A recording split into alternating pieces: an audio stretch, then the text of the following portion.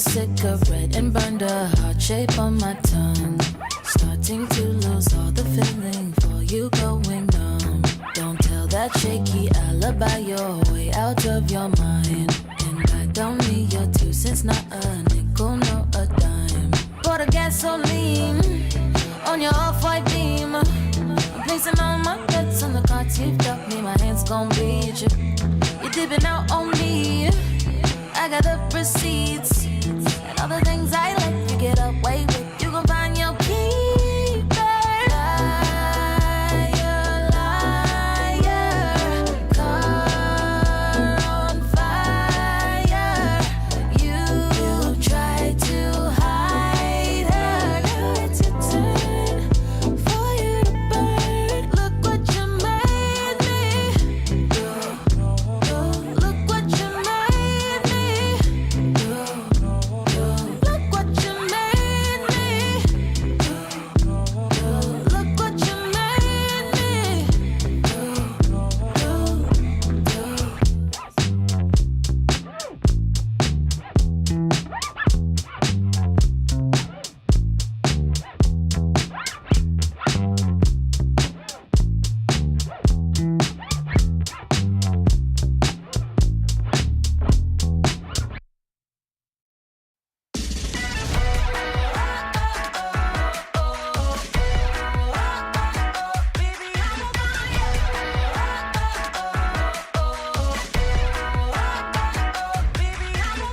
See, I've been trying, but I just can't turn down.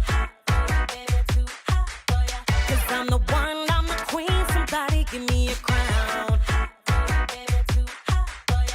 don't believe that I'm wrong, just fulfilling myself. So when I raise the heat a little higher, I don't need no help. Hey, 'cause I can bring the flame, and you can light it up. Burning through the chains, baby, I'm on fire. Don't care about the rain, no, it won't be enough to put out this blaze, 'cause I'm on fire, baby, I'm on fire. Baby, I'm on fire.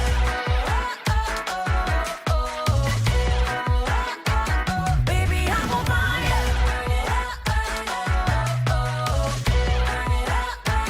Baby, I'm on fire.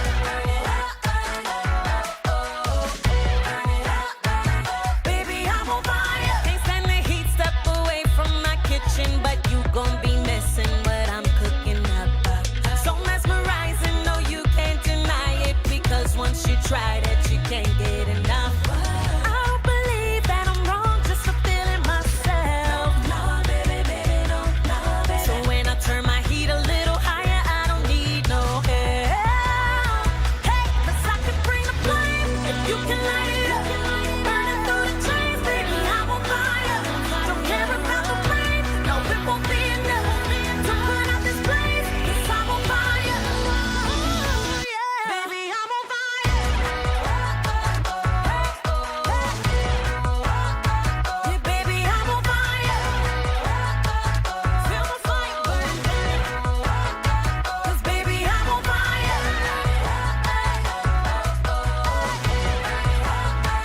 Baby, I'm on fire.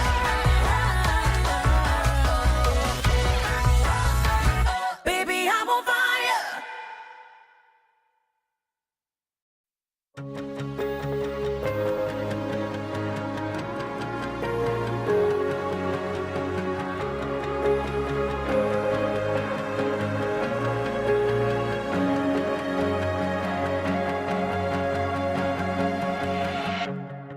I'm up high, breathing in the light, bringing me to life. And I feel like a satellite, round and round I fly.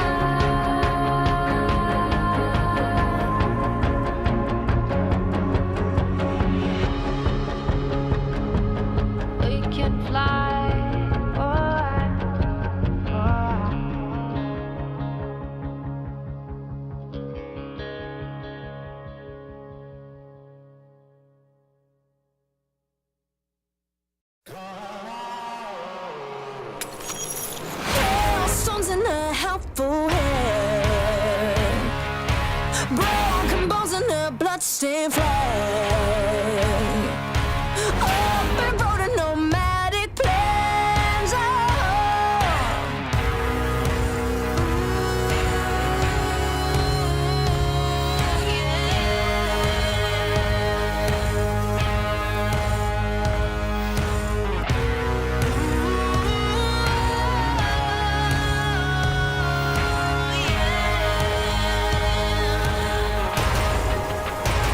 I'm coming to get ya.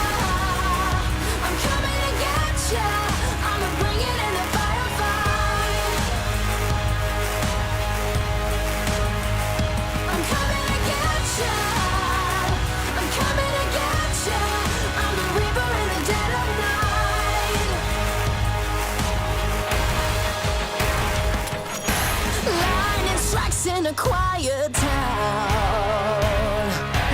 Bodies fall upon sacred ground.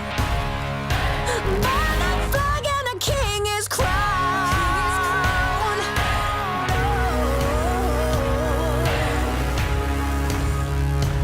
Coming to get ya.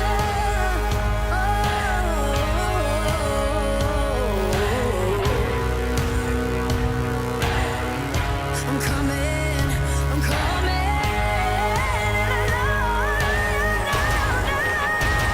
I'm coming to get ya. I'm coming to get ya. I'ma bring it in the firefight. I'm coming to get ya. I'm coming to get ya. I'm the reaper in the dead of night.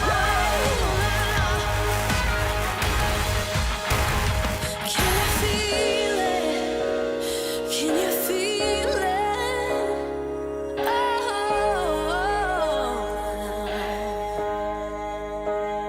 I'm coming. I'm coming. I'm coming. I'm coming. I'm coming to get ya. I'm coming to get ya. Bring the firefight, baby. I'm coming to get ya. I'm coming to get ya. I'll fight it with the dead of night.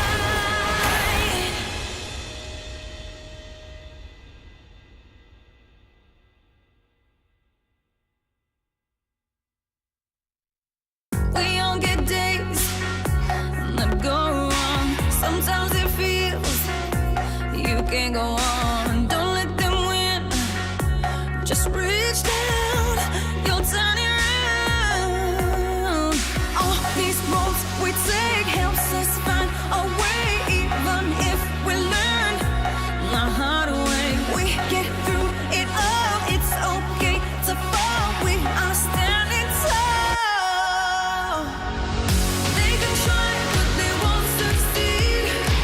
They know we won't fall so easily. We own the world, and the world will see. They're never gonna knock us down.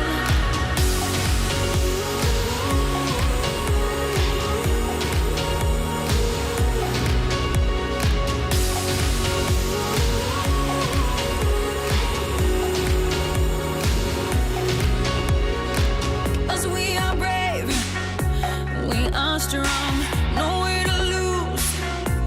We can't go wrong. Just trust yourself and reach down. You'll turn it around.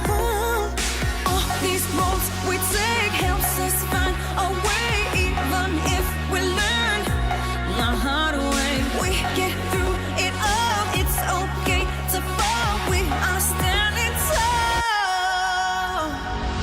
They can try, but they won't succeed.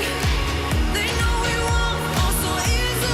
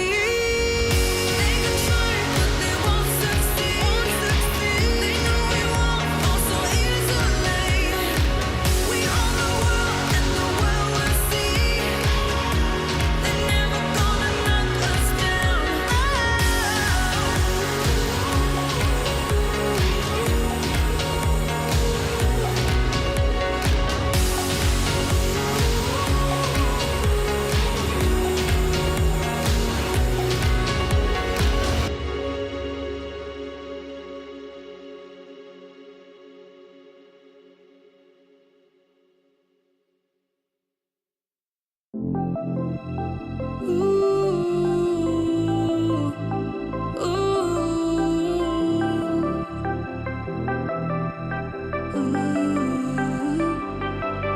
the world seems big and I am feeling low, I think of all the good things in my life and dream of all the places we will go.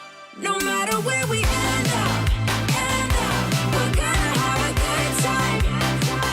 When I promise forever, so together we're gonna shake off the doubts and have a good time. We'll have a good time.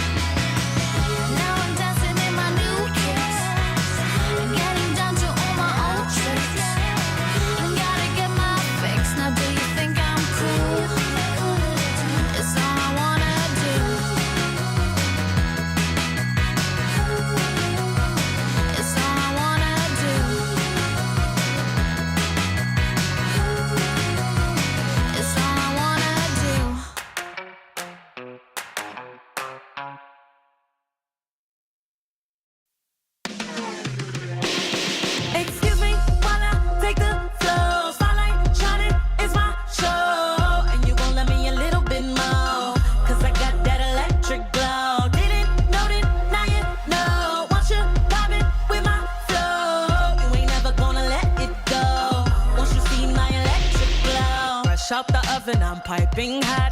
Get too close and you might get shocked. Told everybody, sit back, just watch while I climb all the way to the top. Oh no, no, I can't just pass by, cause my electric glow, it shines too bright. And everywhere I go, I catch all eyes. They must have never seen a goddess in plain sight. Ooh, want too much for you. A whole lot of power in these high heel shoes. Ooh, shining how I choose, cause I rule the world and my girls do too. Ooh, want too much for you. You're gonna need shades to enjoy this view.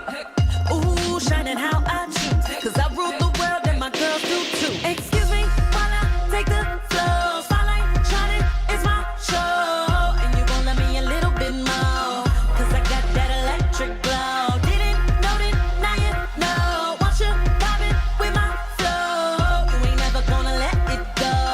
Once you see my electric glow. Fresh out the oven, I'm sparkling.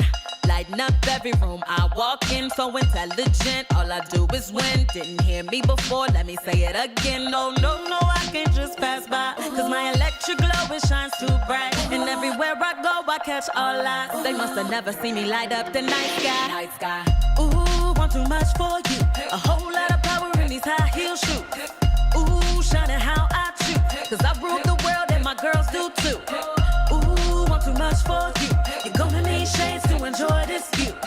Ooh, shining how I choose, cause I rule the world and my girls do too. Excuse me while I take the floor. Spotlight shining, it's my show. And you gon' let me a little bit more, cause I got that electric glow. Didn't know it, now you know. Want you vibing with my flow. You ain't never gonna let it go. Once you see my electric glow. Once you see my electric glow. See my electric glow. My electric glow. Once you see my electric glow.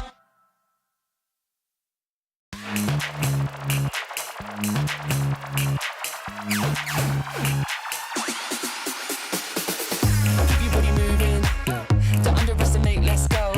You know we really do this, let the energy take control. Gonna keep improving, hold tight, gonna really get some. Got my confidence oozing.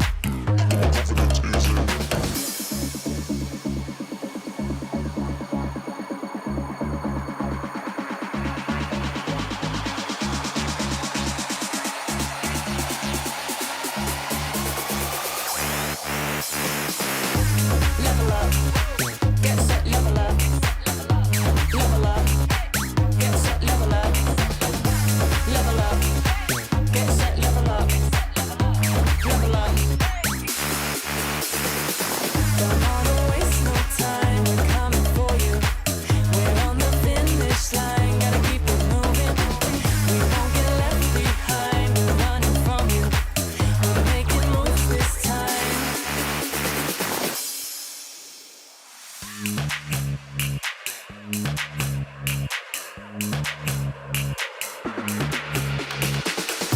Keep your body moving, don't underestimate, let's go. You know we really do this, let the energy take control. Gonna keep improving, hold tight, gonna really get some. Got my confidence oozing.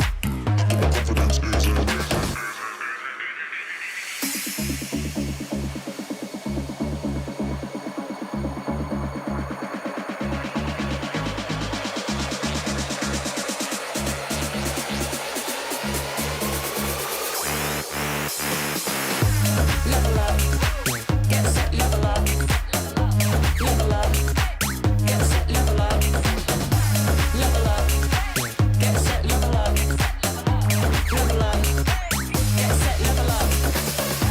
Level up, get set, level up. Level up, get set, level up. Level up, get set, level up. Level up.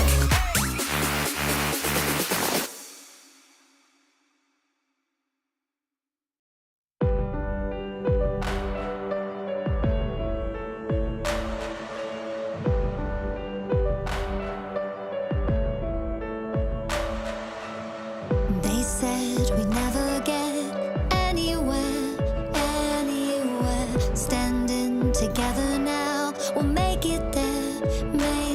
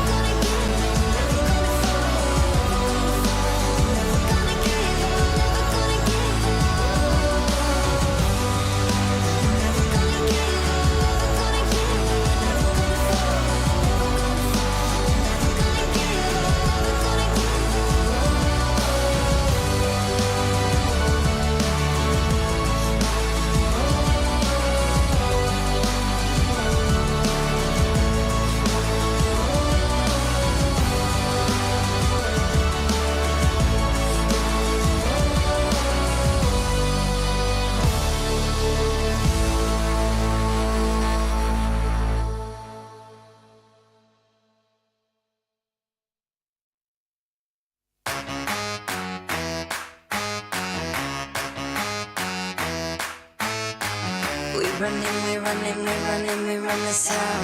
We running, we run this town. Street lights, east side, all day, all night. We running, we run this town. We running, we run this town. Look twice, act nice, eyes on me, delight. We running, we run this town. We running, we run this town. Everybody, can you feel it? Everybody, let's go. If you want it, gotta show me that you're good enough for it. Gotta show me now, gotta show me now.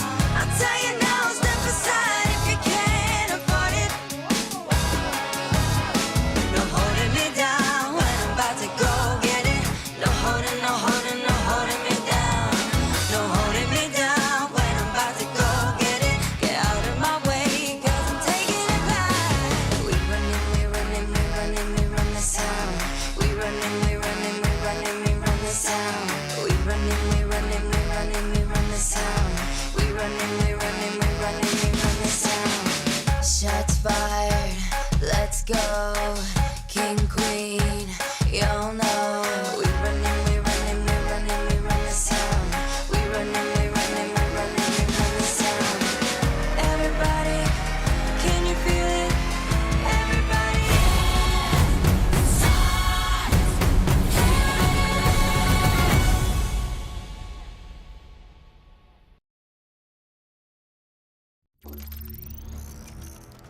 Hello, everyone, and welcome to ESL Impact. My name is Lucy, and joining me, as always, is Brandon. How you doing? Yeah, I'm doing really good, thank you. And look, we normally start the show off. We go into some details about what's coming up. I don't want to do that right now. Okay, CS2, it's been out for a few weeks. I want to know what's going on. So, Lucy, if you don't mind, look, I brought someone along to kind of help us break down what's going on. If we can jump on in. Newt, mate, I've got you here with us. How you doing? MR12 and MR15, how's this really affecting the metagame? Talk to me, what's going on? Well, how did you do, everybody? I'm so happy to be joining you guys today and actually discussing this transition from MR12 to, well, transition to MR12, because there was a lot of speculation online that all these matches won't be as exciting, less impactful. We won't get games like that ENCE versus FaZe going to 5 OTs anymore. We won't get any of that. But let's go and put some of those myths to rest as we finally have some CS2 matches under the belts of ESL Impact. So prior to the transition, we were on CSGO, of all things, surprisingly. So in CSGO for ESL Impact Season 4, we've had about 89 matches played. And out of those 89 games, there was 11% that fell under full-time and 9% of those matches went into OT. There's a commonality between full-time and overtime, as both instances, you reach that penultimate 15 to 14 scoreline. That is when tensions are at its highest. It's one round in between these two teams. It is absolutely life and death. And I find those games very, very exciting. So overall, in ESL Impact Season 4 for CSGO, about 20% of the time, we get those amazing games that go all the way, the full 30 rounds. And let's transition over to CS2. So a lot of speculation, the games are going to be shorter. It's not going to be as impactful. It's not going to be exciting. But these numbers right here are just absolutely bonkers. So looking into it, so we have 46 games so far in CS2. And out of those 46 games, 20% of the games are go into full time. So 13 to 11 scoreline, that is it. 20%, that's double that of CSGO with the 16 to 14, goes from 20% from 11%. And then looking at overtime. So overtime jumps all the way up to 15% of the time, compared to 9% on CSGO. So in total, that's about 35%, nearly a 40% chance of getting those exciting games going into it. And it's absolutely ludicrous. So like going from 20% all the way to 40%, that's absolutely nuts. That's nearly double. And that kind of puts something to rest. So in the honor of Adam Savage and Jamie Honeyman, that myth is definitely indeed busted. So right now, I'm enjoying this new addition to MR12, and so far, all the teams in ESL Impact are thriving under the conditions. The competition is tighter and more vigorous altogether going into it, and I don't know about you, but I'm actually loving the new addition of MR12. Well, thank you so much, Neat, for coming through and busting the myths for us. It definitely has felt like the games are much more exciting. And yeah, to get that little bit of insight, very valuable. So thank you so much. Thank you, everybody. I'll see you guys all in NA real soon, but check out this amazing cast from Lucy and B-Dog in EU. Couldn't have said it better myself, really. Look, there's some exciting stuff going on, right? Today we've got Na'Vi Javelins taking on 9 Pandas over in EU. Let's bring up that schedule. Let's see what we're working with. As mentioned, Na'Vi Javelins versus 9 Pandas. Fearless in EU. SA, Ravens take on Davina. And in North America, Shimmer take on Team Karma. That's a really important matchup for both of those teams. Shimmer still undefeated in North America. That should be really interesting to watch.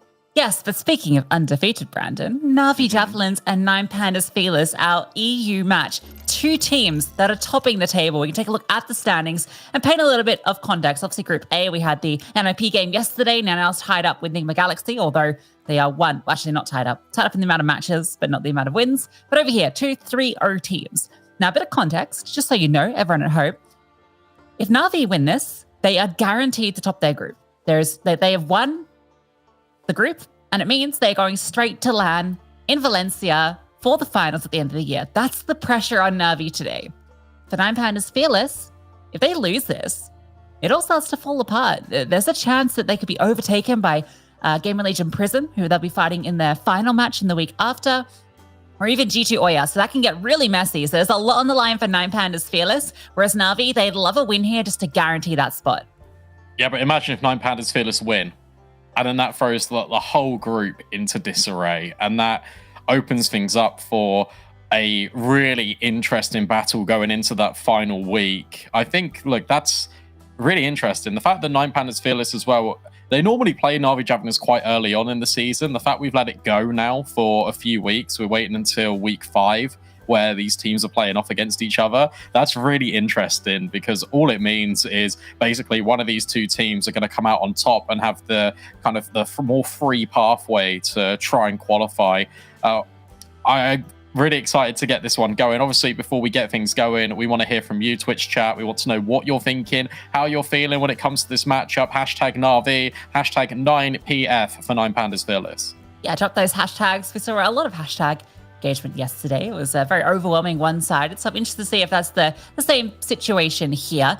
I think when we look at these 2 teams in terms of the veto, I think it very heavily favors Na'Vi most of the times when they match up, just because of the maps that each team plays. Obviously we're going to see the 2 permas get banned out, which is, I think, Overpass and usually Nuke. But I think 9 Pandas did ban Ancient last time they played, or at least in one of the previous matches. Because you just know Na'Vi are going to pick Ancient if they get it through. So that's where I expect that to go. But we'll get into that in a minute, Brandon. This is probably the most exciting match in this group in terms of the context. And I think that's kind of been the story with a lot of the matches towards the end of the season. Because like yesterday, right, we had EG versus FlyQuest Red, which was a very important match for both those teams. FlyQuest Red also undefeated NA. I don't know if they're guaranteed top in the group, but they're definitely guaranteed top 2 now, which is pretty cool for them. This one has a lot of meaning. Yeah, no, it really does. And I think Shimmer's the only other undefeated team in North America. So that's going to be really interesting to watch a little bit later on. Focusing back on Europe and just kind of the history between Na'Vi Javelins and 9 Pandas Fearless. It feels like Na'Vi Javelins have always got the advantage when it comes into this matchup. It feels like they're always really strong. And speaking of just being strong and consistent in general, I know you had a stat pre-game you maybe wanted to talk about with Na'Vi Javelins.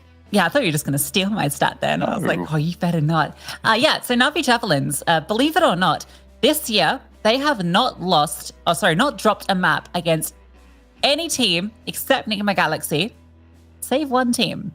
And that team is not 9 Pandas Fearless. It's G2 Oya, who they lost Nukon in the very first week of Season 3. That was a 14-16 loss, so very close. So they have not dropped a map to anyone else other than Enigma Galaxy in grand finals of LAN events. So that's kind of what their form's been looking like. And, on top of that, every single season of ESL Impact, all 4 seasons so far, they have gone flawless in their group. So all of the numbers side with Na'Vi Javelins going into this. Yeah, it's a very impressive stat, and I think consistency is something that needs to be obviously held onto and retained. Obviously, moving forward from CSGO to CS2, we just heard from Newt, MR15 now down to MR12. You need to be consistent, and that's one thing that Na'Vi Javelins have definitely got going for them. For Nine Pandas Fearless, though, obviously we haven't seen them play in CS2, but I actually think the game favors them a lot because you've got these very high individual output players. You put them all on the server. They like to go for this slow, methodical play, but they also blend it in with some really aggressive rounds where you've not really got the time pressure of, okay, having to make it to 16 rounds now. I feel like this really does favor Nine Pandas Fearless, and I think that obviously there's going to be a transition period with teams adapting onto CS2, but you got to watch out for this team. Obviously, we're not sleeping on them anymore, but I think they can definitely make a push potentially down the line, if not this season, in future seasons, to actually go a season flawless. Yeah, absolutely. They are always kind of right up there. And have always been able to get through to lands. That's kind of been their consistent story. We could take a look at that map veto now. So as I expect, it's going to be the permas coming through. Yep, so new Grove Pass. Yep. So nothing too surprising there. I think that's going to set up Na'Vi to pick Ancient every day of the week. Yeah, no, it should do. Ancient, very powerful map for the Mirage is normally what comes out here, and it has been picked by Nine Pandas Fearless. There is that Ancient pick. Decider, I'd lean more towards an Anubis than a Vertigo. So that's where I predict it to end up. And yeah, we do end up there. Na'Vi Javelins had the choice. They go, we're stronger on Anubis, so we're going to pick that one. Veto, very in favor of Na'Vi Javelins, it has to be said. Where both of these teams are very strong and have got a similar depth in their map pool. And the fact that the permaban with Na'Vi Javelins is Overpass, which is a very good map for Nine Pandas Fearless, it kind of makes sense that the veto is always going to go their way. Yeah, it's the difficulty when the best team that they can pick, best map they can pick against them is Mirage, which is a map that everyone's quite comfortable on. And yeah, this is, I guess, worth noting that for both these teams, as we get to see their lovely faces on screen, both their first official, playing CS2. So they haven't played any games so far in Impact on CS2. ESEA season hasn't started yet, so this is their debut officials in the new game. I think what's interesting is a little bit of a spoiler. I spoke to Hanka before this game, and she was saying that Na'Vi Javelins are grinding even more in CS2 than they were in CSGO. And I asked her, is there any player that stands out on the Na'Vi Javelin side? Who is the best player at CS2? And she said, we all are, which... Of course she's going to say that, but it's scary. She said it really reflects in the practice. Everyone is top of the board at different moments and on different maps. And that's really scary when you go into CS2 and you're obviously going up against one of the best women's teams in the world. Yeah, and I think that's always kind of been the story most of this year, actually, since the addition of Letty. It's always felt like a different individual can have those pop-off games. I think, historically, we've obviously always looked towards Angelica on our screens now as one of the strongest riflers in the scene. And Viku as one of the most consistent AWPers, that kind of duo often leading the charge. But now it feels like, yeah, everyone's kind of up there alongside them. Very powerful team. Looks like Nine Pandas Fearless might be on a little bit of a boot camp. Yeah. As you can see in the webcams, obviously Coach stands in the background. So that's really cool to see. That might help them a little bit. If they're all sat there together, you can kind of combine the energy. You can get hyped. Also, you can have that immediate timeout. And the coach, obviously... right now not having a slot in CS2, but him looking behind all the monitors, he will know exactly what's going on at all times. Yeah, and I think in terms of the players you want to keep an eye on, obviously Victoria, the AWPer, we all know and love, but I think the player that's really been standing out the most is the one that appeared on the screen exactly as I want to talk about her. It's Shu. She has been fantastic this season. I feel like as a player, she has improved considerably, or at least kind of come into her own in the last 9 months. I think particularly on Lang, we've seen her alongside Fatal, but yeah, she's just this very consistent piece of the Nine Pandas puzzle. Yeah, I've been really impressed with how Shu's been all calendar year long. I also think that we might get a little bit of a resurgence out of Elizabeth, because I think Elizabeth, if I'm being honest, has been pretty quiet this year, and I want to see more from her in particular, and I really hope she can make that jump up and maybe show it here in this best of 3. Talent prediction, though, whilst I am kind of hyping up the Nine Pandas, I think it'd be silly of me not to go with Na'Vi Javelins. Yeah, I'm also going to go with Na'Vi Javelins. I got that jersey behind me. I'm a big Na'Vi shill. Love this team. I've been praising them as kind of the next ones to take down Enigma Galaxy. They get to do it, but, a a nice win here, topping their group would make them feel comfortable. So yeah, Na'Vi, definitely my pick to be taking this series. And if we've got it, we can have a look at see what you guys have voted for as well in the Twitch vote between. Oh, actually, it's kind of close. Na'Vi Javelins are slightly edging it out, but there are some 9 Pandas Fearless believers in the chat. I like that we've got a kind of more even split in Twitch because I do want 9 Pandas Fearless to do well. It's just historically, Na'Vi Javelins have won this matchup every single time it's occurred. Yeah, it definitely would make for an exciting end to the season if 9 Pandas Fearless won, and as you kind of touched on, just what that would cause in terms of the top end, particularly with kind of the late stage resurgence of G2 Oya, as well as Game Leader Prism, who have kind of came out of nowhere in the last couple of officials. So, you know, there's a real chance that we could have a complete brawl towards the end, or it just kind of gets locked in. So yeah, there's a lot on the line in this matchup. Yeah, and obviously with CS2 is you have to expect the unexpected. There are going to be some moments in which we're not going to be able to predict what's going to go on. The teams aren't really going to be aware of what's happening in terms of what's the meta still being figured out. I feel like the one consistency remains from CSGO to CS2, and that is your teamwork, and that is your fundamental understanding of how you still want to play off each other. Fundamentals are basically the same. A lot of things are similar in CS2 with CSGO. But with that being said, as long as you've got good teamwork, as long as you have the same belief in what you want to achieve in each round, I think that's what's going to get you the natural edge over some of these other teams. Yeah, absolutely. And you know what? I think there definitely is a chance that 9 Pandas could show us something interesting here on Ancient as the first map. I know that historically it's been a difficult map for them, but when they played, I think it was in the Gamers Without Borders competition, that actually went, I think, to at least 12 rounds for 9 Pandas Fearless on that map, which, you know, that's a pretty impressive showing for a map that they very rarely allow through the veto. It's mainly comes out as a punish pick against them just because it's their weakest map that they kind of play outside of their perma, right? So, yeah, obviously Na'Vi 100% win rate on it as of late. They have 100% win rate on everything outside of the maps they played against Stigma Galaxy. So, you know, you got to take that with a bit of a grain of salt.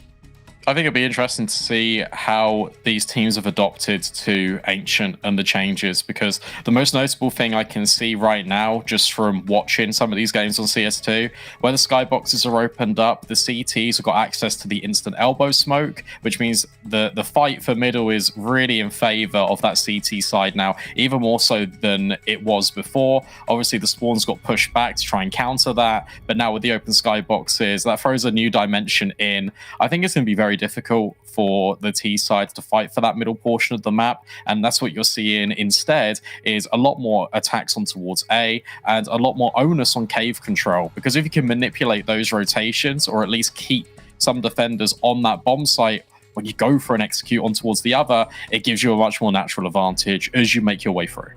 Yeah, and I think on the side of Na'Vi, the player I'm kind of watching who's going to be kind of leveraging a lot of that control is most likely going to be Hanker, maybe even I think Lena and Letty sometimes kind of come into that pack, but Hanker in particular is often that explosive kind of opener in some of those situations. So, oh, it's actually map 1, not map 2, so don't think you've missed a map. We're only just starting this series, guys. Yeah. It's all good. We're going to be jumping straight into the first map of this series.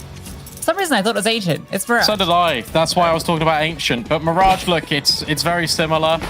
We're talking about middle and the conquest for map control on Ancient. A very similar story on Mirage. You want to fight for middle as often as you can, and the team that has the control means that they can, again, have all of the resources to deal with just kind of those natural rotation points. Interesting smoke being lined up from Victoria. Interested to see where that goes. I might even going towards window, but Fatal will find Angelica there. That's a crazy fight to win out like that. From top mid with the Glock. Now the pressure's on. Letty gets deleted. Fatal finds another onto VQ. And he can pretty much write this round off. The two remaining players are very removed. They don't have a kit. Although, they do find the first kill, so if you start to give over frags, maybe you're giving Na'Vi a way back in.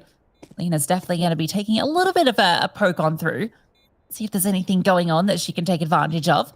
Bill Beretta's in hand. Shoes tucked in, safe and snug, waiting for the swing, and there it is, perfectly played. Hanker, again, an instant gush. Fatal on a tear with a 3K. What a really good design in that round. I thought that smoke might be going towards window. Instead, it goes top middle, blocks off the connector vision for players to move in towards short and be part of that split. Thrown by a B Apartments player as well. So mid can do exactly this, getting rid of the player in towards window. And then the afterplant was absolutely perfect from 9Pandas Fearless. Really impressed with that.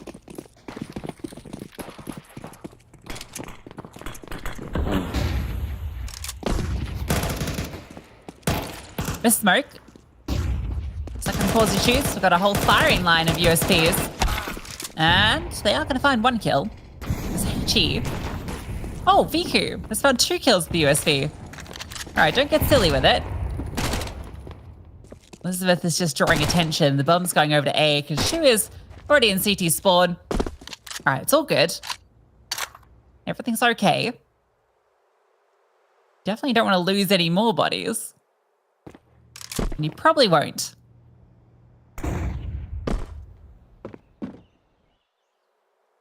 Yeah, and just the kind of, we touched on it yesterday, but to bring it up now, and then I'll start talking about it, is where the latest update is for CS2. It means that jump in, and I do believe jump throws are affected in that as well. I'm not 100%, but I'm pretty sure they are. We're going to see a lot of missed utility.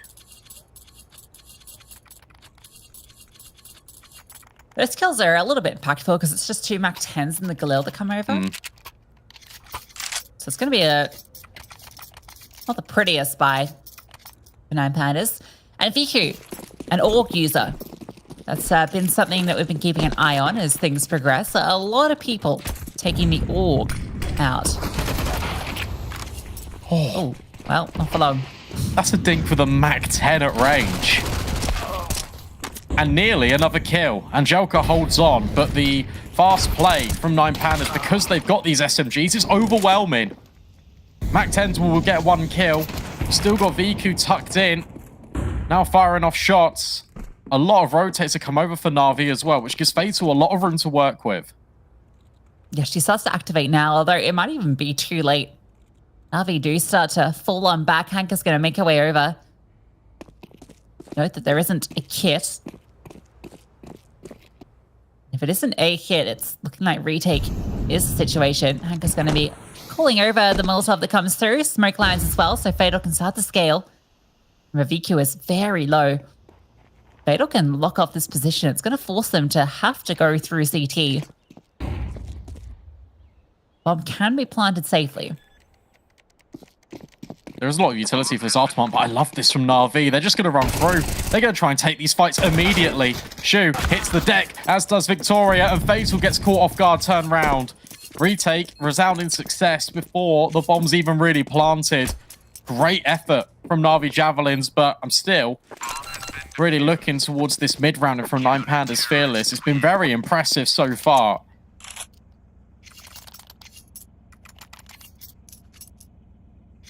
You love that as your first gun round. You only lose 1 player. Obviously, the bomb does get planted, so you do concede that, but it's actually going to leave things a bit weird. What are they are buying? It is... no, they're not buying. Okay. That's fine. They'll have a full buy next round, so they've got the Hero AK and a couple of upgraded pistols that can maybe get some work done. And Elizabeth saved enough money for an AWP.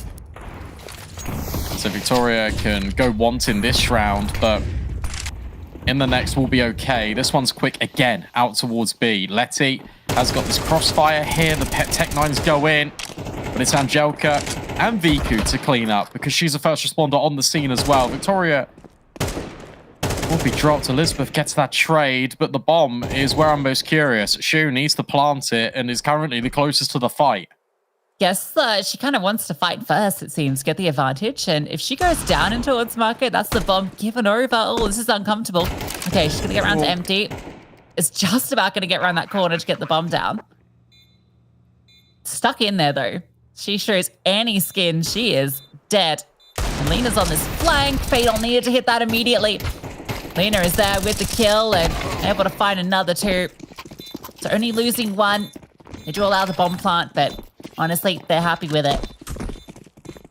I think you're right. The fact that 4 players stay alive is happy days, to be honest, for Na'Vi Javelins. The fact that you've now had back-to-back retake efforts in which you haven't lost a single player will also feel quite good.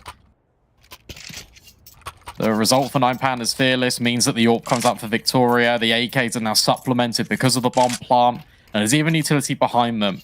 First, I'd say true gun round between both of these teams now kicks off in round 5. Let's keep an eye on what Victoria gets up to, because Vicky's going to be rocking that AUG for a while, I imagine. It's mobility that it offers up. Okay, going into Palace. That's with the bomb as well. So out the gate, you're kind of setting the intention. Are they showing presence elsewhere at the moment, seeing if there's any aggression towards top mid, but at this stage, nothing really going on there. 3 players in Palace, Brandon. Yeah, it should be an explode. With Tati taking the first contact in mid. Great nade. Also Lena holding on, but it's Fatal that strikes first, and that allows Tati out from the underpass to trade onto Lena. Here come the Palace players. Hanka can't hold on, but VQ can. An important double kill makes things even. They know Tati was over towards B as well. So Victoria is alone currently. Can't even really pick up that bomb planted either. It's in front of the site. So she's just going to hold on and wait, see if she gets the peek coming through from stairs. I don't think Na'Vi need to budge until they hear that bomb starting to be tapped. Now, I think the extra footsteps, that flashbang coming out, might indicate that the second player has arrived. Victoria, great peek. VQ, who got a critical 2K, now has to find 2 more. Picks the right time to come over the top. Actually, coming around the back is going to find the first kill. Falls back, notices she's up against the AWP. Flashbang forward, that's nifty. It goes off the edge. Gives her some space to work with, and she wants to close the distance, get closer to the AWP, spots the shoulder. Victoria trying to jiggle around, and Victoria takes her head clean off. My jaw's on the floor with that first shot from Victoria towards jungle. That pre-fire was just exactly what 9 Pandas Fearless needed. Good mid control between Fatal and Tati, but it's this shot in a second. That's wild onto Letty. VQ tries her best, but Peak's advantage in CS2. Victoria wins it out.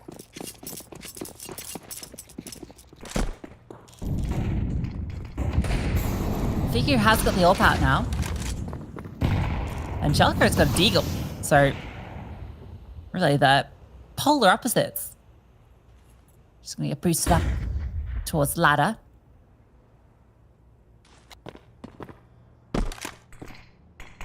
This one's looking very similar. You got the same dual presence in towards mid, but then over towards A.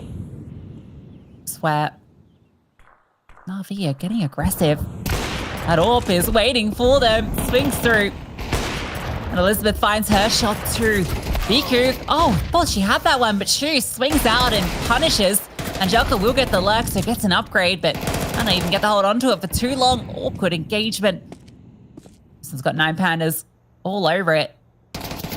He is completely taken. Bomb about to be planted. Angelica's just fighting for her life. Gotta save this.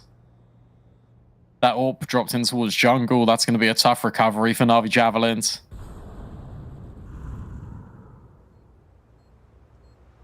Very interesting round yet again.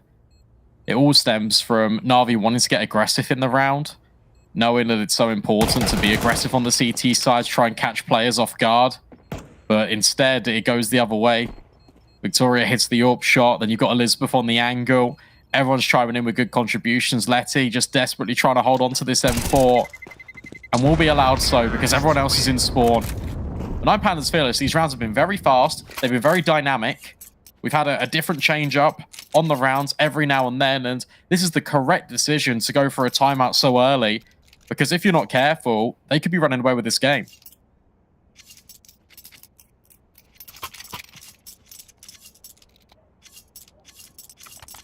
Looks like a definitely going to be struggling to this round. Can be keeping the money for the next. So maybe having a conversation about how they want to play this one out, how they can get Letty activated. Then looking forward to what goes into the next round.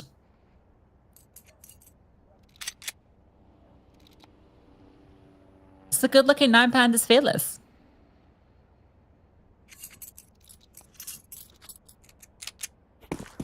I think out of all the teams that would do well in CS2, 9 Pandas Fearless actually ranks very highly on my list. Because just their aim. And they were really keen in CSGO just to take all these fights. The fact it's now incentivized right now in CS2 potentially should help them. There's a trade. But Fatal just follows up. Decapitates players in towards middle. Now the A commitment comes in from the rest of the T side. Victoria finds Hanka. Lena. Can she find anything here? Because VQ's a long way off and only armed with a USP. That jump from Elizabeth might seal Lena's fate. Just tucks in. Should try and escape if you can. You may as well try and hold on to this M4. No, not going to be happening. If VQ can go on a recovery mission, grab that at the end, save a bit of cash into the next round.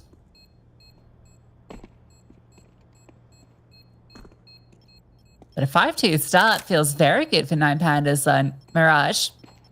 We were selling the tale of what Ancient will hold, that one solidly favors Na'Vi. Nice shot from Victoria to close out the round. Yeah, if we want 3 maps here, 9 Pandas Fearless would need to win Mirage. So I feel like Ancient is an open and closed book. The fact that Na'Vi are still able, with the loss bonus, to squeeze an investment here is very good. But it does come with some repercussions. No AWP for VQ. Means that Victoria, she's not really contested. She can pick and choose the angles she wants to fight in. And this time it's middle. And Na'Vi, with that flashbang, it looks like they're fighting for it. Victoria's not budge. She's still seeing it. She knows that she's seeing this utility thrown out. She knows that the aggression's coming. Yeah, she's going to drop off. Post back a bit more safely. Na'Vi don't continue forward. If they had, they might have even had the opportunity to get those kills. Said Angelica scampers away, feeling a little bit hurt.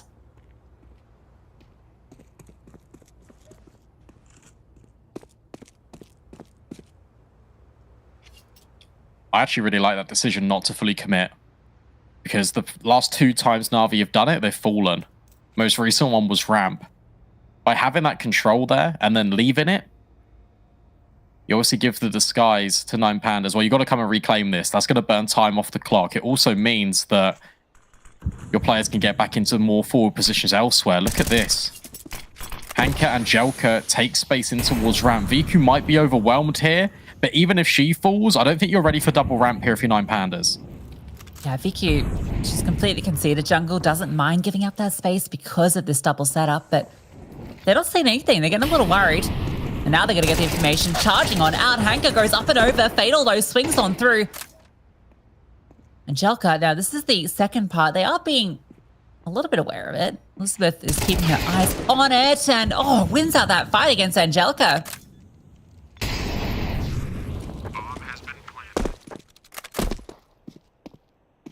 That's the round. Yeah, this is dominant. And this is 9 Pandas Fearless doing their homework as to how Na'Vi Javelins like to push issues early round, where they like to set up after the initial engagements, and just being aware of it. The fact that Elizabeth is holding for Ramp there really locks in the round, because that could have unraveled. Nice shot for Tati, just denying Lena on the way out. And Letty, who is normally such a force to be reckoned with on this B side of the map, well, 9 Pandas Fearless haven't gone to her once since the gun round's formed.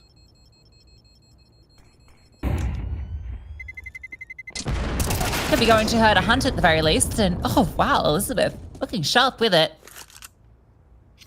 Boot camp buff. 6-2. They could win out the half in this round. Again, Na'Vi using a timeout, and again on a round where they don't actually have a bye.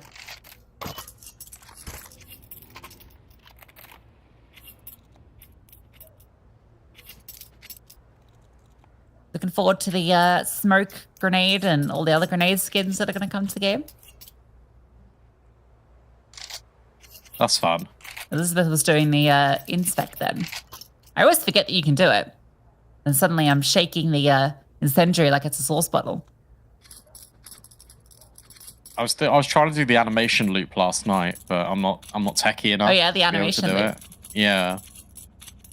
But I couldn't make it work. Which is sad. I was just taking a look at the stats. Every single time that 9 Pandas have played Navi Javelins in recent memory, the player always at the top of the scoreboard is Viku, and Viku always drops like 27 kills on Mirage against 9 Pandas Fearless.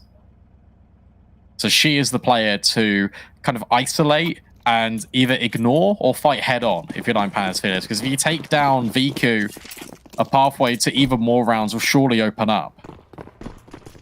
She's out here currently leading on the Navi side with her 9 kills.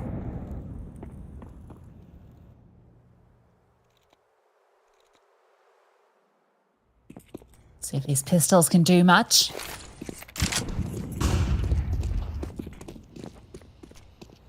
And Panda's going for a B split here. And they are going to be walking into 3 players from Navi. So Fatal is in for a bit of a scary sight. No, maybe not. Maybe the scary sight was seeing Fatal. But he did get the trade and comes back around. Needed to hit some pretty impressive headshots there to make this round a little convincing. P250 does get the kill for VQ. An AK she'd love to pick up, does grab it. Bomb's immediately evacuating, and with Shu finding that kill, you can count Lena's days as numbered, although, as I say that, maybe there's a world. Taddy has gotten in towards jungle, so she's going to hear Lena running through. Oh, it's all intentional. It's all a ruse. Oh, Lena plays her like a fiddle. The Book of 9 Pandas Fearless, she has read every page. And now it's a 1v1, another one that Victoria finds herself in. 2 positions she needs to worry about, jungle and CT.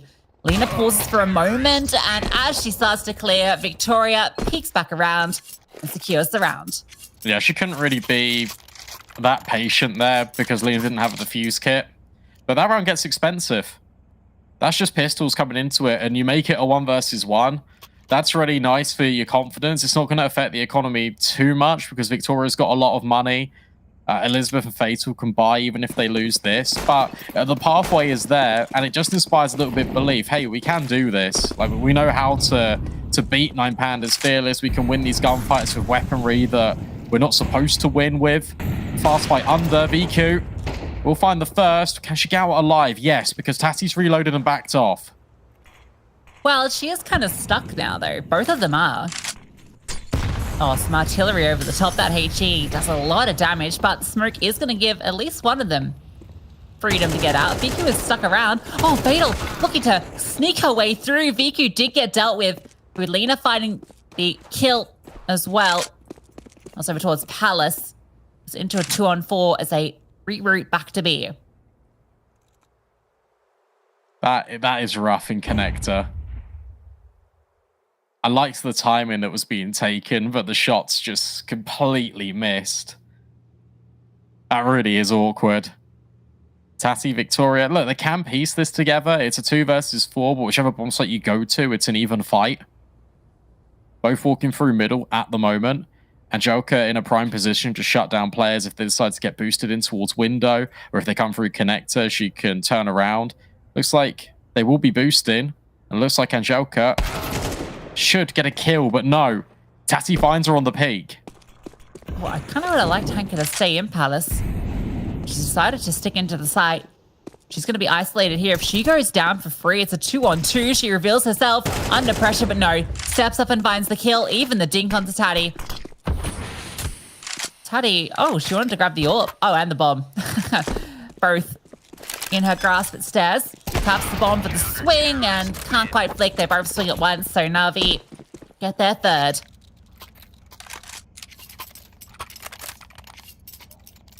$7-5 would feel good. I think anything less would be pretty painful, and then you'd have a mission on this T side. 9 Pandas Fearless, of course, have already won out this first half. Round breakpoints, of course, still something we're both getting used to, but I think I'm learning how to count to 12 every single day. I've been studying it and rehearsing it in my head. The crazy thing is, the problem is, Brandon, that, you know, obviously, if you guys don't know at home, if you're ever doing a broadcast as part of the kind of testing of the sound, you do it count to 10, right? So I've kind of got that bit locked down. It's kind of where it goes from there that I struggle a little bit with. So maybe we should do the counts to 12. Maybe that's some feedback for production just to help us get there. Yeah, it's like 11, 12, and it's half time. Not yet. Right here in round 11, which isn't 12. Nor is it 13 or 10. Unlucky for some, but not for us. Very slow design to this round. You see the bomb is out towards A.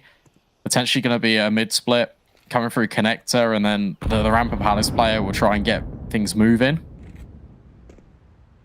Elizabeth waiting very patiently. Fatal, that's a top connector smoke that will now go down alongside window. Angelica won't be able to see anything unless she blows up the smoke. And she's going to do it. Yeah, she is. Blows it up, but timing comes a little bit after the 9 Pandas start to creep forward. Letty is holding from short as well. Plus, she got the double set up. There's Letty's kill. She's done her job. It is going to come onto A, though. The bomb coming up ramp now. 2 defenders here. Hanka flushed on 4, but Lena takes first contact. And Hanka charging down the orb, just trying to isolate the fights. Angelica again finds another. But Victoria and Taddy both find their kills. BQ's angle is smoked off. A little bit unfortunate for her. Letty's going to make her way around through CT. A difficult retake. It is, especially with the utility being fairly limited. VQ would have to throw a smoke, and then Letty would need to get on the bomb. This deep position in the Tatty is absolutely everything right now, because VQ can clear jungle in theory, but hasn't really gone that deep. Here comes that smoke on the bomb for Letty, and that should, well, invoke that jungle swing. And it does come forward. A tap on the bomb. Letty's actually just sticking it, and every single player's getting lost in the source. Letty holds her nerve, 39 points of health. It doesn't matter. It's the 5-second stick, and Na'Vi Javelins get another.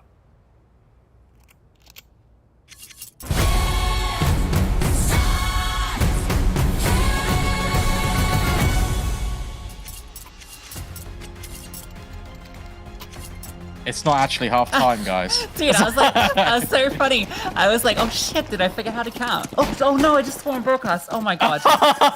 You guys didn't hear that. Look, that's not my fault. I got thrown off. Oh, good gracious. We're allowed one. Snap. Shucks. Oh dear. Oh golly. I think production may have done that to bamboozle us because it was kind of funny and it worked. Victoria finds Lena to open things up. Lena goes, oh shucks. Can't believe I've done that. And now, 9 Pandas fearless. They still got the advantage, but Tati and Fatal are both on Tech 9s.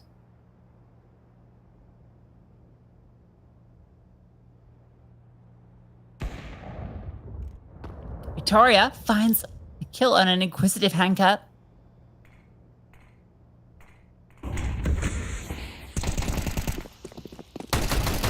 Angelica is caught out after one. Tech 9 getting work done. VQ and Letty have to do it all. Letty is here. Spotted, but scope goes awry. Letty's managed to get under VQ, an aggressive peek. Victoria is low. Letty has found the kill. Suddenly, they're stealing this one away. The pressure is on. Victoria swaps to an M4. Letty is just sitting behind the site, getting peppered down. And it leaves it all onto VQ. M4 in hand. They should know exactly where she is. That all recovered and now holding down the position. VQ has to be careful in the swing. Gets under the scope. Manages to sneak past Victoria. Might not be noted here. That was a fake out. She was waiting, and Victoria has to do it all now. Swings out, and VQ clutches to close the half.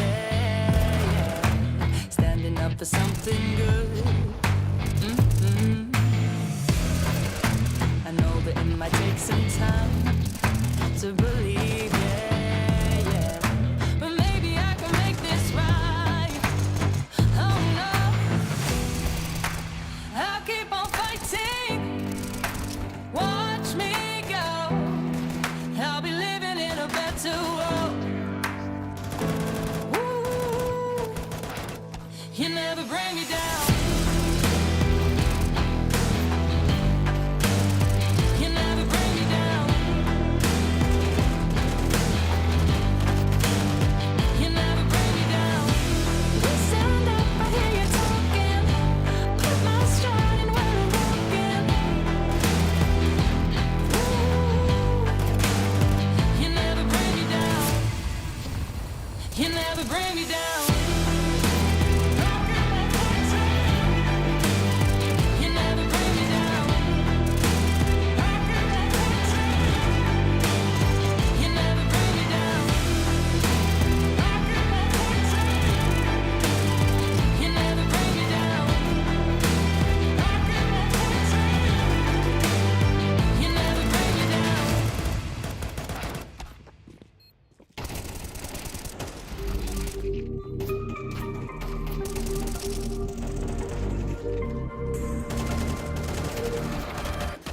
She's walking down.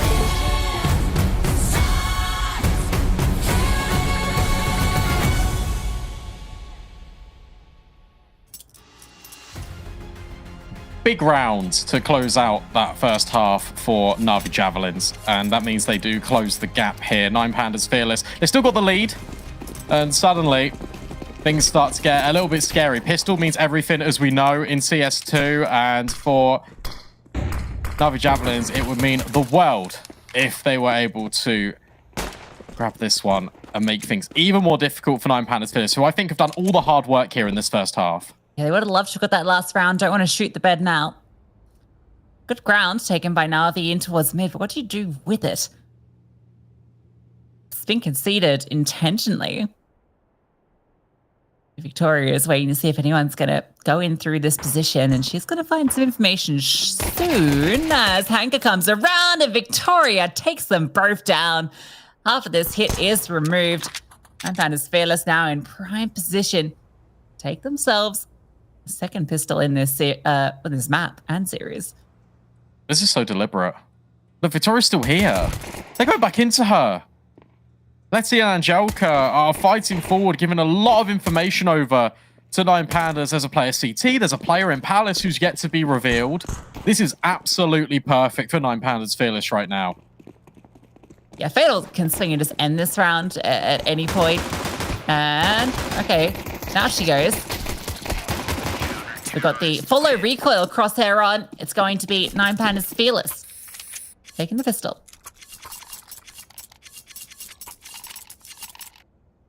Yes, indeed.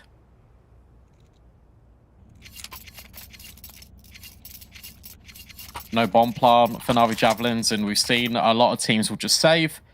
It's the right thing to do so you can get the AKs out as soon as possible, but it gives Nine Pandas Fearless just a little bit more wiggle room, a little bit more freedom here. Big nade as well. Huge. That softens up some of these players as they start to burst their way out, but Letty actually finds the opener. The swing in from window and short feels really nice. Kills coming back in fourth. However, they're fumbling. Utility leaders found another. Yeah, this gets a little scary. Viku has picked herself up in MP9 and gets a kill. Elizabeth is low. This is falling apart. Angelica, okay, if she goes down, maybe it becomes a little bit more recoverable, but then also Shu pushing through should lock this in. Oh, Angelica has maybe heard something. Yeah, she has. Look at Viku. She's turned back. Oh, they're fully aware. This is weird. Genuinely, I think the play right now is if Viku comes underpass and they go A. I don't know if Angelica can go anywhere. She's so low, and Shu is surely... No. She's not going to clear. Oh. No, she is. Okay, yeah. Oh, this is so Viku? weird. Oh, so many potential opportunities there to kill a couple of players, but in the end, Nine Pandas Fearless will survive, but that is a great eco coming out from Na'Vi, all things considered. That round got so weird. If that wasn't for Shu's time in there, if it was an extra genuinely like 2 seconds, that bomb gets planted A. That was the right call. You spotted a player and you heard one. You know exactly what's up. But 9 Pandas Fearless, they will survive the test. Look at this. A very fast play from Na'Vi Javelins. The boost is being fumbled. Elizabeth can't get the mantle, and Na'Vi Javelins might capitalize on this. Look at them go. They're running through the flames. They actually take a lot of damage at the back of it, and Fatal has found a kill. There's so many CTs here, but Letty, she's taken them all down. Fatal still standing, though, not expected to have that third player. Angelica comes through to deal with her. Now you got a scout in the retake. Shu does have the AUG. Smoke goes on forward, so Victoria can fight on through. Flames keeping her at bay for now. They're going to hear that scout as well. Firing off and given opportunity, given a tag. Vicky reveals herself for a moment, but Angelica straight through the smoke. Leaves it on to Shu. 1 versus 3. It's going to edge her way forward. Now she knows the player was tagged. Was the planter. And never mind. Not even given the chance to fire. Lena coming in from short. Yeah, really nice. From Na'Vi Javelins. The pace on that round's really helped out, obviously, by 9 Pandas Fearless fumbling the jump at the beginning, but just the consistency to push through. And then the afterplant was really solid, even though Viku gets tagged on the way through. To the bomb site, will plant empty pillar. Lena takes the contact with Angelica. They both swing together. So even if one player falls, you're going to get that guaranteed trade anyway. You're playing the numbers game really smartly there if you're Na'Vi Javelins. Force fight in from 9 Pandas Fearless. They lose this one, and Na'Vi are suddenly back in contention. Shu's going to potentially get up close, but maybe she's going to peer around the corner. There's no flash to set her up, though. Vicky's playing anti, even if there was. Victoria just firing a few shots to try and bake them into a false sense of security. Na'Vi are going to take their time with this, see what they're up against. Don't want to stumble against this hurdle. Oh, I didn't even see Lena on the screen. Vicky got to click close, doesn't. Uh-oh, things are getting a little bit awkward. Gun picked up. That means that Angelica can swing. Really good timing on that one to at least keep things in somewhat of a contention. Look at the space. For Na'Vi Javelins. Yeah, but they're not using it. Elizabeth is going fast. She's going to find nothing over towards B. It's allowed these extra rotations to come on over. Ooh. Angelica's not going to be ready for this. Maybe she is. Swaps the AK, but Elizabeth's 5-7 hits the shot. That's the bomb delivered. An AK recovered. Hanka has to find this kill, and she is going to do it. A 2 versus 3 now. Bomb can be recovered, but look at the time. 25 seconds. They have to go A. Fatal is going to lock into B just in case the run comes on through. Now, these remaining players, they can tuck on through. These kills have to be found so quickly. Victoria's Deagle. It's all under Hanka. 10 seconds. She gets that first kill. But no time. She can't fight Victoria. As soon as she goes to the plant, they're just going to overwhelm her. And there it is. Thanks for having a laugh about that one. That is funny. Final timeout being used as well for Na'Vi. Let's look at this again. That is a round that should not have been won by 9 Pandas Fearless, but they take the initiative in towards B after getting the kills in towards A and mid. That would have been great if it was a bonk, but it wasn't. It was just a kill with the guns. 10 rounds plays 6. 3 rounds away now for 9 Pandas Fearless to take their map pick. That round might just determine the game. If Na'Vi had won, it would have been eco for 9 Pandas Fearless. Instead, now it's a kind of awkward force spike. Couldn't even get the plant down. So you've got players without head armor. You've got a lack of util. This is where Na'Vi have to dig deep.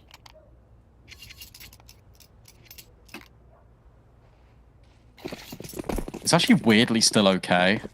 Because if they win this round, then again, 9 Pandas Fearless will have to force.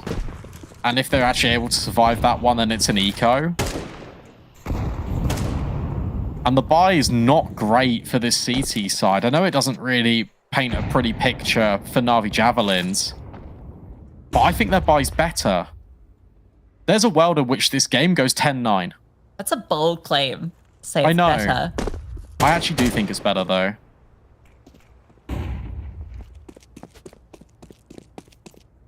I will say that They got 3 smokes. Yeah, sorry.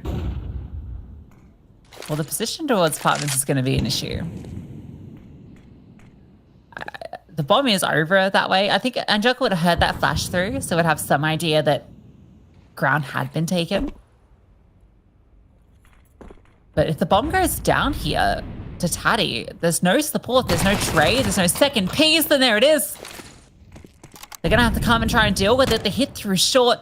Now that's all the attention 9Panda's Fearless.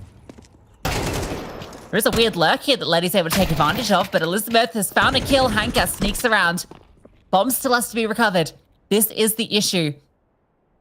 Letty's being held by Victoria, but it's just the scout, so you miss the head and suddenly you are dead. Both the CTs coming on over to try and cover off this bomb. Time is going to be a serious issue. There's no smoke. No way to deal with the flames, but they're just going to fight their way through. They find the first shoe. She can end it all right here, right now. Gets that first kill. One more on Hanka would end things. Can Hanka get past? Just getting around the corner. She has the health. Gonna get that bomb planted. Shu is just charging on down, trying to disrupt, but the flashbang in her face slows her down. Disaster potentially averted, unless Shu can make it happen, but no, Letty swings a 3k from her, and Na'Vi win a critical round. Celia had the better buy. No, that was so close. What a recovery. The fact that Hanka decides to plant the bomb rather than fight is the key decision in this round. I like the fact that Lena and Hanka went together to try and retrieve it in the first place. The sheer number of bodies meant that Hanka could evacuate. It runs really thin. It gets incredibly close, but now the buy's better for Na'Vi Javelins because of that bomb plant and the round win. And it gets worse for 9Panda's Fearless. Here's that full spy. Taddy does have the M4 and she's boosted up currently. Letty gets the opener.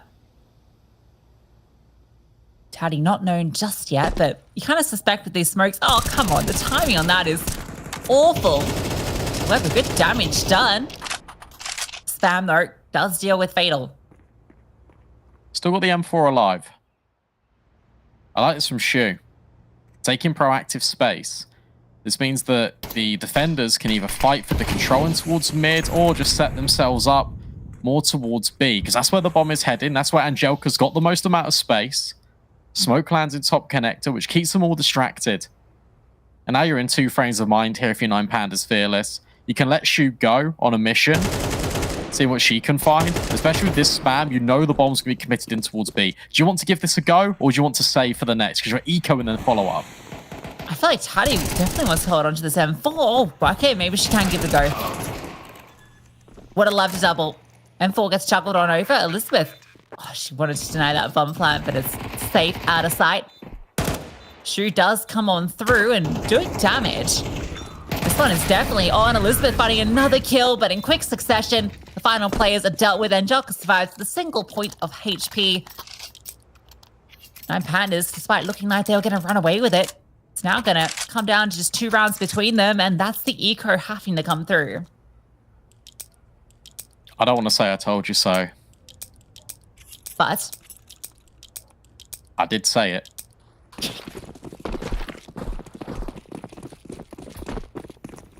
It was me. However, potentially fast playing towards B and a stack on the bomb site. Hello.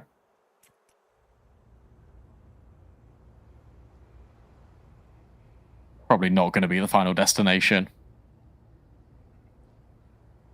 love a little Zeus play.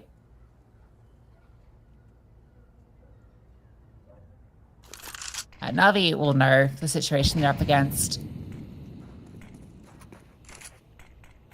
As soon as you get the information, the stack's in play, you're out of there. Uh-oh. They're getting close to the Zeus. Yeah, the Zeus gets one. Unless they boost up. Oh. Don't swing, don't swing. You've waited so long. Just patience. There we go. Oh, why? I rate it, but I also hate it. And now you go to A. Easy peasy. Fatal looking at the Zeus on the floor, thinking, can I pick this up and use it? No, you can't. Good dink. Nearly denied the bomb plant. Well, you did disrupt it for a couple of seconds. Hanka can now get it down, potentially, literally so low HP. But fortunately enough, VQ bails are out from the stairs. Wild swings, but Hanka will actually get the kill on low HP. 10-9. 1 round in it now. quite the comeback if Navi can pull this one out. And yeah, 9 Pandas feelers know exactly what's on the line here. Good time for the timeout to remember that if we do get to overtime, you do get 1 extra timeout. So you may as well use all 3 during regulation. Victoria going with the org as well. Have you swapped out to the org? I tried it for a few days, and it's easier holding angles, but if you're trying to take contact and if you're more interested in having fights early as a CT, it's not as good as an M4. Yeah, I swapped out my A4 to the org. No, you got to have both M4s. So when your team says, "Oh, can you have a drop?" You go, "Yeah, do you want A1S or A4?" Then I would never drop my them. teammate in A4. It's more expensive. Yeah, I know. You just don't drop guns anyway. So Here's a FAMAS. yeah, or an MP9. Any gun you don't want, you're happy to drop that. Galil, all yours. This is fast B. This is a really good decision, by the way. Navi Javelin's been playing very slow. A lot of mid-rounds hit. Elizabeth out the window, drops the smoke, but is overwhelmed by Angelica's spray. There is a player in towards short. Victoria will answer the call. But the players in towards market are a very long way away. This is a really weird fight. Shoot. Gets dealt with by Lena. That's a cool lurk smoke towards top mid with the way it bloomed. It was able to give her really nice angle to play around. Oh, look at Apps. Yeah, not expecting that. Oh, not expecting that. Fatal with 2 massive kills, looking for a third, but Lena denies it, does put it into 2-on-2. Hanker is the back side behind bench, swings out, wins the fight Patty. Victoria has to do it all, and Hanker with the 2K ties things up 10 apiece. Yeah, 2 important kills there from Hanker, but Lena on towards Fatal. That was crucially the MVP moment of the round. Keeping that one at bay. Felt like Fatal done everything there, but not to be. But I've got to reiterate it again. Really smart decision for Navi Javelins to go for a faster play here. After conditioning 9 Pandas Fearless, we're going to wait for you. We're going to take these fights later on. We're going to group together. This time, it's a complete barrage out towards B, and Elizabeth, well, she couldn't do anything about it. Yeah, it feels like Navi have identified maybe a weakness on B, because there's a lot of presence over there. We've not really seen any set plays out towards A. A few late rounds that have ended that way. Just got decode when they had a lead over that side. Fatal with a nice kill with the P250. Don't lose the pistols again. Not at this critical juncture. You're about to take the lead. Can't afford to let this one slip. Yeah, don't let it happen twice. Because then it's not a fluke. If it happens once, you can be like, oh yeah, well, it happens sometimes. If it happens twice, got to start having some serious conversations. It will be this B commitment again in this late round. 2 players are here. I like this boost up. Fatal on the box. If that is not cleared, that could be round winning. She's going to come over as well. So we'll have 3 players here. Oh, the swing out, doing damage, keeping it exciting. Elizabeth finds the kill. Actually, no, it's Fatal up on the box. They're doing a lot of damage, but Letty and Hanker limit it. Find 1 more kill, and suddenly it's on for Victoria. She's obviously going to give it a look in. Just has this pistol, no armor, so element of surprise goes to window. Oh, revealed and dealt with. You wagged the finger at aim yesterday. I'm wagging my finger at Fatal. There's another player that's rotated over there, which means there's 2 on the bomb site. You're not going to expect a third if you're Navi Javelins. Tuck in and hide. I know it's selfish, but you're only on pistols anyway. If she goes uncleared there and they go to plant and you deny the bomb at a critical moment, that could have gone the other way.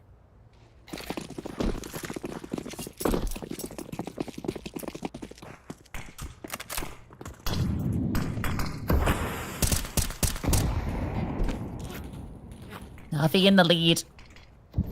First time in this game, I think. Sounds right. Pistol did go the way of 9 Pandas on both sides. So keep that in mind. Navi have won the majority of the gun rounds. BQ gets an opener. That was in towards connector. That's really impressive if you lose both pistols and still win the game. because of just how damaging and punishing it is to lose a few early rounds. If that happens twice, and you're waiting until the guns, that's a really good show of resilience here for Navi Javelins. They are able to get it over the line. Victoria should have a kill in a sec. Angelica, I think she was spotted. This is interesting. Although, Lena finds Tati. It's a split through short. Oh, this is uncomfortable for Victoria. She's going to be under so much pressure. Alleviates a bit with a kill. Now they know she's here. They're going to be swinging from every single angle. Yeah, one more would have been nice, but not going to happen.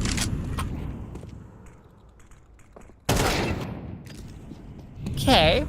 Don't give over too many freebies. But no, they're not even going to be interested in going near this B bomb site. Now V are going to take map point. This was 10-6 to 9 Pandas Fearless. And that was 12-10 to Navi Javelins. Incredible stuff we're seeing here. It just goes to show that you can't make any mistakes at any juncture against Navi Javelins because they will punish you. You had that stat before we came into the game. Only 2 teams have been able to even take a map off Navi Javelins. It looked like 9 Pandas Fearless were going to etch their name in the history books of 2023. There's still time, but currently it looks like all the momentum is with Navi Javelins. Yeah, they don't want to drop a map.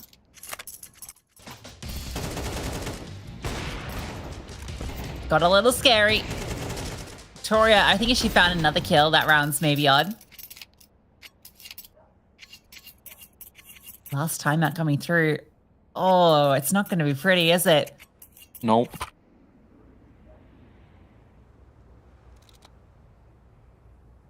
They've done more with less. That is true. I think if you're Na'Vi, you've shown B so many times. I would really like, I don't think we're going to get it, but I'd really like just explode on towards A with smokes. You go fast that way. That's something we've not seen all half. Yeah, you also know there's going to be no AWP play or anything you have to worry about in that regard as well. Yeah.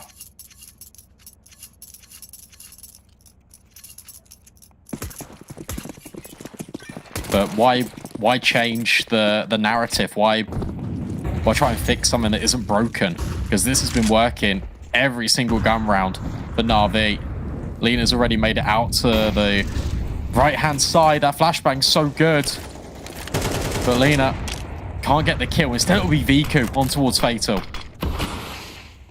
Yeah, Lena taking a bit of damage. Oh, Viku! They tried to spam through that smoke.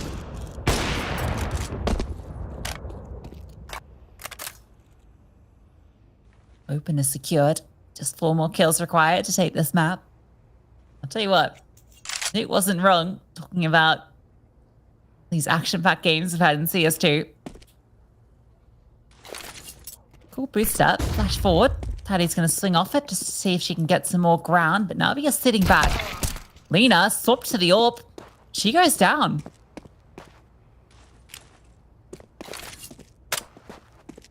Cool that you can still do the window smoke like that. Underpass push. Punishes Tati. That was invented by Flusher, I believe, in CSGO. The one where you run that Viku just threw. 4-on-3. Elizabeth has rotated over to be with Shu. But gotta bear in mind, it's a FAMAS and an MP9 trying to defend the entirety of Navi Javelins here on A. No utility, a single flashbang. No kit if the bomb goes down. The odds are certainly stacked against them. It doesn't mean it's not possible. Elizabeth, she catches the good timing on this swing as these players come out. There's the first kill. Needed a double. Victoria's going to arrive, but she's smoked off. Shu is forced back by the flames. Hanka takes her down, and it's all into Victoria. 1 versus 3. As mentioned, no kit in hand. Delka, aware of that position, swings wide, and Na'Vi take Mirage. Got to give a lot of credit there to Navi Javelins from understanding the economical situation 9 Pandas Fearless was in when it was 10-6. After they lost to those pistols, rather than eco in and saving for the next, they forced in. They break the economy right back. It's an Uno reverse card handed to 9Pandas Fearless, and it just meant Na'Vi were able to steamroll them on the T side. Sure, 9Pandas Fearless looked good in that first half, but the second, that was all Na'Vi Javelins. Yeah, really setting the pace in their T side. It was really interesting to see just how prevalent their hits were over towards B. Definitely feel like they kind of identified that was an area they felt a lot more comfortable going there, whether that's because they felt it was a little weaker from 9Pandas or whether that was just whether they're putting the most reps in, but certainly proving to be a stronger team here on Mirage. And we're painting a picture that 9Pandas Fearless had to pick this one up. So now with Ancient looming, it's a scary sight for them to be in. Yeah, that's a shame. Because it did look like, the firepower was going their way initially. 9Pandas Fearless were looking really strong, but the fundamentals, the belief in each other out of Na'Vi Javelins, it's clear that they were all on the same page a lot more frequently, able to take that one, doing it in a dominant style. As you mentioned, losing both pistol rounds as well in that game. That is really impressive stuff. Yeah, that's kind of the crazy thing, right? Considering the change to MR12, how important those pistol rounds are. And also, I think that they lost to the Deagle round at one point as well, right? So yeah. A few rounds that they lost that they're going to feel were really painful losses, but they still were able to bounce back, won out the gun rounds. And again, VQ, as you mentioned, every time they've fought before Mirage, she's been kind of the star of the show. It wasn't a 27 kill kind of show, but, it's less rounds. So maybe it's the equivalent. I think she ended around 20, maybe 21 towards the end there. And I think Lena as well was having a lot of impact in those mid rounds.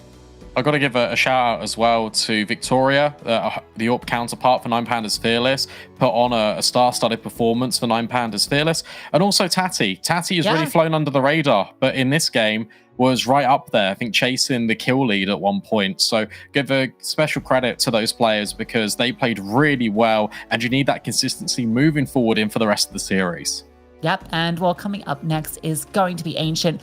That's a very exciting map. We kind of said that Na'Vi are pretty much undefeated on this. As mentioned, Na'Vi have been pretty much undefeated all year except against Sigma Galaxy, but this is the map that 9Pandas Fearless in particular have struggled on, so it's going to be a difficult one for them, Brandon.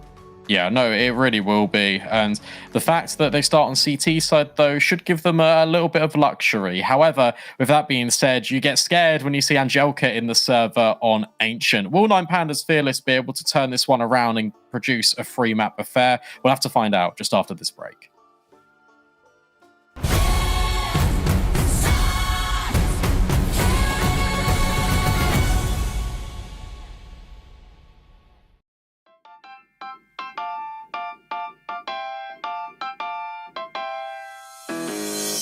I used to be lost, hoping to find a place I could call my own. Someone to hold, something to trust, somewhere to call my home. Shut out the rain, make me happy again, something I could lean on. But when I got lost in the dark, I forgot how to love. All I needed was to take a deep breath and be reminded again that come too far to give up now. Gonna let it all go, 'cause I've come to know nothing means more than to be happy. To be happy and free. To be happy. To be happy and free. Oh, oh, oh, oh, oh. Be happy and free. I look at myself, I know I'm enough, I know I can make it through. I can be strong, I can be brave, I can be brand new. Shut up the noise, gotta find a new voice and let the light in. 'Cause when I got lost in the dark and forgot how to love, all I needed was to take a deep breath and be reminded again that I've come too far to give up now. Gonna let it all go, 'cause I've come to know nothing means more than to be happy. To be happy and free. To be happy. To be happy and free. Oh, oh, oh.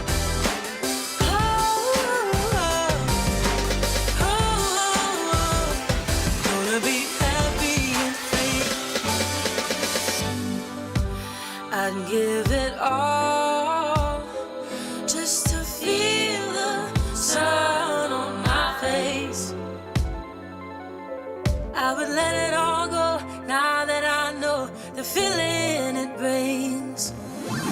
Oh, I've come too far to give up now. Gonna let it all go, 'cause I've come to know nothing means more than. Oh, I've come too far to give up now. Gonna let it all go, 'cause I've come to know nothing means more than to be happy and free, to be happy and free. Oh, oh,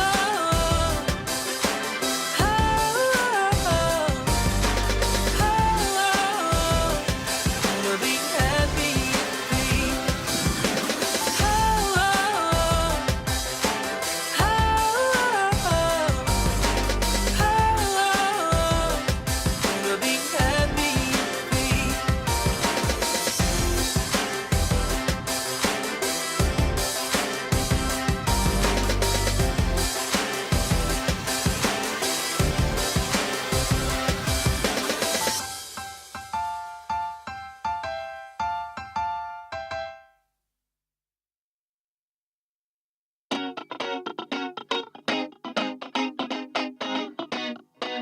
Here we go. I don't really care about like all them fancy things. Never had a lust for cars or sparkly diamond rings. I don't really care about them platinum studded boys that run around the whole damn town just showing off the toys. Like do-si-do, I'm ready to go. Been a damn long week, it's time for the show. Call my girls like, ooh, don't you know? I'm with my girls, yeah, my girls. We've been working all day. It's time to dance the night away. I'm with my girls, yeah, my girls. We got records to play, so come let's dance the night away. Come on. Like do-si-do, we ready to go. Sneaker fresh for the halftime show. That's right, girls, we dropping it low. Like do-si-do, we ready to go. Sneaker fresh for the halftime show. That's right, girls, we dropping it low. Here we go. I don't really care about the fortune or the fame. Keep rolling on and holding on. Don't need that crown to reign. Push through all the pressures, just keep grinding 9 to 5. Yeah, I'm working hard, we playing hard. Goddamn, I feel alive. Like do-si-do, I'm ready to go. Been a damn long week, it's time for the show. Call my girls like, ooh, don't you know? I'm with my girls, yeah, my girls. We've been working all day. It's time to dance the night away. I'm with my girls, yeah, my girls. We got records to play, so come let's dance the night away. Like do-si-do, we ready to go. Sneaker fresh for the halftime show. That's right, girls, we dropping it low. Like do-si-do, we ready to go. Sneaker fresh for the halftime show. That's right, girls, we dropping it low. Man, we're taking over, yeah, we're running the world. If we stick together, there's no stopping us, girl. Man, we're taking over, yeah, we're running the world. Are we with my girls, yeah, my girls? We've been working all day. It's time to dance the night away. I'm with my girls, yeah, my girls. We got records to play, so come let's dance the night away. Like do-si-do, we ready to go. Sneaker fresh for the halftime show. That's right, girls, we dropping it low. Like do-si-do, we ready to go. Sneaker fresh for the halftime show. That's right, girls, we dropping it low.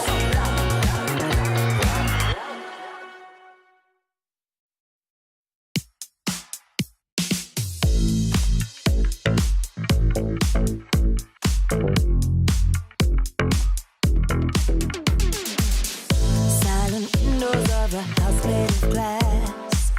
Too many walls to shatter, stuck in the past. Oh yeah, until I had no choice. I had to find my voice.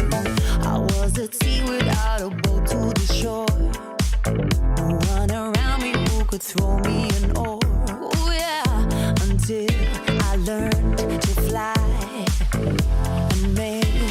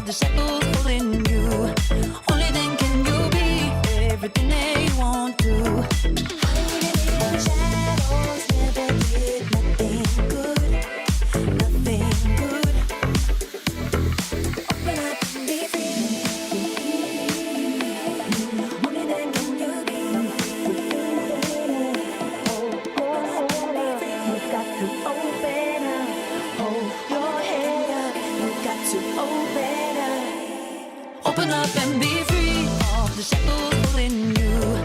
Only then can you be everything that you want to. Open up and be free of the shackles pulling you. Only then can you be everything that you want to. Open up and be free of the shackles pulling you. Only then can you be everything that you want to. Open up and be free of the shackles pulling you. Only then can you be everything that you want to.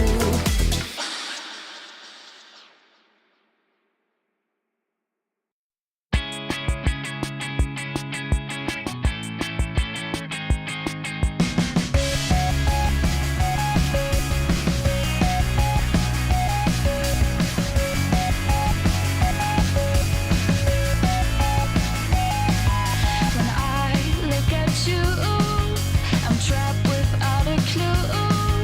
I guess you came down from outer space. From head down to toe, you magnetize my soul. I don't wanna fight this anymore.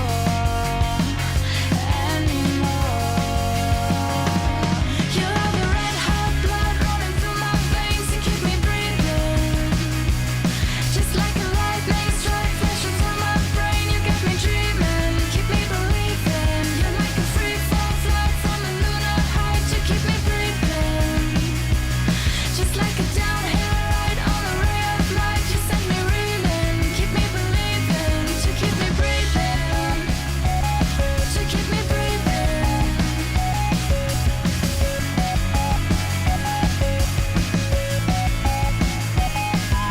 By now I am free to join your galaxy. It's gonna burn when we collide.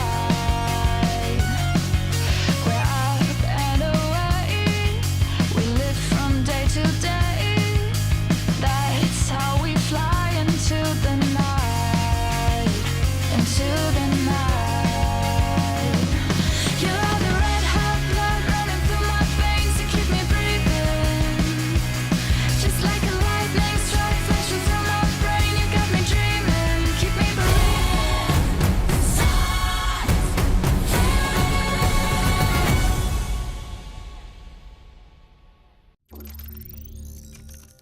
Well, we're bringing it. Map 2, that is. It's going to be Ancient coming up very shortly for you. And Brandon, I think the picture we've painted throughout this series so far was that Nine Pandas Fearless pretty much had to win Mirage, but I don't want to write them out completely on Ancient.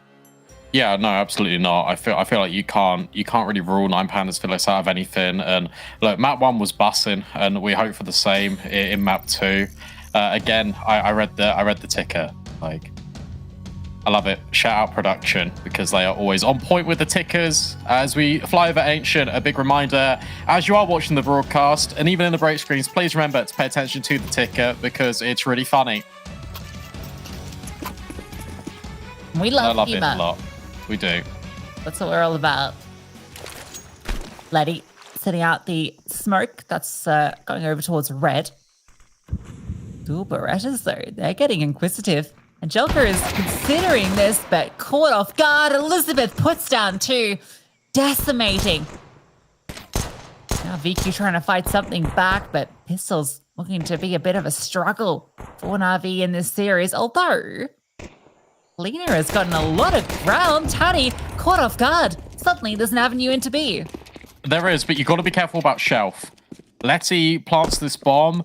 You need to have a player in cave holding this shelf push, because that is going to come in immediately. 2 players, in fact, make it even 3 on this flank. There's only one in Shu that's going to rotate in from CT. So Lena's position is perfect. VQ needs to hold on.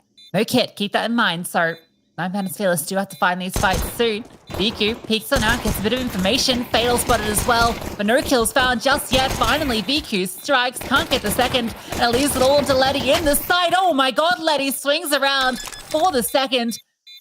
There should be enough time, though, with Fatal, with those double redders, the double coming through, the defuse is going to happen, and Nine Pandas Fearless go 3 for 3 on pistols. That's so wild. What a recovery, but nearly what an insane round from Letty. The fact that she spins 180 and finds the second kill there. is incredible. Full credit to Lena for taking the space up ramp and progressing to even enable Na'Vi Javelins on the bomb plant in the first place, because that was a 3-on-5 that turned into a 1 versus 1 pretty quick. Hanker now lining up the same insta mid smoke.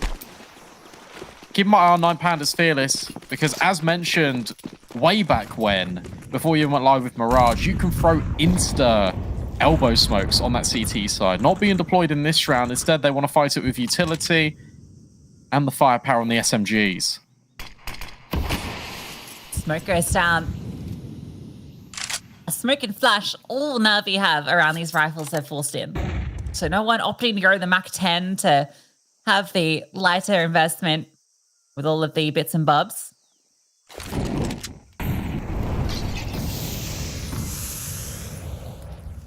Okay, dodging the flames. So no sound cue. Those That's are long wild. shadows. I cannot believe that Incendio didn't do any damage.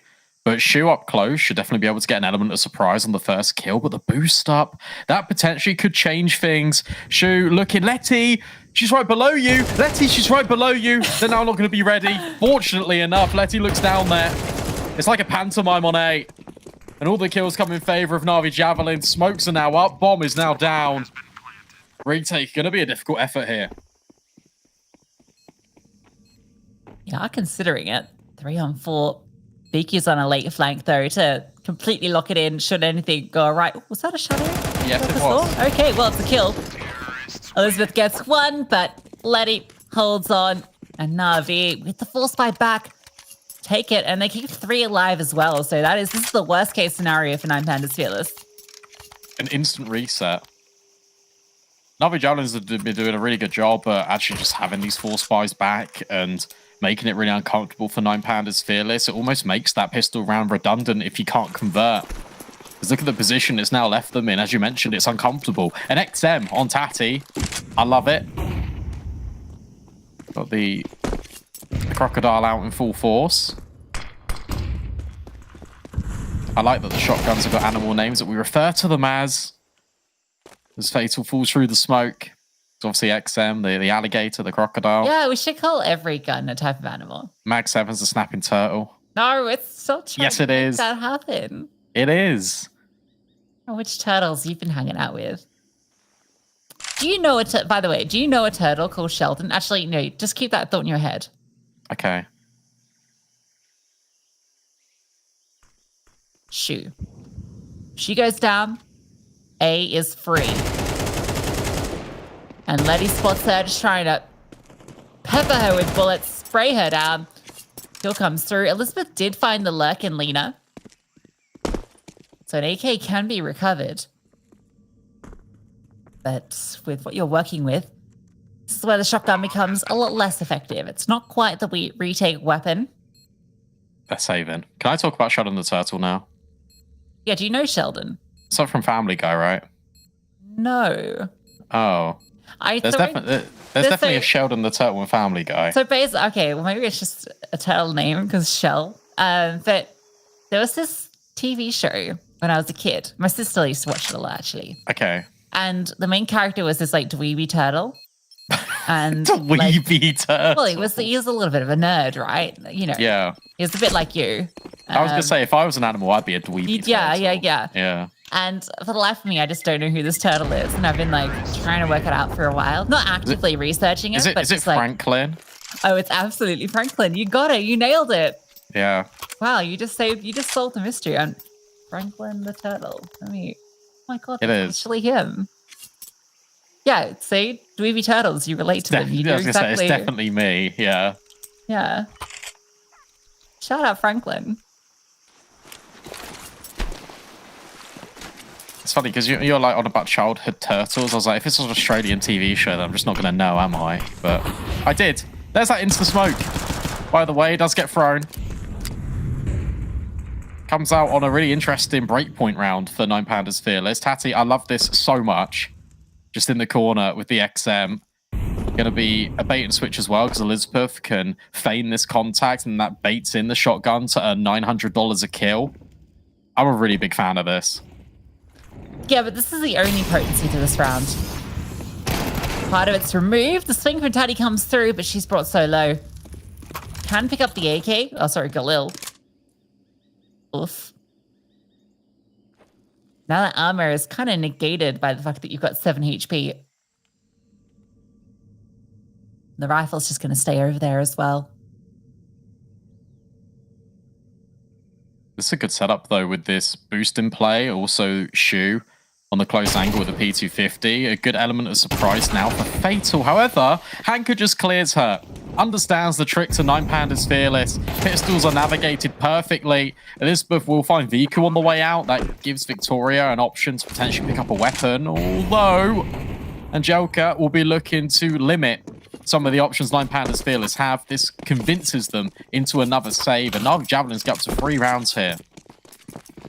Yeah, I mean, considering what 9Panda's brought into it, I think it's okay, right? You come out with 3 sets of armor and 3 rifles. It's actually really good, considering everyone has 2k anyway. You'll have a very nice bind next round. It kind of sets you up for the future.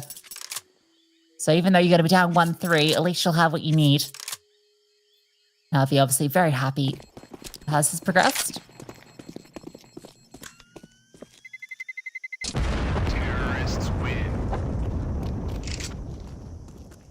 All I've now got is the Franklin theme song stuck in my head. So how does the theme song go? We'll do it on an eco. Okay. There's also a children's crocodile that's German called Snappy. So I know Snappy. Just kleinen Krokodil. That's pretty That's cool. A great song. Anyway, so basically, Angelica's lining this up. She's going to move to the left and then throw. This is for window again. Oh, cool. Smokes with B-Dog and Angelica. Double incendiary thrown in by 9Panda's Fearless. It's interesting the variety they're using to try and gather areas of the map. But with that being said, that is 4 incendiaries used in the first 10 seconds. Smoke, slightly uncomfortable for Tashi, I think, to swing. You see that bloomed? I think if she goes around there's a chance that she might gray screen herself but be revealed. Oh, the HE blown. That's cool, but Angelica wins out the fight and Lena protects her. Taddy thought she had one for sure. That's so unlucky. 2 fights kind of given over. Na'Vi just being patient and 9Panda's Fearless come to them and Hanka might find the same fight into mid. By 1, they tumble down. That's really impressive from Na'Vi Javelins. The fact that it's clear they've been putting a lot of work into their Ancient because they're aware of all of these tricks that can come out. The fact that Lena's also just walked over default right now. Victoria will find her. Remember, Angelica is still low. There's a chance here to find more success. Instead, damage goes the other way.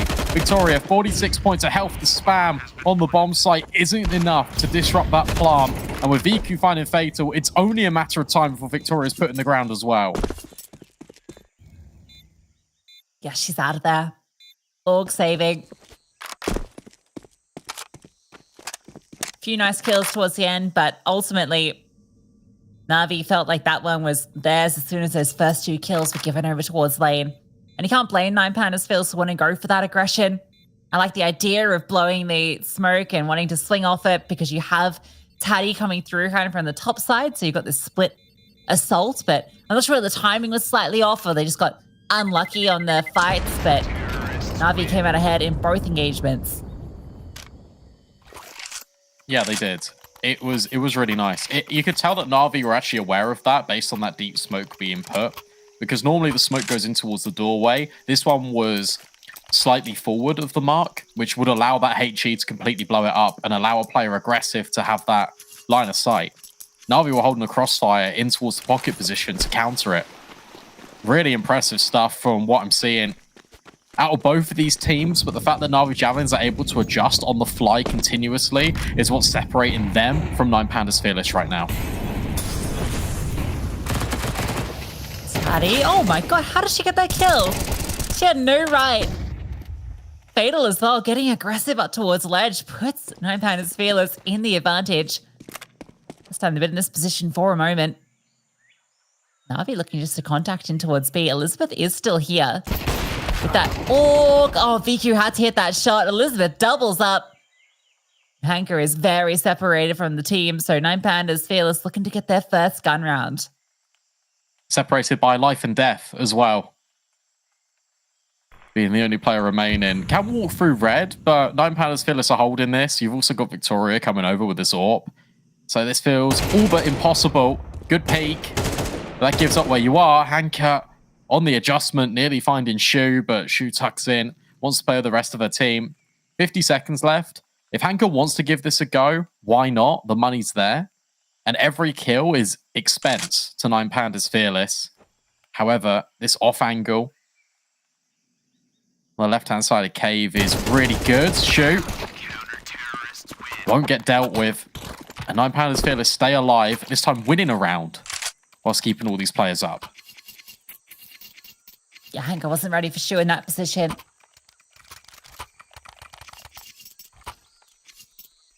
That's nice, 9 Pandas Fearless. I mean, it starts with a bit of a lucky kill. Taddy's just spraying with the MP9 as the flashbang and Molotov flushes out her position. But that kind of aggressive play up towards ledge is a common theme on Ancient. That smoking towards elbow. It's great to see them taking advantage of that early on. And, a fight out through mid. Fatal. Look at all the utility. Is able to get the kill. The reload comes through and Angelica punishes. That was an absolute mess in middle, but Na'Vi come out ahead. That is the perfect adjective to describe that fight. Hanka has run through the molly and is now looking for things. Tati should be able to find this trade. However, Angelica's walked through red, and I don't think this is known whatsoever by 9 Pandas. I feel like if you're Angelica, you go through towards A because that's where the bomb is currently making its way over. You see if you can backstab Victoria, and that would give you the best line into a bomb site. Angelica might be even to spot Victoria in a few seconds as she looks and deals with her. That's A completely open. 9 Pandas Fearless. We've spoken about the monetary situation before. It has to be a save.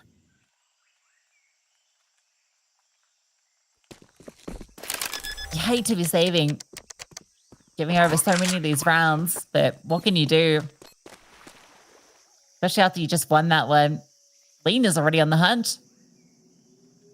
Funny for Na'Vi is a little awkward after losing that last round, but it's well worth the hunt. Fighting that kill, and I don't think you need to find another. You've already probably done enough to make an investment into the next a little bit weak. You find Elizabeth, then 9 Pandas Fearless are on their knees.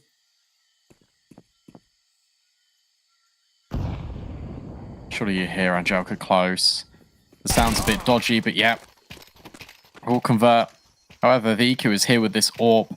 Elizabeth can't strafe too wide out from this corner, which means that Letty can swing in and punish. Well worth the hunt there for the javelins. You say 9 Pandas Fearless are walking wounded. Sure, Victoria and Fatal can invest, but it's double stage loss bonus. So I don't think you want to go too heavily.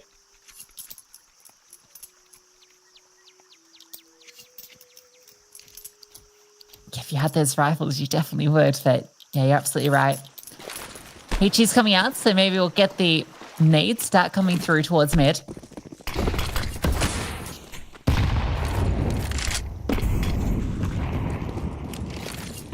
Maybe a delayed stack and flashbang over.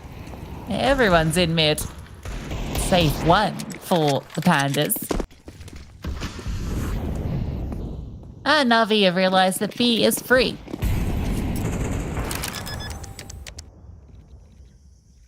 Nice kill out of Tati, but instant trade on that AWP. BQ can just hold shelf for the entirety of the round. Definitely worth giving this a go, seeing what you can achieve. Obviously, pistols and the movement in CS2 now just does favor them a little bit more. Letty, though, holding down the line, will get overwhelmed. A 3-on-3. VQ misses a shot, which allows space for, I was going to say, Victoria and Elizabeth to get involved. And, well, instead it's Shu doing all of the damage. A 1 versus 1, but no kit, no time. Hanka knows this and plays it perfectly, but that is a really nice attempt from 9 Pandas Fearless. Yeah, it really is, considering, I mean, all they had there was a couple of pistols and HEs and some tiny bits of utility to do that much damage. Almost take the round is very impressive. Timeout coming through. As 9 Pandas will get all their guns back out and AWP will be in the hands of Victoria, most certainly.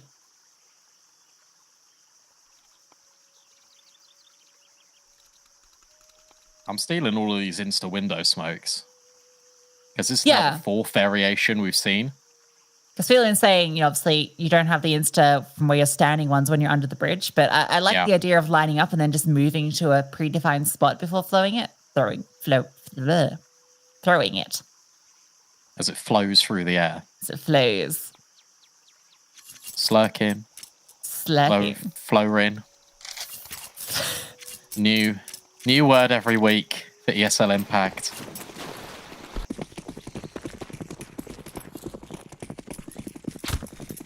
Double AWP. The 9 Pandas Fearless. That's kind of crazy. 3 players start B. Especially when it's going to be fast, Lucy. Yeah, exactly. All 5 players are here. Taddy is trying to get information. Victoria out in the open. Yeah, not ready for Lena to already be up. 2 players charging down though, and they've cut everyone off. This is weird. That smoke has disrupted Na'Vi significantly. Lena is on a solo mission. And they know that she disappeared through here. And Letty's spammed down by Elizabeth, spotted just as the smoke started to land. The decision to get aggressive works out perfectly for 9 Pandas when Na'Vi tried to do the same. I can't believe they've got aggressive with 2 AWPs though. That's the wild thing about it. And I was going to give a lot of praise to the smoke that Na'Vi javelins through, because not only did it extinguish a molly, it gave them a wall for them to come out and scale up ramp. But 9 Pandas Fearless completely disrespected it. They sprinted through. That's incredible. Of all the rounds to pull that level of aggression in, the one in which you've got 2 sniper rifles, and it works, is miraculous to me. Shu's now on this angle at A, but misses the shot. That's still a pathway in towards A for Na'Vi. 2 versus 4. All the CTs come in the same position, so Viku can just post up, hits the first shot, she can fall back, Hanker swings, and they're finding kills, but it's all into Viku. There's no smoke to flush her out, she can just sit here, the HE connects. Waiting to see if the cross comes on through. Fatal getting ready for a swing, it seems. Oh, a smoke was found. Viku finds the first. This shot needs to be on target. Taddy's defusing, and oh my god, Viku finds the shot. An incredible clutch. That's unbelievable, but oh my god, you're right. Oh my god. I'm sorry, I didn't want to cut you off, but she defused it. It seemed like it must have been on the second. Unbelievable clutch, but for who? It's the Spider-Man meme. They're both pointing at each other, thinking that they've won it. But it's 9 Pandas Fearless. You steal it away. Well, is it a steal when it's a 4v2? Yes, because a millisecond later, a VQ would have won it. It shouldn't have been that chaotic. It should not have been 9 Pandemonium, but it was. Flashbang off the angle. Lena gets one to try and escort her through at the back of this bomb site, but there is a player default. Tati lying in wait, but Elizabeth will be overwhelmed first. Tati now reveals that's where she is, and Angelica can get involved in the act. Yeah, they were definitely not ready for Lena to be that close up. Then the immediate swing as well. Beautiful stuff. And all the damage that Na'Vi did in that previous round, bringing that 4v2 down to a 1-on-1, and even finding the final kill, completely crushed 9 Pandas Fearless into this round. They're trying to save 2 FAMASs and an MP9. They're not going to be allowed to save both. If they go any further, they'll be in trouble as well. I don't think they could be allowed to save whatsoever. Angelica's pinning them in. You've got VQ with the AWP as well. VQ's done it, and Angelica will get rid of Victoria. No one saves a thing. This is very dominant.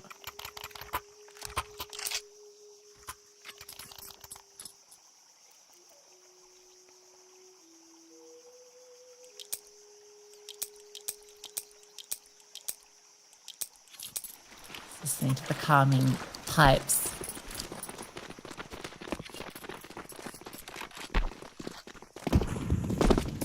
You ever seen those YouTube shorts that have that really obnoxious, like, flute? Gee, who watches YouTube shorts? TikTok. Other things are available. I don't know. I'm a boomer. I don't use TikTok. It's not installed.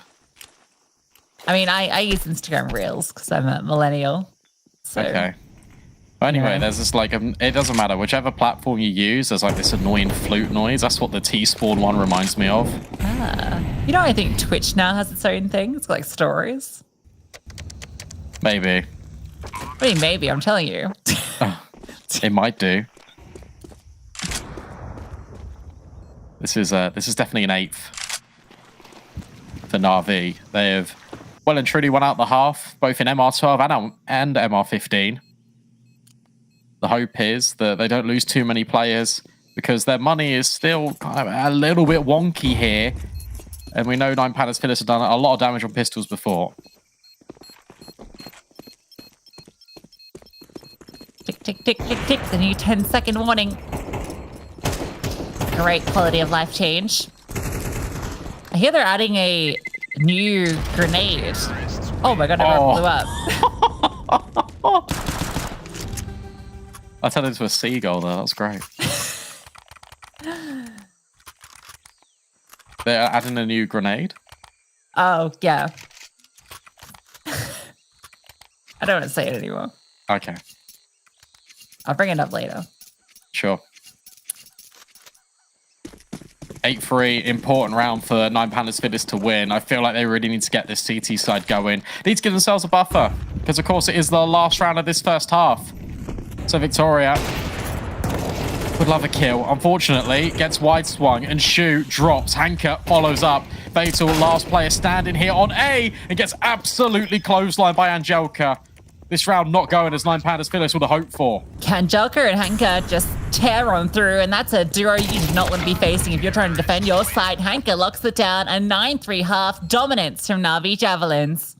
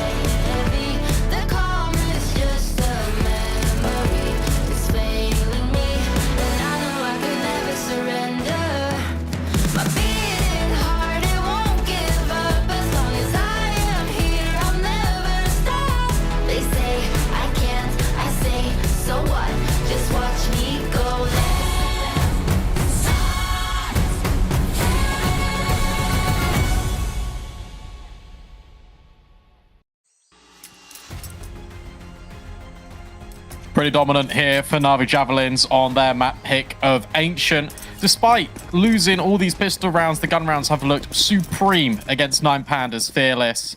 And suddenly, for 9Panda's Fearless, what looked like taking Mirage and potentially seeing us on 3 maps has quickly really fallen out of hand. Have to get this pistol. Ooh, double setup in Donut is avoided. It's kind of cool. They're scaling on through. The smoke goes in deep and they can just fight them for. Maddie gets the kill though from Temple. Traded on out. You still got this double donut set up and oh, this is a really strange pistol round. Look where the T's are. Yeah. It's Okay, they've really actually confusing. got an A. The smoke goes down to Donut, so technically they could plan for CT if they wanted to, and Elizabeth's And going to they do are. just that. This is wild. Fatal on this corner, though, gets dealt with by Hanker. That is a really important kill because that opens up Angelica and Lena to swing together. Victoria on the close angle, though, will be the element of surprise. Needs to win out this gunfight here against Lena. Swaps the burst fire with 3 bullets. No, I got fooled. It doesn't matter because all the kills are coming back and forth for 9Panda's Fearless. Viku would need to clutch. Does have the defuse kit, so time is an option. Could even fake it out to draw it in. No, instead, it's just going to be the stick. She's going for it, and she hasn't got it. Yet again, another pistol round here for 9Panda's Fearless. Yeah, always difficult to try and ninja in a 1-on-2 because at least one of those players is going to check you. But you know what? Shout out to the effort. 9Panda's Fearless, another pistol. What's that? 3 out of 4. Very good stuff and necessary, as mentioned, for them to fight their way back into this. Now, they will take the eco here. That has been the norm. I'm going to learn those. Yeah, they're good. I like this stack. This is cool. Behind the smoke. Hello. Goodbye. Although, 2 kills do come back and forth. So potential for guns to be picked up. I like the fact that Lena's not there. She's just on her own. This is the last thing, in my opinion, 9Panda's Fearless should expect. Because you imagine that stack is going to be everyone there. And therefore, you shouldn't clear Lena, but Tati does. Not quite invisible. Well, Angelica's going to hear this rotation. Maybe she can catch another player. You'd love to just make this as painful as possible for the Pandas so that going into the next gun round that they feel like they're the week of bye. And okay, another kill comes through. Hey, painful's gonna be what it is. All right, 3 kills. Not bad for Felico. Yeah, really fine. Now you can invest. Your buy is going to be better than that of 9Panda's Fearless. You can look to establish control back on the map. And if Na'Vi Javelins know all these insta-smokes from T-Spawn, you can imagine that they're going to know them as well. On the side, swap over for Elbow. Viku's already holding one, so there we go. I love that this is now meta. I think it's really cool. That's really deep, actually. Look at that one. I've not seen that variation before. Yeah, I don't... There's space, though, right, for you to sit behind that Molotov, so... Interesting. I mean, it's not going to matter because they're out A. Yeah, true. We'll see if they continue to use it. You're right, smokes come on through and all the angles isolated. Time from Lena. Oh my god, they line up in front of her bullets. That gets a little bit uncomfortable. Damage done. Oh, hello. Oh, it's a trick. It's a ruse. This is something. Like the pistol, many layers to it, but they've lost 2 parts of their A layer. Deep position from Tati, and she catches Viku. That's critical. Victoria's also holding. If she can catch someone mid, that would be huge, but Angelica wins out the fight. A 2-on-4 for 9Pandas. It's wild that this is a 2 versus 4 because it really felt like 9Pandas were in all the problematic positions for Na'Vi Javelins to try and face. You had the structure in towards middle, and now you need the combination of Tati and Elizabeth out ramp. However, smoke goes down. Tati's already removed. They know exactly where Elizabeth is. And surely she won't be able to overcome this. A 1 versus 3. They can all swing together. Lena starts sticking the bomb. No kit, but no problem. Double digits for Na'Vi Javelins. Yeah, I love the pack mentality from Na'Vi throughout that entire round. You know, they just know that with the numbers advantage towards the end, they can just swing on out. Doesn't matter. The player in cave gets blind and you get 2 players swinging out from default. There's no hesitancy. They left one player in towards CT, towards Red Room, just holding in case they continued pushing forward, but then the rest just move as a unit through Cave, overwhelm the bomb site, and pull off the retake successfully. That one's brutal for the Pandas.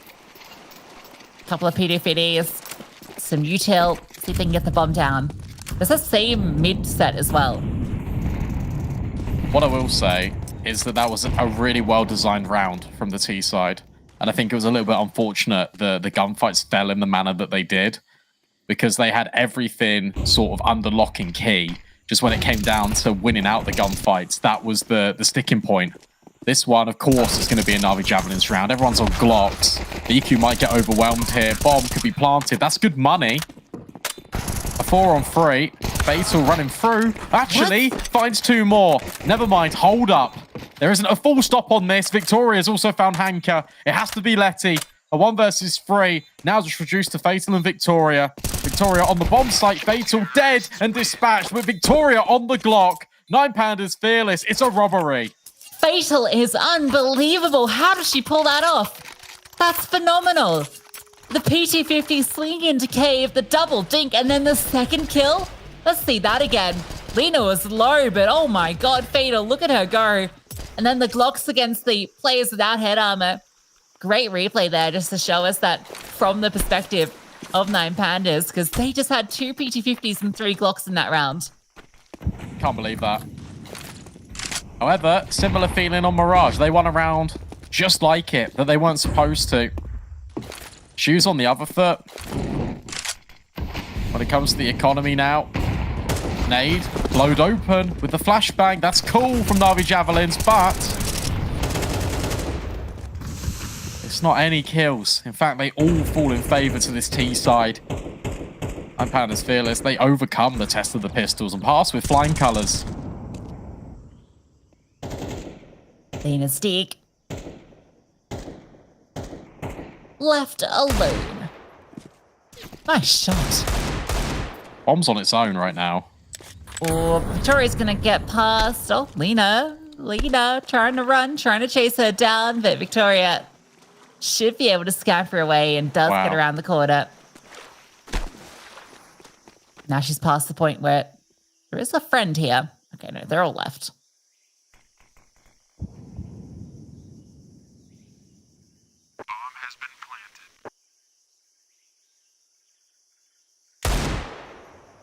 Nice. Getting an AK here would be nice. Can run away with it. Has been picked up. Now, do you go for damage? Or do you even go for the round? Because in theory, what you could do is you could put a smoke on the bomb here, tap it when it's really close. That would draw all the players in and they'd die to the bomb exploding. I think you can do that. I think you should do that instead. She was going to ninja. I think she put out a smoke, and then as soon as the 10-second sound started clicking, she's like, oh, dang it. I still think it's the right decision to try and pull these players back in, especially with the bomb radius and the bomb just being, like, doing more damage in CS2. I thought that was going to be the tech, especially with the smoke to cause confusion, but not to be.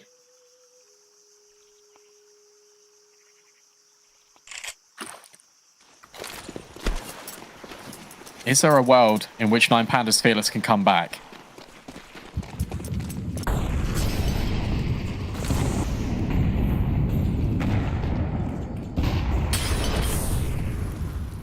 That's a cool molly. Yeah. You see that? That goes in cave.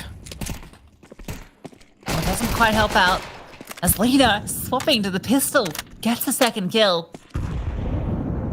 Felt like she definitely needed to be traded there. 2-player advantage now for Na'Vi.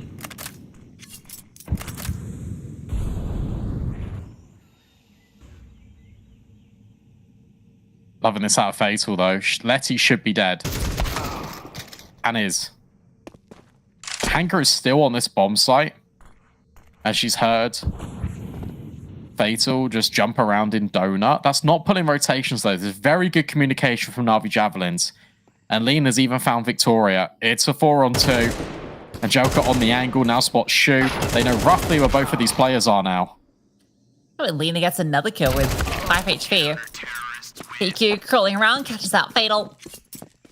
Only lose 1, 11-7. At least the loss bonus is there for the Pandas. Still, not going to be the prettiest.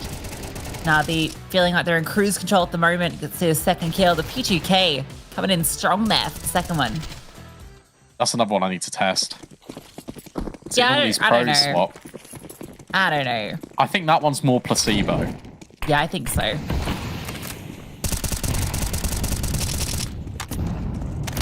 Cool spam. If you spray at the edges of the smokes rather than the middle, you can see more. Fun CS2 tech. Tatty with the UMP. Moving forward. Won't get the trade. That is rough. Mac 10 gets that for sure. DQ, close range, gets the kill onto Fatal. Shu is ulping in mid currently.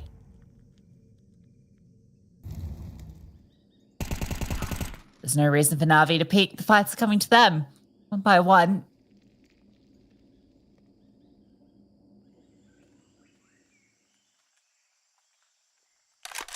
Shu, Shu.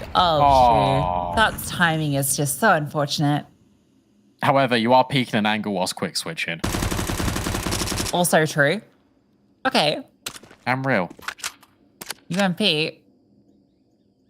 gets a kill.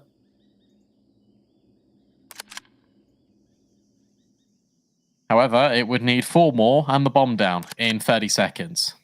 I like that it matches her gloves and I was knife. just thinking that. Very cool. That's a slick looking knife. Yeah, Ooh. but you're not getting any fashion points here. That doesn't get you round wins. This commitment in towards B might, however, it feels unlikely, especially when Lena's already shooting you down. Series point now acquired for Na'Vi Javelins. And back-to-back 3Ks for Lena over on the B hold. So that's really cool to see her fighting towards Cave, working out well. Get to see her again starting this one out and getting her follow-up kills there.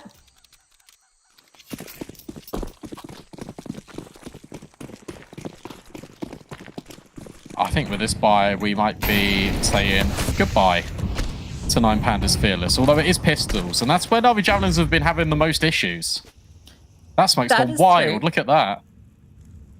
It's right by the square thing. Oh yeah, it's in the square thing. Letty, will she get caught up here by Fatal? It's not going to come down to the timing. That flashbang is perfect. Oh, and no. Letty falls, so maybe No a bit of way. pace. Oh, Lena's in the backlines quickly. She finds Fatal. There's a way through. Fatal needed to win that. Elizabeth is low HP, tucks around the back of sight. Shoo, what? Deletes Viku, slinking through the smoke, and Victoria coming out through the temple. They're both here, in fact. Gonna send the AWP in first. It's the bait and switch, and maybe not bait and switch. Kill comes through. Victoria needed to find that. Angelica with the double. Closes it out for Na'Vi and secures the series. Yeah, really impressive stuff there for Na'Vi Javelins. It felt like they might have fallen to another low buy. Instead, Angelica clutches up 1 versus 2, and now it's a 2-0, and you can see the excitement on their faces because they are top of the group, and I think with that, that locks in their spot at LAN. Yes, absolutely. I think that is the big win for Na'Vi from this because 9 Pandas Fearless is the only other team that can get to 4 wins. And so if you were comparing the two at top of the table, obviously Na'Vi comes out ahead in the head-to-head because of this win here today. A 2-0 again, continuing their flawless streak this season, continuing their run of not dropping maps to anybody during these group stages. A fantastic showing. I mean, Mirage did get very close. We saw the potency of pistol rounds and how important it is to pick those up because 9 Pandas Fearless did almost take that map. But here on Ancient, as predicted, it was all Na'Vi. Yeah, it was a different story because they gave themselves more than enough T rounds to be able to work with to start with for Na'Vi Javelins, and then from there they were just able to just swing the momentum in their favor. 9 Pandas Fearless tried their best, not only on Ancient but also on Mirage. Got to give them a lot of credit because they do look strong each and every time we see them on the broadcast. But with that being said, Na'Vi Javelins, they're just a different beast.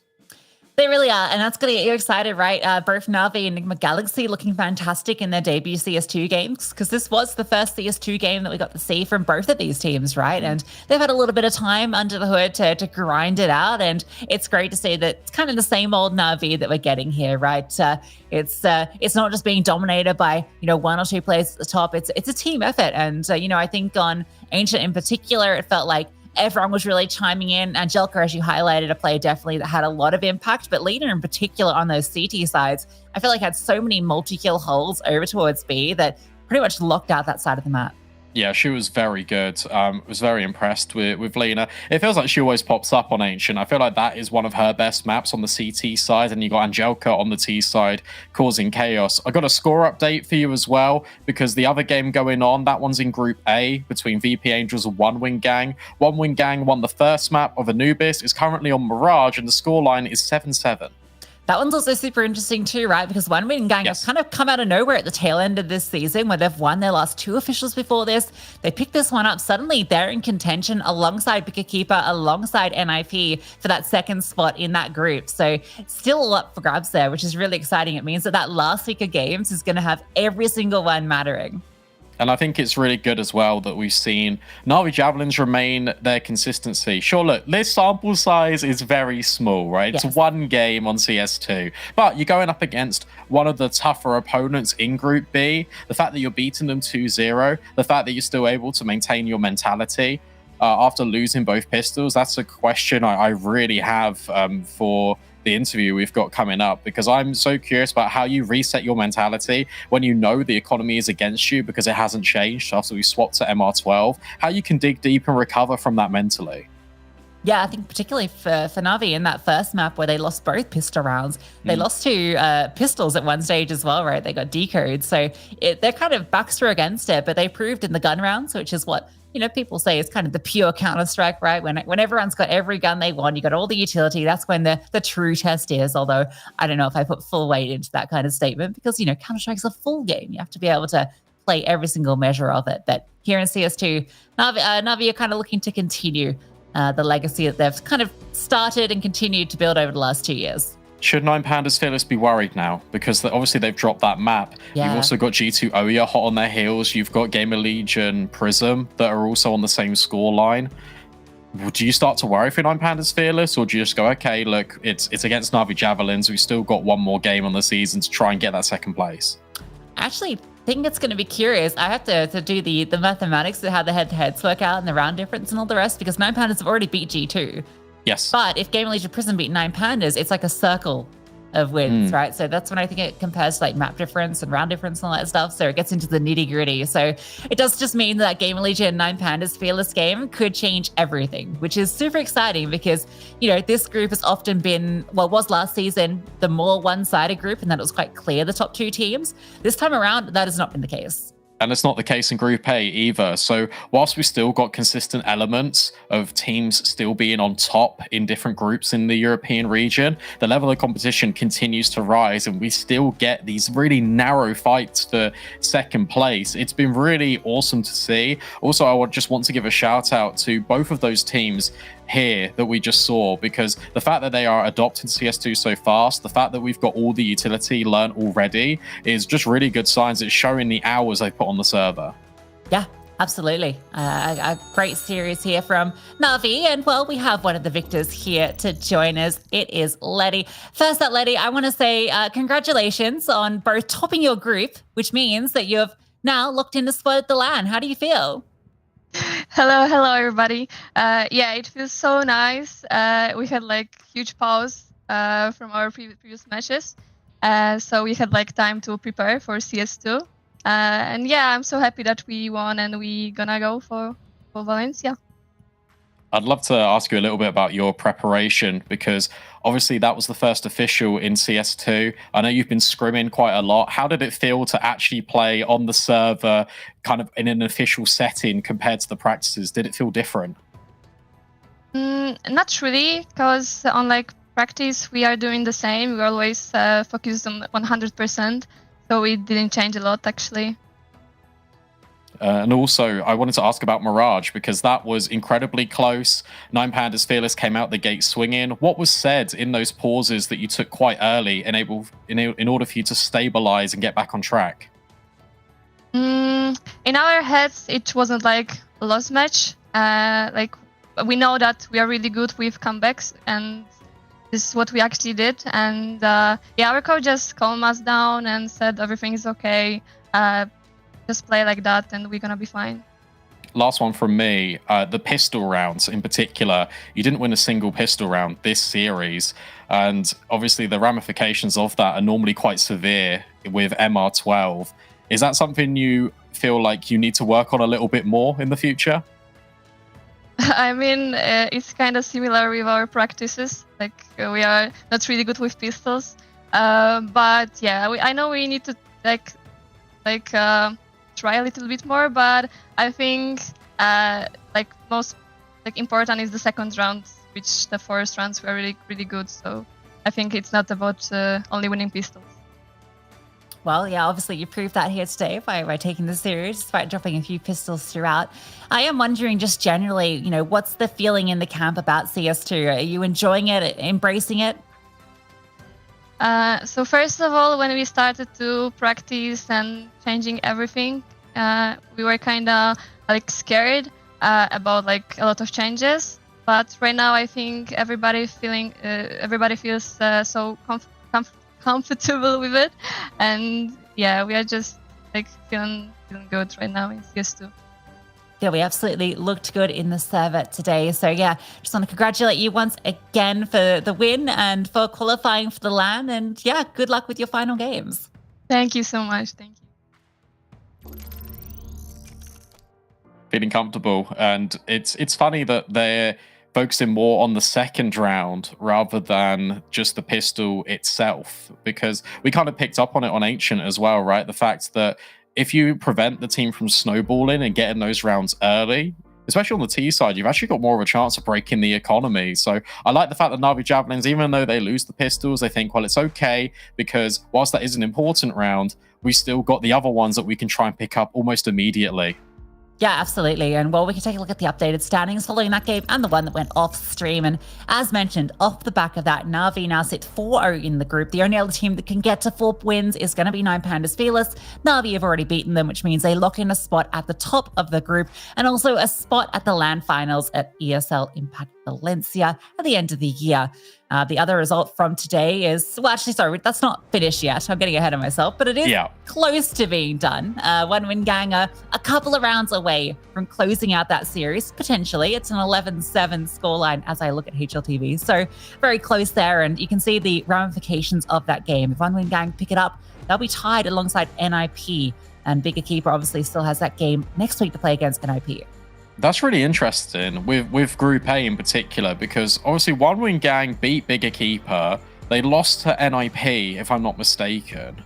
So if Bigger Keeper beat NIP and then One Win Gang win their next game, potentially they could finish in second place. But they could finish in first place, Brandon, because their next game is against Enigma Galaxy. Yeah, they could. Oh.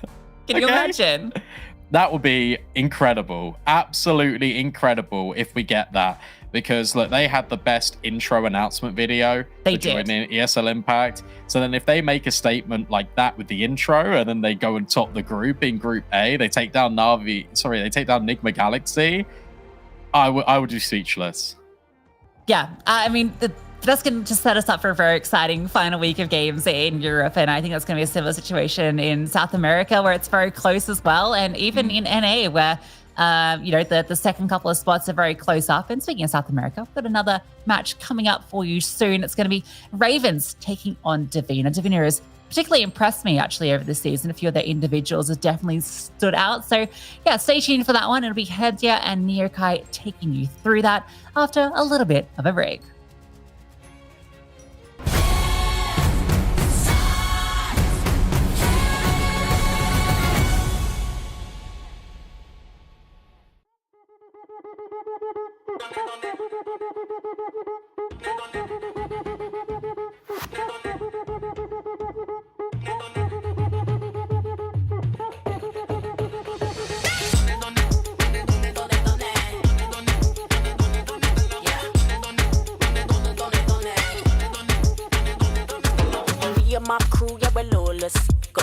them thinking that we're flawless. Yeah, mama told you that I'm gorgeous. Got a million tricks, can't deport us. I'm a flame in the star, call me gassed. Back foot slidey, I'm slick to the mass. Calling to the tribe, it's a revolution past. Present in time, no, we can't be masked. So you better rise up, collapse, size up, shout out loud. Down before the time's up, so we better rise up, collapse, size up, shout out loud. Down before the time's up.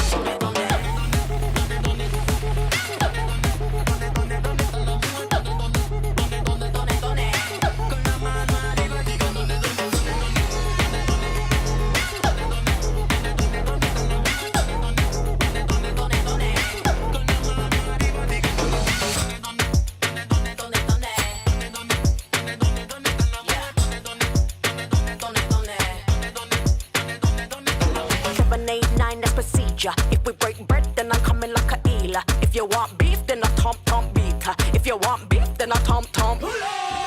789, that's procedure. If we break bread, then I'm coming like a eeler. If you want beef, then I tom beater. If you want beef, then I tom.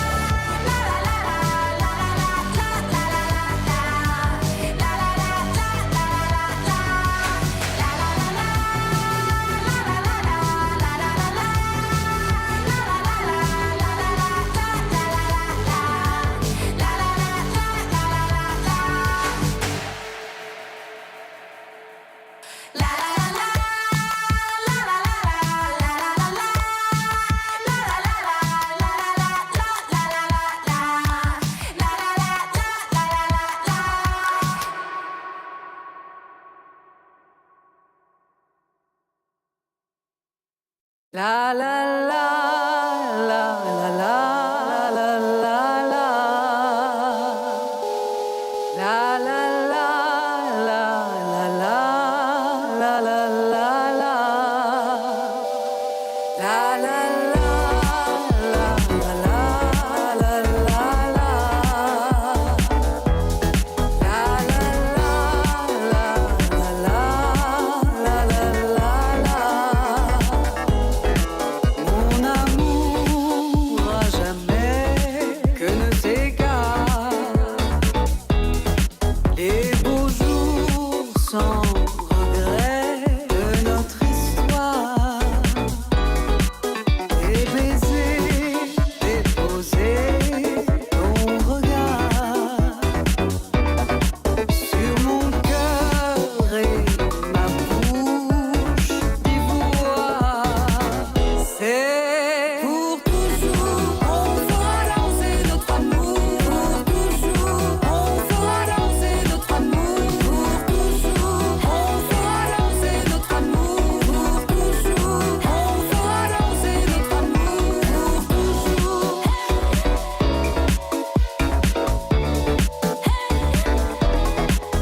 Pour toujours.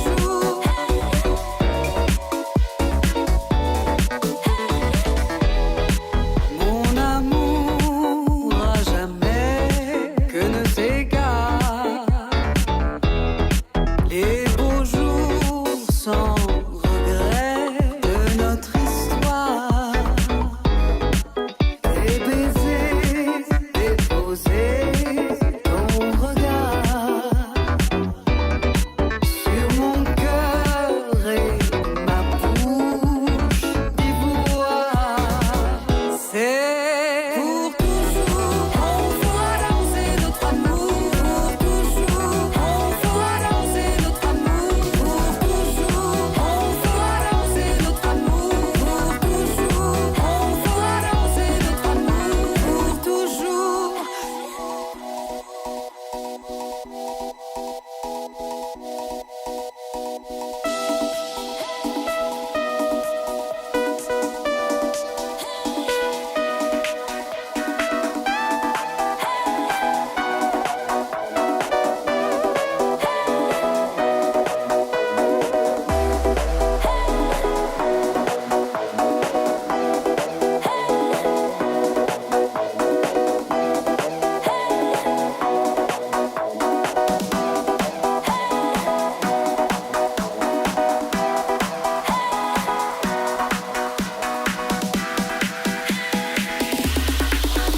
Pour toujours, on fera danser notre amour. Pour toujours, on fera danser notre amour. Pour toujours, on fera danser notre amour. Pour toujours, on fera danser notre amour. Pour toujours, on fera danser notre amour. Pour toujours, on fera danser notre amour. Pour toujours, on fera danser notre amour. Pour toujours, on fera danser notre amour. Pour toujours.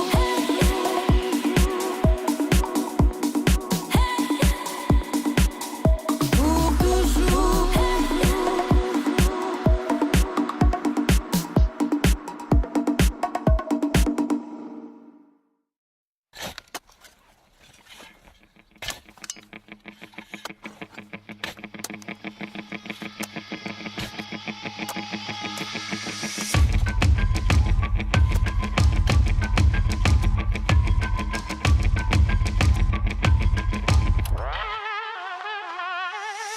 Dead to me, R.I.P. buried. 무리들이 몰려온다 사자해라 미리. Dead to me, R.I.P. buried. 무릎 꿇고 고개 숙여 반성해라 피리. 왜 이래요? 잘못 오셨네요. 상관없는 자에게는 묻지 마세요. 성격 끝이 씻고 and I live to tell the tale. 못이 박히기 했지만 coffin and a nail. Bury so deep in your excrete. 누굴 탓해? 다 네가 한 짓. I've been mute, I've been discreet. 알만한 사람 다 알아 나 in these streets. 시끌벅적 시끌벅적 시끌벅적 동네 시끄럽네요. 시끌벅적 시끌벅적 시끌벅적 화난 사람 많네요. Come and hit you and run. They come and for your ransom. 나 어째 call you lawyer. maka can't do nothing for ya. I say come and hit you and run. They coming for your ransom. Now I call you lawyer. My maka can't do nothing for ya. Dead to me, R.I.P. buried. Angry mom coming for your pitchforks ready. Dead to me with no Hail Marys. 이미 뜯겨버림 no casket necessary. 무리들이 몰려온다 사자해라 미리. 무릎 꿇고 고개 숙여 파상해라 피리. 거짓말에 말려버려 왜곡된 사실이. 꽃비 풀린 말이 되면 너는 내게 시신. 어떡해요 다 걸려버렸네요. 요즘이 어떤 시대인데 그런 짓을 해요. 망나니처럼 막 나갈 때 언제 꼭 글쎄요. 이제와 후회해봐도 달라질 건 없네요. Bury so deep in your excrete. 누구 탓해 다 네가 한 짓. I've been mute I've been discreet. 얼마나 사람 다 알아 나 in these streets. 시끌벅적 동네 시끄럽네요. 시끌벅적 화난 사람 많네요. Come and hit you and run. They coming for your ransom. 나 어째 call you lawyer. 뭐 maka can't do nothing for ya. I say come and hit you and run. They coming for your ransom. 나 어째 call you lawyer. 뭐 maka can't do nothing for ya. Dead to me, R.I.P. buried. 무리들이 몰려온다 사자해라 미리. Dead to me, R.I.P. buried. 무릎 꿇고 고개 숙여 반성해라 피리.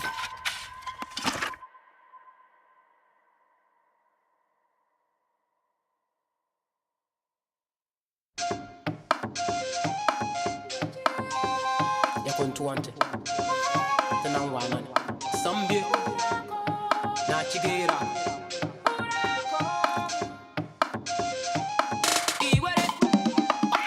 Nachigera Nachigera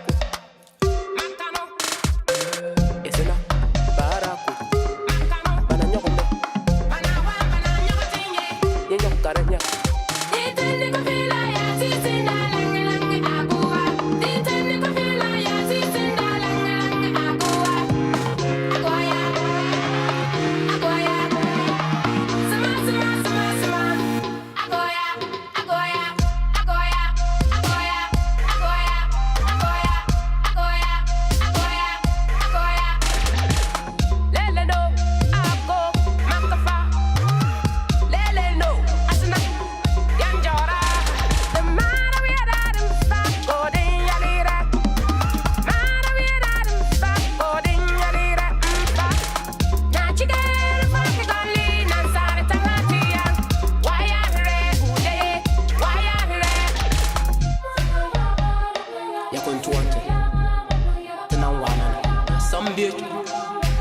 Nachigera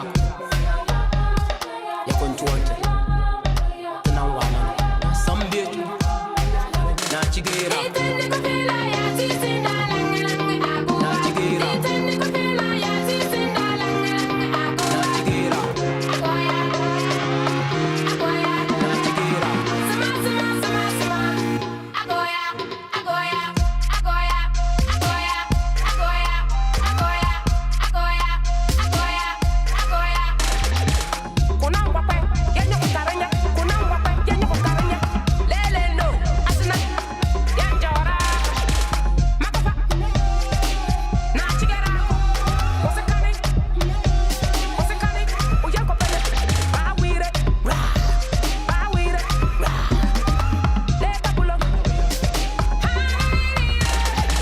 Yanatuante Unangwanane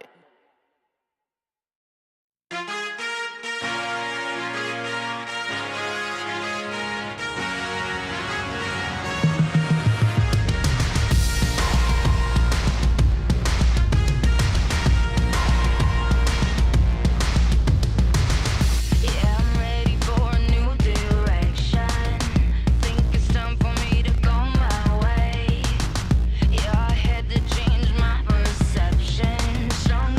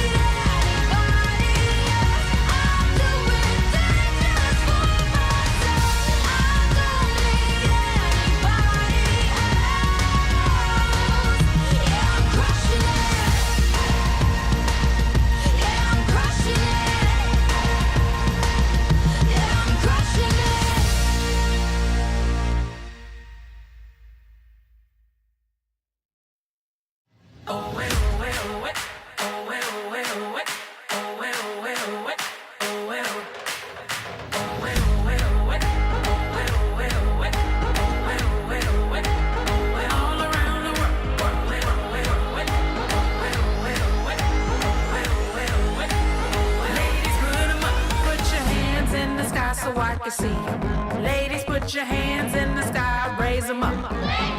Put your hands in the sky so I can see 'em. Ladies, put your hands in the sky, raise 'em up. Put your hands together, put your hands together, put your hands together. Come on, ladies, come on, girl, put your hands together, put your hands together, put your hands together. Come on, ladies, round 'em up. Hey, we are a unit unstoppable. We are a unit of choice. We are a unit that's powerful. Nothing can stop the force.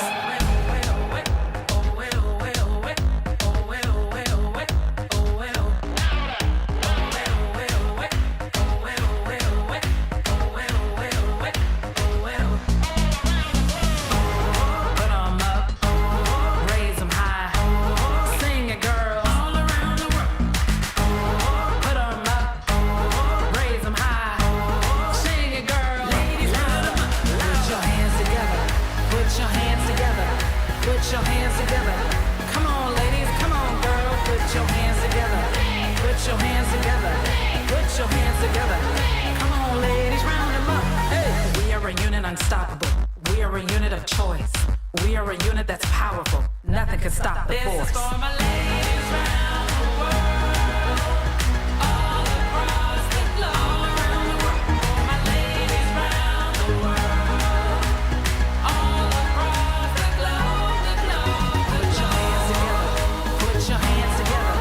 Put your hands together. Come on, ladies, come on, girl. Put your hands together. Put your hands together. Put your hands together. Come on, ladies, round them up.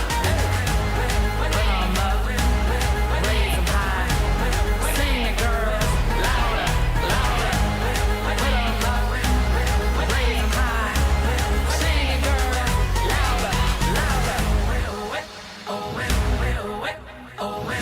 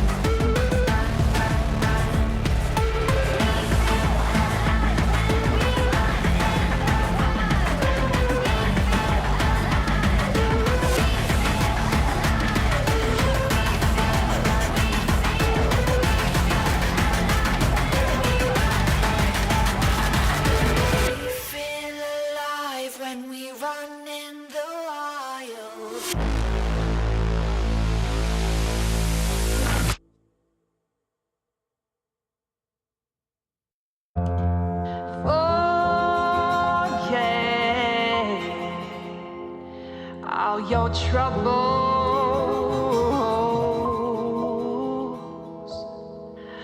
and pour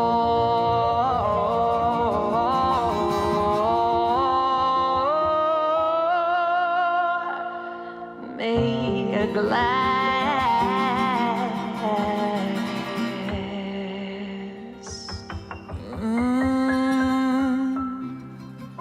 of them bubbles.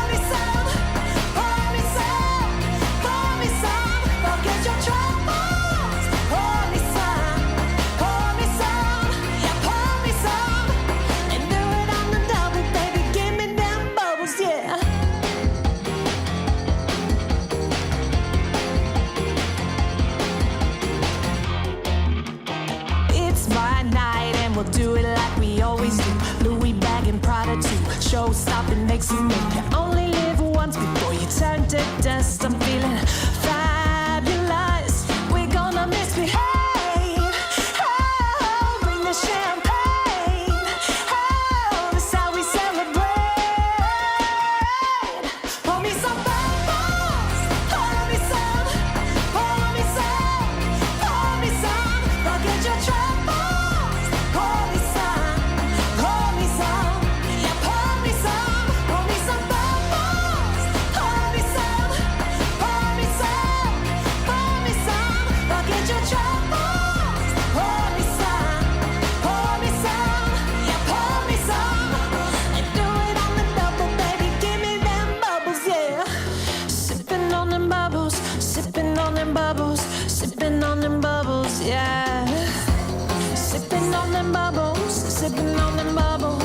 Sipping on them bubbles, yeah. Forget all your troubles. Forget all your troubles. Forget all your troubles. Just one more glass. Pour me some bubbles. Pour me some. Pour me some. Pour me some. Forget your troubles. Pour me some. Pour me some. Pour me some. Pour me some bubbles. Pour me some. Pour me some. Pour me some. Forget your troubles. Pour me some. Pour me some. Yeah, pour me some. And do it on the double, baby. Give me them bubbles, yeah.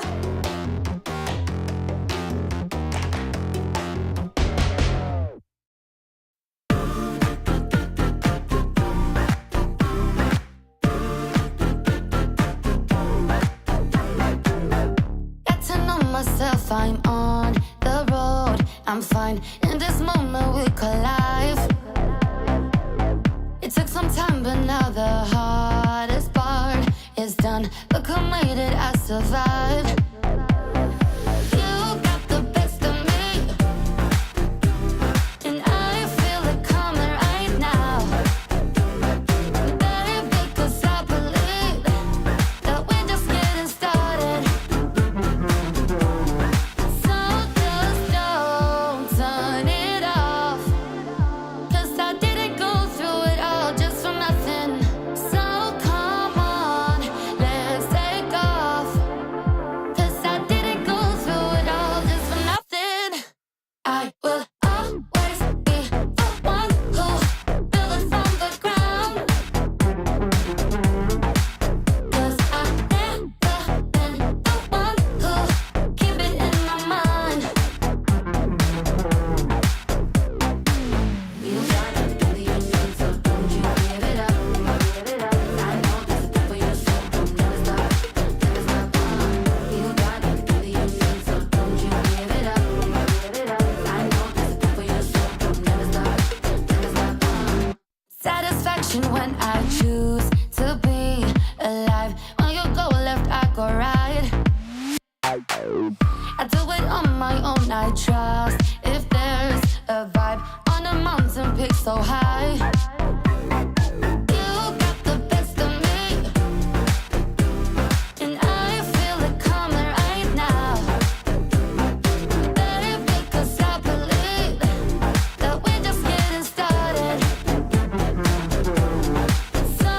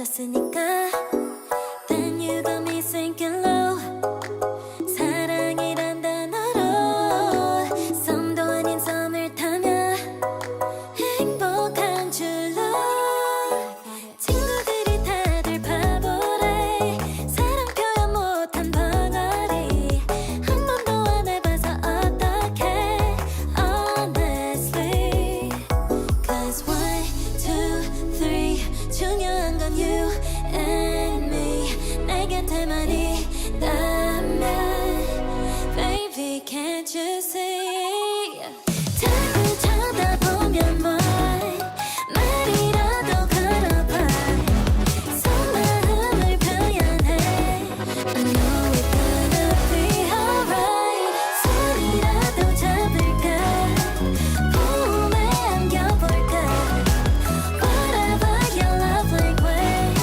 I know it's gonna be alright Can't take all this hot and cold Love shouldn't be this hard I know 뭐라고 있는지도 모르겠잖아 어렵지 않아 무슨 생각한지도 정말 진심인지도 Guess like I've never guessed before 나 좋아하는 건 맞아 친구들이 다들 바보래 사랑 표현 못한 벙어리 한 번도 안 해봐서 어떡해 Honestly Cause 1, 2, 3 중요한 건 you and me 내 곁에만 있다면 Baby can't you see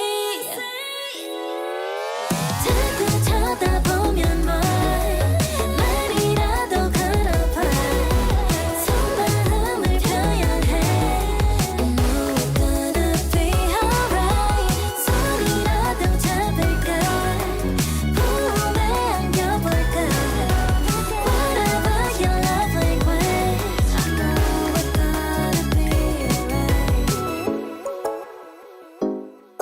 I know it's gonna be alright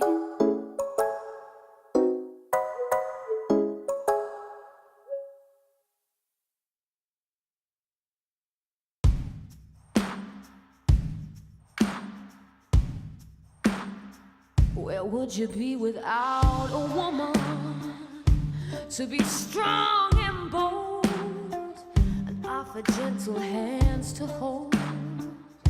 Could you have made it here? Where would you be without a woman? Would your feet be on the ground?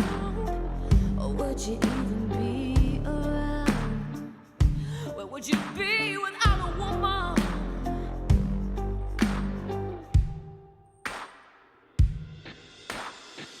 Well, I won't let it knock me down. I'm a queen, I wear my crown. I'm not ashamed to live my life, and I know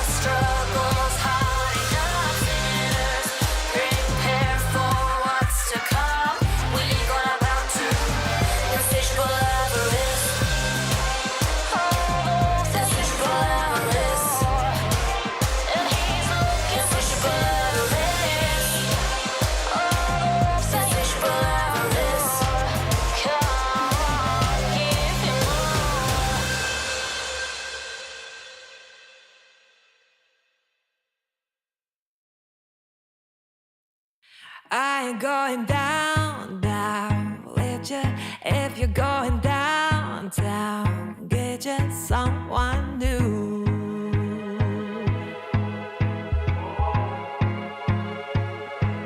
You put me through hell now, baby, and called it love. So save me your excuse.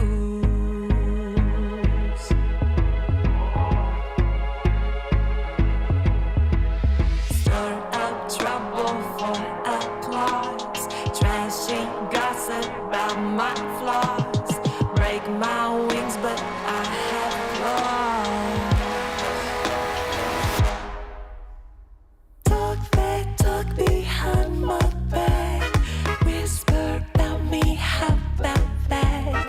Can't get enough, just like a drug. I guess I got a fan club.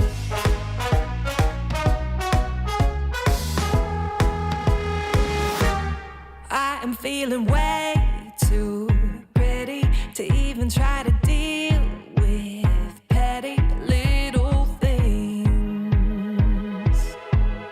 like you. Go ahead and stir up drama, spill the tea, my friend. Karma's listening to you. Scandalous is all for show. Scandalous is all I know. You signed up for so much more. Talk that talk behind my back. Whisper about me, how about that? Can't get enough, just like a drug. You know, all my name is on your lips. Cold sweats, regrets, can't resist. Chit chat like that, I'm blowing up. I guess I got a fan club. I guess I got a fan club. I guess I got a fan club. A fan club. Go ahead. Talk that talk behind my back. Whisper about me, how about that? Can't get enough, just like a drug. You know, all my name is on your lips. Cold sweats, regrets, can't resist. Chit chat like that, I'm blowing up. I guess I got a fan club.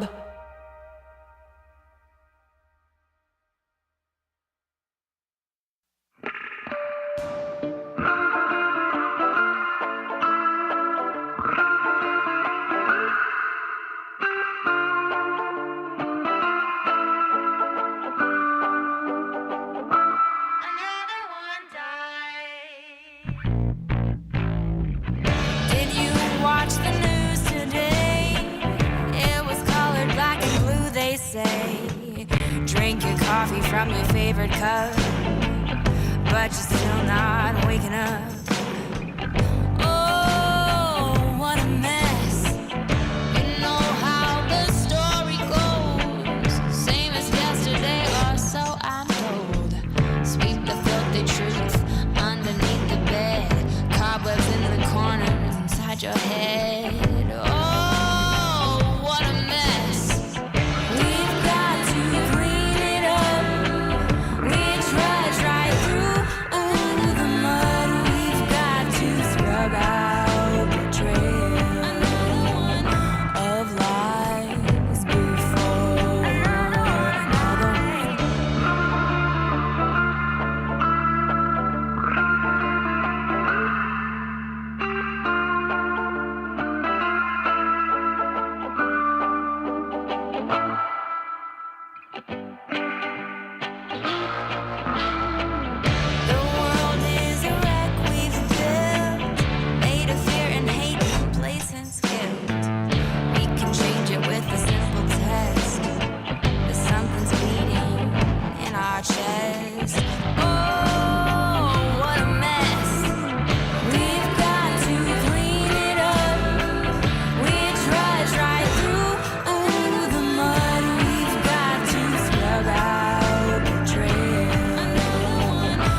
of lives before another one.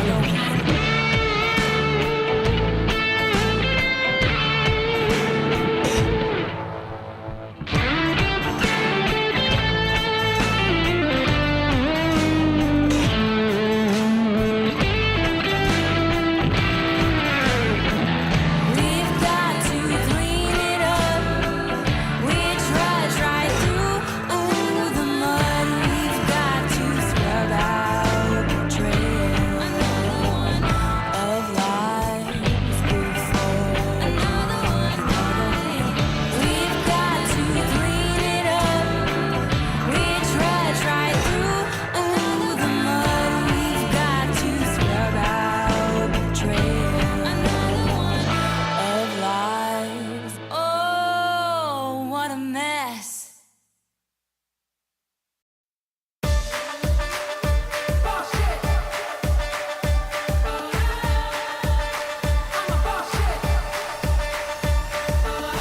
I'm a boss chick, yeah, you heard right. Take a peek at this body and my game tight. Always feeling pretty, yeah, I'm never shy. Stay on top of the world and my money right. I'm a boss chick, yeah, you heard right. Take a peek at this body and my game tight. Always feeling pretty and I'm never shy. Stay on top of the world and my money right. Boss chick. I'm a boss chick. Boss chick. I'm a boss chick. Boss chick.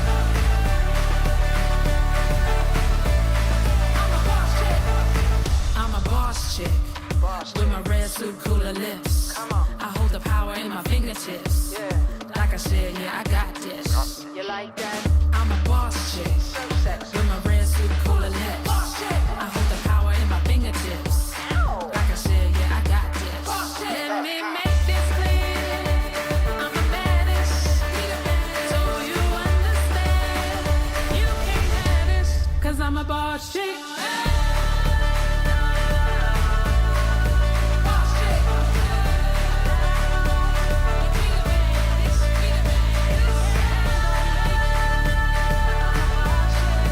Boss chick.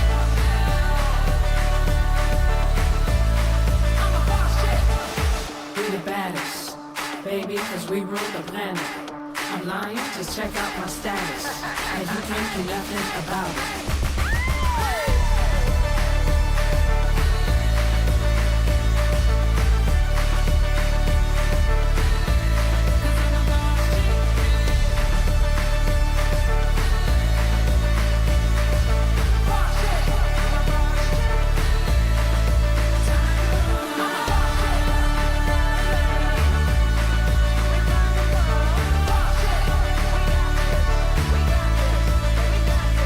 I'm a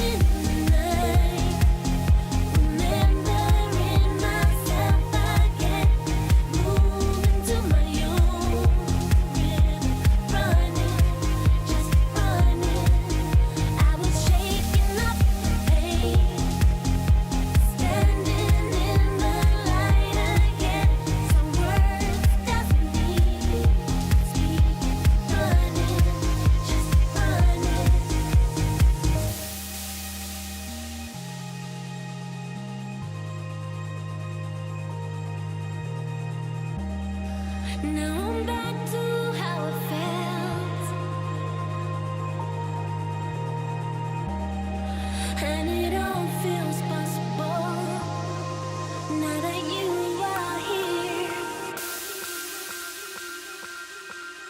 I was running in the night, remembering myself again.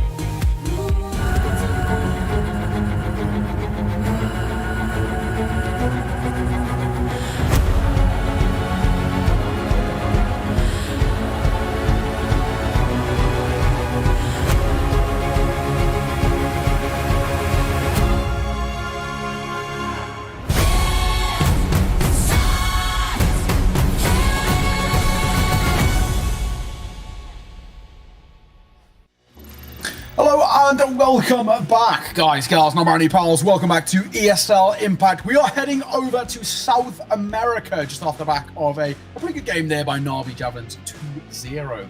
9 Pandas fearless. Ravens take on Divina here for our South American game on stream. Minus an air crown job with a wonderful Hedger for this one. Hedger, how you doing? Oh, I'm, well, considering the circumstances, I'm doing quite all right.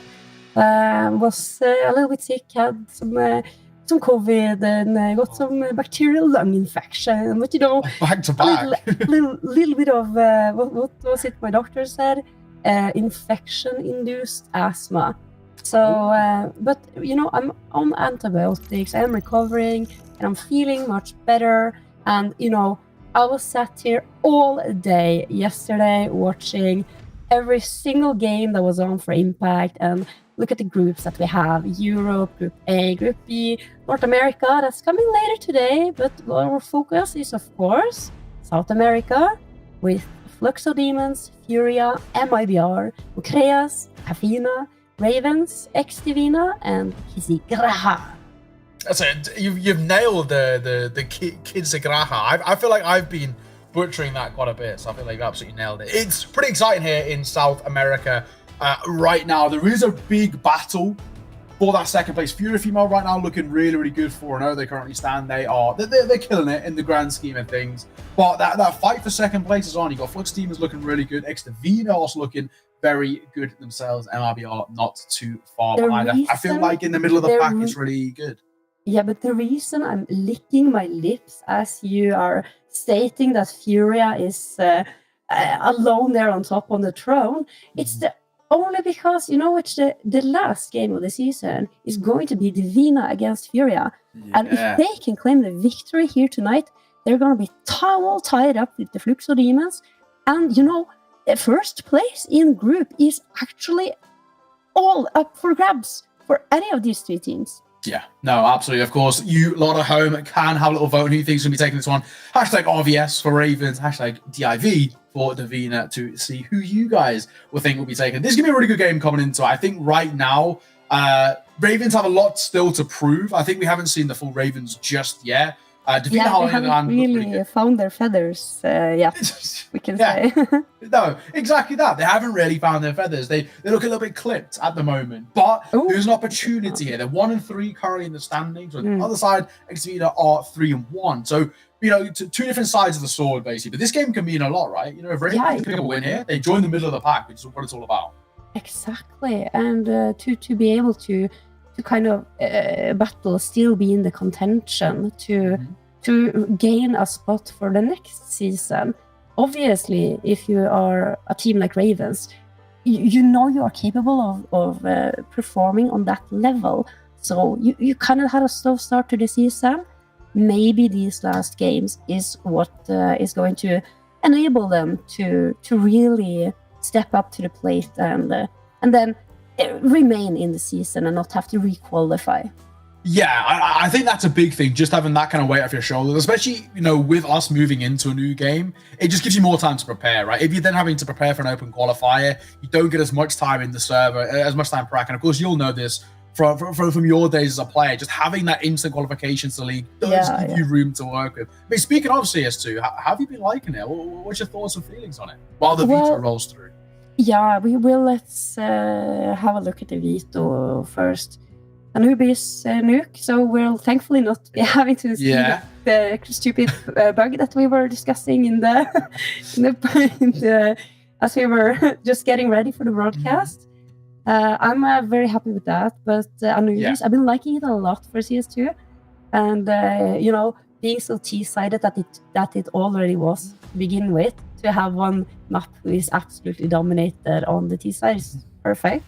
But Vertigo coming out here for Divina, or ex-Divina, and then Ravens picking Ancient, and I like this. Ravens are really, really good on Ancient. We've seen them play on the map, and they've been absolutely phenomenal against the top teams. So very good. And then Neo, what do you think here? Decider on Mirage?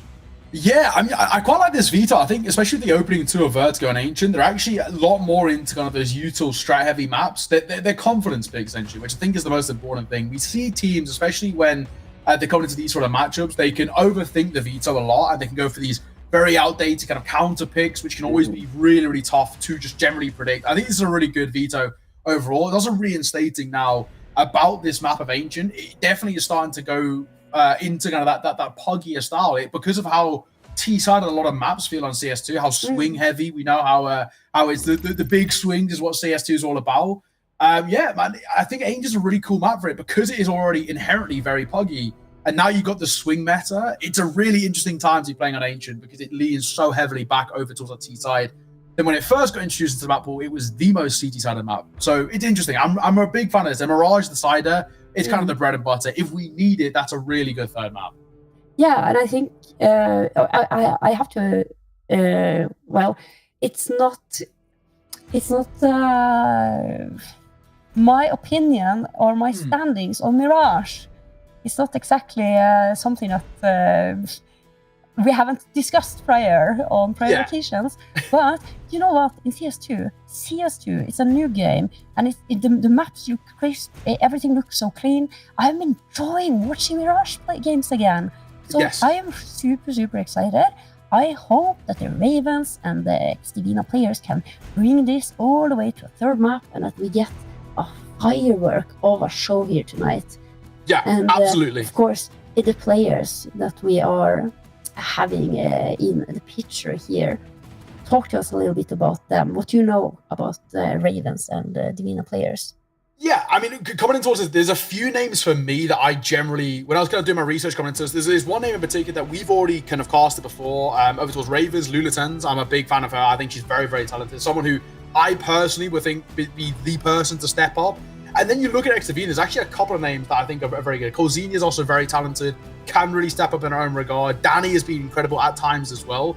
So there's a few different names that I think are, products that can produce something incredible. KJ on the screen right now has also been putting up some decent performances in her own regard. She's one of those anchor support players, but very, very good when it comes to supporting util stats. She's actually got one of the highest on her team in terms of supporting util stats. So I think she's definitely one maybe to keep an eye on. But yeah, for me, Lulitens, like I said earlier, is probably the name I would put out there as the person to keep an eye on. Absolutely agree with you on that one, Neo. And Lulitens and Arkham, I also have to mention the two Argentinian girls who represented their team Argentina, their national team in the World Cup, basically, of Counter-Strike, and managed to take the second place.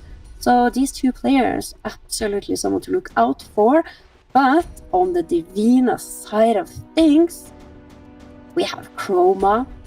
She hasn't been putting out the numbers, but her role in the team isn't necessarily the one to be the mad fragger, the top fragger. She's the solid anchor, kind of the backbone of the team, if I can put it like that.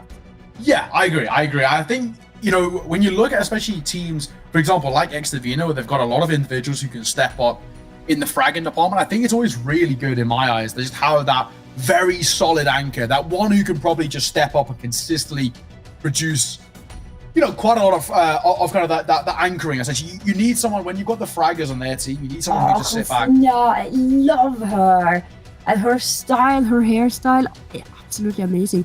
I just had to point it out because she is brilliant. Not only her hairstyle, but also the server. What she is capable of doing, Katarina Pedra, absolutely genius. But there's one player, obviously, on Divina that we have to mention and we have to talk about. It's not quite Jessie. We are getting slowly, certainly towards her, and it's obviously Dani. the newest player, the superstar, the star player brought in to the team to be the malfragger and to really elevate the team to the next level, and she has done so. Yeah, absolutely. Averaging a 1.4 rating so far this season. It is safe to say not bad at all. And within that, has put up some incredible performances within not only just in the season, but within kind of cash cups, for example, has been an absolute mess. Dropped a 2 rating at one point as well, 23 and 5 on a Vertigo game. An incredible talent. So I think definitely for us, probably the main person we look towards. And just vibing there, you can see, getting happy, getting ready for the game, which is always good. The confidence looking very good over towards Xtavina. Yeah. And I don't know, yeah, she doesn't know either.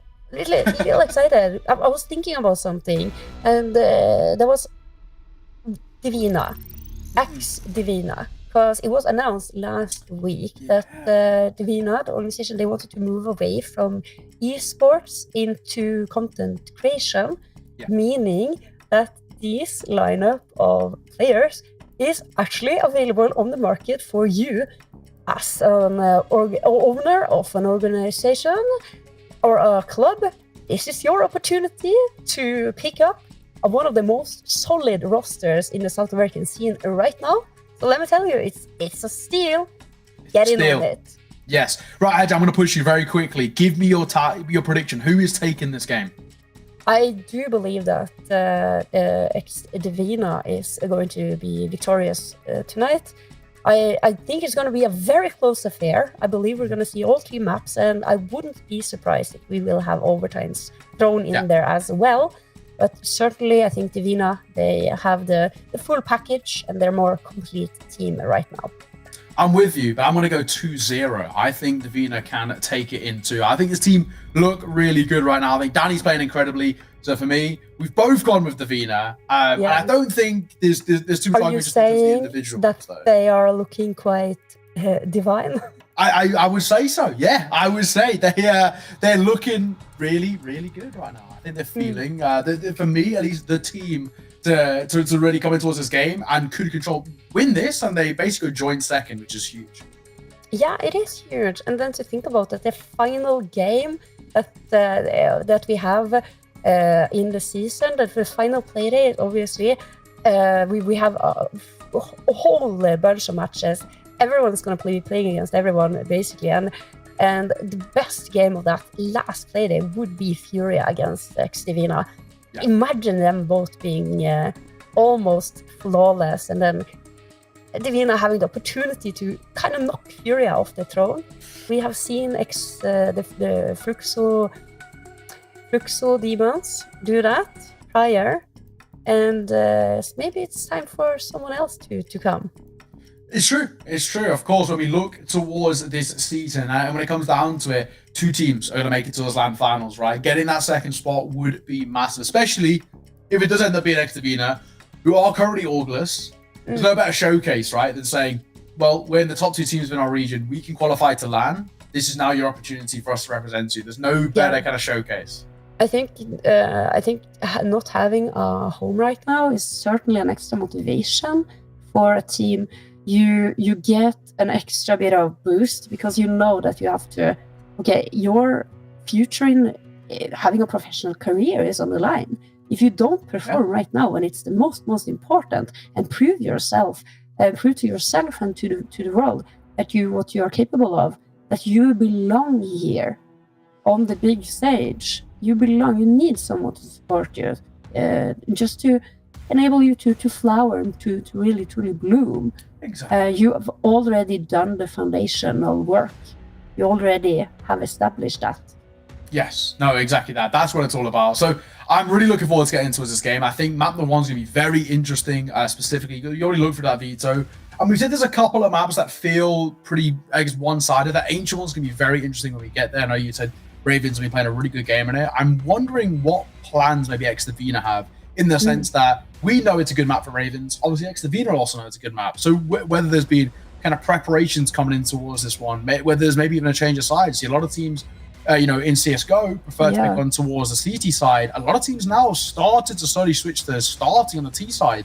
It's going to get momentum. So I wonder whether we see anything like that, essentially. Yeah, I really like that because it feels like it feels a little bit stagnant. And it kind of has always felt that to me, that you're favoring to start defending, which in logical terms, you're starting defending, fine. It's supposed to be easier, but with the peaker's advantage, T's have more advantage. It's easier to clear bomb site. We're getting a more fast-paced game. It's more action-packed. It's quicker matches and quicker rounds, it feels like, too. But Vertigo, though, that's where we are heading into first, because that is it Divina's map pick, right?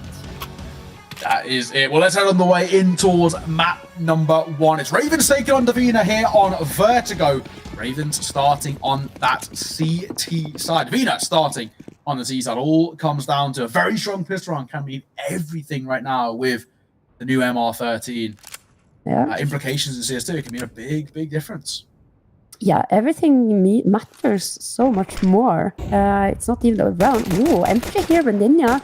She finds slowly tense as she wants to try to get aggressive. Oh, that's a brilliant opener, but still, why? She hasn't moved. Has potentially some backup, but look at this readjustment here coming off of that entry for Brandinha. Oh, that's a beautiful shot from Dani.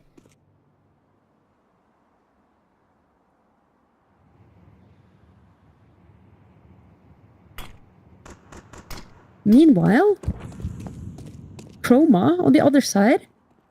Arkham, she's still hiding though. But we know, of course, this is all a ruse. And Naomi. Oh, that's so clean. Now, the execute comes in. Naomi now. Oh, has a lot of work to do. What's one player? Oh, but gets immediately taken out. You know, Arkham. Oh, she can find one. Can she just do anything else? No, Dani. Triple kill there for Dani to start things off. And there we go. What a round, Neo. Not bad. This is what we said about kind of that T-side start can really give you a lot of momentum early doors. I think it's very important to get that strong T-side start. It just gives you the confidence. It gives you a lot of that early success, which I think can then lend itself to further rounds in succession. Of course, the big thing being Divina, plenty of money to work with. Galil's, Util, all the rest. Ravens, unfortunately, not so much. Just the pistols for them, so they're going to go for that quintuple stack in towards mid.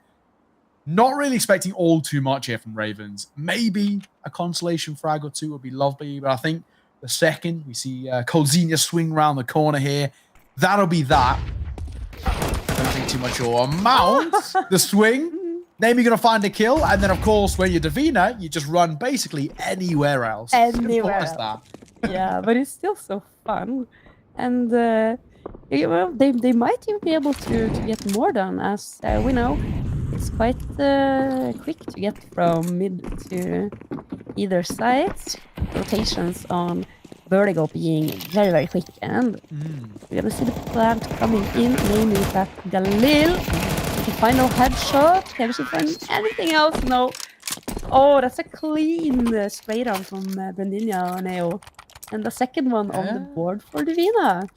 Not bad. I think the main thing, of course, when you look towards those sort of rounds, is just making sure it's not too expensive. You know, you're hoping to kind of really secure your economy as early as you can, especially, of course, when we spoke about this kind of MR12, MR13 kind of changes to the game. Your economy is so easy to break, so feeble at times too. I think it's very important just making sure things stay comfortable, which, thankfully, for Divina, they do. First full buy, however, for Ravens on that CT side. Wait to see what they can bring to the table. Yeah, what do you call it when you nade the smoke? Yeah, there's been a debate, hasn't it? I like someone saying breaking the smoke. I like that. Yeah, like breaking you find a break in the smoke. Yeah. I like that because I feel like because the smoke comes back as well normally afterwards, so it is only a temporary break too, as well as the break being the space. So I've been vibing with that one. What about you? I really like that one. It's so convenient to say it, and it makes so much sense when you call for it too. Hey, can you break the smoke? Yeah, I like Can it. you break? I like it. Can you break the tunnel smoke or something? It's easy to call out. It's It is. you understand it. Oh, I'm finding an entry. Big. Yeah, big. OHP, has to be said, very lucky to still be alive. Namely, gets deleted. Had the right idea, holding the boost, holding mid for so long. The second she falls away, the boost comes through. If she was closer, she would have heard the steps, but she fell away. It's unfortunate. Are going to fall to the hands of Brendinia, but they haven't cleared Lulatens. This is the person we highlighted. A couple of low players here. HP is not thriving. Cheeky D into Mo. A few down. There's one. Made that two. Looking for three, but can't quite find it. And another coming through as Lulatens dropped. All down to Katie. That was huge. Katie, though. Lulatens has at least made this one possible. She not spotted, yes, she spotted the shoulder, but Dani quick to peek there, and I feel the initial duel there in mid, or not the initial, the second duel that we saw in mid with the peeking, how the advantage is so much in favor of the whoever is doing the peek, because we saw it from the Ravens players' point of view, and you can see them coming crouching in, and even then. You can barely see the opponent before they see the whole of you. Yeah. So, a bit tricky to play against. Certainly hoping that it will be some sort of nerf, because it's too powerful as it is right now, I think. Yeah, I think you're right. I think there's a few things that need to be nerfed. Obviously, a lot of people have been talking about the swinging advantage, the peekers advantage. I don't know whether that is going to be the case, because I've also heard the other side where Valve, they want that to be part of the game. So who knows what tweaks and stuff do come through. There's a few things I think that definitely have some pretty rough bugs. But yeah, we'll see. We'll see. I think right now there's quite a lot that needs to be changed, but it's questions of will it be changed or how will it be tweaked. Pistols here for Ravens. Not really expecting all that much. Causing a nice reaction. Katie to fall. These pistols should be mopped up pretty comfortably. I kind of like the... It's weird to say, but like the 3D animations or the graphics of how the unalived bodies are laying around. It makes it feel a little more like kind of like realistic. But then I also think that maybe like you can drop the C4 in one of them and maybe hide it. Maybe it's true. To do like with a new game. There's so much stuff that hasn't been discovered. Yeah, it's one of my favorite things. Like trying to break the game early doors. Warping is one of the things that people have really been disliking so far on CS2, and that's a prime example. Also, I was going to say this in the pre-show, but I guess we'll bring up now. When you look towards Vertigo, traditionally within CSGO, Vertigo was the map with the lowest AWP buy potential. I don't know what the words for, you know what I mean? Basically, generally speaking, AWPers hate Vertigo. Necessarily, exactly. You wouldn't necessarily, even me as an AWPer, I wouldn't necessarily pick it up. I'll be like, no, you know what? I think they're gonna rush me this round, so I'm just not gonna buy the AWP. And speaking about getting rushed this round, I could be in trouble here. Picking up the AWP is really interesting, just because obviously in CS2 right now it's pretty tough because holding angles is not a good thing. No. You just get swung upon. You can't react in time. The flicks aren't like all there just yet. So generally speaking, AWPing right now has been not that popular. And then on a map which is not popular already for AWPing, I'm surprised to see both teams very early doors picking into them, especially the T side. Yeah. Speaking of AKs, it's more powerful. Oh, what is this? It's an interesting, but I think this is a pre-executed strat, but it doesn't matter. Boy has their number, and they are completely shut down here as Ravens fly and soar to take their first round. It looked to be a really cool execute that the Vina were trying to pull out off there with breaking the smoke and all sorts of stuff. I really hope they're gonna run it again so we can see it from like a different perspective and stuff and see how it's supposed to be looking when everything is going according to plan. Yeah. Well, both Yeah, yeah, this though, is what backfire. Yeah, sorry. This is what I really like with Divina, is that ex-Divina, is that they're always so well rehearsed in their strategies, in their executes, and it's always something like you can download the demo after and literally have for your team a full site execute just by looking at their demos, and some new fresh stuff too, not just like any old execute. He said, right now, very good start for Ravens, good for the confidence, but we need consistency. Consecutive rounds on the board are a bit of a necessity. 4v4 situation, generally you always like to say trades benefit the T side. Divina. Bomb not committed anywhere just yet, however. Poking and prodding out towards B, having a little look towards A, but it feels like the idea is head towards this B site. Namie did go for a wrap there and falls away. Probably the right call because they're checking for it. Oh, but look at this Peaker's advantage.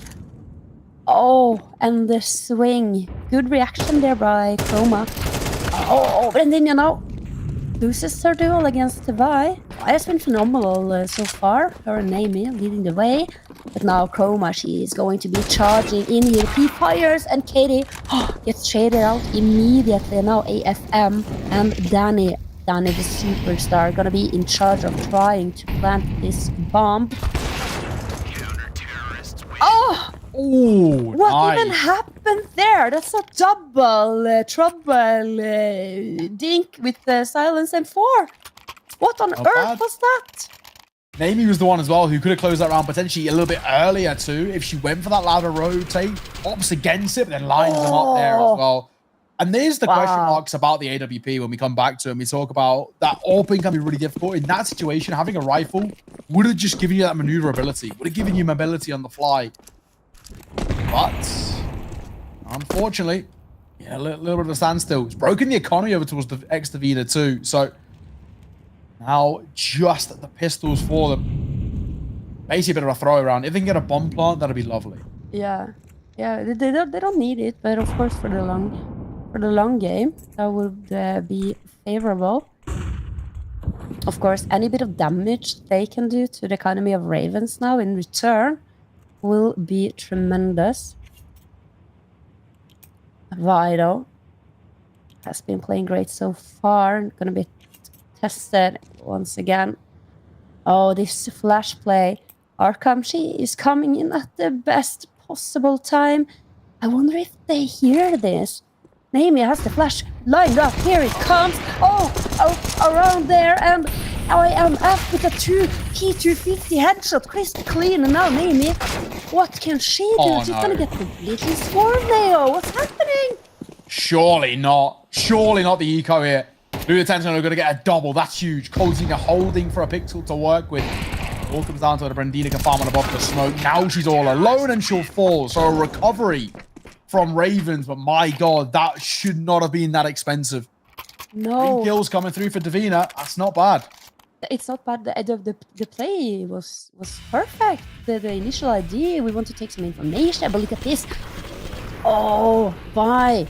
Crossing the corner there with a nade in hand, and then, oh, but it's so clean from AFM. Pistol goddess right there. And let's see what more she can do with the... Oh, don't you love this? The offers are always the best pistol players. Yeah, I think you're spot on. AFM back in towards the AWP. Let's see whether things can change, of course, with my views on AWPing so far in CS2. I do think it's very difficult. So if someone can start pulling off some pretty impressive numbers, I think it's really, really impressive to their individual ability. And of course, AFM, looking too bad right now. Over towards ramp, early aggression, early space they've created here too. Katie elevated, all chroma clear. Flash comes round, doesn't really catch Katie. Still remains posted, still waiting for the opportunity. The swing is tempting by chroma, but nothing offering up just yet. Here goes Incendiary, try to listen for any steps. Actually being very quiet here, Divina. I like that. masking their every move. And now, Katie, if you swing this angle, you're gonna have the advantage because this is Counter-Strike 2. Do it! Go for it. Go for it. Yes! Yeah, fair play. There we go. Chroma should have swung. I really feel like Chroma could have got an easy kill there. That's the MO right now in CS2 is take these fights, take these swings. AFM's got the right idea. Nice swing coming through. The AWP doesn't quite connect in time. Might look for more. On the corner, nice from Cole Jr. Will drop 5, but Navy stepping up backside, one of her own, but only one. Lula 10's traded in a 2 versus 2. One will go down. Arkham's posted. Up in this position is always rough, and Danny seals off the last 2. A chaotic round, one in which X-Divina win. Wow, what brilliant. This situation, we were picking apart because exactly we were discussing it so much with the peaker's advantage. And then to sit and see it because we're discussing it's T-sided, it's peaker's advantage. But then it's situations like this where you as CT at a certain time, you have to seek out information. You can't just be sitting idly still. This is, of course, a little bit of a eco round here coming out of the Ravens side. So I'm not expecting any sort of fancy plays happening. Although we have seen the Deagle quite nicely revamped for CS2, and I like that. Yeah, it feels crisp. That Deagle feels so nice when you hit those headshots. But not many being hit right now. Katie's got a bit of a masterclass here. Might potentially get one. Players rotating up towards ramp. She's so low, though. And he does not care. Free kill. Her on the way out. 5 all alive there for Divina. 6-3 in terms of the scoreline. Already actually a very good T-side, generally speaking, for Divina. They're on track to really push towards kind of minimum 8, if not more, on their current track record. They win this round. They're once again going to break that Ravens economy. They can push towards an absolutely dominant first half of Counter-Strike here. They put Ravens in a really rough spot. Yeah, a rough spot. But kind of, we do see more tendencies towards heavier T-sides. And with Divina winning the pistol round and then managing to convert, if we're thinking about the actual gun rounds that they've had, it's quite close. So... Oh, good dink. Yeah. It's a bit of damage. And this boost here, really tense though. She's making some noise, is she not? Oh! Yeah, gonna get out of there. Olsinia is gonna be taking a little bit of damage. And behind this corner, 2 players await. So now Divina, or ex-Divina, because of course, they're looking for a new home. Yeah, that's it. Oh. Flash towards mid. Navy could be in trouble here. Behind the Molotov, though. Navy going to find the first. Looks for more as well. Head tugged. Lulutens pops up. Nice little 1-2 punch. In a matter of moments, Divina are left questioning, did he even give this a go? Yeah, I really like that setup. She's on sandbags, staring down at her feet, which we now can see because it's CS2. And I don't like seeing my feet. It actually makes me seasick. I don't know why, but... Oh, really? Yeah, it does. It's crazy to me. I've been playing Counter-Strike for more than 20 years, and I've never had to watch my feet when I'm moving around.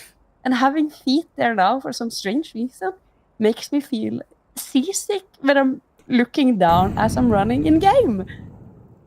Valve fix. Maybe Valve, it's a bob. Fix. Is it a bob?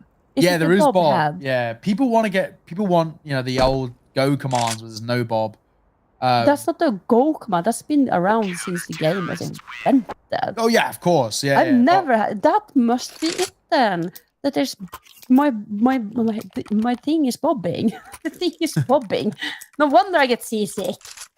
Bob on the feet. It's Edge's worst nightmare. You couldn't get any worse for a Valve Police fix. We'll see. We'll see whether they do. 6-4 though. Okay. Ravens go within 2. They're on for potentially actually a decent recovery in this half here.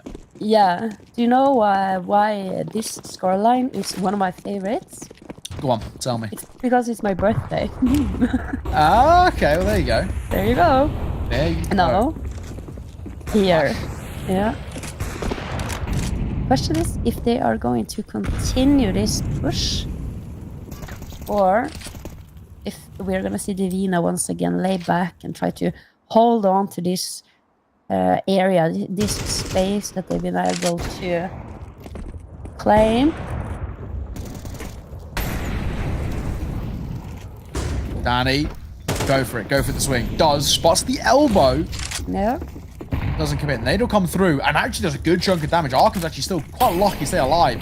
5 points of HP. The Molotov nearly sees it off as well. Left on 1 point of HP. Yeah. Very lucky to still be alive. Or posted. Now knows running towards Tetris. AFM holding the angle. Trying to keep them alive. This is a little bit of a scrappy fight here in towards backside. Smoke in front of them too to deny all of the space.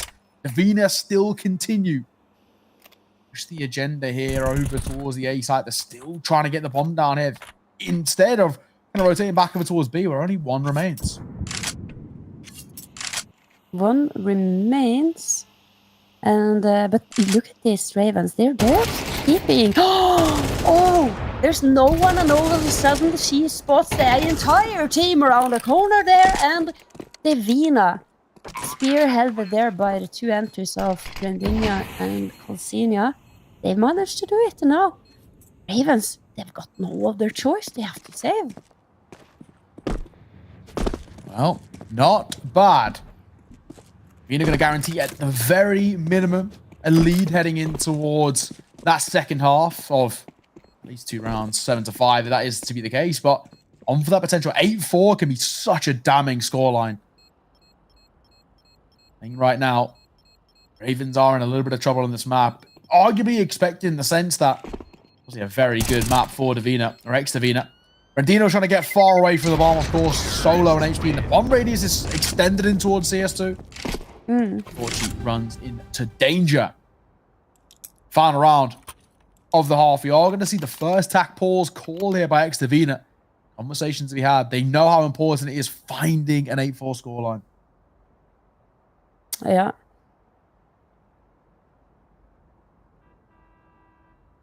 I'm just thinking about it being so T-sided right now, or like more heavily T-sided. It makes me it actually should on paper favor the playstyle, the prior playstyle that the Samba CS that the Brazilian teams and the South American teams were so known for. They're hyper aggressive CT sides, you know, the KNGs, the art, of course, can't forget art. Art's redemption arc's coming in CS2, but then, I can feel it.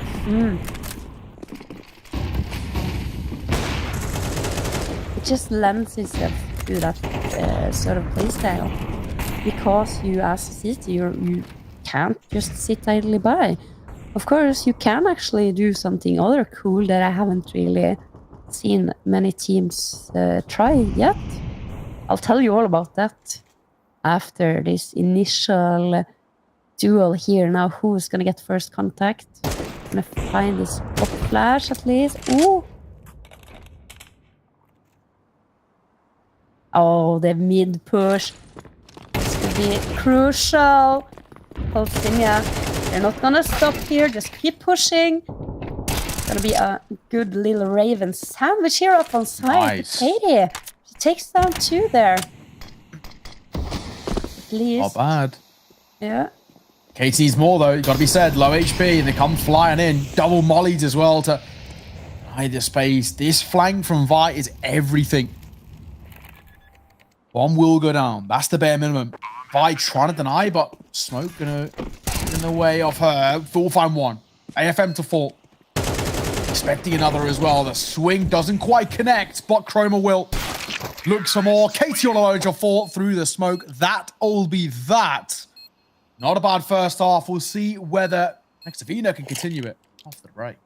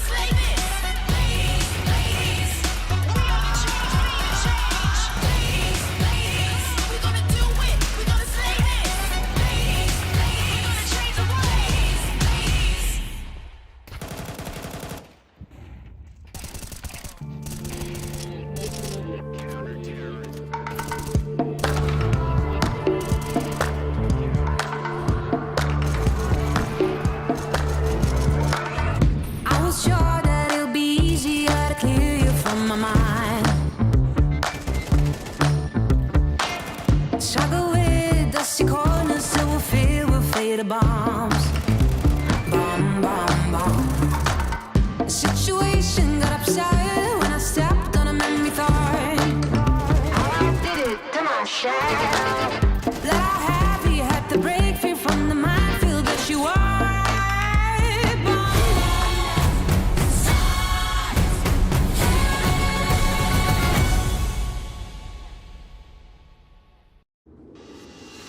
Welcome back, everybody, and for your information on the other game of South America, ESL Impact, we have Furia against CSGO, and the score is on the first map 30-1 in favor of Furia. So I'm thinking maybe that was Furia's map pick. And hoping that CSGO is going to have a better time on the second map, as we will. Oh, what a pick! AFM, is she gonna be able to escape? Yes. Just around the corner. Ooh, okay, not looking bad. The T side right now. Bomb will go down. Colzine's got 1 point of HP. Now 1 versus 2. All comes down to Colzine. 1 point of HP, 2 kills needed. This is 9 times out of 10 a near impossible situation. This would require something masterful to find. Ninja defuse. I can smell it. Colzine. No smoke, though, is any real problem here. Yeah. And we'll fall. Raven's going to find the first pistol. That's very important on the T side of them. In 4 rounds in the hole. Really good to see them get things started nice and early. That's where the confidence can start to now chain in succession. Yes, it certainly can. And I don't think that I've ever seen a ninja defuse in CS2 being done with 1 HP with or without the smoke. So that would have probably maybe potentially been a first. Anyway, almost full eco here on Divina. I believe they're just listening for information, and then hopefully we're gonna see Brandinha use those flashes to pop for her teammates to make a play here on ramp. Here comes 1 flash. They're peeking, they're getting contact. They're gonna be pushing here. Good second flash there. Really blind there. But Naomi, well, a lot of scrappy back and forth, but the bomb and the rest of the Ravens have been able to manage to make their way up to the B bomb site and, of course, able to plant. So now, could be good to just save this Galil, actually. Yeah, Because the of the new, pistols. and the economy nowadays. You can say it like true. so funny that we can sit here in Counter-Strike 2 and be like, yeah, the economy nowadays. Yeah, It's now rough. it's the good old days. Like CSGO wasn't like The 2 good- weeks ago. The good old MR15. Yeah, exactly. It's like when people talk about the old economy. I remember like, having conversations towards, like 2-3 months ago about the old economy, like it wasn't, 5 years ago. We talk about it in the same light of go. Galil not saved though. Macton will see it off on the way out. So that's kill bonus as well as nothing being saved, which is pretty good for Ravens, but it was also pretty expensive for them too. Losing 3 out of 5 frags is going to mean it's, rather than being kind of the bonus buy, bringing the rifles or whatever they had invested into in the round prior into this, it's actually more of a full investment. Just the 1 Mac 10 for them to work with. Quad AKs. There's the other side. FAMAS quad M4s. An opportunity for Divina, their first full buy. Gotta make this one stick. If they don't, Ravens can tie this game up in a matter of moments. Yeah, and it's just lending itself to being much more exciting matches when the rounds are just you're going to only get 13 rounds, That's your final destination. And thinking about the match, how quick it can go. You saw Furia now against CSGO. That match must have been over in what, like 20 minutes. Yeah, 100%. We have played a half a match in our game, and they're already finished with the map. Over by halftime. Fair play. Exactly. Fair play. Yeah, but that's Very good Furia's game. playstyle too, though. Let's not forget about that. They are fast and they are Furia. Yeah, fast and Furia. In both of their teams as well. You know, we were kind of talking about it a little bit earlier. Art's exactly the same way. They kind of adopt very similar calling styles. And obviously, it's working in both teams too. Furia so far flawless here in Impact. Vina hoping to get as close to them as they possibly can. Katie, nice open AFM gonna fall. So there's Coldzenia, nice little double. Second through the smoke there. 3 versus 3, and now it's on what looked like a very good situation for Davina. Now, not so much. All down to the retake. One smoke, one flash, one nade, and a Molotov. So they have got one of each ready to assemble, and here they come. Flash better be good. Ninja here. Yeah, they can just stick it, maybe. She's on it, she got it. Yes, she did. That's it. Oh, and gets both kills as well on the way out. Not bad there from Danny. Yeah, not bad. This is just, this is every day for Danny. This is just a normal day at the office for her. It's, at least that's how I feel like when I watch her play. This is just normal stuff from Danny. For us, it looks stunning. I totally understand the pickup and why Divina chose to add her to their roster. So, just the old pistols here for Ravens. 1 Tech 9 and a few Glocks. It's probably going to be pretty unlikely anything really comes off this. Again, similar scenario to what we saw from Davina when they're on these pistol rounds. If they can make it expensive, it's not bad. They're grouping over towards ramp. Danny's flanking. It's a double flank, in fact, coming through from B.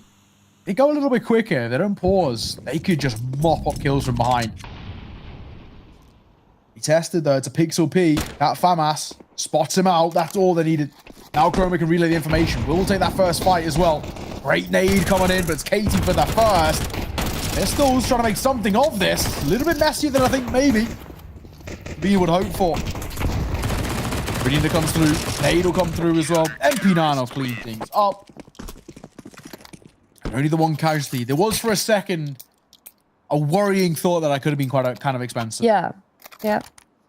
Oh, looking at the numbers here, it's actually Bendinia who is leading the way for her team with on 18 frags. But then this is a perfect example, if the ADRs are correct, of how statistics can be lying. Because Danny and Coldzenia is the players with the highest ADR so far. Yeah. Big flash over. Katie could be in trouble. Tries to jump over towards Wood. Down she goes. Brendina avoids the flash. AFM nowhere near her. This is not a bad position to be in at all. Davina going to find the first kill. Molotov actually denies spreading in towards back default. That's actually huge from AFM. They won't expect the back here. Flash comes over. Missed shot though. Having to fall away over towards back gen. Needs the rotation in. Will get it. And now it's 4 here grouping. Can see though. No actual real commitment to the bomb just yet. Nice pushed up. Flash in the corner. Danny trying to get into some fights. And Molotov gonna drop out Vi. Oh, that's unfortunate. I feel like this is such a stalemate situation because almost every single player is here and it's just crossing this line, and now finally really tense. They're going to try to get onto the actual site, and Danny has to say no way, Jose. No entering into my bomb site. And that is it. 11-6. We're getting towards the final moments here. Realistically, Ravens have got essentially 1 full buy left in them. I don't think it will be this round. I think they'll go for a half buy here and a full buy in towards the next, which essentially puts Davina on map point. These games, they can run away from you. If you don't compete early doors and towards the halves, you can be in a lot of trouble. And that's where we find Ravens at the moment. Davina, so close. Katie gonna find the first. A nice shot. In room for the trade, however. Molotov will come down as well. That'll just force Naomi away. Of course, her being low, she can't stick around, but the Deagle gonna find another shot. Vi drops AFM. That's the AWP getting obliterated at range and picked up by Lulatens. Yeah. Now we're gonna see the bomb plant coming in here too. So the question will be, Davina, how good is your retake?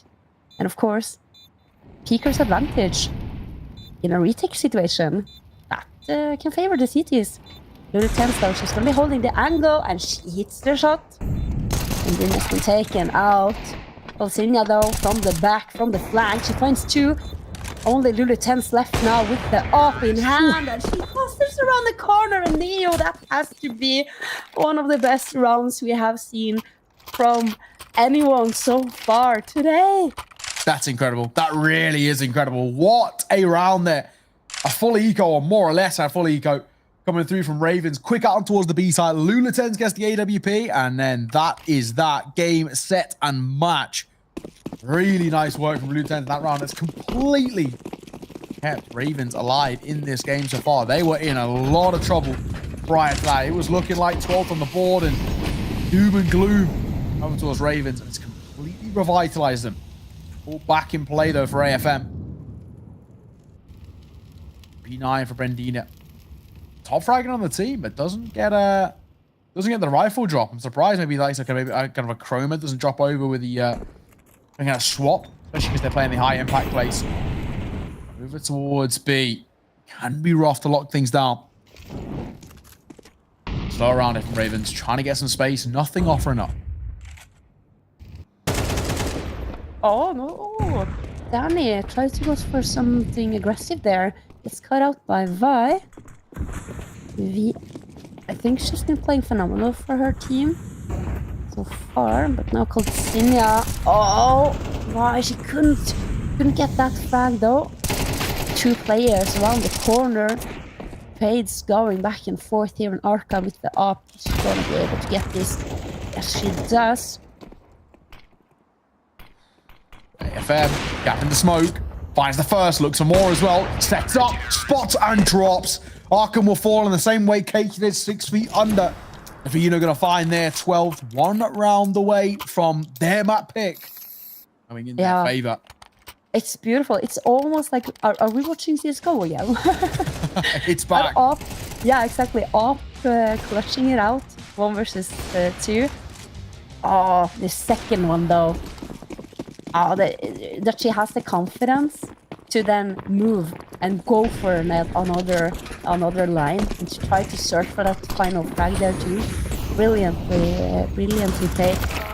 And only 1 more round needed for Divina. Vi though, she has something to say about that. Gonna be taking out Roma. That things up in what could potentially be the last round on Vertigo now. How quick it has been! What happened? Where did it all go? Yeah. But it's a 5 versus 4 right now, so an opportunity for Ravens. A big stack it over towards the A site. AFM waiting for another opportunity. Hot flash come through from Brendina. That could spur her on. Not spotting anything though. Could be in trouble. She's actually quite exposed here. A lot of places to look. Doesn't clear a close left, and it will mean that Ravens stay alive. Maybe momentary. Staying alive nonetheless, chipping the deficit away to 4, and also breaking the economy of X-Divina. So they're still alive in this game, at least for the time being. It's going to force another timeout.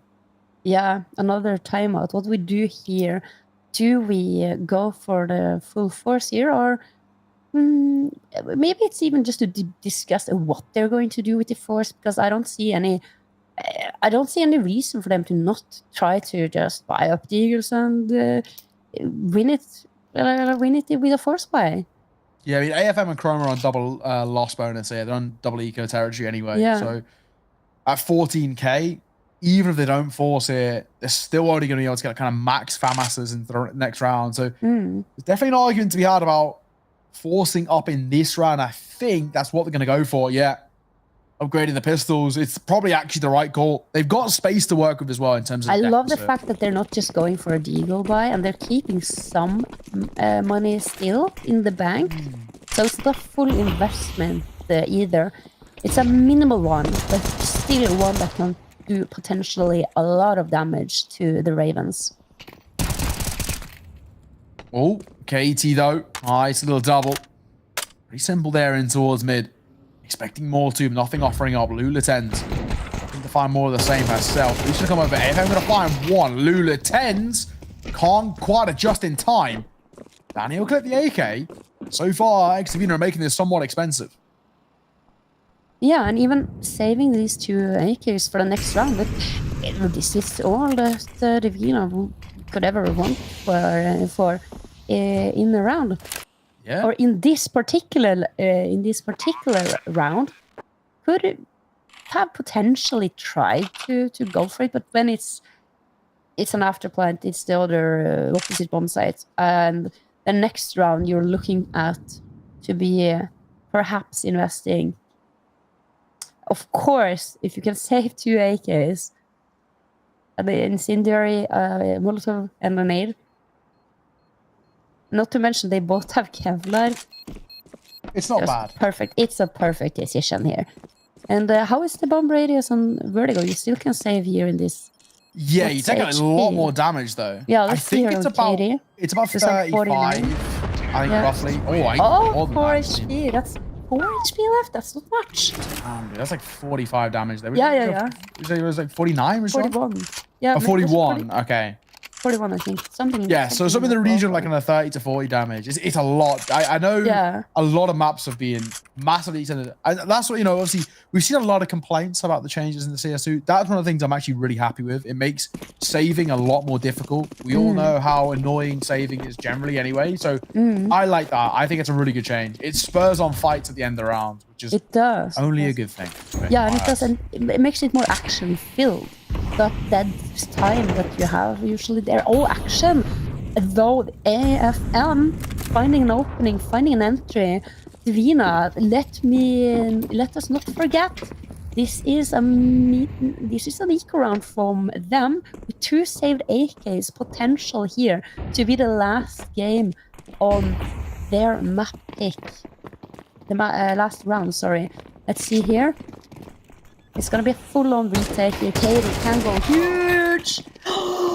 Ooh, okay. Team kills awkward, Yeah. but still they got the numbers advantage. It's actually not the end of the world just yet.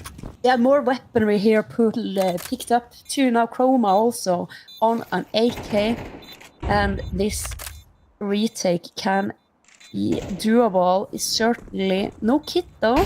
Time ticking, they gotta go now. Molotov are coming towards back white, but again, still no fight being taken early.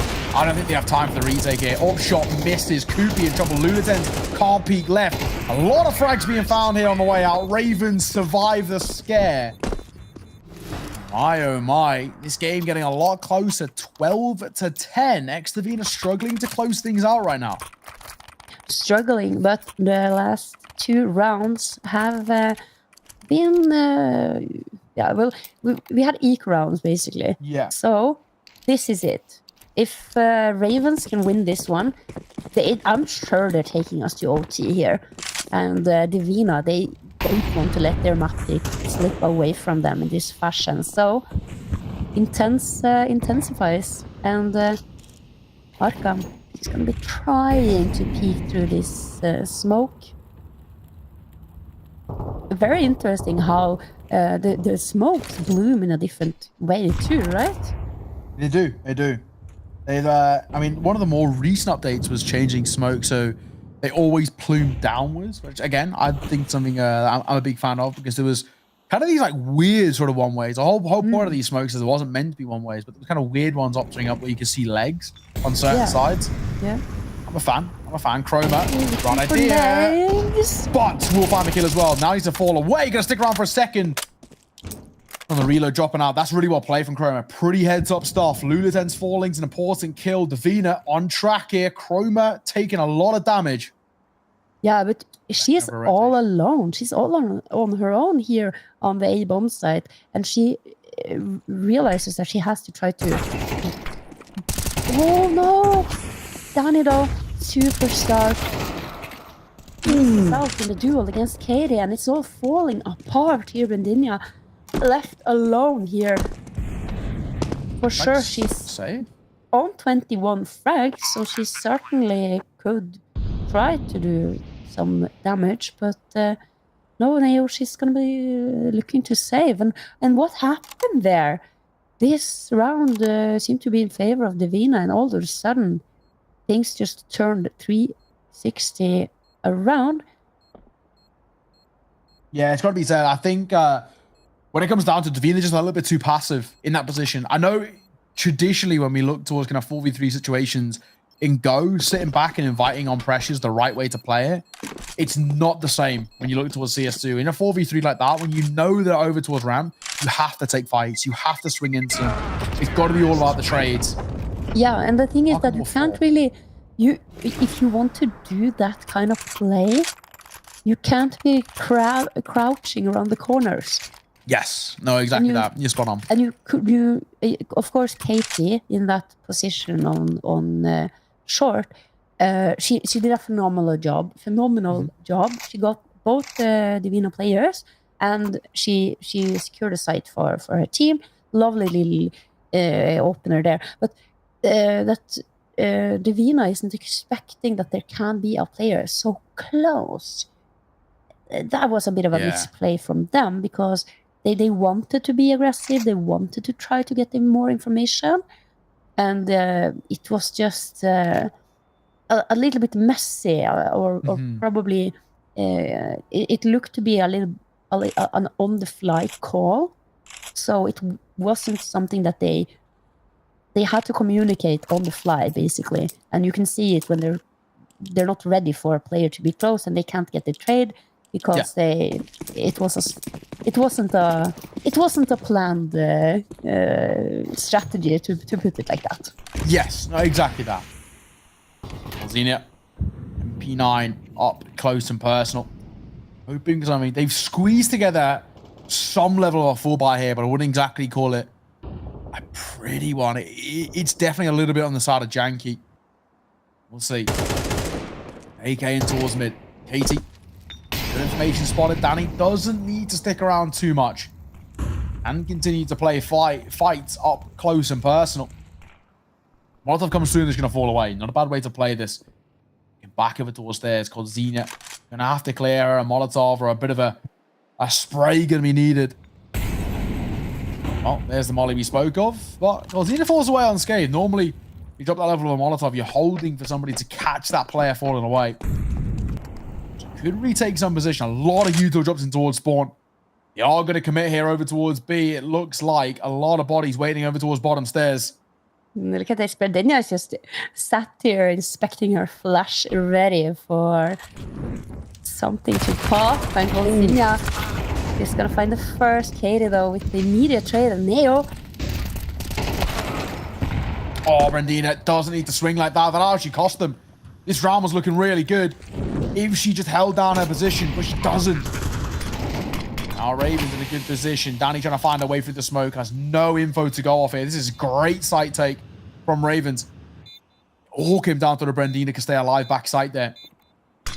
Not sure kind of what the decision was, but it doesn't go well. Danny's MP9 though does. That's a double. The smoke is huge as well. Tap on towards the bomb. The spray is a little bit labored here. They could be in trouble, and Danny's going to get all four. That is a monstrous way to close out the game. What a way to do so. Danny is an animal. Just save that one to the database of server, man. I need to see that one once more, please. Can we go back in the playing things and watch it again in slow motion? Because, oh my god. Yeah, okay, we're gonna probably see it all the way at the end of the replay. Neo, what a round there. Danny, the superstar. All game, she was playing phenomenal. She had the damage in. She wasn't necessarily the top fragger of her team, but she had the highest ADR. And in the very final round, where we think that Divina has been throwing it all away in the retake, the divine intervention that is Danny just swings around the corner, and with an SMG as well. That is absolutely nuts now. Single-handedly saving that round as well. It was a 2v4 retake, finds two through the smoke, and then gets the final two on the way out in terms of while her teammates defusing to distract them. It's just so well played. I think that was a situation which looked lost. It looked like we'll go into towards overtime. There's no two ways about it. When Brandina falls towards backside, in my mind, I was like, that's it. Retaking here with an MP9 on the FAMAS, not a great position to be in, but Danny, an absolute masterclass again in the fragging department. It also shows, again, the strength of just that swing meta. Right now, you have to swing into fights. and Danny knows all too well about it. It suits her perfectly. Really well played. And, of course, XTV, taking their own map pick, very solid. Yeah, and it's not Counter-Strike 2 if you're not willing to do a little bit of dancing. Swing around the corner. But regardless, what a massive performance there on Vertigo, I would say, by both teams. It looked like Divina early on in the game. They had it under full control. They had it in the reps. And then as we switched sides, we can see, no. Ravens, they've been doing their homework. They know the map. They know what they're doing. Some brilliant rounds from individual players. And in the end, it takes a masterful, a hero performance in a round by Dani to single-handedly push Divina over the finish line in the closest, as close of a game as we could have hoped for, really. And wasn't that what we were expecting as we were heading into this evening? Yeah, exactly that. And of course, that's only map number 1 of potentially a 3-map series. Ladies and gentlemen, we're going to throw this one to a break. When we are back, we head into Ravens pick. It's Ancient coming up next. We'll see you all in just a moment.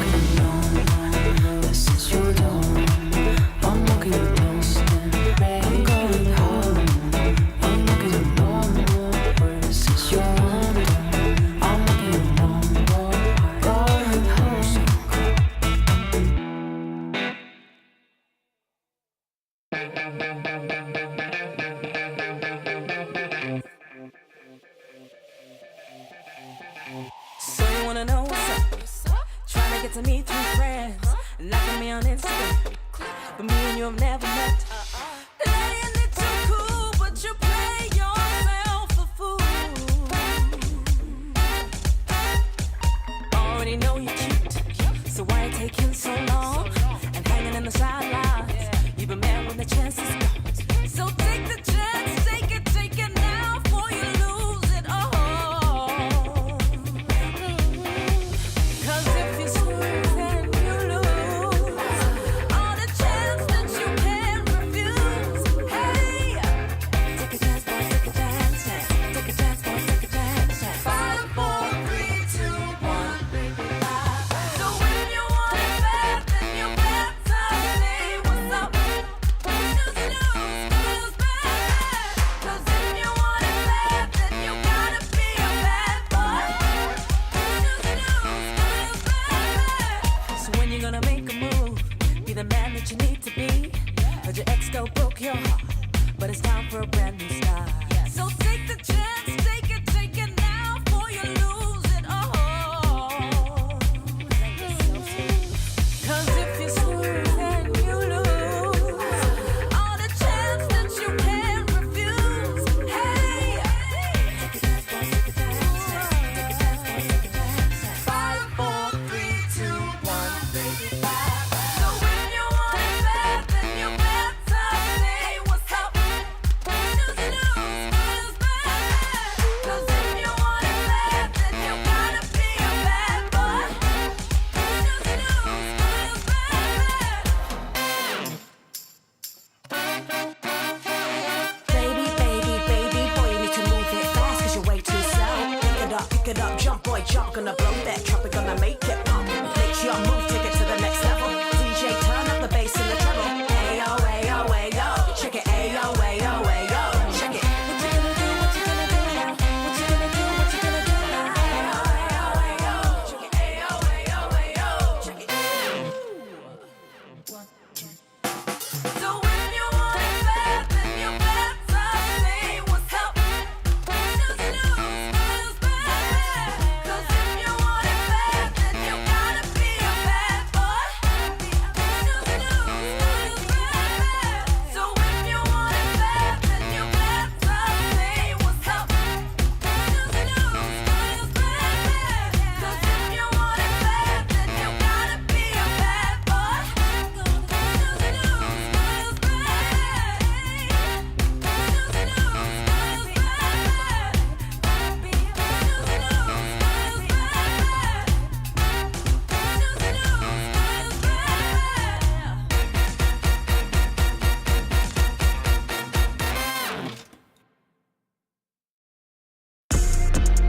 If I gotta do it, I'ma do the most. Since they paid to see a show, got the South overflow, yeah. If I gotta do it, I'ma do the most. Watching me, they take no raise a toast to the goat, yeah. Body be dripping and dandy. Pat on my nose with that fancy. Money on me, I got plenty. Hundreds, 50s, and 20s. Stay fat, lot of them. Rag, house by the lake, bought that. Opposite the brakes, draw back. Paddock on my wrist, I'ma hit them with a drip. They gon' pay the VIP to get a pic with me. I'm a star, brand new keys to the car. I'm the boss and the king of the czar. Got them so high, so addicted, telling me I'm the only queen of his heart. Guess I let you co-star. If I gotta do it, I'ma do the most. Since they paid to see a show, got the South overflow, yeah. If I gotta do it, I'ma do the most. Watching me, they take no raise a toast to the goat, yeah. If I gotta do it, I'ma do the most. Since they paid to see a show, got the South overflow, yeah. If I gotta do it, I'ma do the most. Watching me, they take no raise a toast to the goat, yeah. If I gotta do it, I'ma be the best. You can bet I got the recipe. Mastermind, creator of this high vibe energy. Only thing I'm loyal to is building a legacy. So quit testing me. Lot of commas in the bank, I'm a provider. Tell the amateurs stay in their lane, ain't no outsider. Bought a mansion in LA, right next to Mariah. Write a song, get filthy paid, price going high, yeah. If I gotta do it, I'ma do the most. Since they paid to see a show, got the South overflow, yeah. If I gotta do it, I'ma do the most.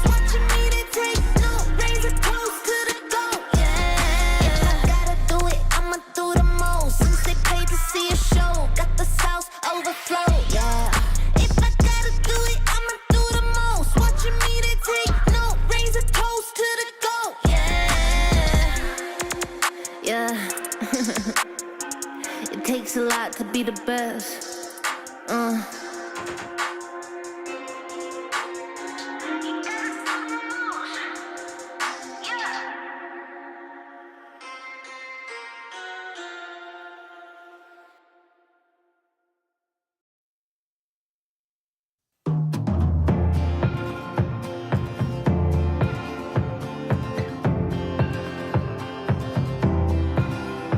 Sometimes I play it safe, and you can see it. It's easy for me to show.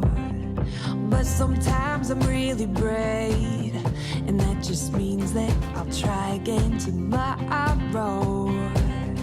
It's my doubt creating mountains where the valleys used to be. Gotta change perspective if I really want to see that sunrise over the water. I swam over and under, get lost in all the wonder, never call it quits, no. When life hit me apart, I went faster and farther. I just gotta remember I was made for this.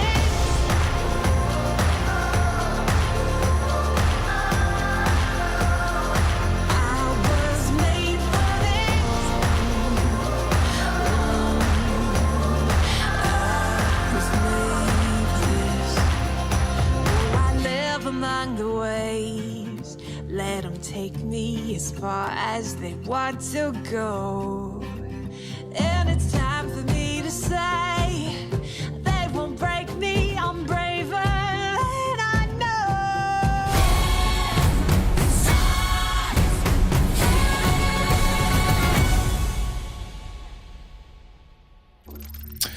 Hello and welcome back. We're about to head into map number 2 here. Not a bad start for X2V to take their map pick. It was pretty damn close. Now we head into Raven's pick, Ancient, and you already talked about Hedger. Ravens are pretty good on this map. Yeah, they are. They have an absolutely solid performance on the map. It's a map they pick into. They've played it against some of the best teams in the region, and they've done pretty good on it. So I'm very excited to see Ancient, and of course Ancient is my favorite map. So super excited to see what we're gonna be seeing on the map tonight. Yeah, I mean, Nuke's my favorite, but it's pretty broken right now, so probably a Yeah, good you were thing. talking to me about some strange bug that made you float under the map or something Yeah, like that. there's a few. I know there's one in towards Vent. If you bunny hop, you can start going through the floor, so you can like see onto the B site and also see onto A site above you, but they can't see you.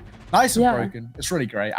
There was actually a patch done midway through map number 1, a CSGO update. So maybe CS2 update now, so maybe it was fixed then. They said miscellaneous bug fixes. It's a bug, so maybe it's being fixed. We'll have to wait and see. Maybe not. I've seen the one that you know, where they boost or they're doing a tower on B short on overpass, and then the guy that's under slides off, and then he's just stuck there with like his legs above his like shoulders. He's just floating midair, and it just looks like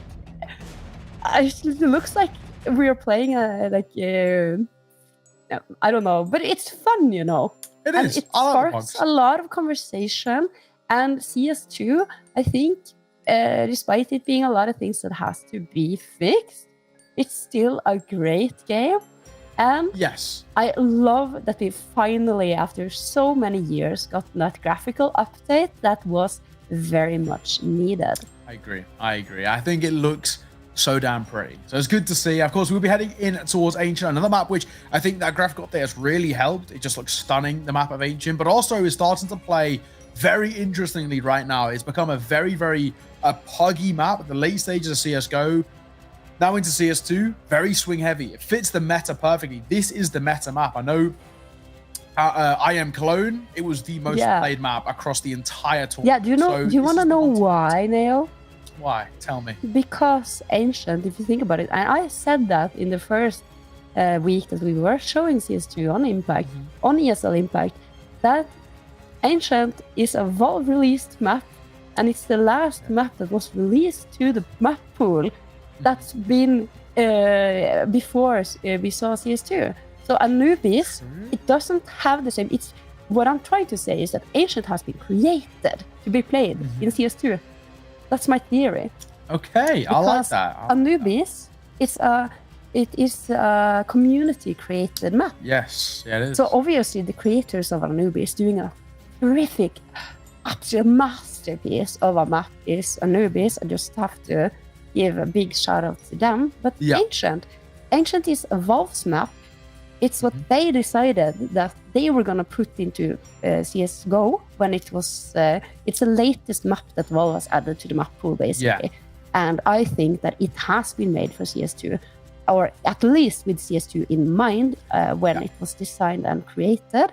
So that's why we will see it become even more meta heavy and important. I like Removing- it. I like it. That's a good theory there. It's a good theory there. When we head into it, it'll be very interesting as well. I think I'm quite interested actually to see where Xdivina choose to start. Of course, when it's your opponent's map pick, you get a choice of where you want to start. I think the tradition was always going towards the CT side, but this is a map which is now lending itself quite heavily over towards the T side. So I do wonder maybe whether Xdivina go in that fashion. They also had a better T side, generally speaking, as well. So maybe that's a case for me where I can see that, they put up a very good performance there. That might be the better play for them overall. We'll have to wait and see when we actually get underway in towards the game itself. Right now, it's all about recovery for Ravens. They're actually in quite a worrying space where they could lose 2-0 here.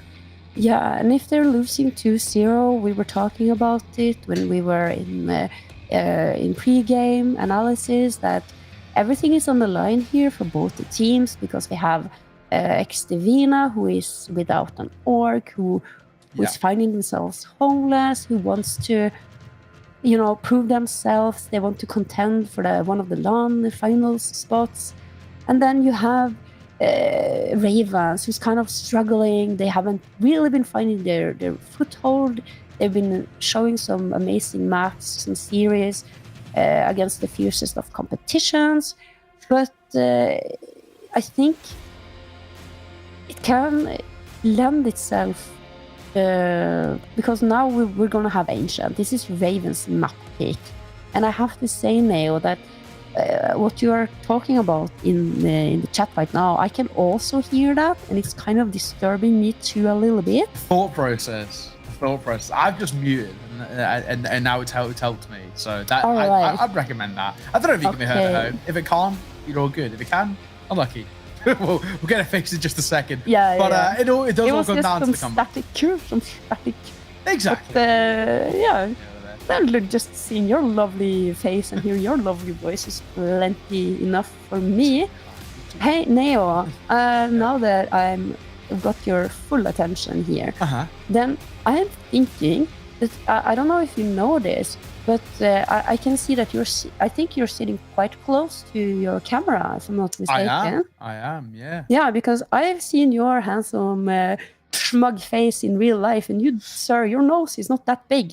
Wow, so I'm thinking, but listen, you know how the camera angles work, right? Yeah. Oh, yeah.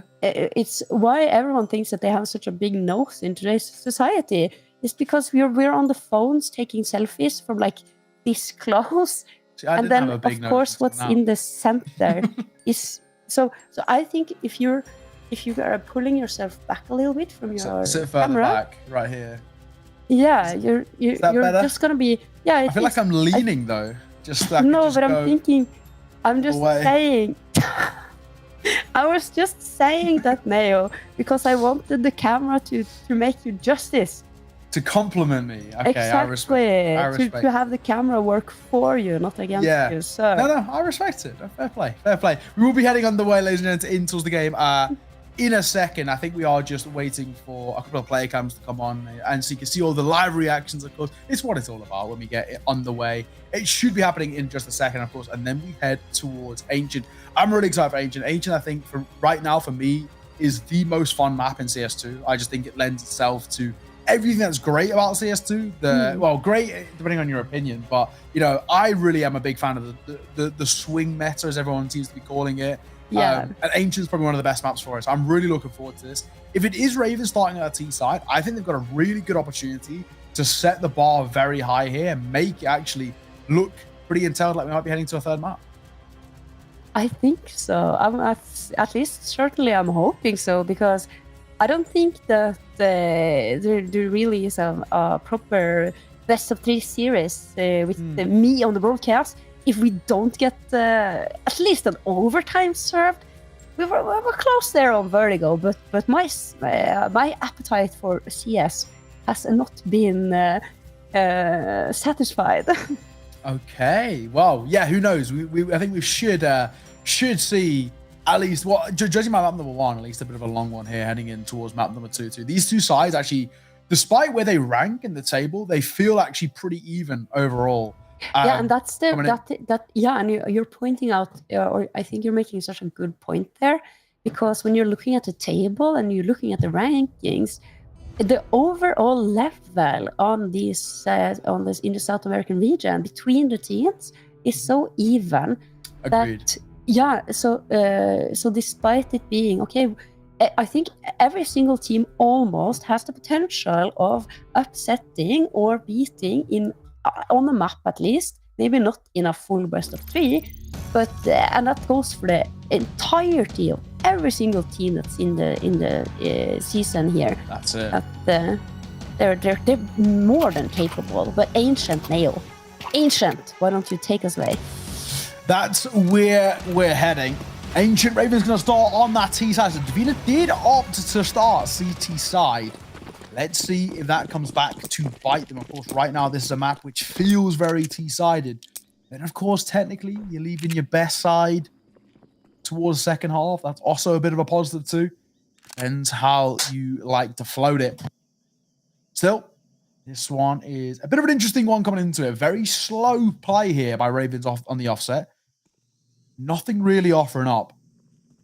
It does look like they want to go towards B.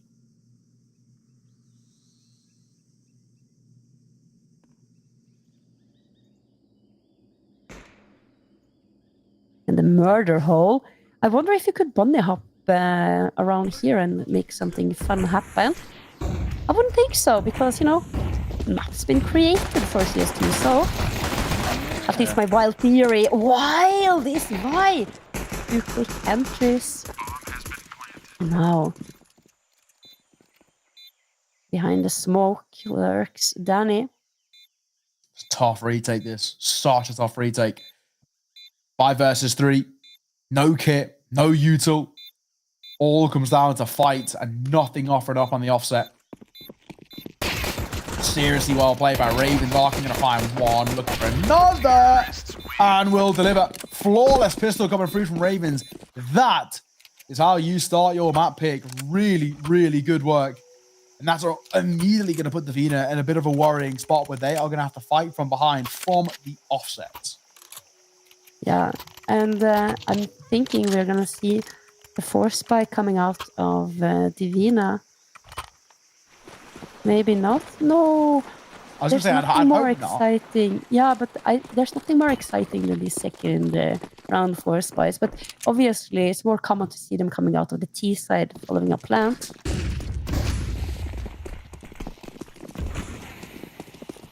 Oh, already now trying to fly into some early fights. And of course, nothing offering up over towards the B side. So, pretty simple, all things considered. Nothing really to offer up in terms of fights. Might get a little bit of action here on the way out, Namie. There's a lot of steps, not swinging with the Mac 10. Flash going to come over, great flash in fact. There they start to line up. Molotov will come through to keep her alive and kicking. Namie for 3. Lula turns one of her own. Namie going to chase as well. Once that final frag, I don't think she'll be given the luxury. Another flawless round, back-to-back flawless rounds from Raven. Nice and simple. Yeah, they really wanted to get those frags onto the Mac 10s there. You can see there only the Mac 10s who are chasing for the frags and trying to end it. And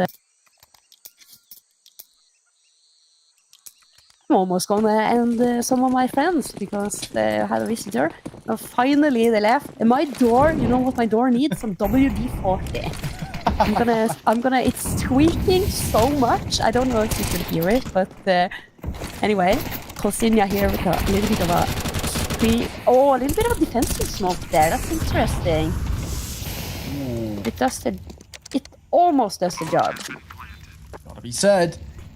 Ravens looking super confident right about now. Full buy, first full buy for Davina, and not looking good at all. Again, playing a tough retake, and again, in a lot of trouble here. Boost gonna come over. One spotted into his backside. Now they're in trouble. Nade will come over. A lot of damage. Blue-10s and Katie have taken serious chunks here, but still, time is of the essence, and it's ticking. Blue-10's gonna find another kill. I think this round might be done here. Just down to the one. AFM's up with a gun. Dropped hers. Runs out of ammo. That'll be that. Ravens are flying right now. Yeah, that's almost flawless. It's pretty darn close to being flawless, and I don't see any way that Davina can stop this train that is Ravens heading into the B site, because, yeah, I would also take a tactical timeout here to try to figure out how to stop this push, because it's been rock solid. Yeah. It is a really tough time, I'm going to say, for Davina. They don't look comfortable with this map basically at all right now. They are seriously struggling to kind of get things off the mark.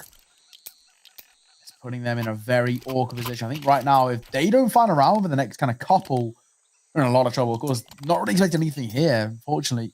Not got a lot of money to work with. But into the next full buy round, if they don't find at least that first, I don't know if they're going to have too much of a chance. This first half could be an absolute massacre. This first, the first half and the second map, actually, by the look of it, it's looking like Raven is set up for certain success. But look at this now. This is interesting. Despite Ravens hitting B-bombs right now 3 out of 3 rounds, look at this mind game that's been going on here, because the stack is in the right place here. Davina, AFM is going to get first contact, and then I'm sure Chroma is going to get... Oh, no! It's the other way around, but... Danny, though! Danny and Vertigo! Danny looking very good. The Mac-10 going to step up. Some of their own. AFM. Vertigo needing something. Does get a tag. This is actually absolutely doable. Colt's going to get out in front of the Molotov. Those take a bit of damage. This is doable. That USPS can do it alone here. Arkham. One tag is all that's needed. Navy not exactly doing much better. And a FAMAS collected too. This is incredibly worrying. Don't swing. They don't reload. Yeah, they probably have, you know. Yeah. This is actually a little bit awkward now, because this freeze call in towards main is really smart by Ravens. It's going completely unexpected. Yeah.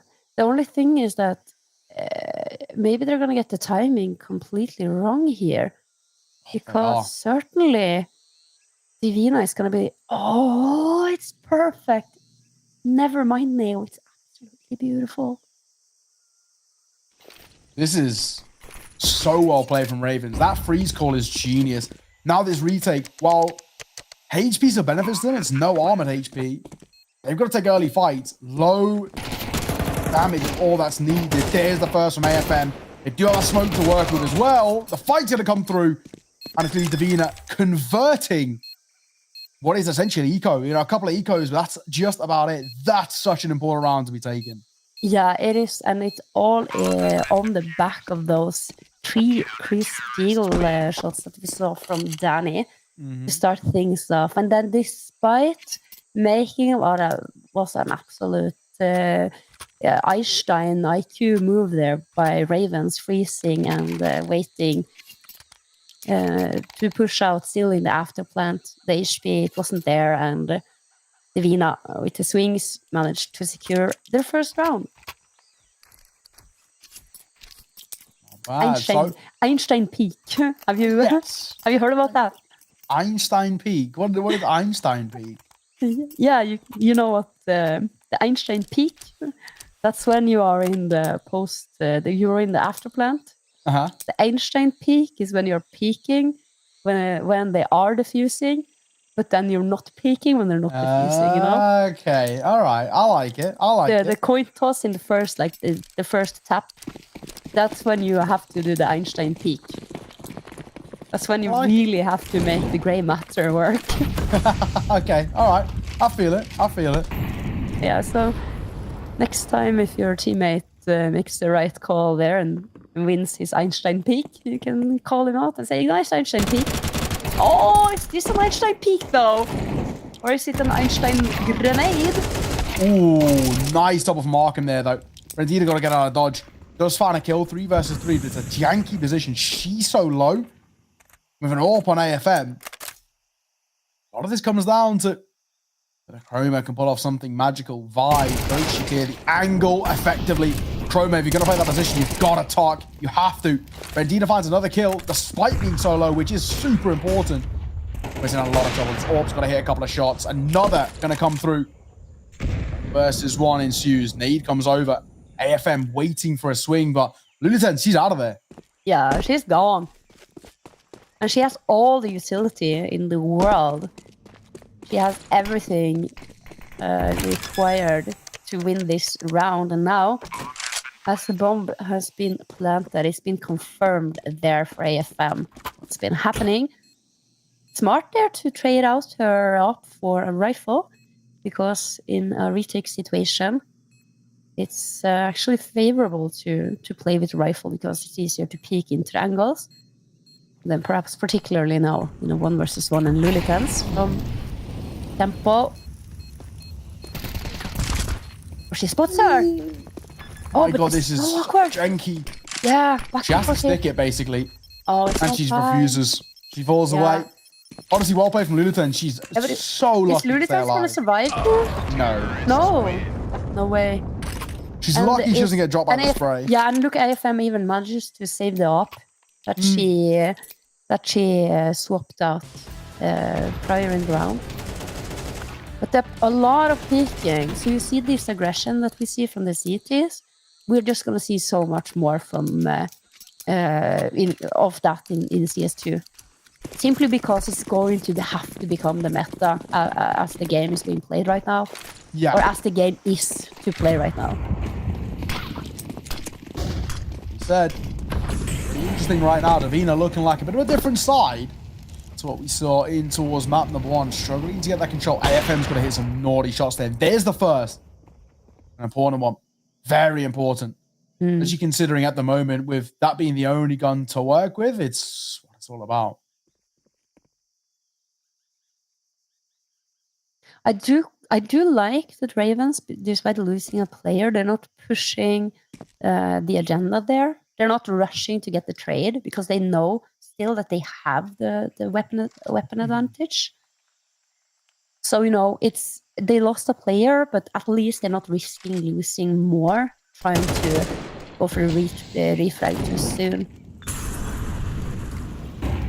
Rendinia isn't being caught by that Molotov. And that might be had they opted to head in towards that direction.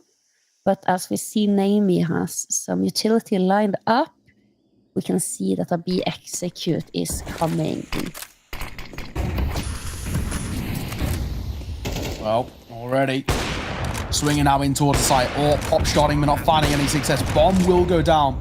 Retake now becomes very difficult. Retaking the pistols is rough, but the only weapon they have been the AWP doesn't help the scenario at all. Trying to bait fight so that maybe AFM can find something to work with. Nothing's popping up to the fray here. I don't think anything's going to really come off this. Probably at this point, saving the AWP feels like the priority. Flank's going to come through. AWP not saved. Yeah. And that'll be the round. That will be the round. And you said nothing can come out of this. And I'm like, yeah, nothing besides a really cool highlight clip for the player that we were witnessing here. This could be so cool if everyone had just lined up as she's, spraying them all down. I was envisioning it in my head. But sadly, the director of this movie wasn't in agreement. And, well, 5-1 though. Heavy, massive lead for Ravens. Oh, Molotov coming in there again. Hitting this B side quick. Jumping through the flames though. Ill advised, but it still looks like it's working. This is ruthless from Ravens. There is no competition right now. Rendina all alone with the rifle and absolutely the right call just to keep hold of it, just to save. Yeah, nothing else here. Maybe some exit frags, potentially. I mean, with the bomb timer being as long as it is, it's quite a feat to actually be able to save for a full timer. But it doesn't appear to be. Yeah, you see, Vi, she is searching. So if we're gonna see Naomi, or maybe it's Lilitans who's gonna be coming to push her from T-base, perhaps. No, doesn't appear gonna be trying anything. So one rifle saved at least for Brendinia, and it's a slight comfort because things are rough now.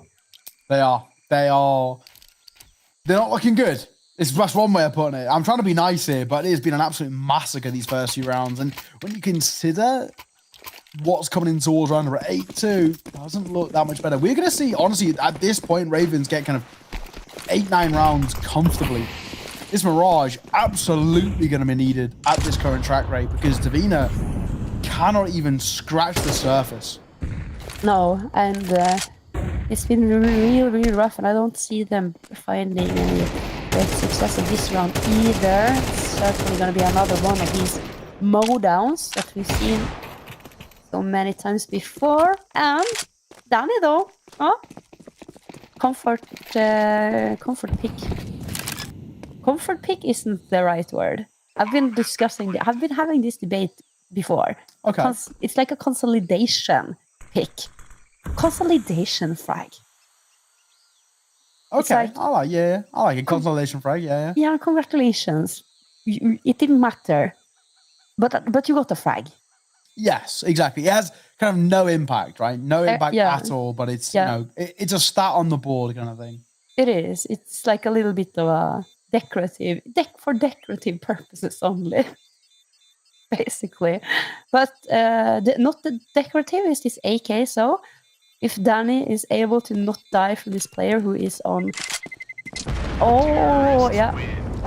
she could do potentially a lot of damage with that in this round, and that's what we need to see from Divina. Well, let's see. I think right now at a 7-1 scoreline, it's obviously a scoreline Brazilians know all too well.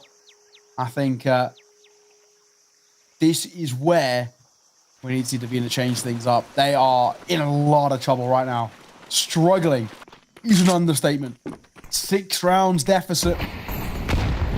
Made a lot worse as well because Ravens are absolutely flying right now. Once again, early pressure over towards B. A lot of Montage being used, taking a little bit of space with a smoke over towards deep red room. Which you get a lot of room to work with as well. Danny has to get out in front of it, which can be very awkward, but it's actually a pretty gnarly gap. Might be able to use this as an advantage because they're not holding for it. She spotted one on towards rafters. Danny gets a freebie. Actually, that smoke thrown too deep. Mm-hmm. Yeah, it was, and it gave Danny the opportunity. But see, this is the difference between a good player and a great player is that Danny identifies the advantage that she has, and then dares to actually go for the play and make the peak, and that she finds the frag. That's just. And the way that she peaked there was so on point that you can see that this is something that she's been perhaps in a similar situation prior. You see, but now why the lurk has become the lurked, and that's the bomb site. Yeah, flank gets flanked. Also going to come in toward that denies rotation. Smoke on top of it too. I don't fancy their chances. It's 4 versus 4. Site completely barren here. Bomb will go down planted, safe for Donut. And now this becomes a really awkward one. They are expecting a rotation in towards Donut too. If I can hear all of these steps. Yeah. I think you need to try to not stress so much with this retake. Look at all your utility girls. Try just goes for the wide swing. No nades being used. Peaks being had. One smoke is going to be dropped there. AFM now all on her own. Oh, and Arca through the smoke takes her out. And I don't know, Neo. The bomb timer is had already been ticked quite far down at that point in time. Yeah. Because the players, here we see that beautiful peak from Danny again. But you have to kind of get moving to kind of clear out for a lurk. So I'm talking about your B players coming out of Cheetah and in towards mid. That kind of area, you have to clear that quick. And then you can take time to use your utility to molly out angles and stuff like that. Oh, but no time wasted here.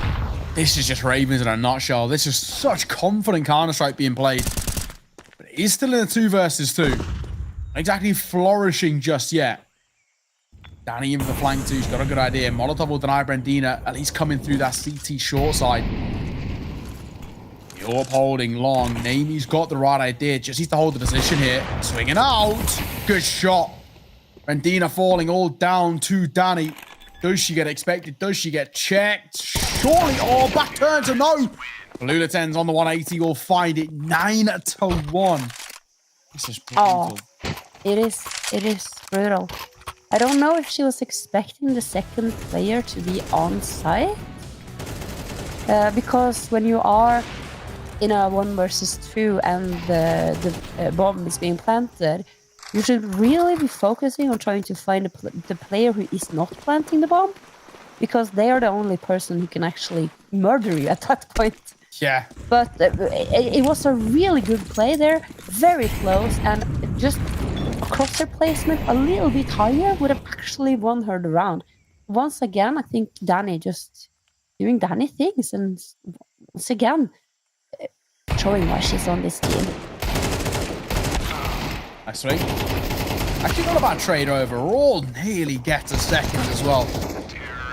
The crouch protecting 10-1. This, we were talking about that Furia game, 13-1 at the end. And this one actually could match it. This is being so quick right now. Yeah, I actually did my research on that, and it was on Mirage, and it was Kidsi Graha's map pick. But of course, it's Fury, one of Furia's best maps. Mirage, it always was and always will be, I feel like. Yeah. So you're basically taking your chances on the playground of where your enemy is the most comfortable, but then you kind of have to try to go for what you feel comfortable on as well, and it just didn't work out for Kizikaha today.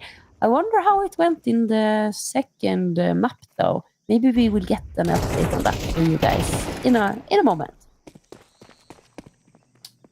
Well, so far, so good. No surprises in favor of Ravens. Namie holding. Here's one out all towards long. So the right idea. I got the update. Are you ready? It was a second map, Ancient, 13-1. We are looking at, perhaps we are going to get with 3 13-1s in one match day of ESL Impact. That would have been phenomenal.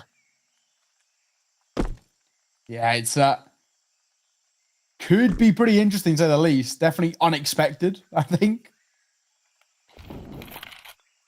But once again, the way Ravens are playing right now, I don't see anything stopping.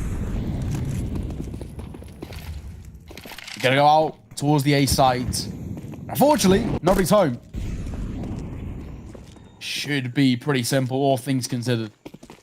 Yeah. But if they would have a chance here, they even players need to find someone quickly, and that's the first. Trey gonna come through. 1 versus 2 here. You wanted anybody in this position. Danny is the one to call upon. There's a first. Looking for another here. Right idea. But time is running out. Danny has to stick it. Is back turned. 11-1 at the turn of the half is a massacre. Can Ravens continue it after the break?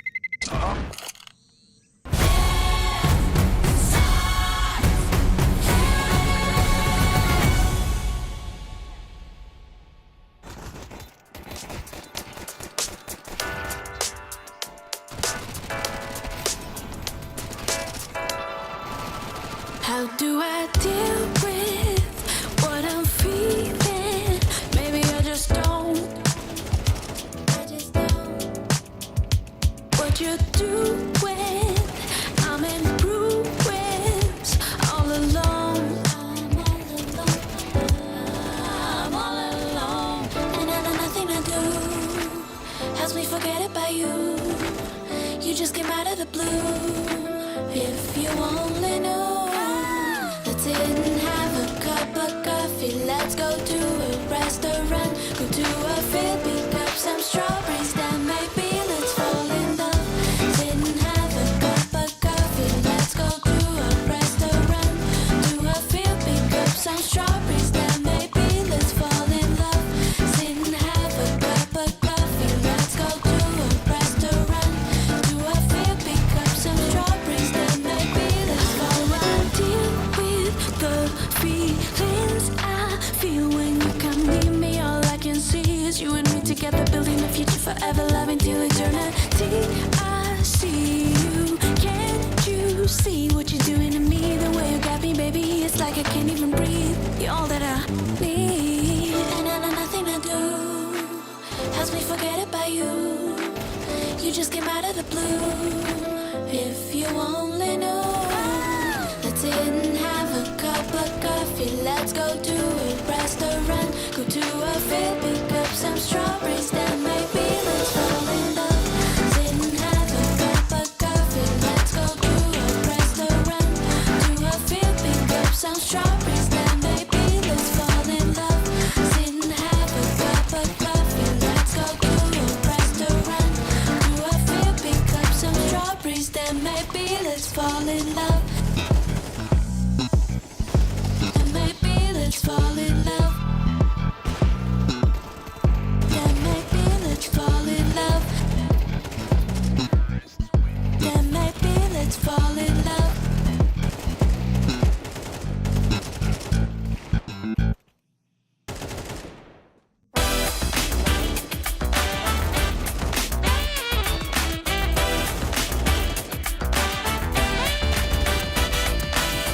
Really got it going now, yeah. Waking up the day. We take it up to overdrive now, moving all the way. Shake it up, we come together. Shake it up, we're doing it like we do. Like we do. Waking up, what goes together. Shake it up, no song, just never hard stuff.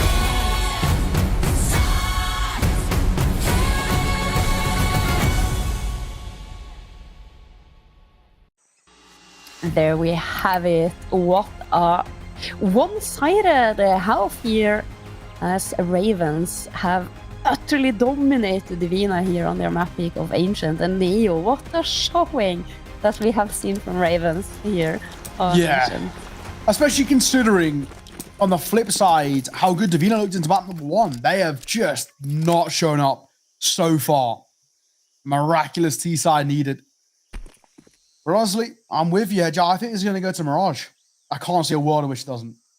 No, even if I'm Divina right now, you want to play every single round that you can, because every single round can be so important. And Vi here from the boost, she gotta get the job done. No, Danny and Chromas, they're gonna find the 2A defenders, and now gonna be trying to gain control of Temple, and that they have, as the bomb has been planted, and now an AR retake situation, not so favorable for the Ravens this time around. First time actually in a while that we've even seen them remotely look uncomfortable.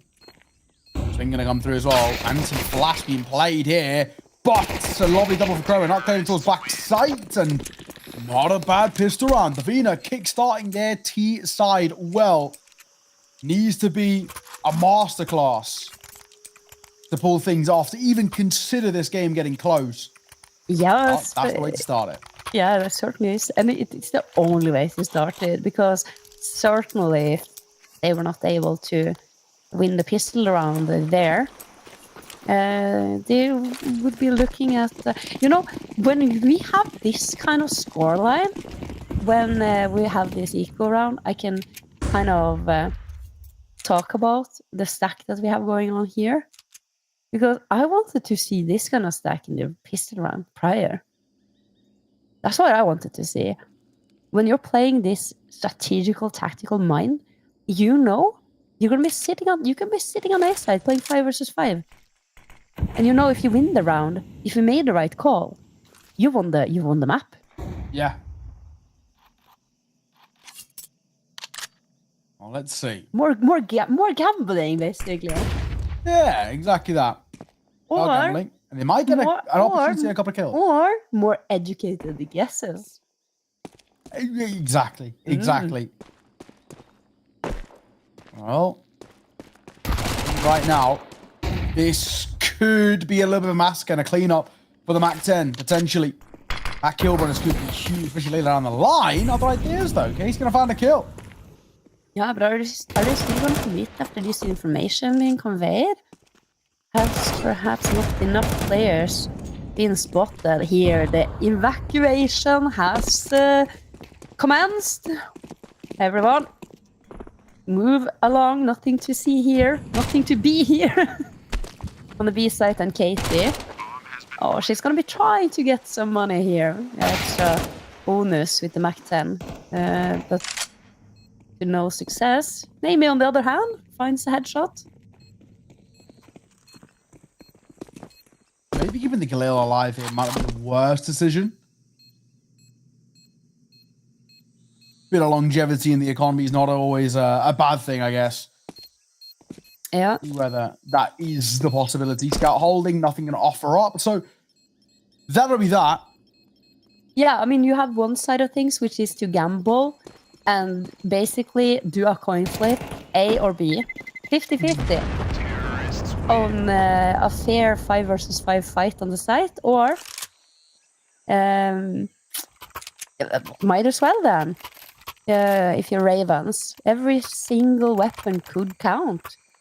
Ravens, they've done it. They just did it. Of course, there's a scenario where they can see Divina taking this to all the distance as well. So save the Galil and invest for the future. Good advice in life in general as well, actually. I mean, you did study finance. I'm talking to the perfect person here. Exactly that. All right, now, Davina going to try and make a hit over towards the A side. Not a bad call as well. 2 players here, though. Vi spotted one of them. Big swings come through. That Galil found an easy frag. Gets time for a reload too. No trade. And bought time for rotations as Vi step up for another. This is where Ravens find their form and do what they do best. We should have saved Galil's, maybe not the worst idea. And now we're seeing exactly why. Nice too. They are great made. I love the little bit of chunk damage, and AFM. Yeah, they managed to take out Vi there in the end, but at what cost? Very, very precarious situation here for Davina. Remaining 2. 1 in towards mid, and Brendina could be in a lot of trouble here, trying to wrap through into towards Donut, being held for. Surely for Katie, it's an easy frag, and it will be. Simple as that, AFM. All that's left and dropped. Ravens going to find their 12th map point on their map pick in alarmingly quick fashion. Yeah, and look at the economy on Divina. Holsinia and Chroma, they were broke. And Brendinia, Danny, and AFM at least, they are going to be able to make a full purchase. This brilliantly played by Naomi and Vi on the A side. You see how they're playing off of each other? And Vi was hiding behind Big Box. She wasn't peeking, she was waiting for her team to flash. And time to flash, time to dash. Oh, actually, not the worst position to be in. Of course, damage has been taken. Molotov will come through. Explosion the walls actually gives a bit of space to work with rather than bouncing. Already still. Ravens are so tentative to make their way, and those smokes are so long, but Katie going to find an important first. Look to more. Turning ahead could be costly. Going to make another. That will be that 13-3. An incredibly quick map number 2. Mirage is going to be needed next. Hedger, that was a massacre. That was a massacre indeed. That was a massacre. That was a masterpiece. That was a massive performance on Ancient by Ravens. And yeah, we did see some highlight points, some key rounds, some key details, some nice little stuff here and there from Divina players. I think particularly Danny, she had some amazing deal shots, but overall, this was Ravens on home ground, on home turf, on their map pick. They were looking comfortable, confident, and they were rocking it away. And wow, was it 13-2 in the end there? 13-2? Yeah. That is crazy. It's probably one of the most one-sided maps we've seen so far this season, at least on stream.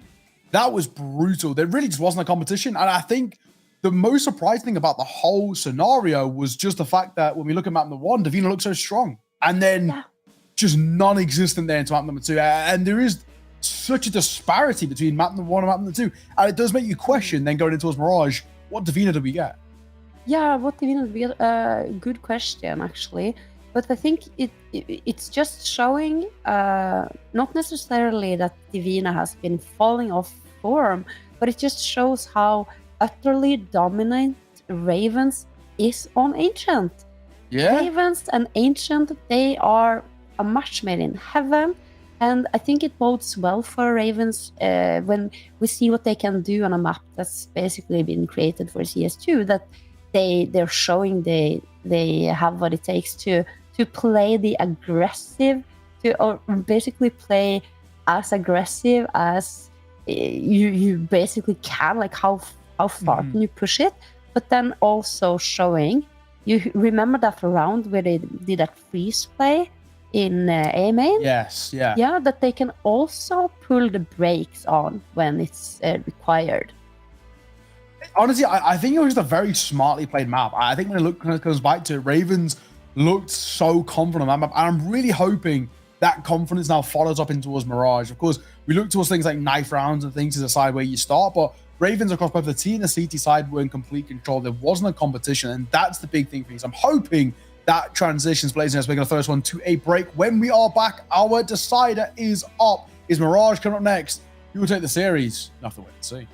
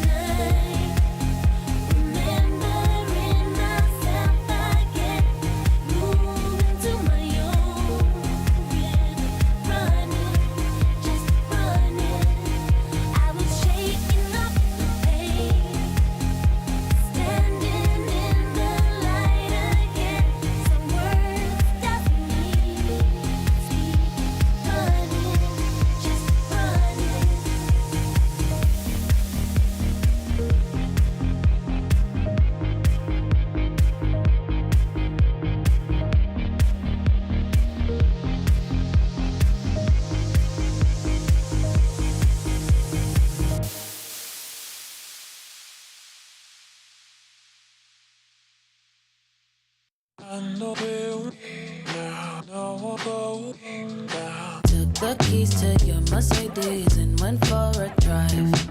Never Dance Again was playing, I'm going 85. I taste the liquor on my breath now, I'm out of my mind. But you're the one.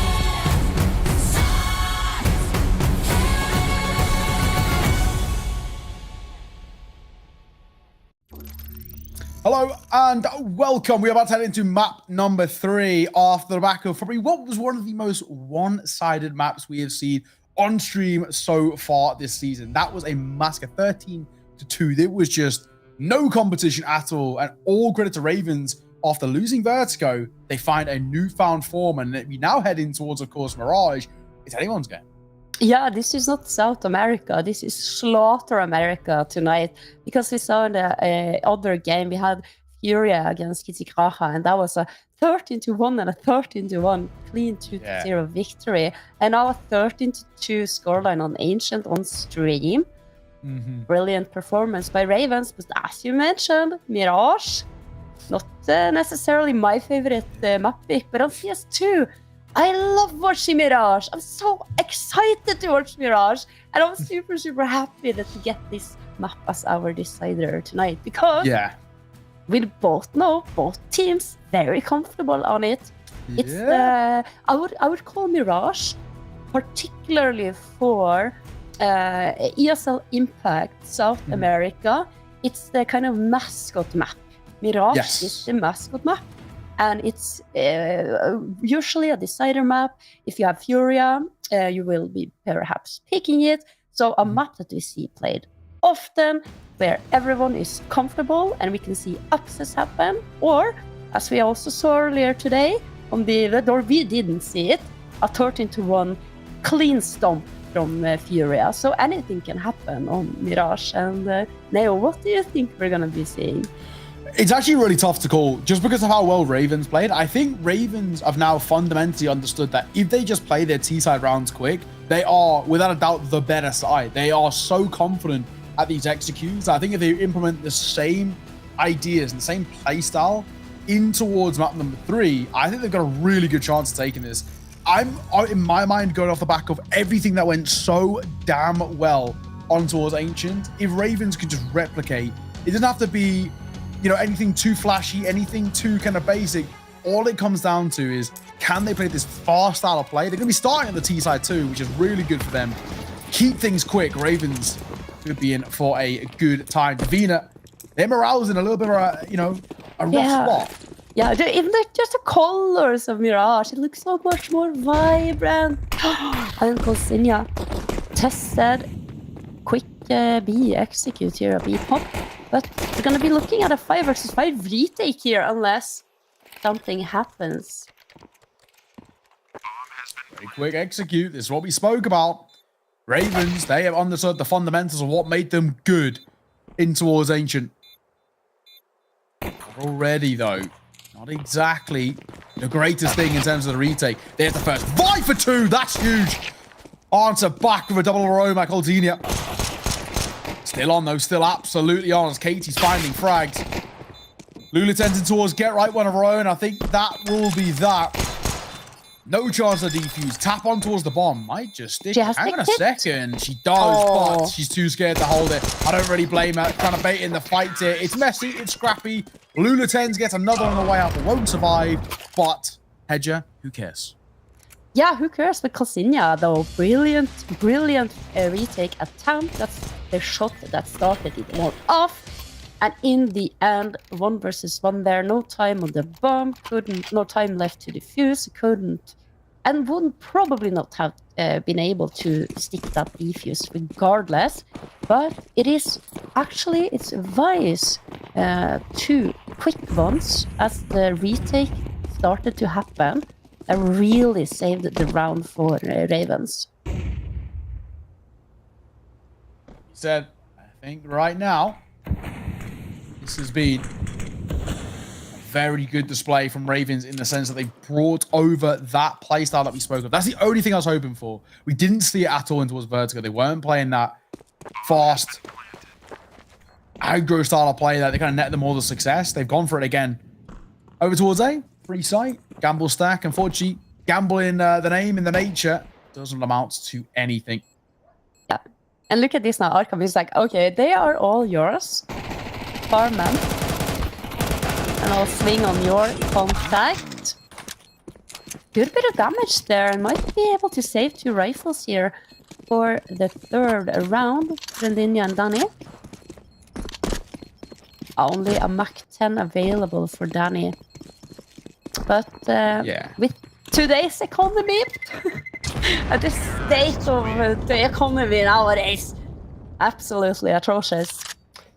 I remember just a couple of weeks ago where you could get away with, you know, throwing away an extra flash and not get severely punished by that a couple of rounds later. Well, I think right now there is scope for Davina to work with. But of course, the Mach 10 does limit them slightly in the sense of firepower. There's rifles across the board, premium rifles primarily too.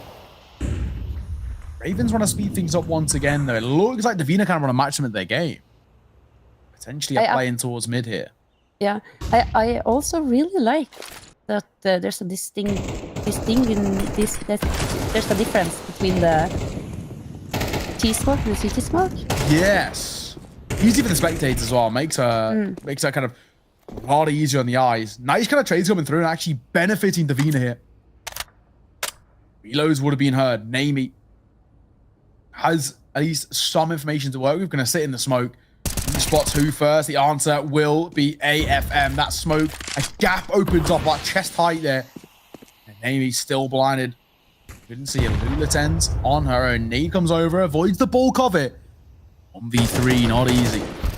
The first. Swings are come through. AFM going to see it off.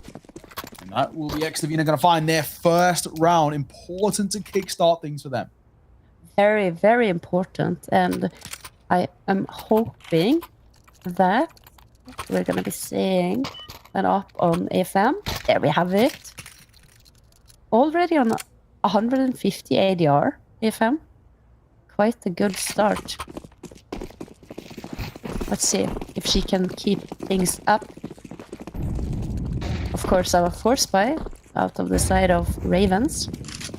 They do not want Davina to have any sort of footholding in this match. Yeah. Double AK.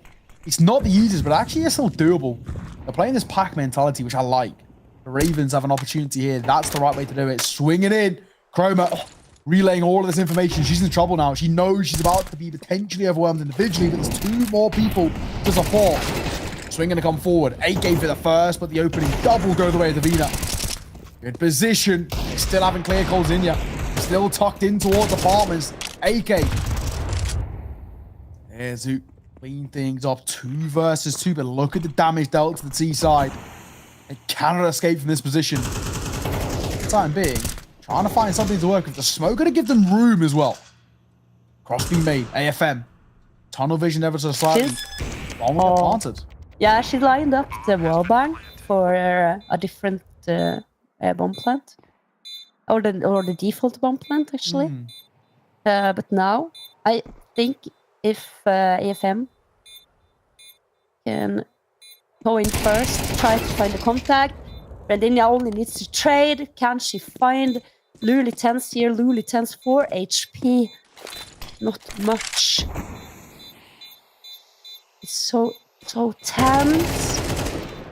Ooh, Is there time?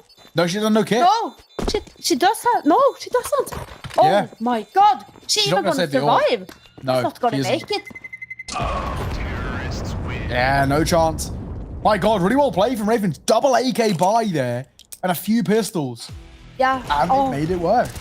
They did make it work, and I just have to say that Chroma and Brendinia had a masterful holder on the B bomb side, and you could see Chroma's cam as she's spotting the players who's coming up short and how she's acting. She's molotoving for her teammate. She's trying so much to make sure that she's taking the attention. She's doing a brilliant job, and then Brendinia with a 3K almost winning them the round. You can highlight in just this kind of supportive style that Chroma is playing, and that we were praising her for earlier. Oh! Mike 7. I love it. 1 versus 1v1. 1. Yeah, Mayo, I'm sorry for rambling, but you can cast the rest of this round. Yeah, this round's gonna run away for us a little bit. In towards shore. That's it. Good Yeah. swing. That was it. You only got 2 seconds. Sorry. You can carry No. on your point now. Yeah, I can. If I can remember it. I think, generally speaking, very, very important. Once again, Yeah, it's my the 1 point. versus 1, make it a step on. Yes, because my point is that Chroma, who isn't on necessarily showing the best stats on the scoreboard, the thing that you have to realize what kind of play style and what kind of player she is, it's much more complex than simply what you can look at on the scoreboard. So you could see all the little things that Chroma is doing in order to enable her team to successfully win the round based on her decisions, her utility, and her information. Spot on. Absolutely. I mean, at least right now, for the Raven side, they've given themselves some foundation to work with. It's been really solid. They're trying to split on towards A. Danny's got other ideas. Finds the first fadeaway shot for the second. Needs to be cleared here. Will do. Rendina might go overlooked. Chroma won't. She'll get swung upon in just a second. And both kills being found with these. A loss has been heard. Spamming over towards jungle. Maybe they didn't hear it around the nade explosion, but it will not matter. In a 1 versus 3, this is so damn difficult. Namey, crisp as all hell. 5-1. This is another punishing display by Ravens. Absolutely looking like the better side right now. Very much so. And I feel we have a repeat of Ancient all over again. Yeah. This is Ravens pedal to the metal, and they are just flooring it right now. They don't have a pause button. They don't need a pause button. They are just stomping over the Vina. And if I'm the Vina, we need to have a serious conversation on what to do to counter this, because we're playing CS2. We're halfway through the half already. Yeah. You need to seriously start figuring out how to counter this speed that Ravens is showing. I think. Do you know, Neo, how to counter the speed that Ravens is showing? I think you've got to fight fire with fire. I think that's what it comes down to. You've got to take the fight instant. Heck yes, exactly, Neo. You have a brilliant point, and I'm hoping after we get this round out of the way, being an equal round for Divina, that we are going to see them do exactly that. Bring the fight to the Ravens, try to do something aggressive to surprise them and get some sort of initial early map advantage or round advantage. Still,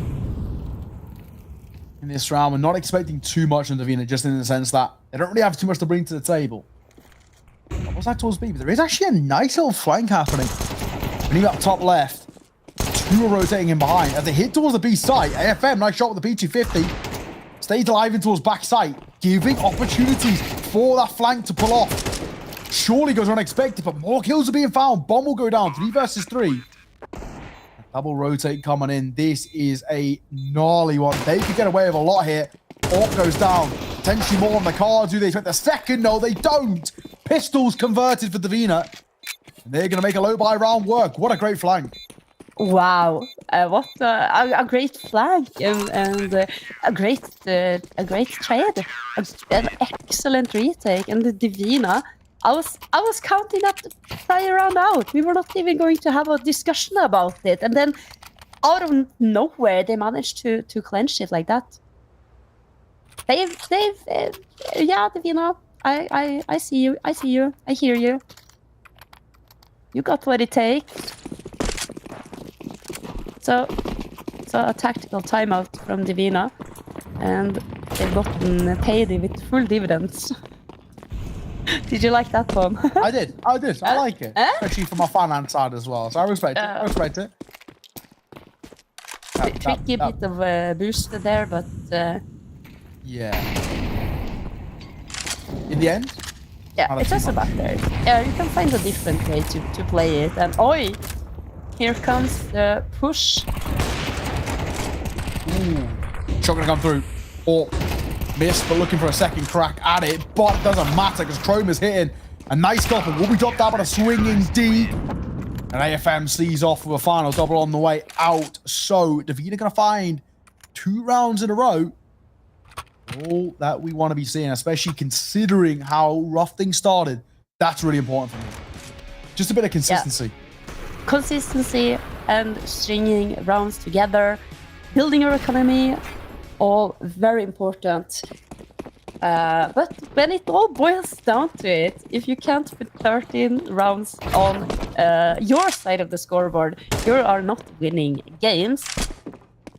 Actually, a full eco now from Ravens. The many players was spotted in mid by Danny. Danny here in connector. He's going to be taking one duel and backing off. Swing coming through. Danny for a double. Bomb will go down. For Nami, that's a positive. You actually take that. And actually, uncollected could make it expensive on the way out. Flick not connected. And that'll be that. So, up to a 4th round. Not the worst position to be in. I think Davina have actually revitalized themselves from what was a pretty rough start. It was 5-1 only a few moments ago, and now they are within 1. Not the worst of the position to be in. Yeah. At all. I think there's a real scope here they could win that behalf. Wasn't it just less than 5 minutes ago that I was like, Divina, you have to figure out how do we stop this? And then 5 minutes later, we have a tied up game. And you know, it's the tactical timeout and a purpose and literally no fear in the retake on that pistol round that has managed that has resulted in Divina being in this quite much better position actually. Yeah. And how T-sided is Mirage in CS2, would you reckon? I don't know. I feel like every map inherently seems to lean in favor of that T-side just because of how swing heavy it is. I'd say right now it's more even than go, but not T-sided. That's probably where from my own playing experience at the very least. Like 6-6 seems like a fair score for Mirage, where on go, it was actually the 3rd most seated out of map in the pool towards the end. Nice nade. Yeah. Nice nade and nice flank here from Galcinia. She is being held though, so I think she has to rely on her teammates to try to make first contact. Has been spotted.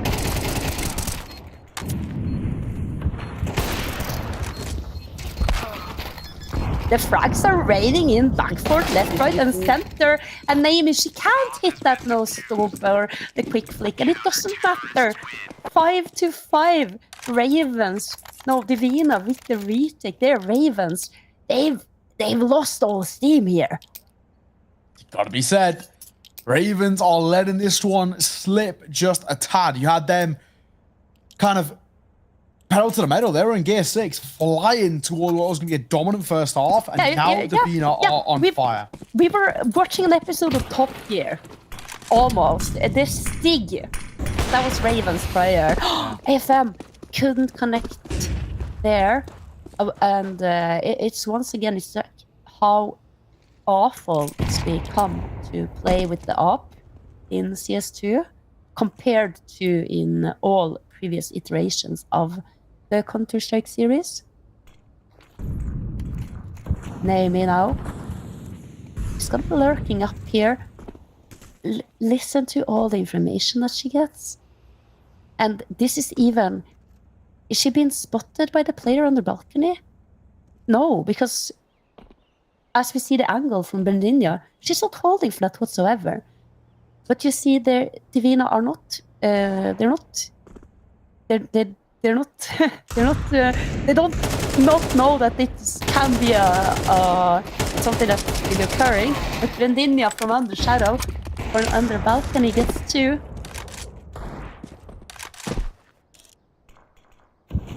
Ready. Definitely looking a tad more awkward than maybe. I would say they were aware. We could say they were aware of this scenario being a possibility because you saw they were holding the vent from CT spawn. So it wasn't something that was left open unintentionally. Oh, the nade! Okay, nice little nade stack. I will fall, but Katie with an AK is still a definite possibility. Time's ticking. They've got kits, but they've got to get on this bomb sooner rather than later. Katie waiting for the swing. We'll find it. There's one. And Molly'd out. Can't deny the defuse. Has to rotate back over towards front connector, but time's ticking. This could get dicey. Sprays it, gets off the bomb. Job done. Raven's going to find the round on timing alone. Katie playing that really well, and nobody survives. Yeah, what instant pre-fire of the angle on the diffuser there. That's 2 quick shots, and if they don't connect, that's the round in the bag for Divina. Spot on. This one, the double nade, very satisfying to watch. I think right now, Ravens, it's a sigh of relief, probably. That's probably the best way to put it after letting this one slip in the way they have. Just to get back into somewhat of a fighting position. It's nice, but not secure by any means. Shot though. Danny gonna find Vice. Davina answering back. That's good aggression. We spoke about fighting fire with fire. That's a prime example of it. Oh, though. Will deliver Namie. Nice shot on the flick. Danny to 4 and a important one. Chroma gonna be tested here towards Get Right. Trying to find fight. Damage towards 2, but only the singular kill coming through from Cole Zinja. All about B control.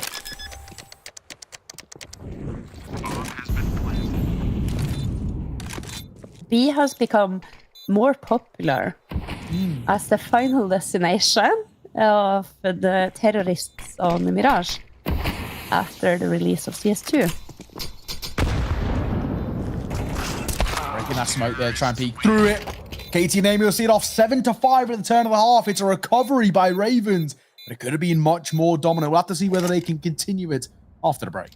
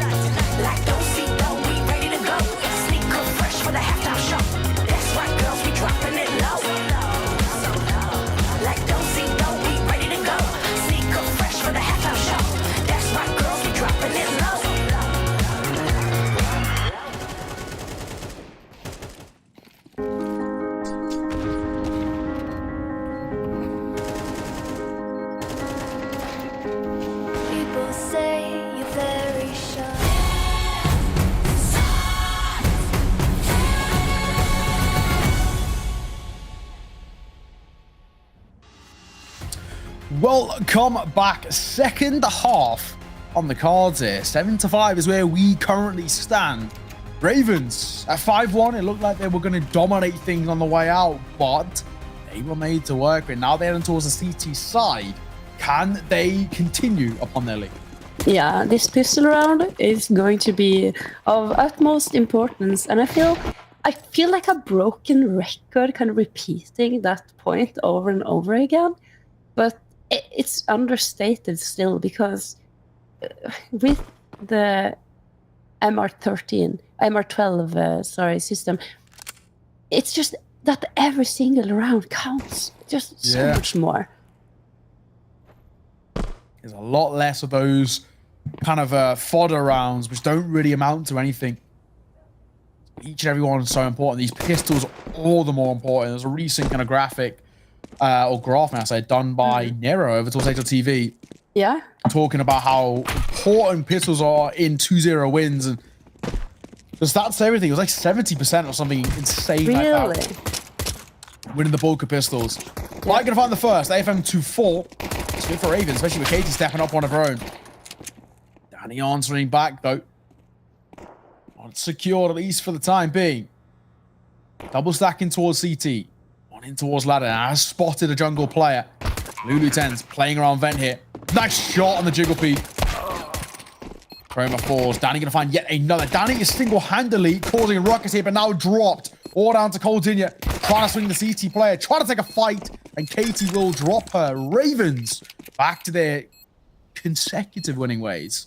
Yeah, I think they were Divina there. They were making the correct call instead of trying to fall back, play it passive, try to bring the fight to the players in CT, and it was just a brilliant display of the pistol skills from Katie there. That secured Ravens the second pistol round on Mirage. It did win it on the first half, right? Yes, yeah, it did. Not actually too alarming. We were slightly concerned at the halfway mark just because they let it slip a little bit. At that 5-1 scoreline, it should have been a little bit more lopsided. But the main thing is now, of course, a lot more to work with. Force back going to come through from Davina. That's off the back of the bomb plan. If they lose this, however, not only the Ravens find 9, they basically get gifted a 10th as well. That's damning. That shows how dominant things can be. But Davina got all the ideas. Opening triple go the way of the T side. Yeah, and this is a perfect example of how I feel rounds in CS2 are playing out in the default. You have this like long, kind of slow period with cautious, careful kind of peaking, and then it all suddenly just explodes, and you have a massive battle with a lot of trades. And now Katie, she's gonna find Danny. That's 1, but there are 4 more Divina players who is swarming the A-bomb site now, and 2 of them have even managed to find their way into CT spawn. So surely this one is around in favor of that will be for Divina. Still, looks like they want to give this a go, just so you speak. I think the answer is to save, in fact, so they're out of it. I thought for a second they were going to tempt fate for retake, which I would probably think is ill-advised. I think just generally in a 2 versus 4 in that scenario, not worth it. Saving's not the worst call. They can go for a bit of a janky, but a force buy all the same around this. They can try and make something work. I can make it expensive too. Here's one. Tuck ahead. Right way to play it. Inviting in the pressure without over-facing. Make it any more expensive. It forces Davina into a little bit of an awkward full buy. It's not the worst situation. 8-6, though, once again within 2. That's reaching distance for Davina. Yeah, I think what you were mentioning, this kind of like fake diffusing, fake that you're gonna fake retake, it maybe is better, a better play to attempt if you are the team that's currently under. Yes. So, or playing from behind. Because you're Ravens, you still have the advantage. So, okay, yeah, Divina now 6 rounds on the board, but you are still in the lead. And with these 2 weapons being brought over into this round, it's still a contention for who is going to be victorious. And we're looking at an A play here from Divina. So, waiting to pop, and of course, Ravens themselves, all they've got to work with. Every time they have to line up a utility that makes them have to look down on their feet, I am internally throwing up a little bit. the toes. Out towards there they go. Eye going to be tested on the swing. Brilliant from Chroma there. Pretty simple and ineffective. Deep left-hand side, nice and easy. Looking for more fights. 5-7 round the corner. There's a world as well in which, I'm going to say Casey could have denied the bomb, but Ops against it allows for the plant. And only walking away with 1 kill despite 3 having their back turned. Not good enough. 1 remaining Lula 10s. Any consolation kill would be nice here. I don't know whether it's going to happen.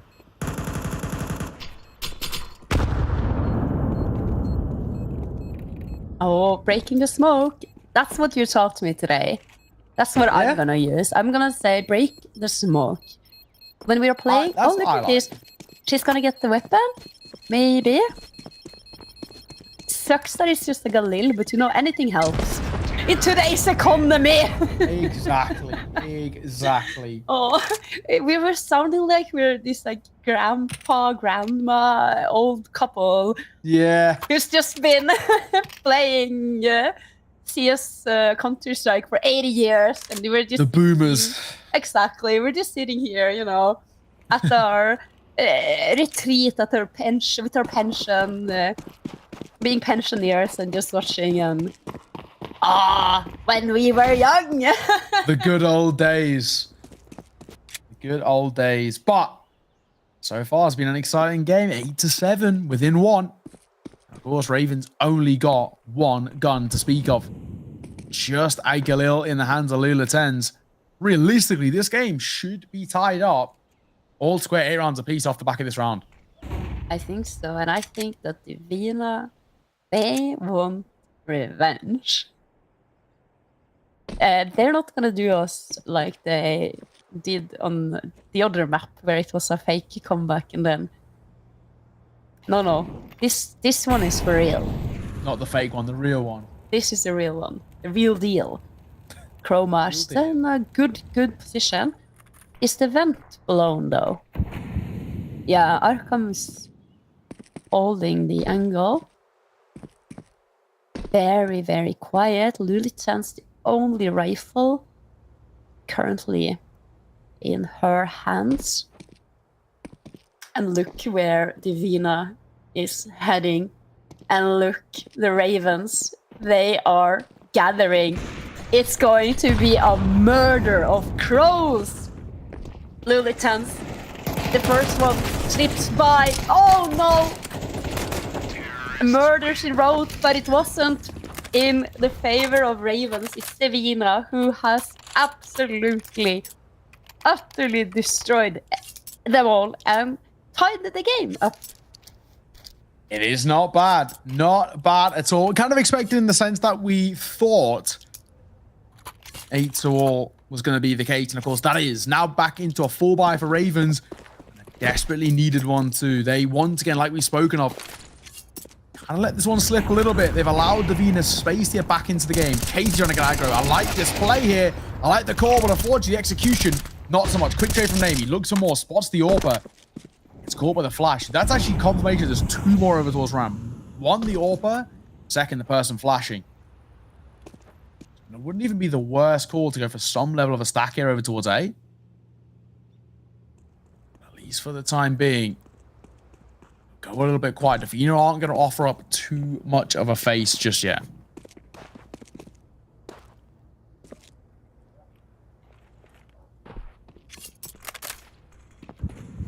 Yeah. Quiet before the storm. Ooh! I think she spotted there. I'm gonna smoke it off. And Lulitans now. Duels, the battles, trades back and forth, frags left, right, and center. But I think Danny has the information here. I think she senses that the A site is weak. And look at the Ravens' reaction, Neo. They're swarming in. They're gambling. They're committed to this. 100%. Actually, a good call. It's going to be a big pogon towards the site itself. Boo's going to come over. That'll deny any standard pass was back triple or back default. Well, actually denies Danny getting space on towards the site. Nade comes through. They use the smoke off the nade to swing, but Lula tends for a double. Ravens back to their winning ways, but they are made to work for it. That is so expensive that actually they're going to be left reeling in terms of the buy they've got to work with. MP9, maybe a FAMAS to come through. I don't know what Katie's going to invest into. It's not actually the prettiest of buy, despite the aim or either round being one out here. Vina, no problems reinvesting. Of course, getting her AWP with his all. Arkham, only a scout. Yeah.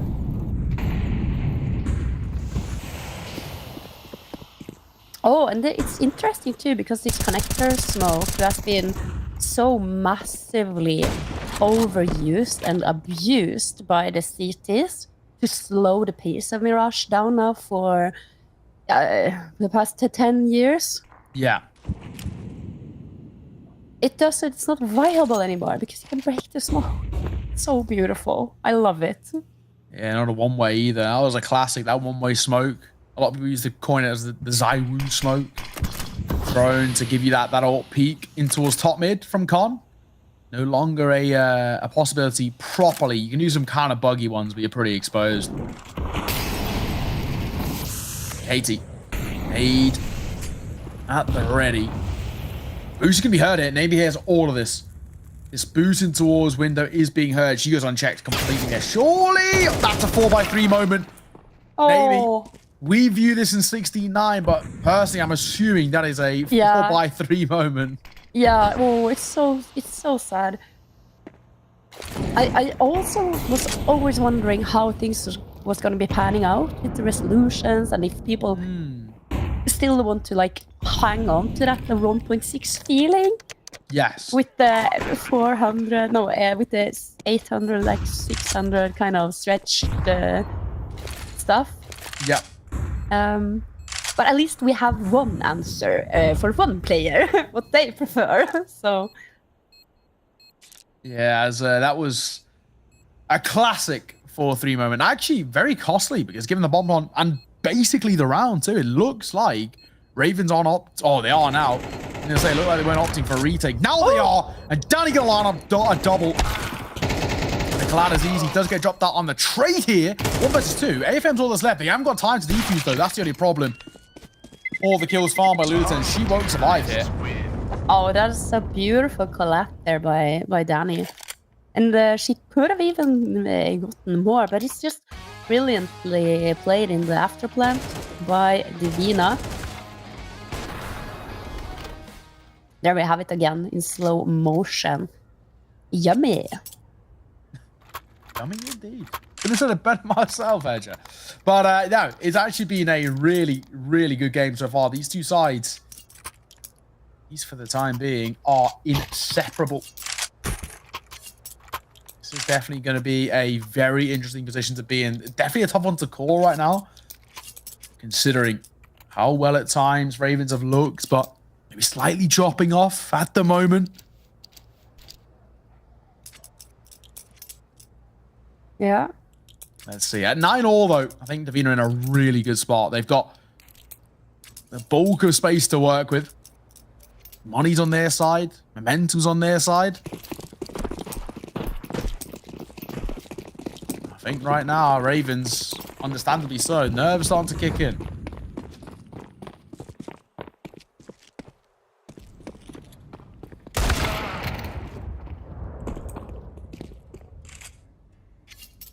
Opener, AFM, to find it. 5-4. I don't think this round's really going to amount to all too much. Low buy, more or less. Kind of completing an O-buy here, to be perfectly honest. Couple of P250 left. Make that just one P250 and a USPS. All that's left, and they get mowed down over towards B-Ups. Flawless round. Ordavina, nice and simple. Clean. And, you know, Ravens have lost flight. They've been grounded. Divina, or ex-Divina, have flown in here on Mirage. And they've put in. We were talking about Ravens having like being in 6th gear, but Divina, they're in 7th heaven. Yeah, they are.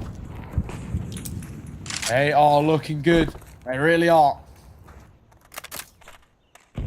But a lot of question marks as well, has to be said, over towards Ravens. What have they got left in the locker? Have they got anything left in the locker? Try and salvage the situation. Molotov going to come over.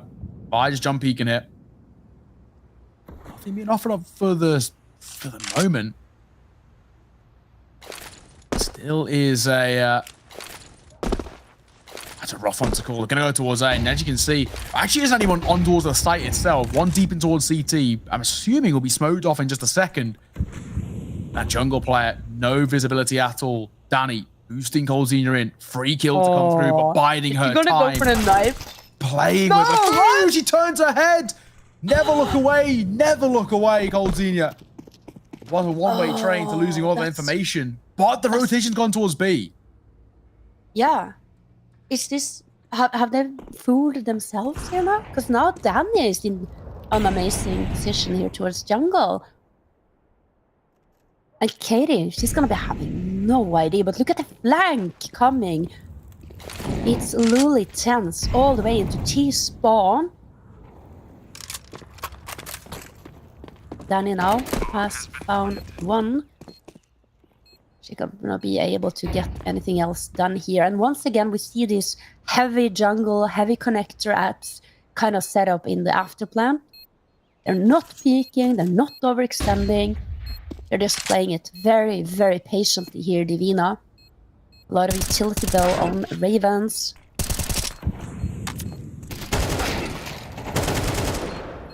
Already messy. Ravens down to just one. Smoke defuse to come through, but denied through it. Danny will see it off. Divina gonna find an 11th. 2 rounds ahead of Ravens, 2 rounds away from the map and the series. It looks like we're on our last legs here. I really don't know about Ravens. They just do not have the funds to work with. Another round where it's either a really uncomfortable force buy or what is most likely the case, a low buy. Yeah. Just in towards the occasional deagle. So essentially Divina get gifted a 12. Yeah, and then we're gonna be seeing how many 3 map points for Divina. Potentially playing for not only the map point, but the match point. But look at this flank here from Arkham. It's a 3-way flank. Flanks upon flanks. It's flank mania here. Oh, AFM. She's going to be whipping out her pistol. Spots the second player in the back there as well. And now her teammate's going to be backing her up. And she's going to be able to get out of that a little bit awkward situation with her life in... with her life. And that's a clean, full, perfect, flawless round from Divina. And we have it. We have serious points now. Yeah, it's been, partly a long time coming. There has been some really janky moments where maybe it looked like it could have swung in the favor of Ravens, but they have made something work. They've made something out of nothing. What a recovery as well. Divina from a really rough map number 2 and actually a rough start to map number 3 as well. On track to closing this one out. Double AWP setup for Ravens, however. Arkham and Namie. Supported by the triple M4A1S. You want to hit over towards B. They've been spotted. Molotov will come through. Double Molotov, in fact, as well. A lot of damage going to come forward. The get right player of Lunaten's falls. Vi going to find one but only. Traded out. Coldzina for a double entry. Looks for more. And laid on towards windows. Not pretty either. This is a really good execute. Ravens could be on the way out. Divina could be on the way, taking a 4-1 scoreline in this season so far. But Katie, other ideas, rips off the head of Brendina. And Coldzina has to be so aware of the flank, double holding it as well. Time ticking, the smoke is going to keep her alive momentarily, but not for much longer. Danny's all that's left. There's one. Buying time. Lined up another as well. The fadeaway shot. Danny, if anybody's going to close out, it would be her. Tap on towards the bomb, but only a tap. No time to defuse. Danny's surely done it. And a triple kill to steal it off, 13-9. Wow. Vina take it. Divina take it, and who other than Danny to close things out? 1 versus 3 there. A massive performance from her the entire day, the entire season. And I think today, fair to say, yeah, we don't have the stats, we don't have the normal fancy schmancy graphics that we, but Danny, tonight, she's the MVP of this series, without any doubt. Feels like my MVP. It has to be said. Honestly, just a really good show. There's actually a couple of names you could have thrown in there as well. It's actually a really decent display from both sides. This is a very even game, generally speaking, bar map 2, which was, as we know, an absolute massacre. But I think there definitely has to be question marks maybe about Ravens 5-1 up and letting that one slip. Not what you'd want to see, not what you'd hope at all, but not bad at all. Credit to Davina from backs against the wall. They make it work. Now we find ourselves in a fantastic position where, 4-1 they stand overall this season. Hedger, not a bad position. They are now level heading with Flux of Demons in terms of the win-loss. Yeah, they are, and we all know that they have to face up against Furia in the final match of the season, meaning that we could end up with a similar situation that we saw last season in Europe, where we were having a little bit of a conversation about this in the sidelines, in the production as well, where if you have a 3-way tie, and the teams have all beaten each other, like in a game of rock, paper, scissors. For Fluxo, Furia have beaten... if Furia beats Fluxo, Fluxo beats Ravens, Divina beats Furia, then it comes down to round differences. Okay. The age-old. Think about that then. We have switched games mid-season. Admins, how are you going to solve this one? Yeah, the rounds. There's more rounds been played prior to... I don't know. It's going to be a nightmare. But anyway, let's look at the standings, Neo. Yeah, let's take a look at where things... Of course, Furia are very clean. 2-0 off-stream. That was 13-1 both maps. Nice and easy for them over Kitagrasa. And of course, as we mentioned, Flux of Demons and Davina both sitting 4-1 right now. Unfortunately, Ravens joined Kitagrasa 1-4. They were so close to taking that series. It was. And there was honestly arguments to be made that they maybe should have taken that series. They looked like they were in control, but it slipped. Yeah, they let it slip. It was that pistol round with the dual breath, the double flank of Davina, the retake, full on, no fear, all rushing and retaking. That round, that switched the whole narrative of the match. And after that, there was no flight left in the Ravens, sadly. But regardless, an amazing showing by them tonight. But big congratulations to ex-Divina and Leo. They're looking good. They're looking very good. And of course, any potential orgs out there, they're orgless right now. It's a time to sign them. I'm just saying, they're joint second in the league, so not a bad position to be in. Get the pens, I get the contracts out. But of course, that's not us done here in Impact. We also have NA coming up in just a second. So it's Shimmer taking on Team Karma. Shimmer, of course, there's been conversations, as you mentioned in the promotion chat, about them, about how well they're doing. This is a very interesting time, not only in EU, not only in South America, also North America too. Yeah, I mean, speaking of teams that are orgless right now, we have two prime examples over in North America, Shimmer and Team Karma, two of the hottest contenders to taking on FlyQuest Red. And that's going to be a good one. But Neo, I guess that's it for us then. We are going to go. We're going to leave everyone. I'm going to call it. Good night. Thank you for joining us. You're the host, so... you're too kind. No, thank you for joining us, ladies. It's been a pleasure. We're going to throw it over to a break. When we are back, there's not much time in this break, so stick around, get yourself a drink or something. North America's coming up in just a second. Shimmer taking on Team Karma. Do not want to miss it. We'll see you all in a bit.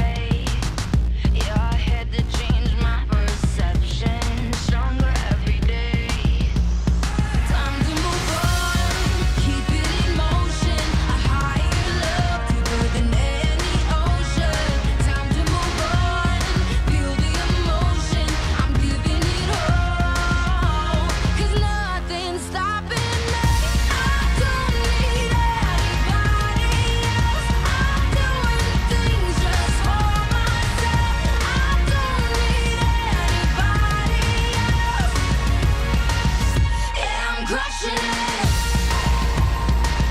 Yeah, I'm crushing it. Yeah, I'm ready for a new adventure. Think it's time for me to make my play. Breaking rules, yeah, I'm coming at you. Get out of my way. Time to move on, keep it in motion. Higher love, deeper than any ocean. Time to move on, feel the emotion. I'm giving it all, 'cause nothing's stopping me. I don't need anybody else. I'm doing things just for myself. I don't need anybody else. Yeah, I'm crushing it. I don't need anybody else. I'm doing things just for myself. I don't need anybody else. Yeah, I'm crushing it. Yeah, I'm crushing it. Yeah, I'm crushing it.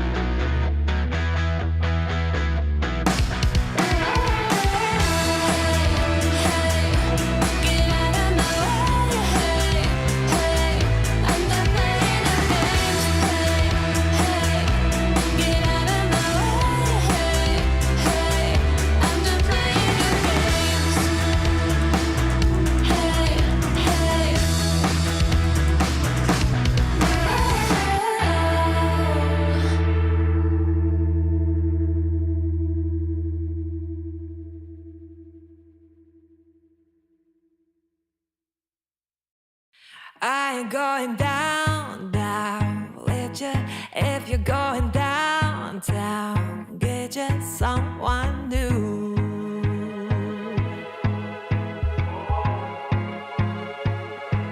You put me through hell now, baby, and called it love. So save me your excuse.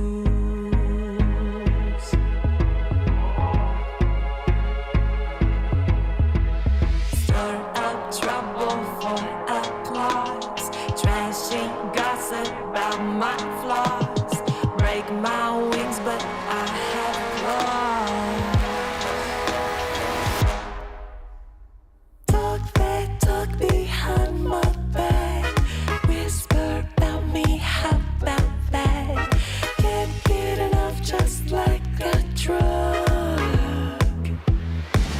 guess I got a fan club.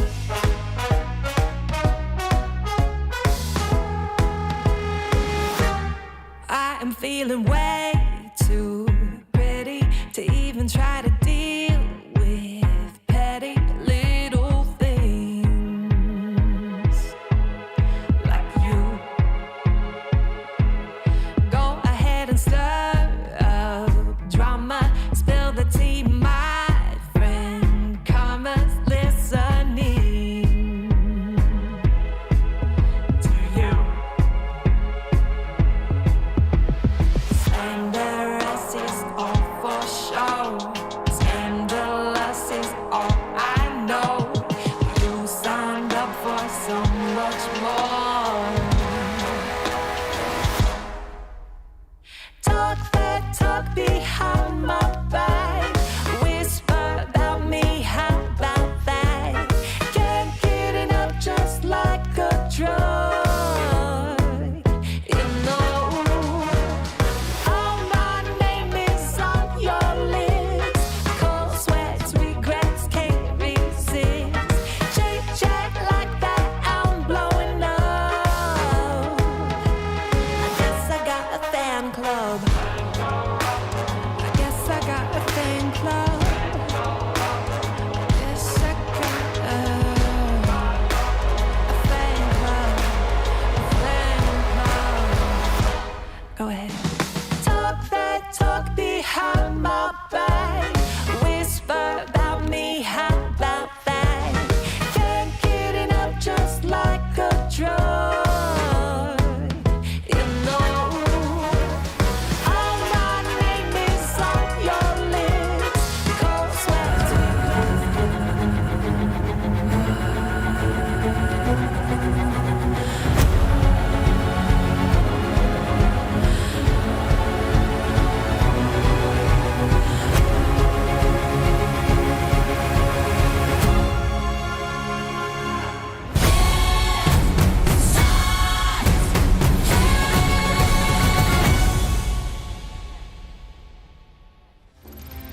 Good evening, everybody, and welcome back to ESL Impact. We're going to be jumping into the North American region now. Myself, Naira Mizuki, and Hiya Newt going to be taking you through the action. Newt, we've already had 2 banger matchups today, and NA looks like it's going to be just as exciting. Oh, this is going to be a hotly contested matchup that we have here. We got Shimmer taking on Team Karma. This is kind of an interesting game because we're kind of in a realm where Shimmer is in a very difficult position here. If they lose to Karma, the whole standings are going to be thrown out the window. If they win, they've still got a few matches ahead of them to battle through. But this game is going to be very, very tightly contested. And I think Karma is looking to bite Shimmer in the butt. So Karma is definitely about to bite in the butt right now. Yeah, I think Karma are definitely feeling the pressure a little bit after their losses against both FlyQuest and EG. And in terms of the big 3 in North America, the last one left for them to tackle is, of course, Shimmer here today. But folks, let us know what you think. Type in the Twitch chat, all right? It's not one of those like points prediction things. Type in the chat, hashtag TK, if you think that Team Karma are going to take the win today, or hashtag Shim if you think Shimmer are going to be walking away with the dub. And as you were saying, right, the North American groups are still pretty open. FlyQuest basically confirmed their spot, but aside from that, we're not going to know for sure who that second team is until the very last day. So this is super important for both of these 2 teams. Karma want to be in with a chance, and Shimmer, well, they want to keep their chance. Oh, definitely. They want to make it a 2-for-2. So they were in the previous ESL Impact and they want to bring it again into Season 4. So already we're going into the map features so far, and straight away Karma goes for the ban on Mirage. This is very unprecedented from Team Karma. They permaban Vertigo first every single time so far in this season. And this... Oh, there we go. You called it. We were discussing about this just before we went live, that I was thinking Shimmer's going to do a punish pick. If Karma does not ban Vertigo, they are going to pick straight into it. They want to turn it, like, get that knife into Team Karma and just twist it around so maniacally. And this is quite intense right now from from Shimmer. They're going for the throat already. So they out for blood right now. Karma banning out Overpass. I mean, this is a team that were confident enough to pick Overpass into FlyQuest. And clearly that did not go the way that they had wanted. So now they're actually not going to allow that to float all the way through. And one of the interesting things that I picked up on before we started is that both of these two teams over the last few months have only played 4 different maps. They've played a lot, like in total, but they've only played Ancient Inferno, Overpass, and Mirage. So this Vertigo is going to be a little bit of a surprise factor for both of these two teams, and it's very difficult to know what to expect. Oh yes, more exactly, because like what goes to the like bread and butter, it's NA and Overpass, and we don't get to see that here coming into this. So we get Vertigo. Vertigo is very unprecedented, uncharted territories for NA, and especially for these two teams. I wonder if Karma actually has been cooking in the background as of late, because having that ban of Vertigo every single time, either they thought, oh, it's fine, Shimmer won't think about it, they won't prepare Vertigo, but they do a punish pick straight away. Karma had let it slide, and they capitalized, and they actually end up taking out one of their more notable map picks of Karma, which is Overpass. They actually decide to take it out the pool entirely. So these matches that we're going into right now are going to be very, very interesting. And now these two teams coming into this, obviously they're not two of our more quote-unquote dynasty teams. When you think about your FlyQuest Red, who've been around since day one, EG have competed in quite a few seasons. Yes, Shimmer did incredibly well last season, but if you're relatively new to Impact or you're more of a casual viewer, you might not be too familiar with them. And Karma, they're only really familiar to the old dogs, maybe not necessarily the newer generation. So Newt, why don't you tell us a little bit about these two teams? What can we expect to see here today? Well, like looking at the teams with a bit more, there's not that many novice players. All of them have been they've been trained and somewhat. They've been in LANs. More notably, Elite and Rain. They've been in the scene many years ago, all the way back in 2014. They've even played with the likes of Goose Breeder, that's now in FlyQuest Red. They've played with Milky, that's currently in EG Gold, and they've been through it all. So Team Karma was actually created in about 2014 to 2017, I believe that was, and then they kind of went on their separate ways. Then it was Dignitas FE, and then Karma is back into the fray. So there's a lot of expertise coming in from all these teams. There are like a lot of veterans going into this. Empathy, who's been an absolutely starstruck performer. She's the highest rated player in the entire league at a 1.72. And then, so this is going to be quite a test for Team Karma. They've got a lot of expertise in the likes of Elite and Rain going up against this top dog of Empathy. So it's going to be pretty interesting to see as we go into the talent predictions here. Yeah, I was about to say, so you have laid it all down for us, Newt. You've told us a little bit about both of these two teams and how much talent there is on these two rosters. Now we got to put you on the spot, and you have to pick one. Who do you think is going to win it out today? You know what? So I kind of want to see what happens when this team wins, because this is going to throw the standings all in disarray. I'm going to go for Team Karma for the upset here. I think Karma is literally going to bite the butt of Team Shimmer. Like, Karma is going to nip you in the ass right now. So I'm going all Team Karma all the way. Look, as much as I love Karma, as much as I love Elite, they have not had the greatest performance so far this season. And it's one of those things, you dive back into a game that you haven't been competing in for quite some time, and there's a lot of readjusting that needs to happen. And then, like 2 months later, we move over onto a new version of the game, and it becomes a little bit tricky. So I think that for my prediction, definitely going to go ahead and throw that in favor of Shimmer. They looked phenomenal last season. I'd love to see the upset, but it's head versus heart here, and my head is telling me Shimmer. They've looked so good so far. The chances of them not being able to pull it through today are quite slim. But it seems that the chat disagree with me. They seem to be siding with your girls on Karma. Hey, they're starting with me. They know where it is. It's going to come Team Karma's way. So we're going to get into the map real soon. And yeah, so Team Karma seems to be favoring over towards Twitch chat. So I think they believe in the upset potential here coming out from Team Karma. So now we've got a little bit of a delay here, so we can talk a little bit about our maps as well. Coming into this, we're going to be hopping onto our first map very, very shortly, which I'm trying to remember. Was it Mirage? It was Mirage. Mirage first. Oh, Mirage was banned first. So then I think it was Inferno. I know second map was Vertigo, so we'll talk about that in just a moment. We were kind of focused on the Vertigo. It was Inferno, yeah! Inferno. We were very focused on Vertigo going through and Overpass being banned, and we totally forgot the other maps. We don't care about the other maps. We all care about Vertigo and the fact that Overpass is not being played today. That's all we care about here. But we're bringing in the new Inferno. So, like, Emilite and Rain, they've been playing since 2014. They've been playing Inferno since its inception. That's what they were born on. That's what they were raised on. So let's see what they can actually bring onto the new version. What? Okay, They were born in it. They were molded by it. I mean, you're not entirely wrong. That is a map that it's something that my usual co-caster Tom and I, we talk about really often. Inferno is one of those maps that teams have to be comfortable on. You can't be a team that cannot play on Inferno because it is such a popular map. It's very often a tiebreaker map or a third map, so to speak.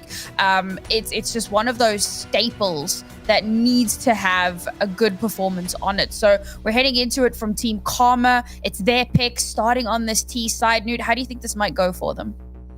Well, starting on the T side, there's been a lot of talk about the T side lately on CS2.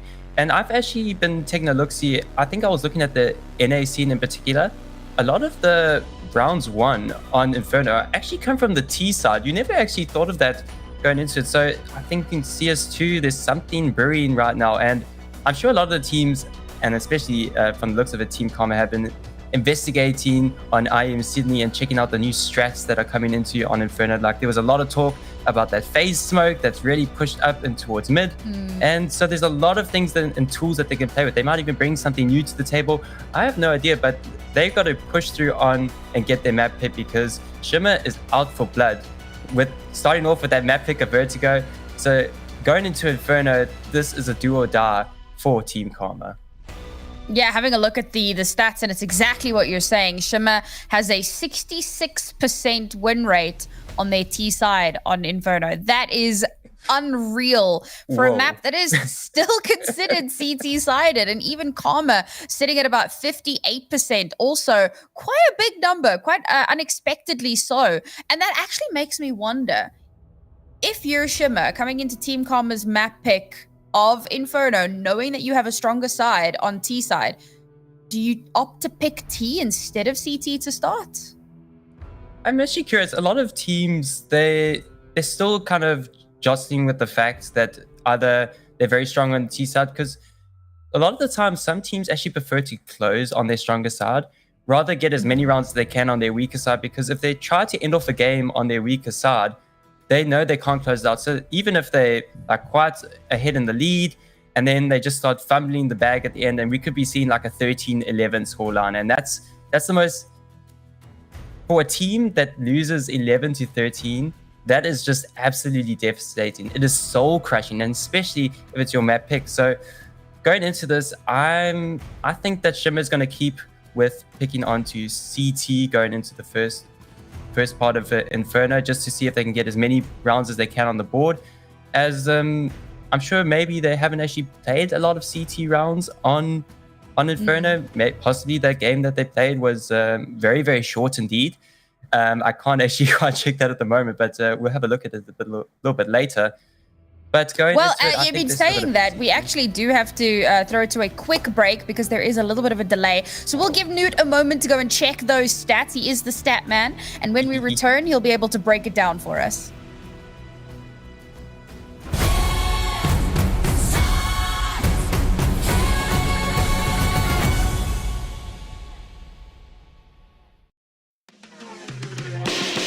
Excuse me while I take the floor. Spotlight shining, it's my show. And you gon' love me a little bit more, cause I got that electric glow. Didn't know it, now you know. Once you vibing with my flow, you ain't never gonna let it go.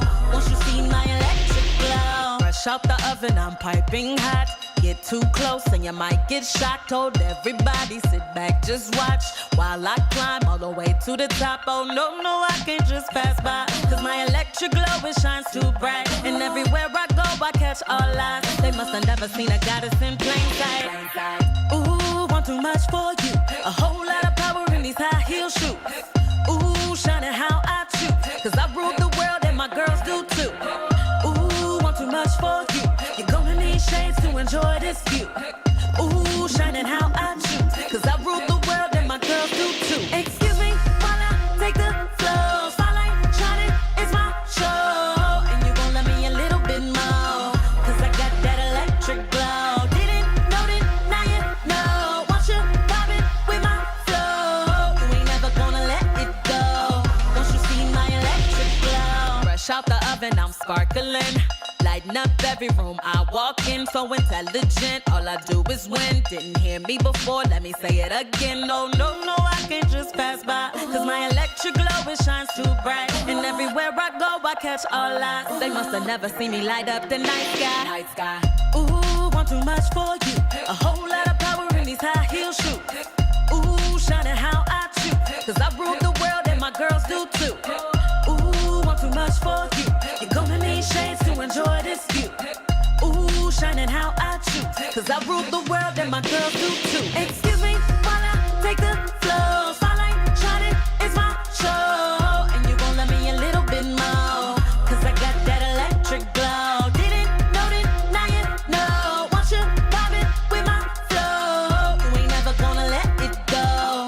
Once you see my electric glow. Once you see my electric glow. See my electric glow. My electric glow. Once you see my electric glow.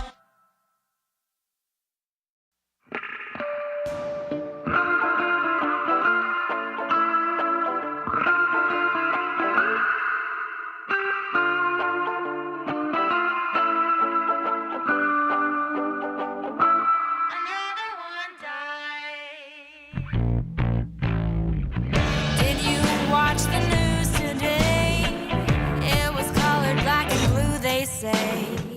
Drink your coffee from your favorite cup, but you're still not waking up. Oh, what a mess.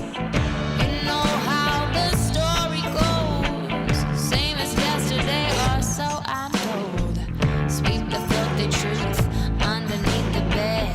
Cobwebs in the corners inside your head.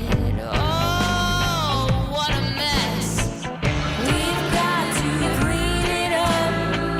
We trudge right through the mud. We've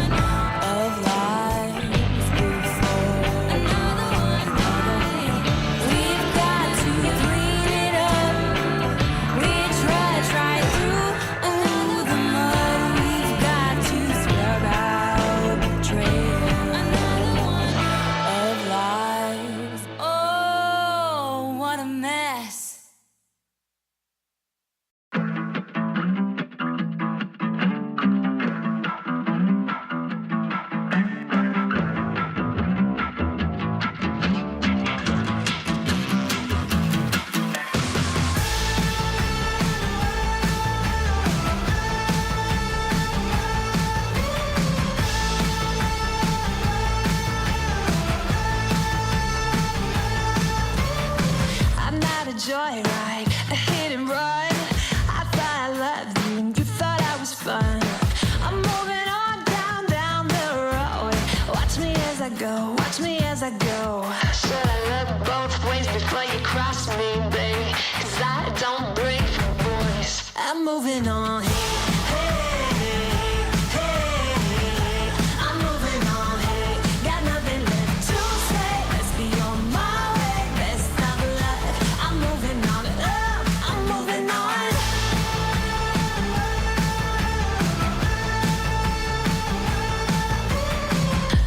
A new love, he runs for miles. 67 fastback, oh, it's just my style.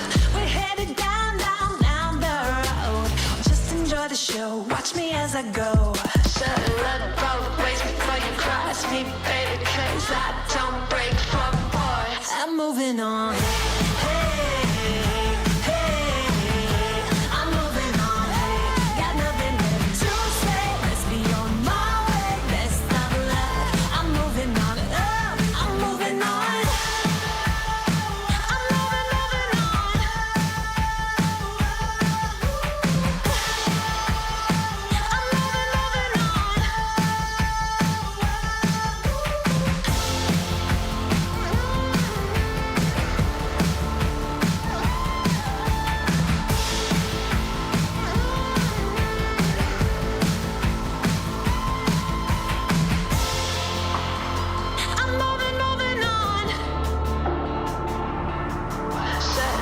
Both ways before you cross me, baby, 'cause I don't break for boys.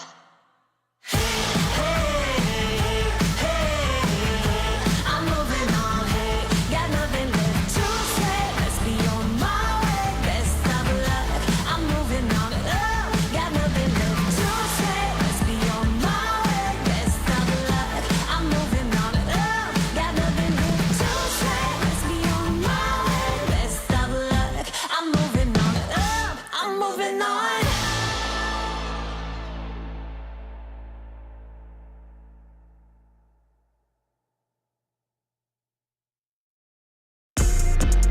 If I gotta do it, I'ma do the most. Since they paid to see a show, got the South overflow, yeah.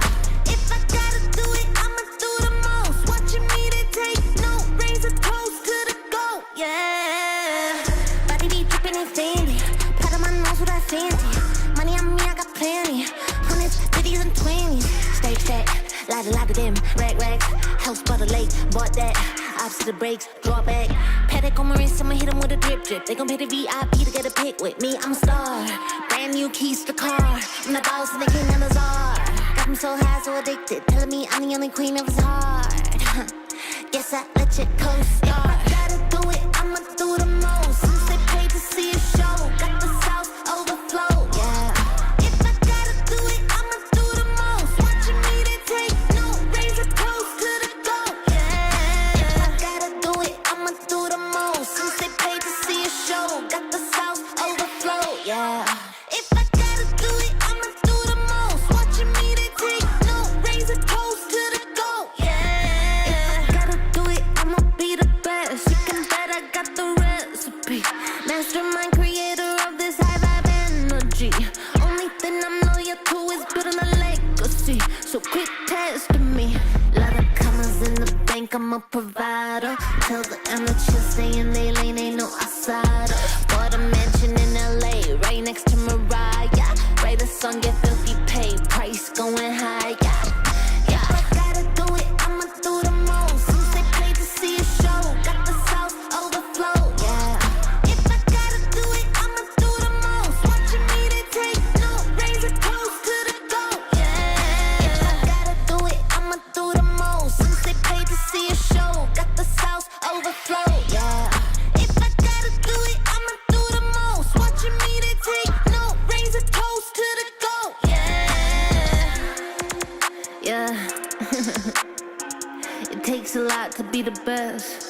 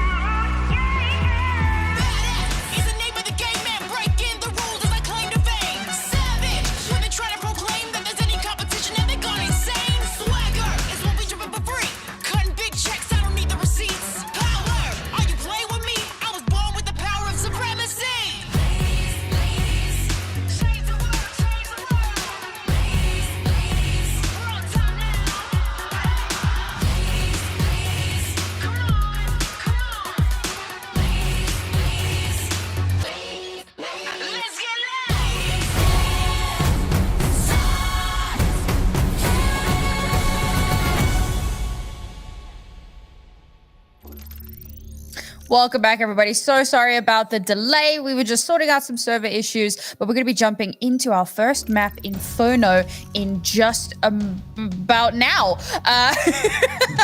All right, Newt, We go straight into it. We really do. You went and you did some research on T sides and CT sides. What have you learned for us? So a lot of the time, Shimmer has only picked Inferno once, and they started on the CT side. They only got 6 rounds in CS2, so 6-6 scoreline in the first half. But then on CSGO, they were picked into Inferno, so they started on the T side. So they started on the T side because it was their map pick. They got 11 rounds in the first half. Wow. On the T side. So this is ludicrous. So we're going to have to see how they act up here today. Earlier, with the Judy's going head first, but Bungie is the first to find a kill. Lisa and Pitt needs to hold on. She's the only one here on the A bomb site. And there's a horde of Karma coming her way. And Karma has bitten her in the butt as Ellie takes off her dome.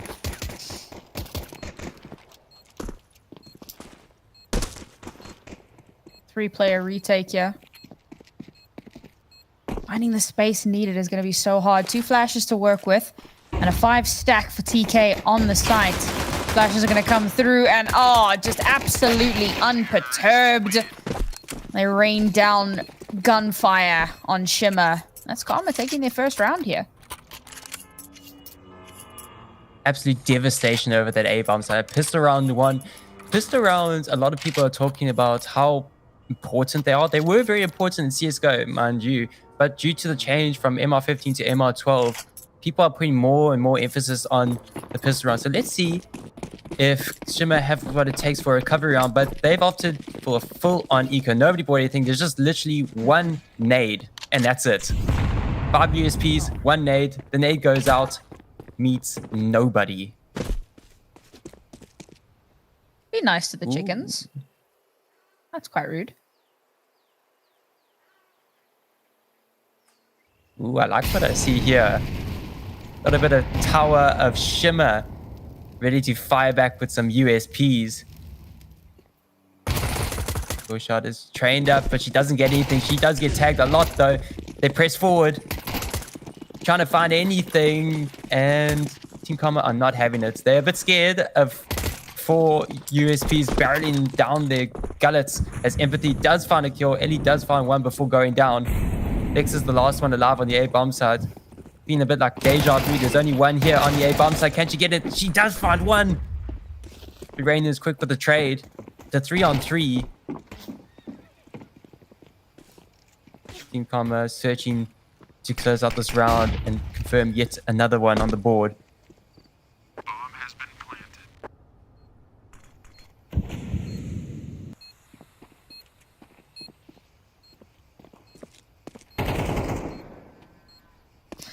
This game of Ring Around the Rosie is not going to last very long. This Empathy will lose her life. There's only 2 players left here. I wonder if the play isn't just to hold on to that MAC-10. Will she be allowed to? At least her position known, and yep. She's going to have to retreat here. Maybe get a couple of exits if she can. Seems unlikely. They're going to just back entirely away from her. And that's another round slipping away. We kind of expected it to go this way. And, you know, with the changes, like you were saying a little bit earlier, change to MR12, but no real change in the economy means that, you know, Ts were always favored economically. But now your CTs, you have to be even more careful with that money. So it makes sense that they don't buy into that round. Rather save up that little bit of cash into the next. And they do manage to save that MAC-10, so that's at least going to help them float a bit of cash through to the next round, or enable them to buy into 3 rifles here. They really want to put up a fight. As Team Karma have to reinvest as well. This is a good opportunity to try and break their economy.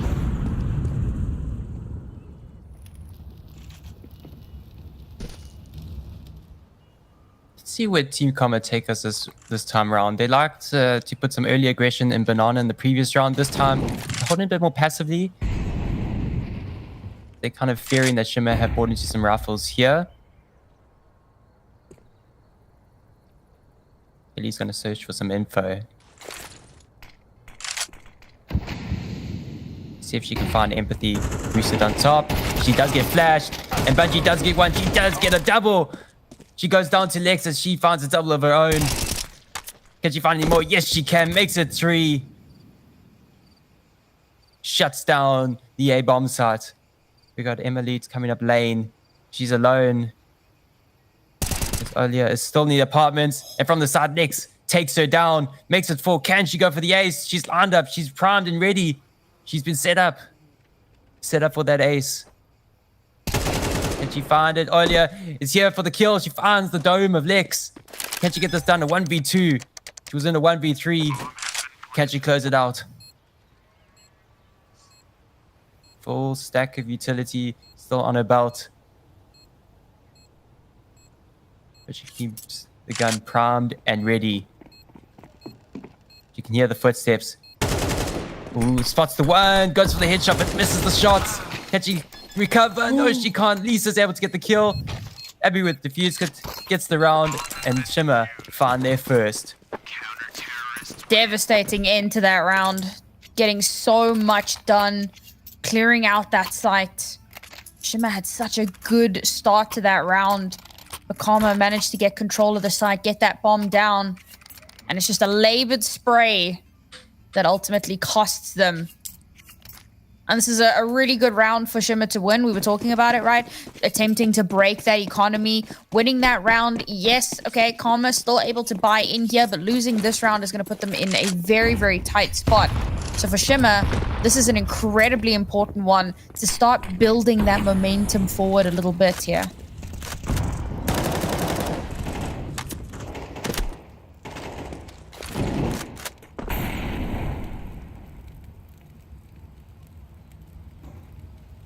Team Karma are spread across the map. We got 1 in banana, 1 in mid, 3 over towards the apartment side, 1 in mid. Nobody's home in the apartments, so Team Karma can run free. But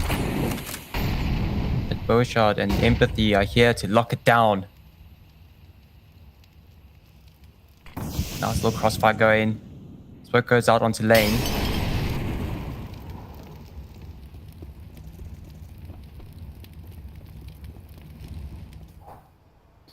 These timings, man.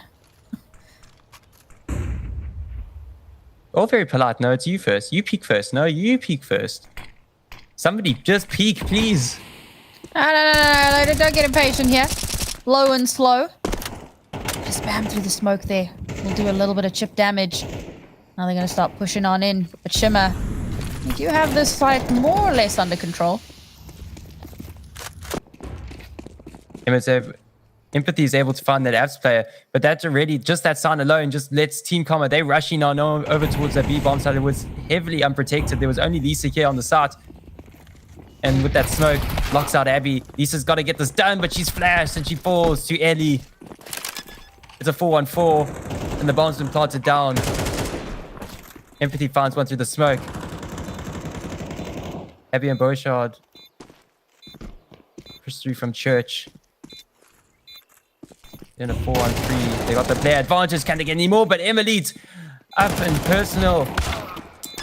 She finds one, but doesn't get any more as Empathy closes it out with a brilliant 4K to tie up this map. Great little collapse in onto the site there. Karma had full control, get bombed down, but there's a few Shimmer players still lurking around the corner, still doing some chip damage as the Karma players are trying to reposition themselves. That's a beautiful round for Shimmer to be able to pull through on. And interestingly, Shimmer are going to take a timeout here. Winning 2 rounds in a row, taking a moment just to make sure they don't fall into any traps. They should be aware that this will be an anti-eco. Karma actually going to be buying into a few upgraded pistols here. Tech 9 Rush could be on the cards. I'm a big fan of the Tech 9 Rush. Oh, yeah. It's going to have to be super decisive because Shimmer have looked... Look, obviously the first 2 rounds were a bit intense. That pistol round and then the Force. If you lose the pistol round, trying to win against the T-side Force, damn near impossible. But once they actually got a buy together, things have started to look a lot better for them. Let's see where they bring these Tech 9s because they are primed and ready. We do have a Glock and a P250. And don't underestimate the Glock in CS2. Something's happened to the Glock from what I've seen. The Glock is actually really strong. Normally considered the pea shooter. This time, these peas are frozen solid, so they hurt. They hurt a lot, but Empathy's AK bullets even hurt harder.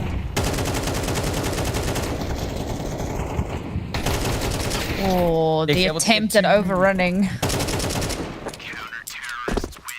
Empathy's just cleaning house. 2 kills in this round.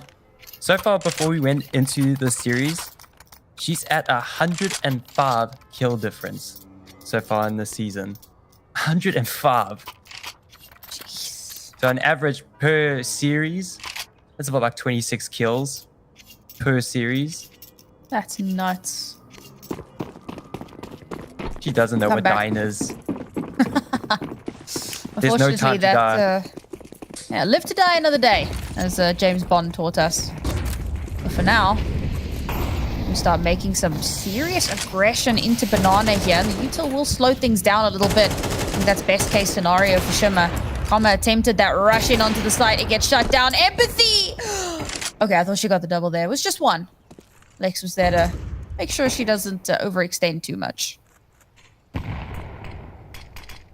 She's just a bit exposed there. As you can see, she's been knocked down to 18 HP. So luckily Lex was there for the quick assist to protect the AWP at all costs.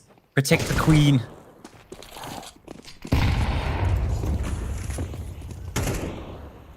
Alia has been working Banana for so many rounds. She's yet to find anything so far. Find an advantage, find a kill or something or other to confirm that Banana play. But with Shimmer taking off any sort of a defense over towards Banana, allows him to roam free. And it looks like Team Karma are searching for B plant.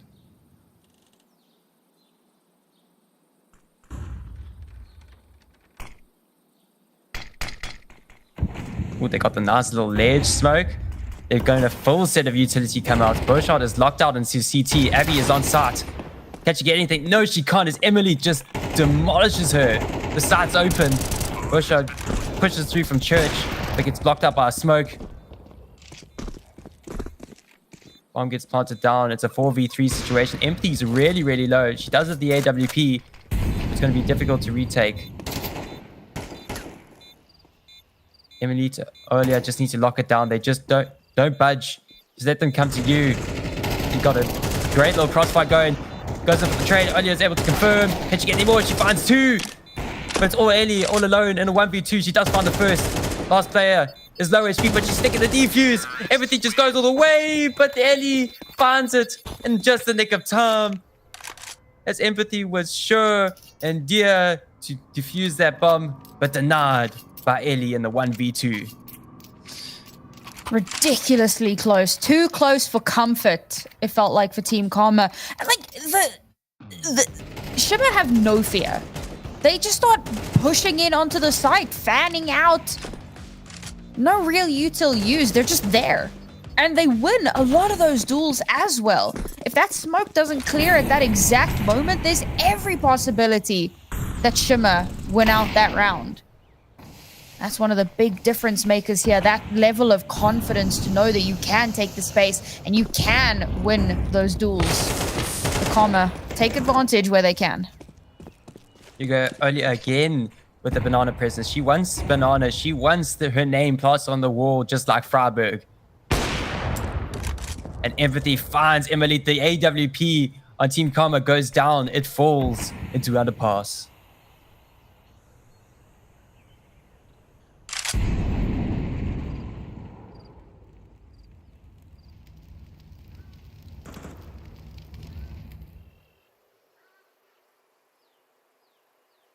This is a very odd position for an MP9. All the way up atop of coffins. Let's see how it works.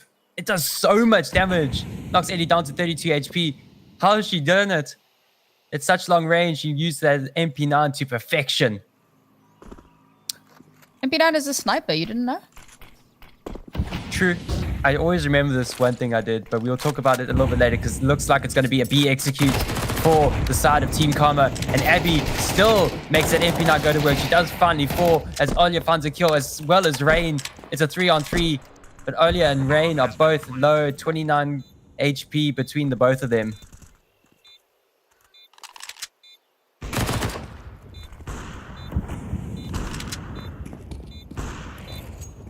Oh, shot is leading the charge. She's up front with the MP now. She can use speed to advantage, but she falls to Olia.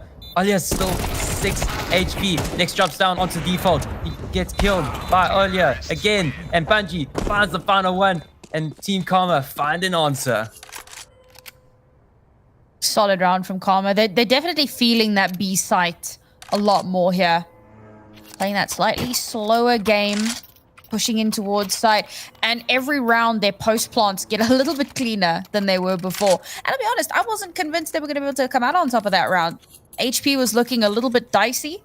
A lot of them, you know, just a blow in their direction and they might have toppled over. But they managed to rally themselves really, really well there.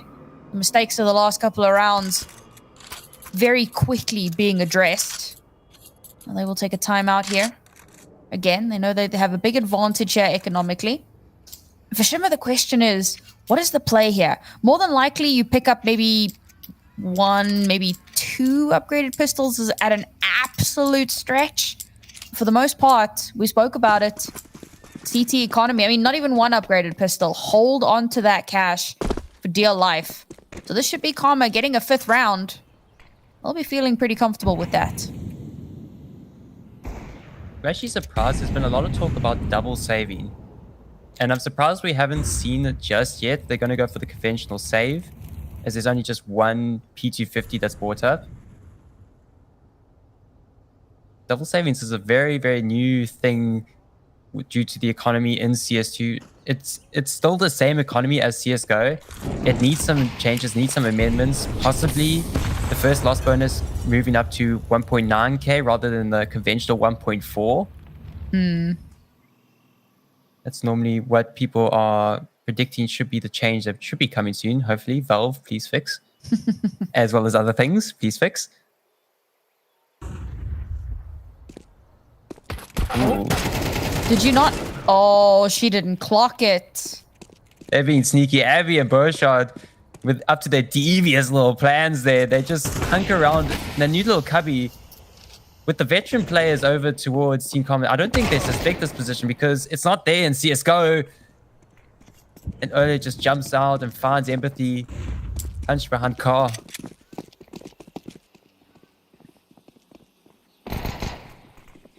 Abby is ahead of the pack. And she aggressives forward. She's just going to spray through the smoke, see if she can find the planter, but she doesn't find anything. Lisa has picked up an AK, and she's just going to save it over towards A. So it's all up to Lex and Abby to see if they can get any more kills.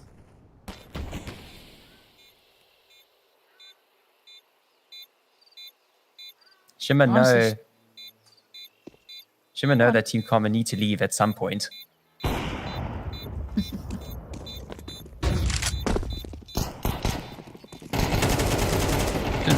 Just as they hear the footsteps running, they go in, see if they can get the kills, but they don't get anything. They go down in a little blaze of glory. Lisa's able to hold on to the AK. I'll be real. Lisa shouldn't have been able to get that AK in the first place. Little bit of a misplay there from Karma. Really thought she clocked the elbow. But I guess, you know, you're very quick peeking and they don't have that bright blue, beautiful aura that we can see. So I suppose in the heat of the moment, it's difficult to spot out that player. Gave over a free rifle.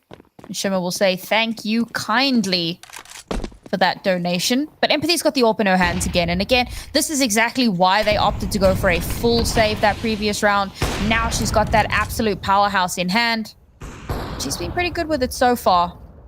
TK, Karma, they're going to have to be very careful about how they approach this. Probably one of the reasons that they've stuck so heavily towards that B site. They don't want to pick a fight with Empathy.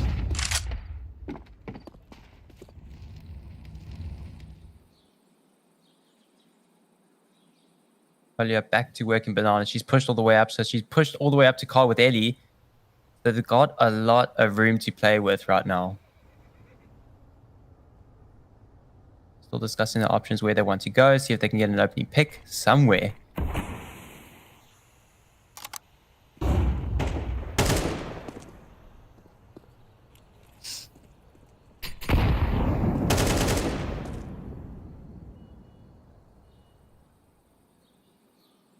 They managed to push Empathy off of her angle, and that's good for a potential fake, but Shimmer aren't buying it. They're holding the line. Shimmer are stuck on that A bomb side. We got 3 players there locking down that A bomb side, literally on the site. But alas, the bomb is all the way over towards B. Abby could be locked out over towards CT, just a mere smoke. So it's all going to be up to Lisa again. This is a lot. This has been affecting Shimmer quite severely. There's only one player on the side that they need. Ollie just runs through the Molly. She tries to get the kill, but Lisa and Beaushot find kills apiece. And Lisa's still hanging on strong as she finds yet another. Makes it 2. Rain lost alive. She was all the way over towards A, but she doesn't have the bomb. She has an open sight, but no bomb to go down, and the time's up. So she has to concede. Shimmer find another round. Honestly, a bit of a questionable one there from Karma. So much of that util coming up very early on. Olya running straight through the fire and flames. Maybe she was flashed out. Maybe not entirely aware. I do know there was a flash there, so I think that she was full blind. Takes so much damage, and then a second flash comes through as well. Makes it damn near impossible to see. She gets shut down. 2 players on the B site shut down that attack and gave enough time for the rest of Shimmer to rotate in. Karma, I don't think they knew what hit them in that one. And now there's a double AWP on board. With Emily falling with that AWP, so there's a double AWP setup going on to Inferno. So there's one over towards B, one over towards A. They can't run away from this AWP. Normally, if there's just one AWP, they could just avoid it at all costs, but now they can't avoid any site. Both sides on lockdown, but they really take care of that one AWP. It goes out in a blaze of glory, doesn't find anything. These Beaushot all alone in mini pit. She hunkers down. An absolute barrage of utility. Heads over towards A. Needs to hold on if she can. She makes a noise, but she goes unchecked. She does find one on the drop, but Olya is quick with the trade. And the last 2 players alive, they just concede. Team Karma shall have a 6th round on the board. Empathy and Lex going for very interesting positioning in towards apps. Obviously, it's different. It's not something that they've done on previous rounds, so they're going for something dynamic, something that might catch Karma off guard. Karma were ready for it. Or maybe ready for it isn't the right word. Karma are prepared for every eventuality. They're going to check their corners. Player shouldn't be there. Doesn't matter. We're going to check anyway. We're going to make 100% sure, because there have been moments like that eco round a little bit earlier on where Ellie died and gave over a free AK because it wasn't checked adequately. Now you can't let that same mistake happen again. Karma have at least secured themselves a tie at the half.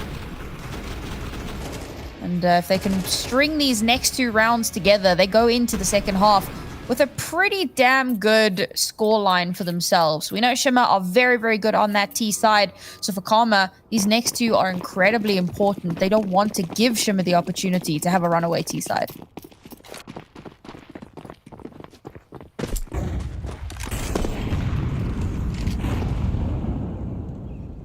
It's full on aggression from Shimmer this time. They push all the way up to Boiler. We got 2 players sitting here in Boiler. We got the AWP that's outside looking towards mid. We got 2 rifles in just Boiler alone. But nobody's home in the apartments.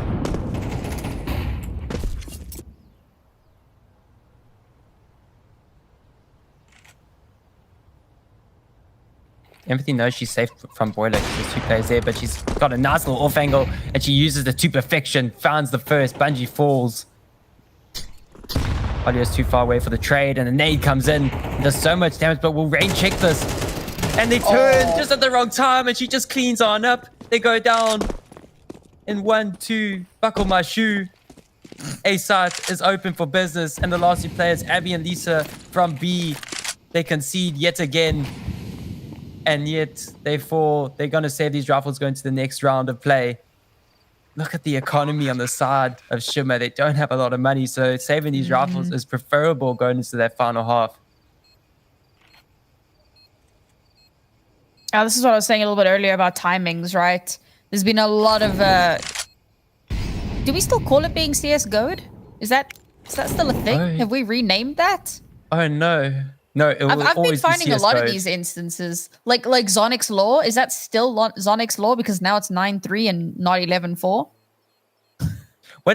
There was actually a debate on what they consider Zonic's Law nowadays. What do you consider Zonic's Law? Do you consider the 9-3 to be Zonic's Oh yeah, Law? 100%. I was watching oh man, I want to say Blast maybe, and it was one of the it was like the last couple of CS:GO matches, and they were talking about like how the rounds stack up. So obviously 8-7 becomes 6-6, right? And then 9-6 becomes 7-5, and so on. So they go through that, and it's 11-4 was 9-3.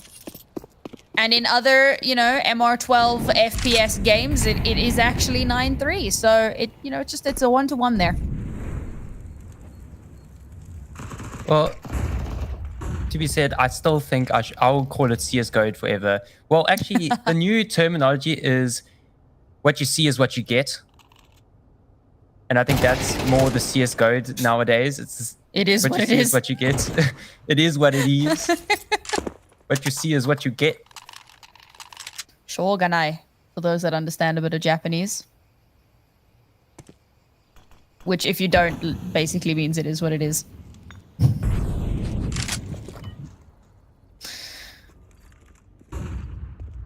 We got a 4-on-4 situation, final round at the half. Everything to play for. Could we see an 8-4? Will Shimmer find a 5th? Team Karma will be taking the advantage going into the second half no matter what. And Bungie just walks through the smoke, and Abby capitalizes on their misfortune. Bungie and Ellie fall in quick succession. The bomb's all the way over towards B. Team Karma have read this well. There's one player here, and it could be locked out of the site completely with just one smoke. The smoke goes in, and there we go. Lisa's locked out, but she sprays away and misses her shots. Emily needs to set up, get that bomb down. Set up and hold as Olia holds from dark.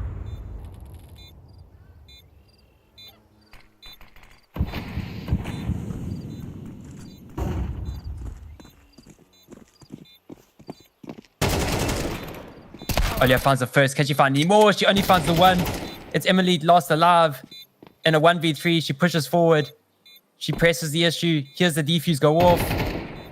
But she's stuck in the smoke. She waits. She tries to peek at just the right time. And that's the half. Abby finds the head.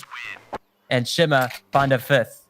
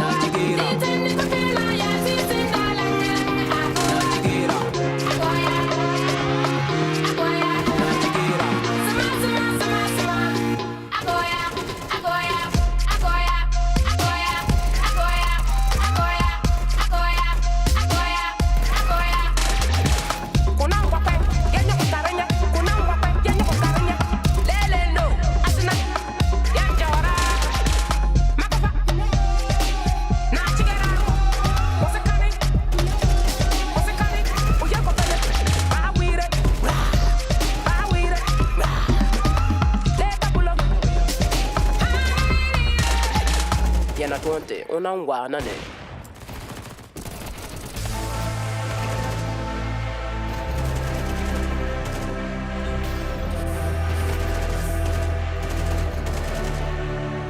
They say time's a healer, only time can tell. They say what doesn't kill ya makes you stronger. I know it well. Take your pulse and lie it down. It's all about now.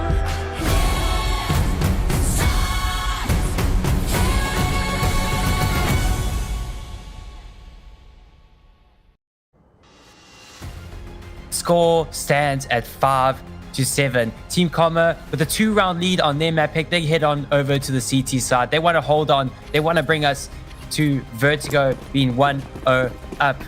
And here we go. We're starting off as Shimmer kind of took a bit of a back seat near the later parts of the round, of the half going into it. They did find that final round of play, but they were kind of shut out by Team Karma. Let's see if they have an answer on the T side. They've got the T side prowess over on Inferno. Let's see if they can put it to the test. You mentioned in one of their games where they started T side, they went 11 rounds in the first half. Not something to turn your nose up at. This A site is pretty heavily defended. Don't go chasing waterfalls as Lex falls through, and Bungie and Emily just close them out of the round. Abby does find one, but is quickly traded out by Eddie. But nobody's looking at the side. Everybody's all the way towards the mid side, and Empathy is able to just get the frags, and she starts shooting her dead teammate. It's a bit trigger happy. It's gonna have to be the retake. A 3-on-2. Empathy over towards Pit. Very difficult position to clear, but she just peeks on out. And Emily is able to close, as well as Eddie. Eddie finds that final kill. Eddie with 2, Emily with 2, and Team Karma with 8. Very important round for Karma to win. Nani? Oh, they're having some nice bonding time. Oh, They did it together. Oh, goodness me. Denying the round from Shimmer is massive for Karma. Gives them a huge boon in this one. But again, that T-side economy and how strong it is right now really comes to fruition here. Shimmer are going to be able to buy into this. A stack of Galils and a Mac-10. I do appreciate the shotgun, though, from Karma. See if that actually gets some results. It seems unlikely, but, you know, we'll give it a chance. Give it a shot. I was very skeptical with people saying that the shotguns are a bit overpowered in CS2. And then while in deathmatch, I just thought, let me put the bonus weapon on. And it was a shotgun. My, oh my. That thing's broken. It is broken. Shotguns and LMGs should not exist. Like, they just should not be allowed in game. The Negev is my favorite of all time. But earlier with the drive-by, takes down Empathy. In a flurry of bullets, she finds the first. Ellie with the shotgun. See, the shotgun reigns supreme.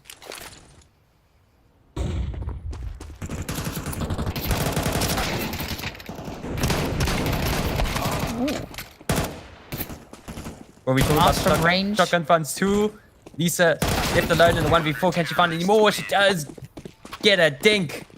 Emily falls to 7, but doesn't fall to her grave. TK with the 9 rounds, 4 rounds ahead of Shimmer.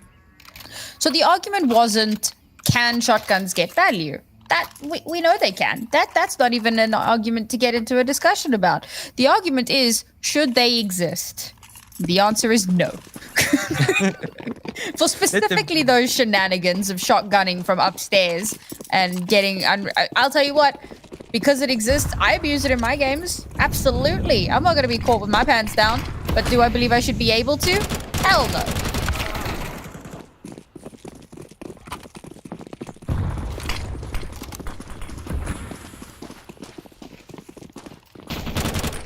Got 2 players locked out into Pit. Can they find anything?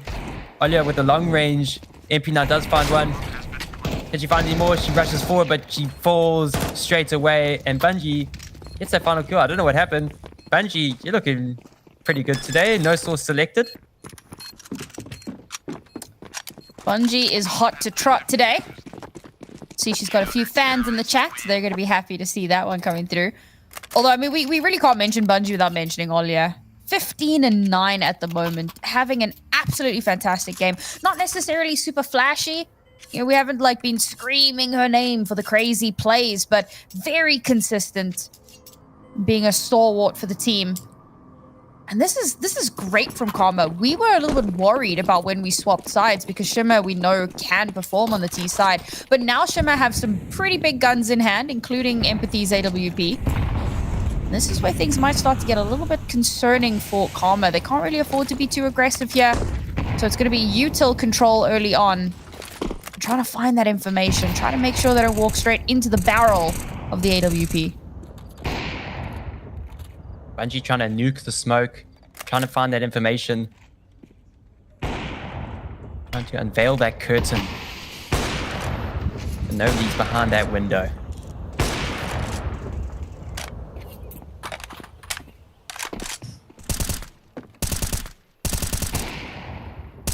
Bungie being so far forward at Banana. Banana is locked out here. And Empathy is still over towards that T-Ramp. She's still with the AWP here, so if she falls, it could not end well for Shimmer here. She's kind of locked in this position. She can't push forward as the rest of her team push over towards mid, but look at all the mollies. It just locks them out straight away. Empathy tries to go for the shot, but she misses it, and Bungie finally peeks on out. She gets the kill. Lex does quick with the trade. Makes light work of Bungie. Emily, it's no time for walking. You need to rush. You need to help your friend. You need to help Rain. She's alone on site. Shimmer run rampant on the side. Can't she get anything? No, she can't. She falls straight away from the hands of Ebby.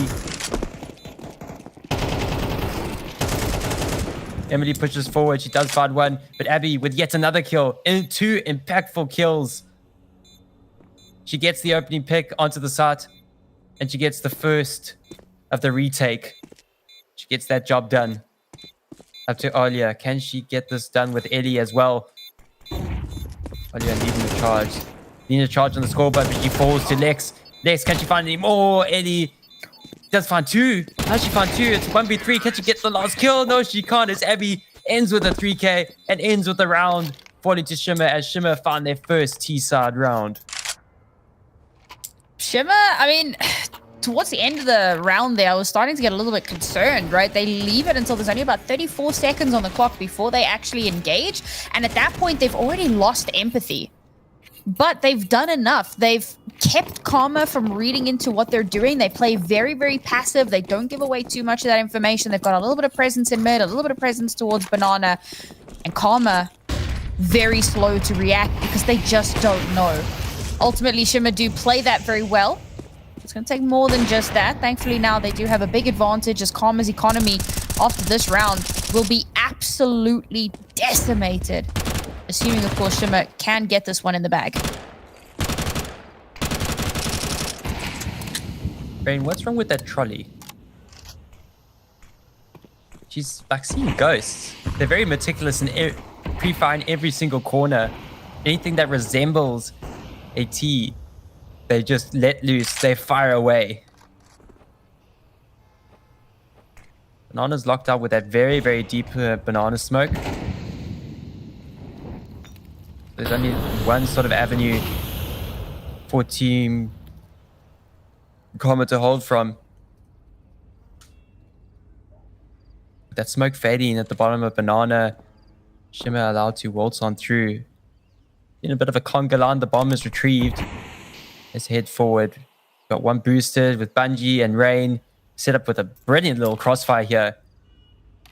They got to make sure the smoke lands on top of that little ledge there. I forgot what the ledge smoke. It does. Ooh, but it allows Bungie just from the top to find the kill. She finds the first, she finds the second. Makes it a 2-on-4. This was a round Team Karma needed. They needed this round. Their money was low, but then you get the kills. But Bungie just runs on in. No support. She takes one to the dome. But Alia is here for more as Burshot tries to pick up the pieces. She does find one, but falls. And Team Karma have an answer. They don't ruin the economy. They keep the economy alive. And they make it to 11. Okay, that molly was disgusting. Like, Shimmer, look at this. They all just, like, run straight into it. And all of their health gets chunked away, and the MP9 can rain from above. Absolute destruction. Karma should not have won that round. But they play it so well, and it's just a single piece of utility that gives them such a big advantage. True test of a team is, of course, how do you use that advantage and turn it into a win? And Karma managed to do just that. Now taking a very slight tech pause here, folks. We'll be getting back into the game in just a moment. Fixing some things here and there. But this is a great opportunity for Karma. I mean, they're already at 11 rounds. Winning this round accomplishes two things. It puts them on map point, but it also destroys Shimmer's economy. Like, this round is absolutely game-changing for them. And we can see that they realize the importance of this round. The timeout getting taken at the end of that tech pause as well. Want to double down. Strap yourselves in, folks. Karma looking to take this all the way. Oh, it's getting down to the wire now because I'm sure Shimmer were hoping to convert Inferno, convert Karma's map pick into their favor, as we kind of going in blind here with Vertigo. Like, we don't have any data points on Vertigo. None of the teams have played it yet.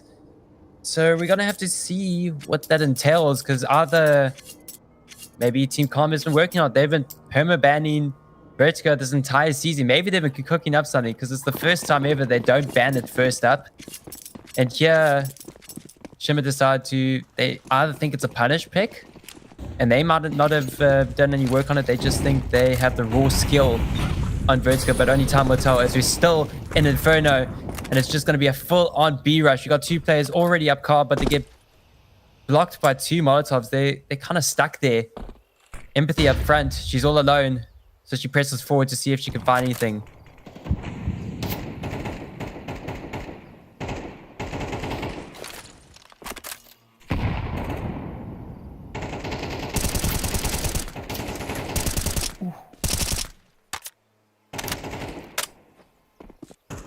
Nice little bit of early damage there. Trying to sell a bit of a fake, but again, TK are not buying what Shimmer are selling.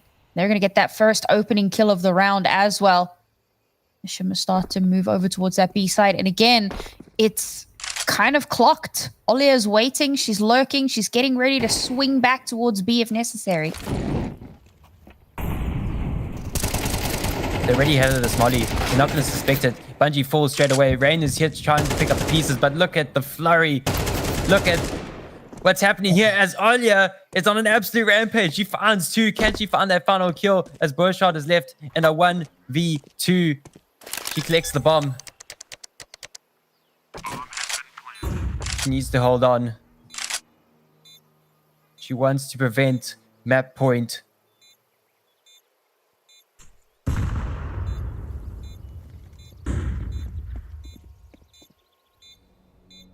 Ooh. Oh, this is so deadly. Are they going to expect the wraparound? It doesn't look like they are. They're not watching. They're not checking her. She pulls around the corner, gets the first one. Bomb is tapped. But it's Emilite ready and waiting with a kit in the back pocket to secure themselves their 12th round. I mean, that was very well played from Shimmer. The idea was solid. The execution was... I mean, they get quite a lot of kills on the entry, but Olia, we mentioned her a little bit earlier on, not always necessarily that flashy player, but so consistent. And if not for her getting those 2 kills, that could very easily have been a Shimmer round. There would have been no chance for the retake. Emily was still all the way over towards the A bomb side. She was rotating in when Alia got those 2 kills finally. So if it wasn't for her, that would have been Shimmer's round all the way. But alas, Team Karma turned the tides in that round, and they get map point. But molly damage has been dumb in this game.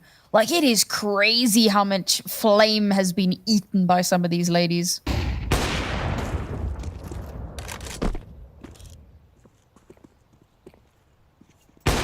Emily posted up. Kill. Whoa. What you see is what you get. And once again, the shotgun reigns supreme over towards Apps. And it's going to be tested here. She brings out the P250. But gets overwhelmed. Empathy ties the odds. 4 players to 4.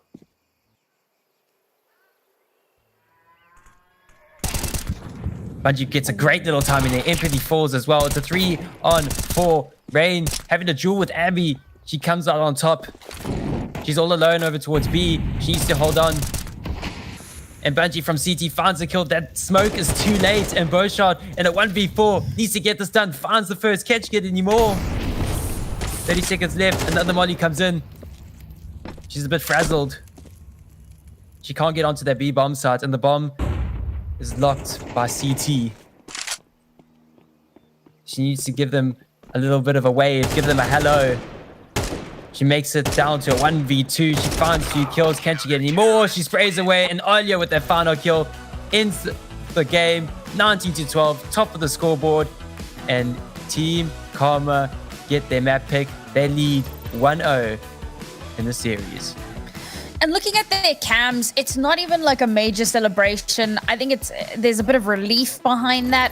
Obviously, you're happy. There is some elation there, but definitely going to be feeling good, feeling relieved, knowing that, okay, even if they do lose the next map, which isn't their map pick, which is a map that they normally ban and aren't necessarily super comfortable on, there is still the opportunity for that map 3 comeback. Of course, they want to close out map 2 if they can. That's the ideal situation here. But they know that they've got the tiniest little bit of breathing room. And honestly, they looked solid on Inferno. I was expecting a little bit more out of Shimmer coming into this one.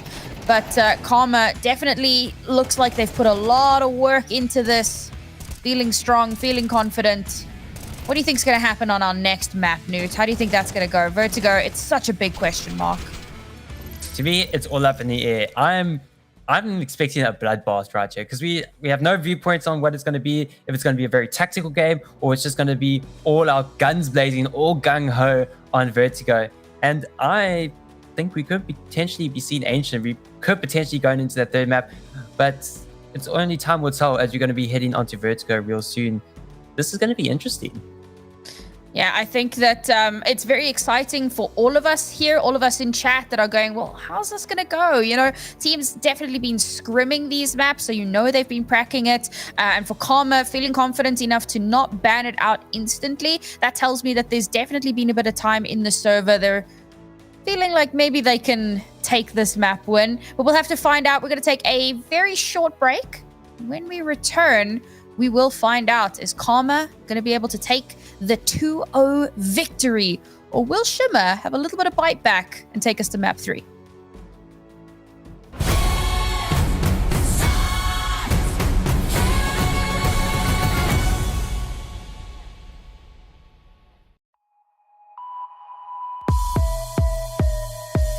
I can tell that you're a little scared about what you heard about me. A little edgy, I eat my veggies, I only focus on green. I'm what they call a bad bitch. I still my dude with a sales pitch. Little booty and lots of moody, just so you know about me. If I want it, get it started. Ring around the wrist like I'm Jordan. Throwing my fists, get it poppin'. I don't even care what you would think. I'ma get crazy, I'ma go dumb. I'ma get rowdy, I'ma get loud. I'ma get crazy, I'ma go dumb. I'ma get rowdy, I'ma get loud. Just like 2020, we came to party and burn the whole world down. Just like 2020, we came to party and burn the whole world down. Yeah, they call me P, cause I am on my petty shit, not your cup of tea. My coffee is Arabian, residing in 1C, but I'm from the 419. If we ever had a problem, get in line. Yeah, if we ever had a problem, then you're not the only one. I'm spicy, I'm sweet, but I get what I want. When I'm bossy, I'm moody, I come out on top. I hustle by day, sipping rose by dawn, yeah. If I want it, get it started. Ring around the wrist like I'm Jordan. Throwing my fists, get it poppin'. I don't even care what you would say. I'ma get crazy, I'ma go dumb. I'ma get rowdy, I'ma get loud. I'ma get crazy, I'ma go dumb. I'ma get rowdy, I'ma get loud.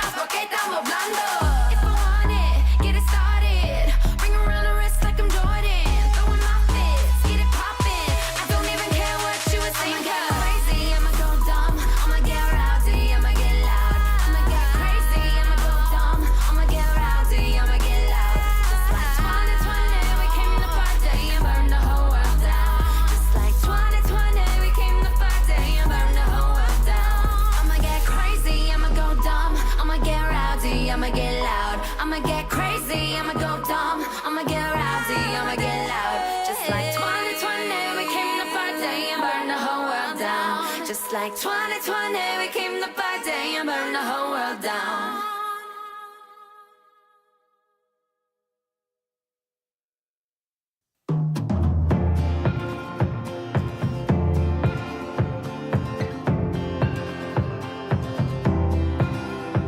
Sometimes I play it safe, and you can see it. It's easy for me to show. But sometimes I'm really brave, and that just means that I'll try again tomorrow. It's my dark created mountains where the valleys used to be. Gotta change perspective if I really want to see that sunrise over the water.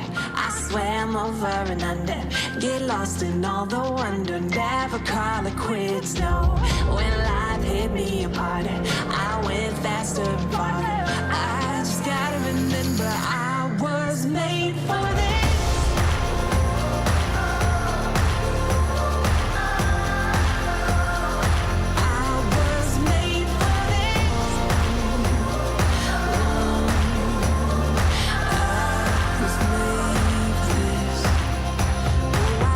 Among the waves, let them take me as far as they want to go.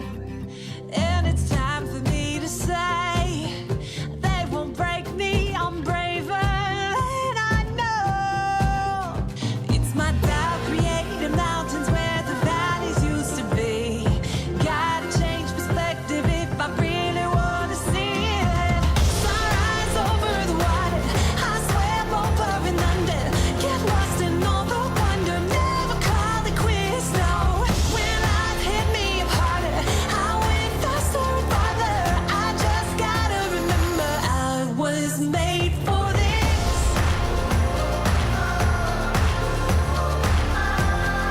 Oh, such a time as this.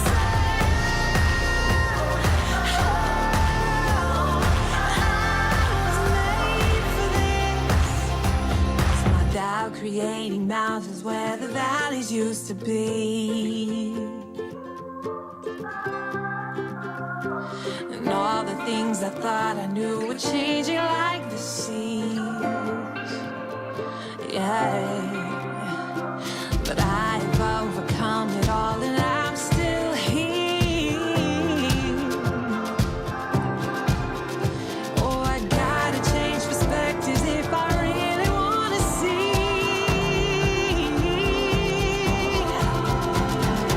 Sunrise over the water, I swam over and under. Get lost in all the wonder, never call it quits, no. When life hit me harder, I went faster and farther. I just gotta remember I was made for this.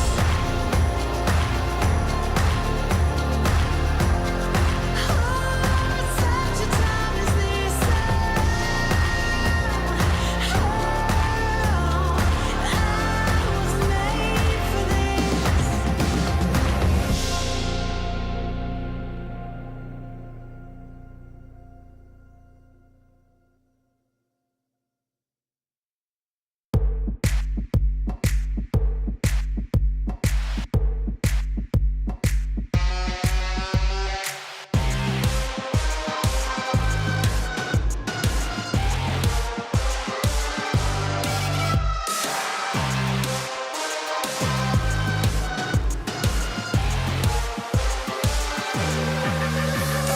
Time is upon us. Hear the roaring of footsteps marching on. For the snake and the charmer couldn't change of the course of destiny. Ignore the warnings and dig your own grave. Come to your senses before it's too late. Fight back, arms drawn and pointed north, teeth bare. The struggle's hiding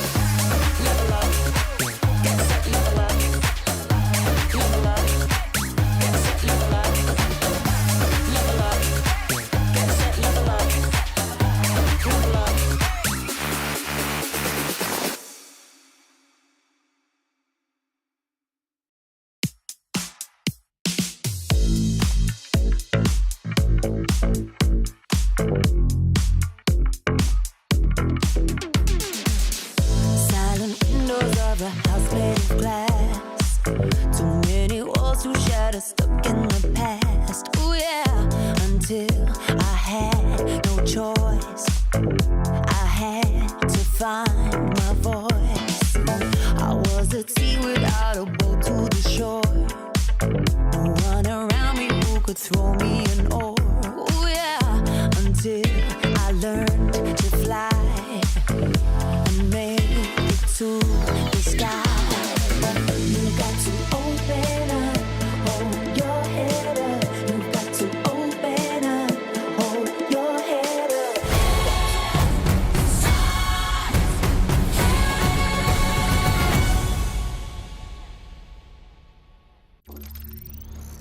Welcome back, everybody, to ESL Impact Season 4. We're here in the North American region. It's our last matchup of the day, and it is already proving to be a bit of a banger. Team Karma have managed to snag themselves their map pick of Inferno, and in a pretty decisive fashion as well, 13-6 in their favor. Now, Newt, we've spoken about this a little bit, but we're heading into Vertigo. It's a big question mark for both of these two teams. Neither of them have a lot of playtime on it.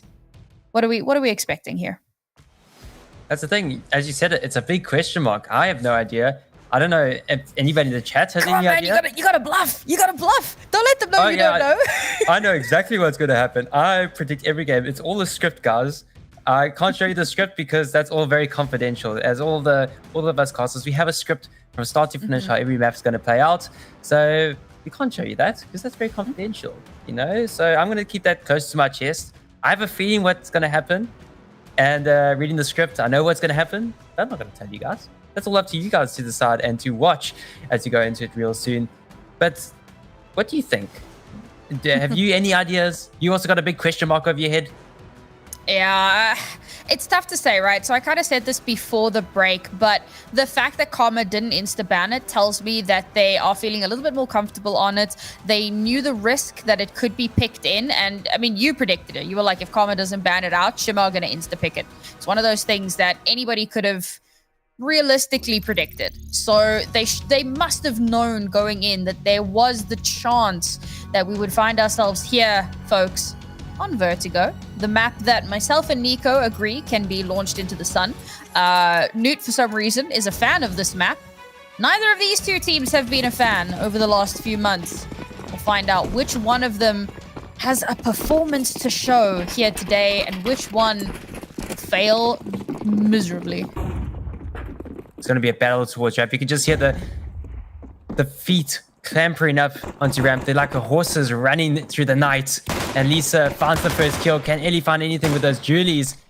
The Yeehaw pistols are out to play to find those horses, put them down. Possibly turn them into some glue. But you get tagged from the side. Yeah, I'm going all out here. That got dark.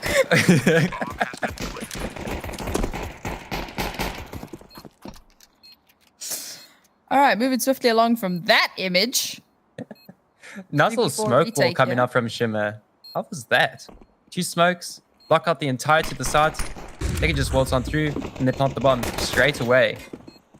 The 4-on-3. Abby pressing the issue, but Empathy from behind gets 2 kills in quick succession. Ends off with 2.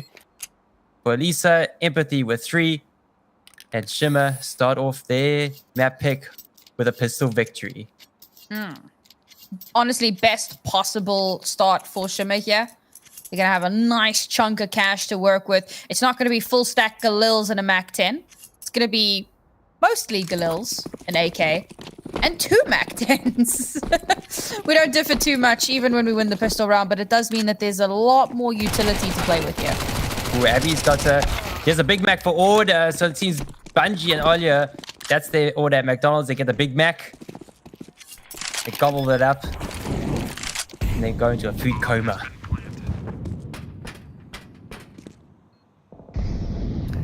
Going into this map, I was actually having a look-see on if any of the players of Team Karma have actually played it. Because I did remember while under the Saints banner, Olia did play Vertigo. She was very, very good on Vertigo. But then I decided to look at Emilite and Rain. And scrolling down the list of maps played, it all of a sudden went to Train. So there's no chance. Old daughter. That, yeah, very, very old. It was just ESL Impact Season 4 and then straight onto Train. So all those Train lovers out there, Yeah, it seems that Emily and Rain, that was their fondest memories, was on train, but it left the station. I miss Train. That's such a good map. Can we get rid of Vertigo and bring back Train? No. Belf, please. No. Shush I you. like Trains Nobody asked too, you. but Train can stay where it is. No. Train is amazing. We need Train back. Unless they turn one of the carriages into one of the carriages from Thomas the Train. Otherwise, No. you can stay away No. from the map pool. Come on, one Easter egg. Come on, Val. No, that's Even absolutely if the face terrible. is What is wrong with facing you? the wall. Come on, Bro, you got no, so many nobody nice needs that ideas. nightmare. No one needs that nightmare fuel. Well, Rain's got a bit of a nightmare. She gets absolutely domed by Abby in mid. Tries to contest, but takes one to the face, as Olia is quick on the equalizer.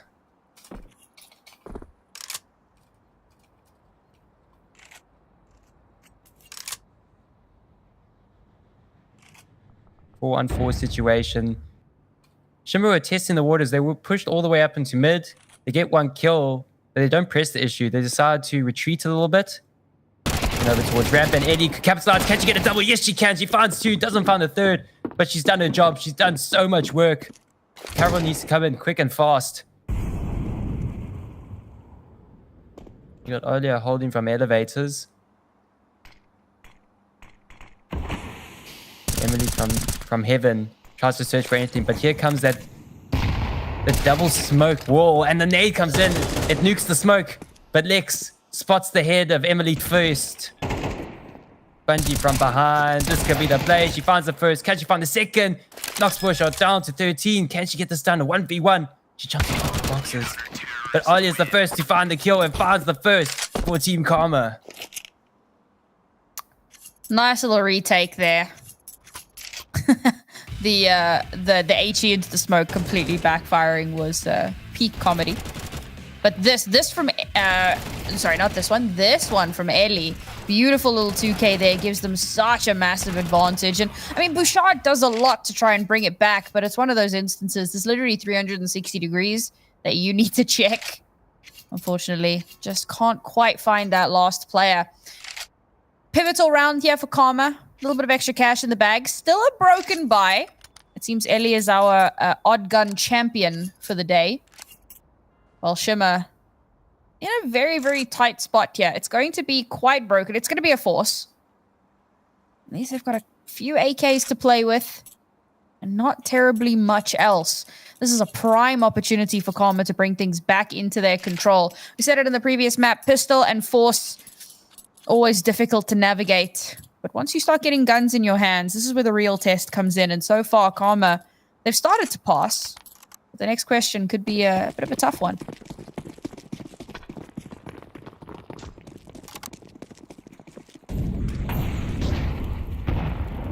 This time they try to press B this time around. They pressed mid, they've pressed A so far. They haven't gone to B yet. So B has not been tested yet. And Bungie is here all alone. We do have Rain pushing up through mid, so she's getting so much information. She might find Abby first, or will Abby find her first? No, she doesn't. Rain gets her revenge on Abby from the previous round.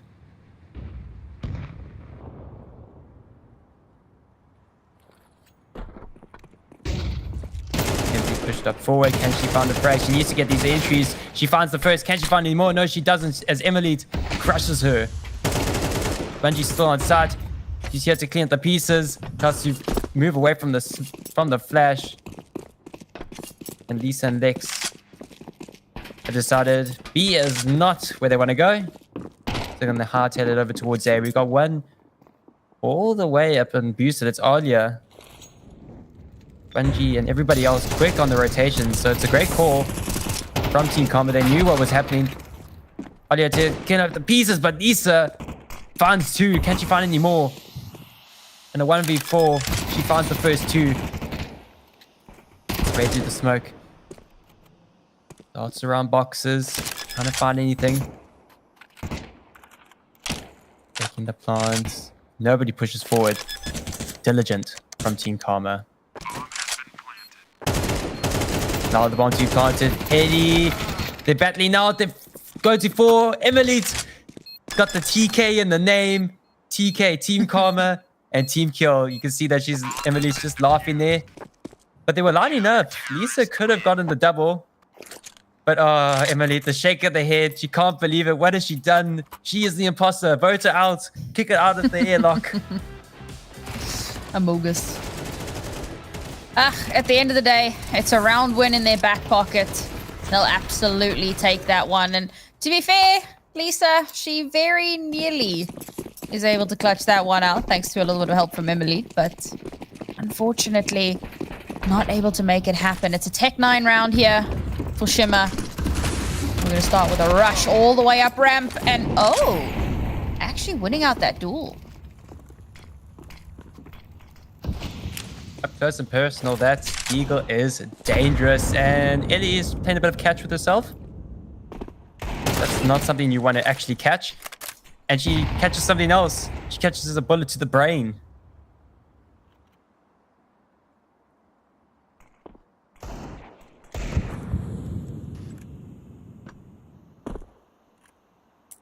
Just some mistakes to open up this round. And already, Team Karma, after an immense round victory, coming down to a 1v2 that they end up winning out. And Rain is here to clear out the pieces. She finds 3. How did she find the 3? It's a 2-on-2 now. Empathy low HP. Lisa the only one with a rifle in hand. But Empathy finds that 1D through the side of the box. And it's all up to Bungie now in a 1v2. Can she get this done? She has no util, but she does have a kit. She's got a bit of time to play with. And she waltzes on in. Lisa gets the kill. What a round from Shimmer to recover. They started off very well, but just that 3k from Rain turned the tide so quickly. And nice little catch from Eddie. That's how it's done. And look at that spray down. All together now, chat. E-code. I like what I saw there. No, I did not. Oh, wait. I'm so glad there's a sell option. Yeah. No. I'm so glad that's a thing. Well, get it out. We don't want that shenanigan. All right, let's keep it serious here, folks. Disable it. Disable the refund option. Oh, no. You must live with your regretful purchases. That's what you do in real life, so you will do it in CSGO. CSGO is real life. This is not CSGO, so there you go. Oh yeah. Yeah, this is CS2. In CSGO, you do have to live with your regretful purchases. But in CS2, it's all PayPal, baby. There's a refund button. I just had a wave of emotion. The future is now, kid. Abby and Rain. Time and time again, this is the battle for mid. Abby getting that one of those rounds first up, and Rain gets caught up by Lisa this time around. It's not the battle that she was suspecting. And he pushed it on up. Nobody's here yet. It's just Empathy over towards the bottom of ramp.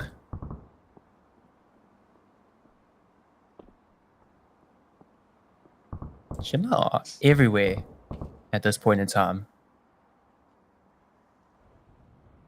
Now they're all... Okay, can we talk about what a fumble the last round does? Like, okay, this is another anti-eco, so this should be a fairly cut and dry round. But that last one should not have gone the way that it did.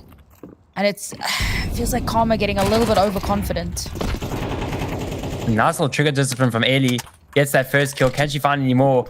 She's the only one with an actual automatic rifle or anything, an automatic weapon. But she falls away. Emily's dancing around with a back turn.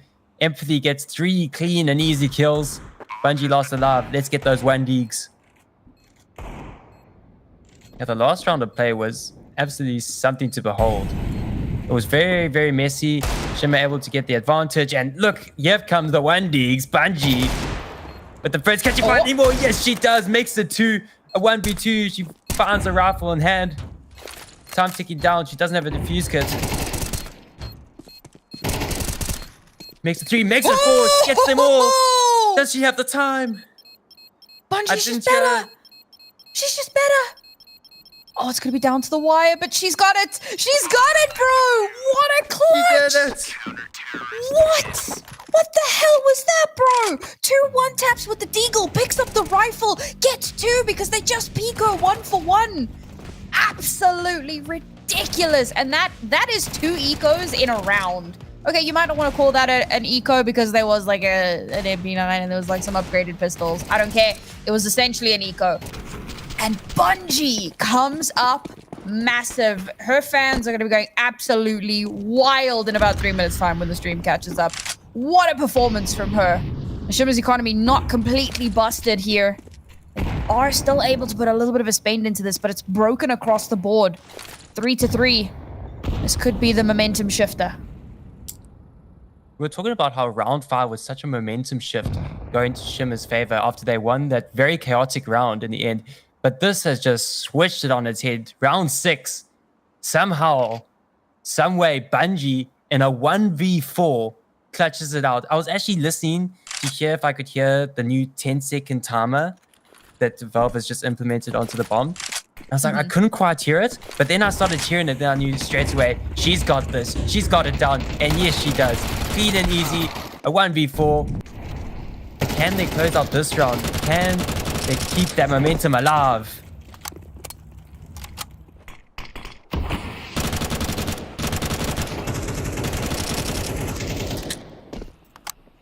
Three-on-3 situation.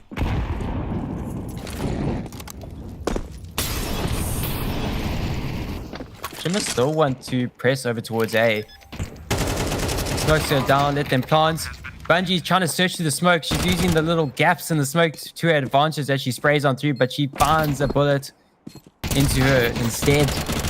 Brain tries to clean up the pieces. Emily's here for the trade, and it's a 1v1.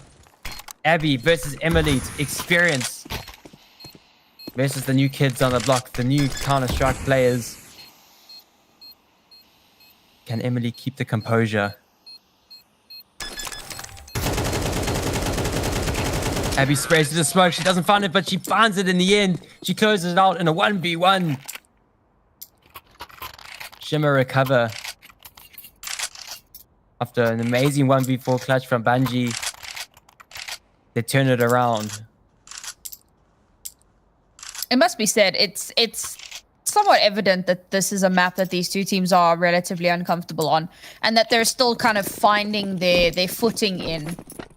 There's been a lot of like really weird plays, a lot of questionable peaks, a lot of impatience, pushing out when they shouldn't, peaking when they shouldn't. But of course, that's kept it very, very back and forth. With neither team really having much of an advantage, it really does come back to so difficult to call. No way to really know who's going to come out on top of this one. However, there should be another Shimmer round, although we've seen what Bungie can do with the Deagle. She's got another one in her hands here. Maybe she can make some magic again. Trying to keep that magic. She's feeling the magic. And they catch Empathy as she turns. And Olia, how did she find 2 with the USP? A 3-on-3 situation. Ellie up close. She could get the jump on both shots, but she misses the shots. She does take both shots. It doesn't confirm the kill. Bungie with the dig. Can she clean up those final pieces?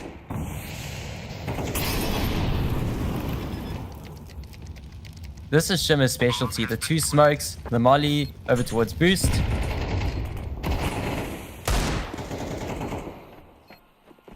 We're so low. She finds another kill, and it's just Bungie here. We've seen the situation before, but I think this time around, it could be a different outcome. Never seen Bungie lose these. JK! I will say chat just caught up to the end of the last round, and yeah, absolutely losing their minds. Oh, I love it. I'm just going to imagine what Twitch chat is saying right now was for this round. Because we had the same sort of situation. Yeah, everybody yelling Bungie. Let's go. Yeah, Bungie. Oh, it would have been...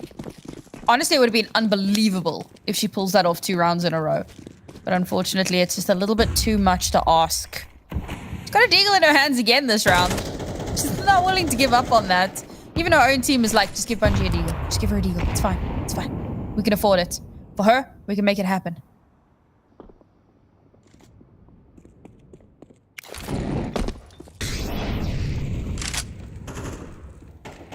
Just a bit of an intimidation tactic with the Molotov. Kind of like a firework. And Rain testing mid again gets a double kill. I saw her pressed up so close. Can Bungie get this kill? Yes, she does. 1D to the dome. A bow shot. Lex and Empathy lost alive. With just pistols. It's absolute devastation from Team Karma. The info comes across. They know the two players here are here on the B bomb sites. They're primed and ready. Can Bungie find the kill? She sprays away. Doesn't get anything. She falls to Empathy.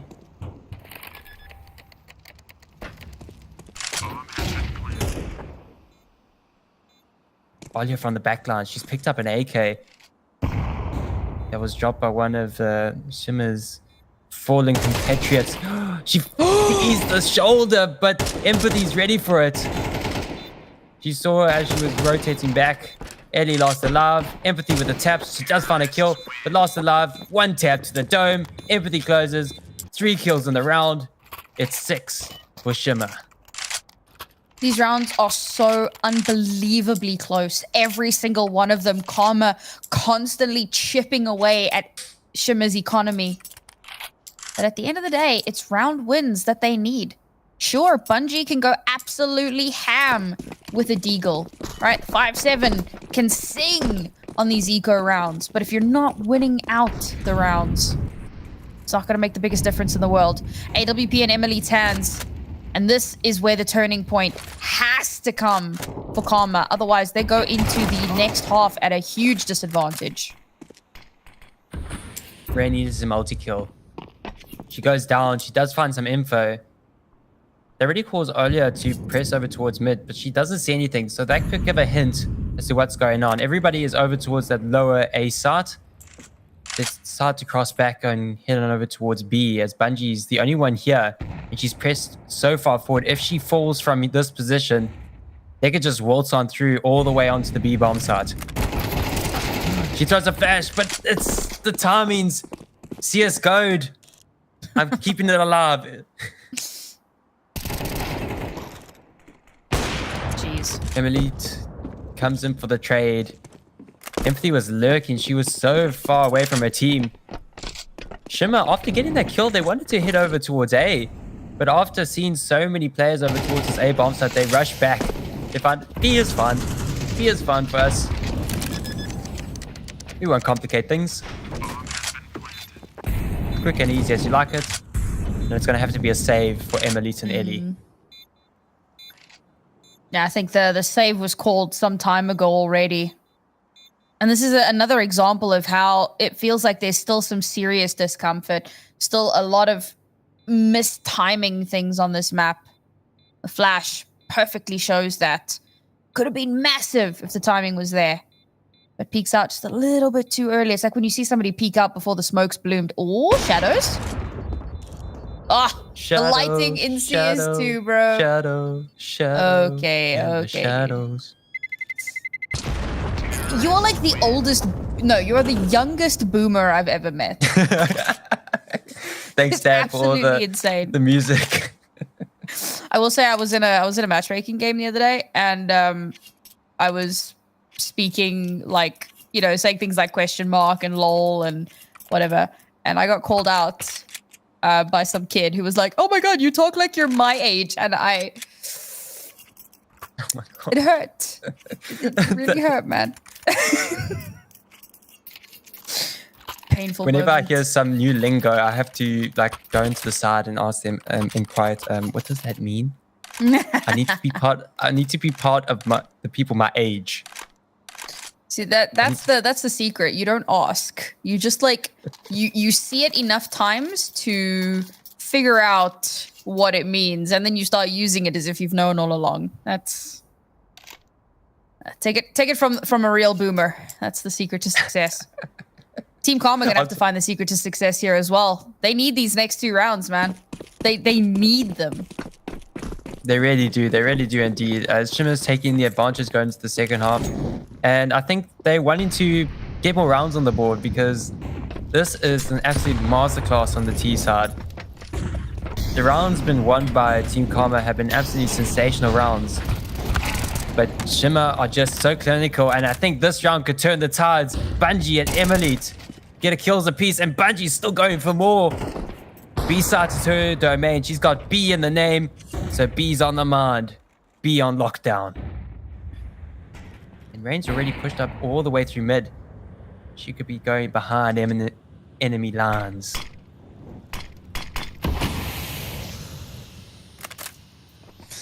Guys, I'm getting bullied by production. How's it going, Feta kids? As Bungie finds yet another, she makes the 3 in the round. Lisa, 1v5. She's getting one is coming from behind, and Bungie up front, 4K to close out the round and get Team Karma back onto winning ways. We're heading into the last round of the half here. We said Karma needed these last 2 rounds. Had to bring them home. Vertigo in itself is still a pretty CT-sided map as well, so would have been nicer if they could have been the ones on 7, of course, but Shimmer not looking to let that happen. Last chance to Loon here to make some magic happen. 8-4 is definitely doable, but it's going to be uphill. So clinching this last one, definitely give them a little bit of breathing room, and thankfully Shimmer's economy not in the best spot, severely lacking in utility. It's a perfect opportunity. Rain then tested the mid again, and she comes out clutch. She finds the first. She finds Lisa. Lex is pushed up, but Olya is here to assist. Rain is still going on for more kills. She just keeps peeking out. Empathy on the other side of the map finds one. Olya and Emilite in a bit of a crossfire situation, waiting for Empathy to push forward. Empathy catches a nade, gets knocked down to 6 HP, and Olya just decimates. Boshard lost alive in a 1v4. Final round of the half. She has to go somewhere. She's got the bomb in hand. Does have a smoke and a flash, but I don't know what good that will do. She's reading this well. There's one player over towards this B bomb site. If she can get this bomb down, she can use that smoke to lock down most entry points onto the site. She battles in long range, but doesn't get the kill. It's 7-5. Team Karma clutch it up in the end. 2 rounds in a row to make it 7-5.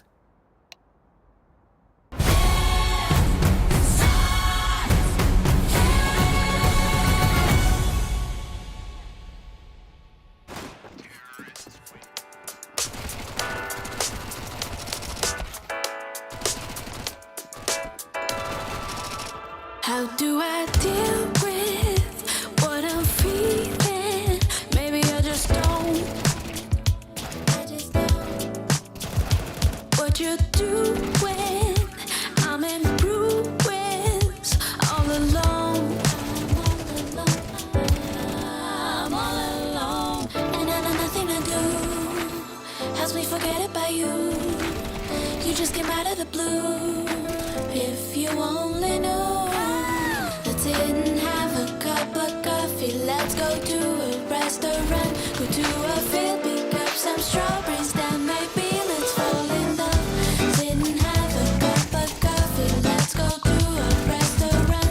To a field, pick up some strawberries. Then maybe let's fall in love.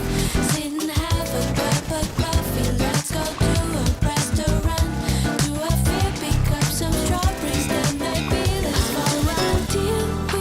The feelings I feel when you come near me, all I can see is you and me together, building a future forever, loving till eternity. I see you, can't you see what you're doing to me? The way you got me, baby, it's like I can't even breathe. You're all that I need, and I know nothing to do helps me forget about you.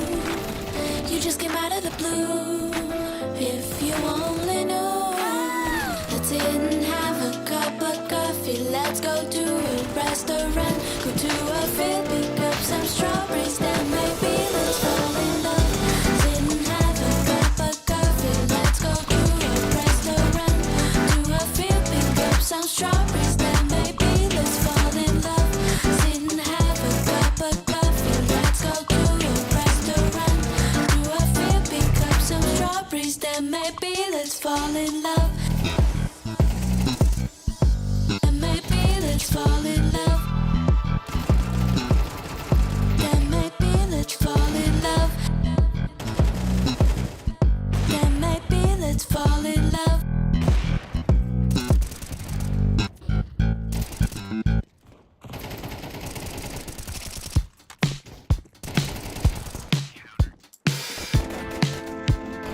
I'm gonna run. I really, really hope you'll understand. I wanna see the world. So go ahead and catch me if you can. It's been good most of the time, thanks a lot. But at some point I started realizing there's no use to sit and theorizing. Oh, call me crazy, tie me down if I'm wrong.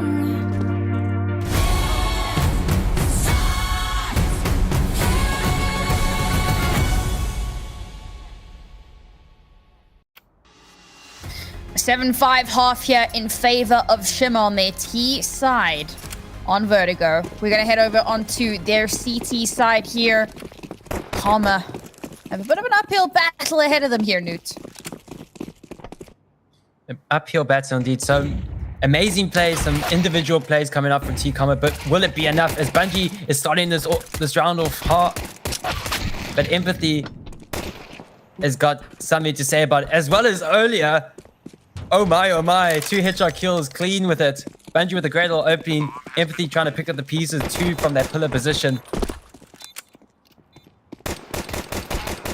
And Rain from behind finds yet another. Can she get the final kill? Yes, she can. It's 2 kills for Olia, 2 kills for Rain. And look at the tea bag to even sweeten the deal. I didn't think that last shot was going to connect. I thought that she was already behind, like too far behind cover, and it wasn't quite going to... But it does. It lands. I know exactly why it lands. It's what you see is what you get. Oy. Anyway. Karma going to be happy with that one. A little bit of cash to spend into this. Very familiar buy coming through from them. And of course, Shimmer. Gonna see what they can get done with USPSs. We've seen some nasty shots with USPSs though. So there's every possibility here. They might be able to get a few kills. Maybe get themselves a little bit of an upgrade. Unlikely to win the round, but hey, if they can get something done, we'll take that. Well, Bungie gets instantly dinged from long range with the USP, knocked down to 44 HP. And we can even see from the previous half earlier with those 2 kills with the USP on that eco round, and they ended up converting that round. So it could be a little bit of a toss-up, but Rain is the first to find the kill. Keeps the advantage going as Indy finds yet another, and a bit awkward as Oli up close. Look at her face of terror as she falls to Abby up close to the USP. Rain was nearly isolated by Lisa.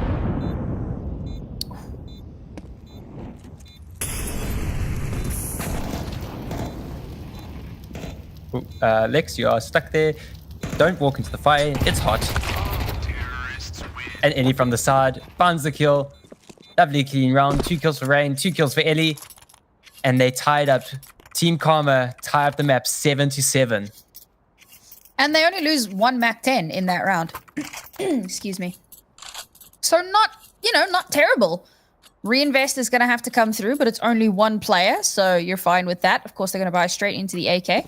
You've got a little bit of money to make that happen, so take your advantages where you can get them. Empathy with a round 3 AWP, and again, this is why you go for a full save on that second round if you've lost pistol. Because now, yes, it's glass cannon, yes, it's high risk, but she's sitting on 19 and 10 at the moment. She is almost double anyone else on her team. If you got a player like that, if you can put the AWP in their hands, you do it. No questions asked.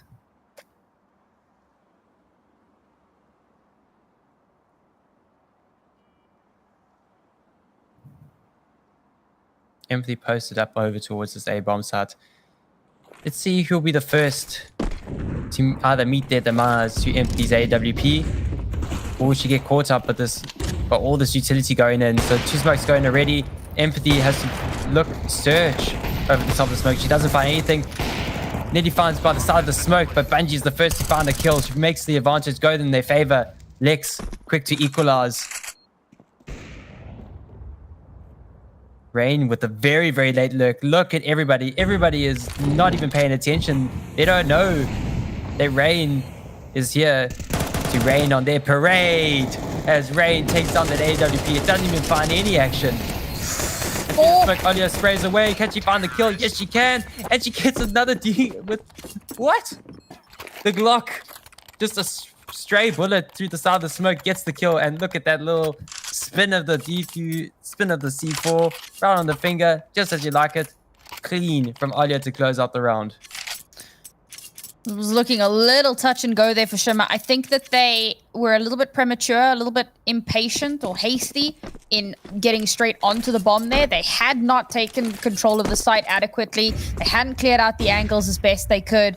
They gave over way too much opportunities for Karma to shut it down. Yes, they do a little bit of damage. Yes, they have to force a little bit of a reinvest into it, but Karma won the round. And it's Shimmer onto a deco here.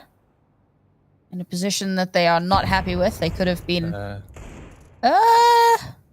We have a... No, we're good. We're good. Yeah, we're good. We're good.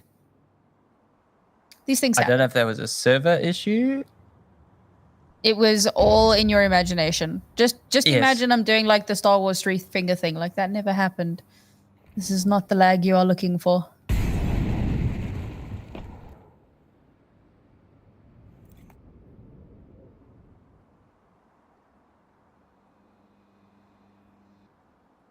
This is getting pretty interesting as so much time has ticked on by.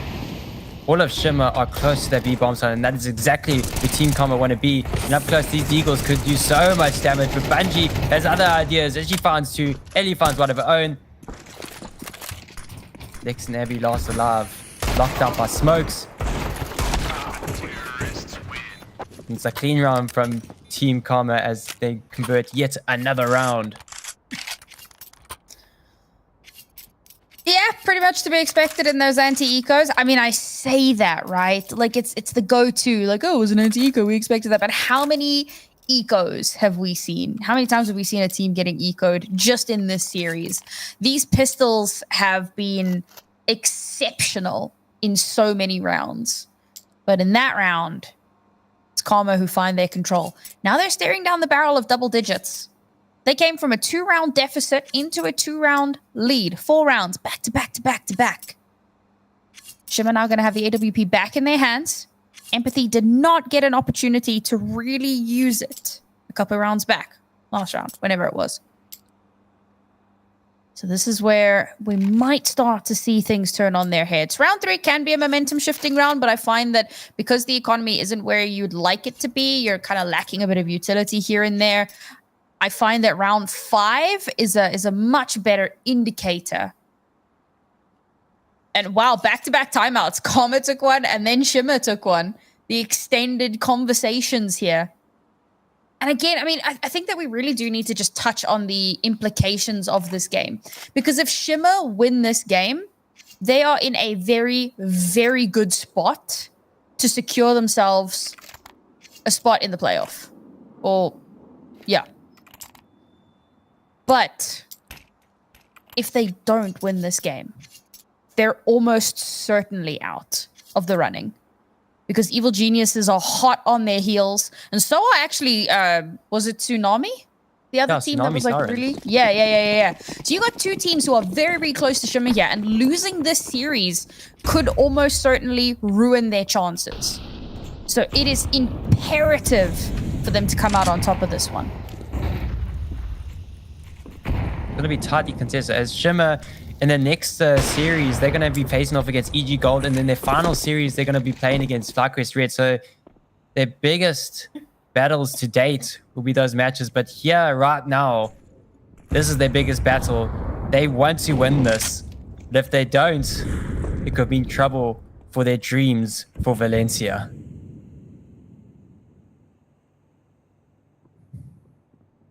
They're already starting well in this round as they find the play advantage. Is that AWP finally finds some action, finally makes some impact. And yet another one. How did she find that one? She looked like she was shooting through the wall.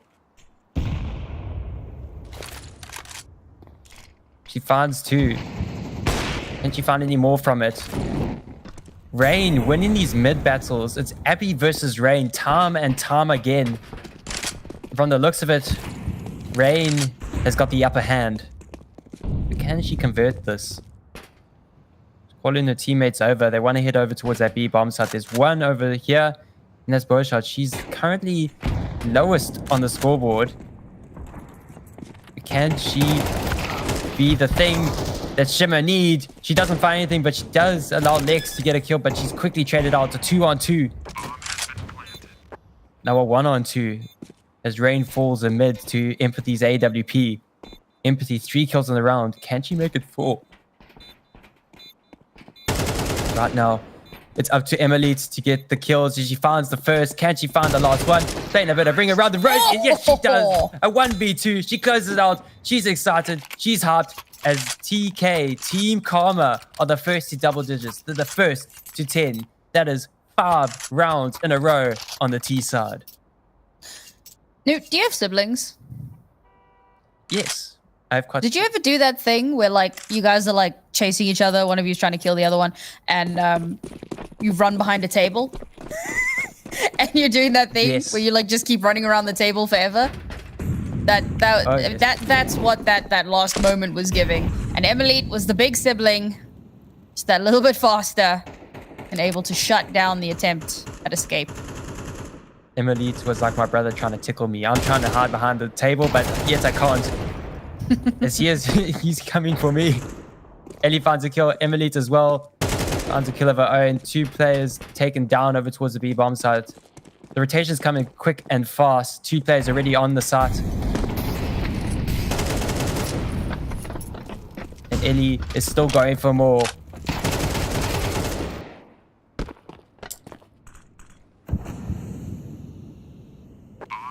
Ooh, got some swag. Bring out that swag, 7. Put away that deagle. Bring out the swag.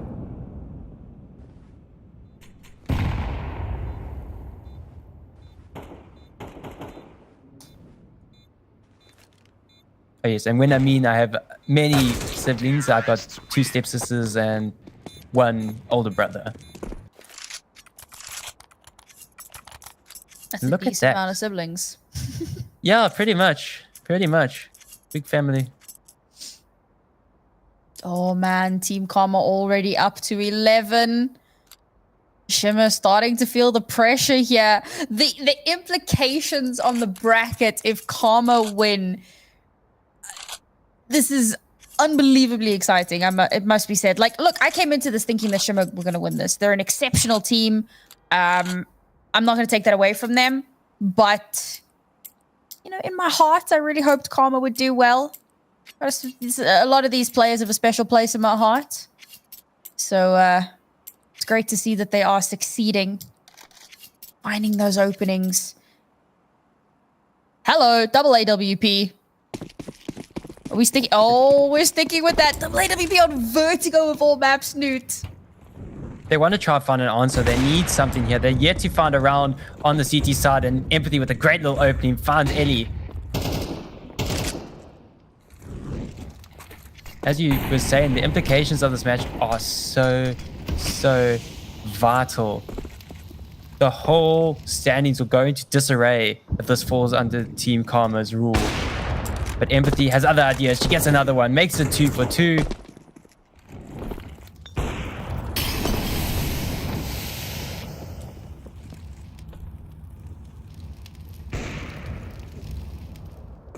And here's that other AWP. So 2 AWPs, and the only ones to get the frags are those AWPs.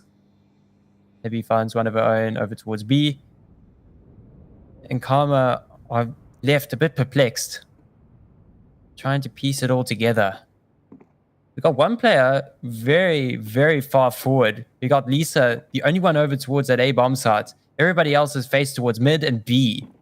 So if Alia can get this jump peak, she can get her, well, the info comes through. Lisa scurries away back onto the site, throws a molly, stops the push. Still a 2-on-5. Emily and Alia. And they found an answer in this round.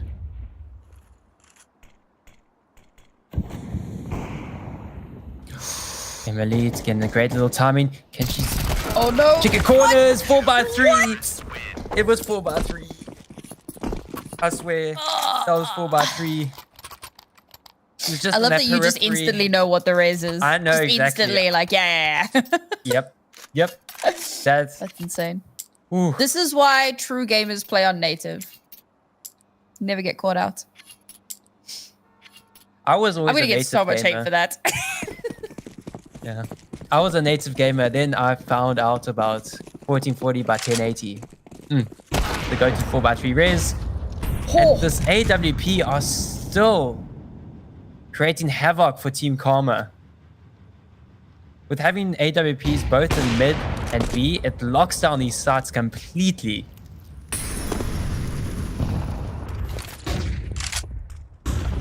Shimmer, I think Shimmer found the answer to what they've been dreaming of. Bungie just pushes up forward. She doesn't check Beaushot, who's just up close. She's dancing around.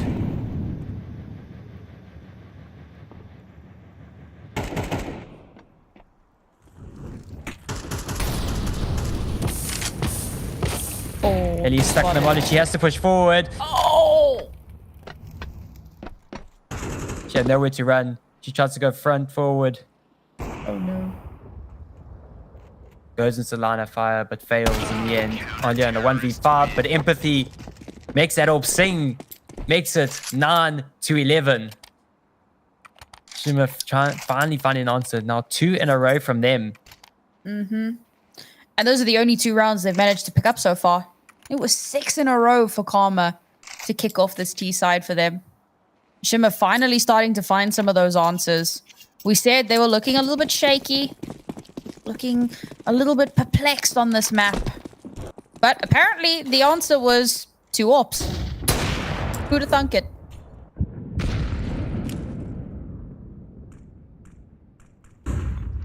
But that's just a testament of how well Team Karma have been playing on this T side.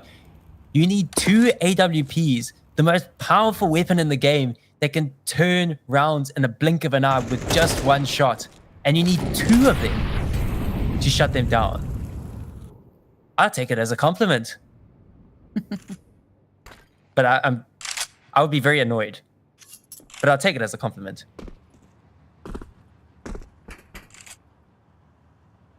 So now Karma know that there are 2 AWPs on board. So they have to be very, very careful about their approach. They know that both of these AWPs should be posted up on opposing sides of the map. So what is the approach here? Mid control seems important. That might just be the play.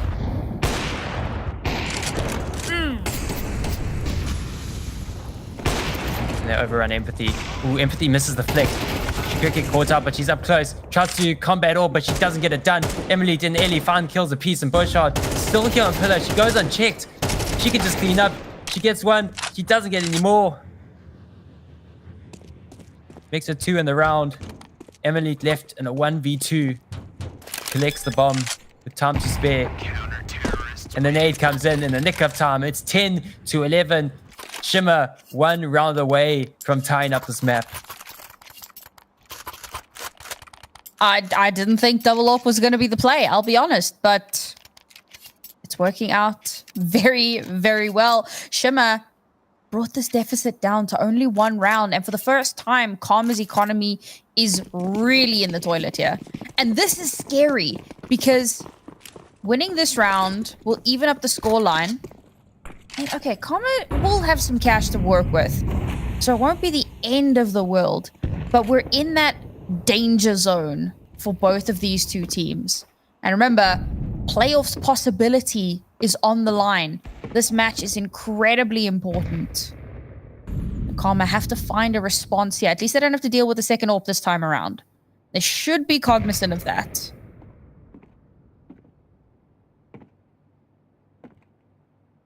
They want to keep their hopes alive for Valencia. They want to stay in contention. As you say, Team Karma need this to stay in contention. If they lose it out, it could mean the end of their dreams to be at the Valencia stage.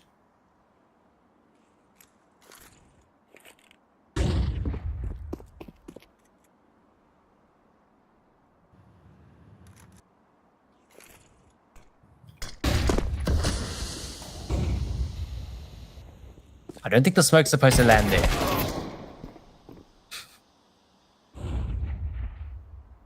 There are no giraffes on site. Empathy is the last one here on site. She nearly lines up a double. She does find one. And Rain and Ellie are finding deagle kills on the other side of the map.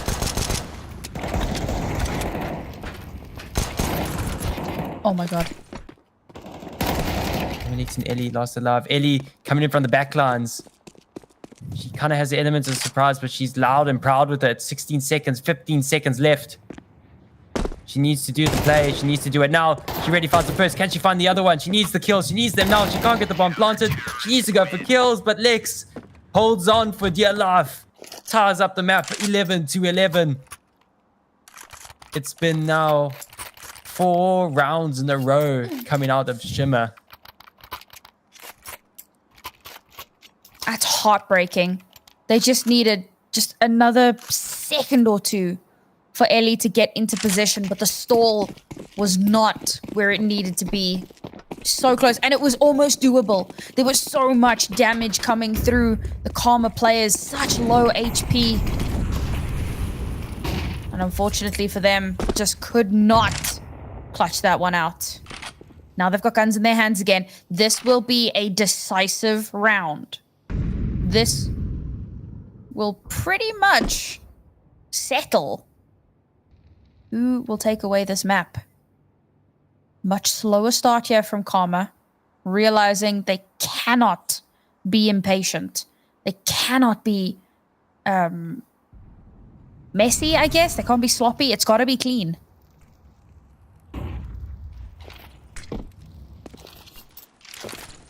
Shimmer allow them to push up through from ramp, so they're going to head on over towards that A bomb site. Empty holds off that angle. We had 2 players watching over towards B. So they're waiting for the information. Look where that bomb is. It's still in lowers. It's still trying to decide, should we go B, should we go A? They're making a lot of ruckus. They're making a lot of noise over towards A. This is the time to head over towards B. There's nobody home. Olya! Olya, you're playing with fire.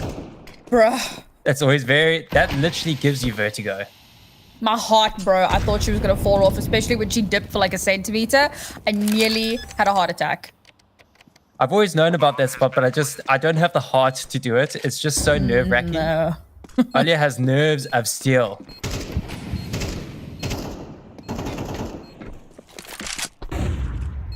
We have one with an immense lurk coming from the back lines. Ellie all the way from B, and Olya has somehow finds a double. Empathy lost alive. Team Karma. Rain? Rain?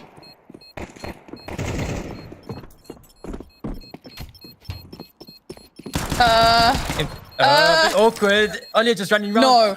Empathy with the defuse. Can she hold it? Everybody's all the way. No. Oh my god. How did she do it? Oh, she nearly didn't. did it. She nearly did it. Oh my god. There was a sliver, an absolute sliver on the defuse. I can't wait for chat to watch that round. Oh man, what a round. What an unbelievably close, almost clutch. But I said it. That round will very likely determine who walks away with this map. Shimmer's economy in tatters. It's a full broken buy here, and they need this round for overtime. Otherwise, Karma, they win the map. They win the series.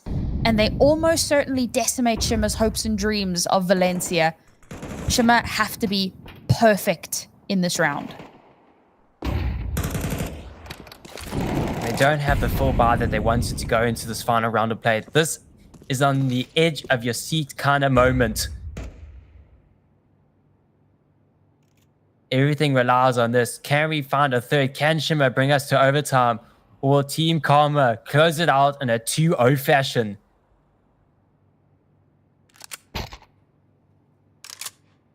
Team Karma are not letting this slip. They want to be methodical with this. They want this round. They don't want to play it messy. They're going to search for the frags. And they found the site with the weakest weapons in play.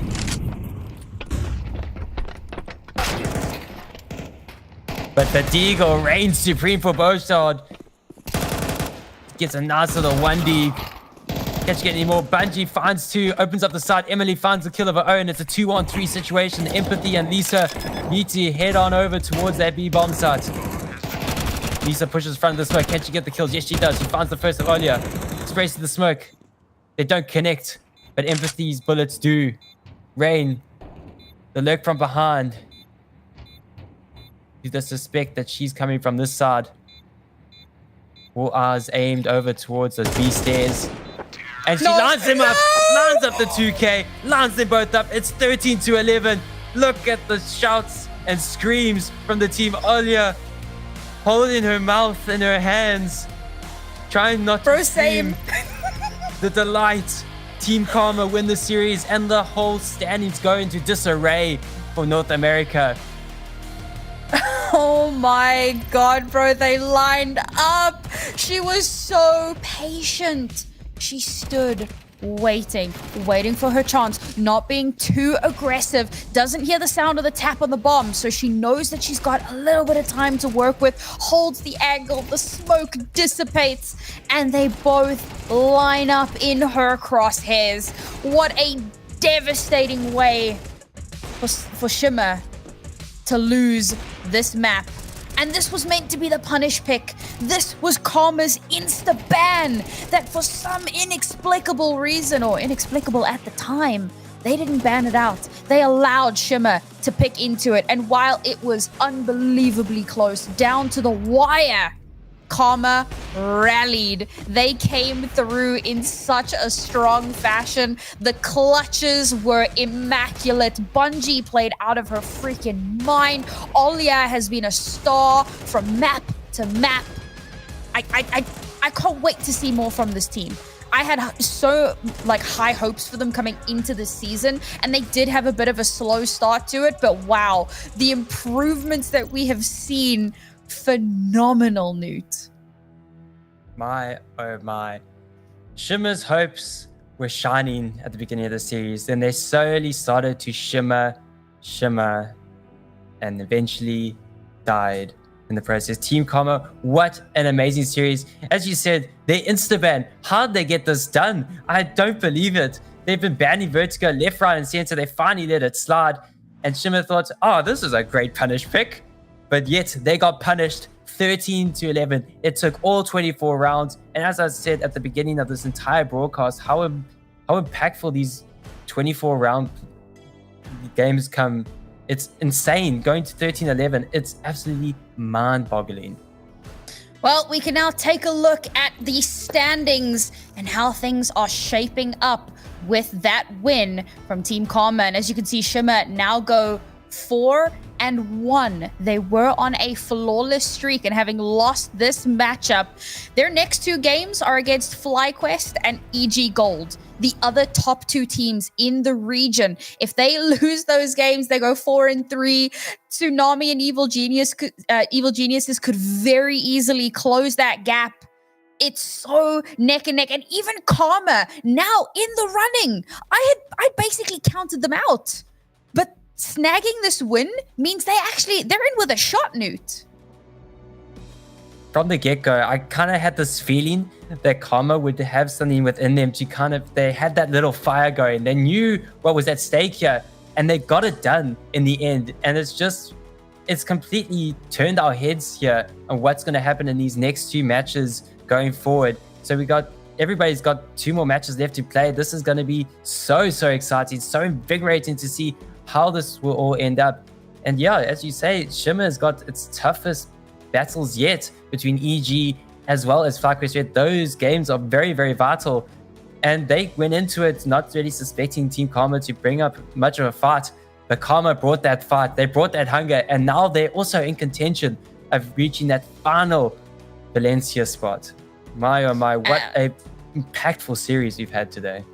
And they've already played EG and FlyQuest, so they're going to be feeling very comfortable going into their last couple of games. But, folks, we're just about ready to wrap things up. But before we do that, you know what time it is. It's time for the top 5 plays of the day. And wow, oh wow, do we have some phenomenal ones for you. Coming in at 5th place here, it's Luthians with an AWP 3K on Vertigo to clutch out the round for her team. And it must be said, Vertigo, there's a lot of Vertigo in our top 5. I don't know what it is today, but it seems to be the place to be. You all doubted Vertigo. For shame. For But it shame. can still get launched into the sun. And here we go once again. Bungie had an amazing series on Vertigo. And here we go, another one. A 4K on the B bomb site. An absolutely pivotal round for them. And it's just an absolute masterclass from Bungie through and through. We might be seeing Bungie a little bit later.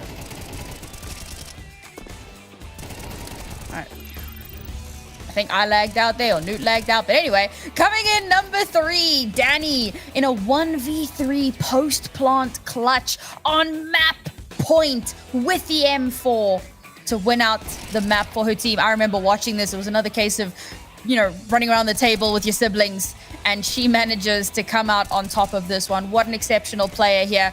They almost lined up for her down to the wire, and she secures this map for her team. But we're not done talking about Danny here. Once again, we're back on Vertigo, and Danny with a 4K with the MP9 runs on through onto the B bomb site, absolutely decimates all of the T's in quick succession. An MP9 is all she needs, and that was for the map win. All these clutch plays just at the end of the game are so pivotal, so vital, and it's just insane to see Danny absolutely shining in South America. And of course, folks, I said it would be in our top 5. If you missed it, phenomenal performance here from Bungie. The Deagle 2K one taps, picks up an M4, gets the last 2 kills, totally uncontested, defuses the bomb, and wins the round. And this was a shining example of some of the performances that we saw today from Team Karma. They have rallied themselves phenomenally, and I'm so excited to see how the rest of the season is going to shape up. I thought we were kind of done and dusted for this season, you know, kind of a formality getting through those last few games, but it looks like there's still a lot of fight in some of our teams. Basically wraps us up for today. But Newt, any closing thoughts or parting words before we end the day?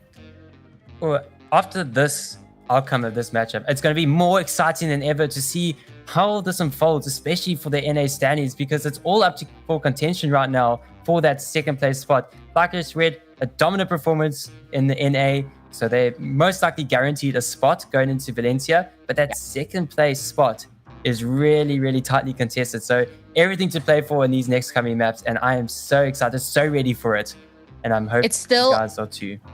Yeah, it's still all wide open, folks, here in the North American region. We've got 1 week left of play days. We'll have a couple of play days during the week next week, and we'll finish things off over the weekend to find out who's heading to Valencia. We're going to call it a night here, folks. It's late, and we've had a fantastic day. We need to just digest all that's happened, but we'll be back next week, same time, same place. Don't miss it, because it's going to be insane.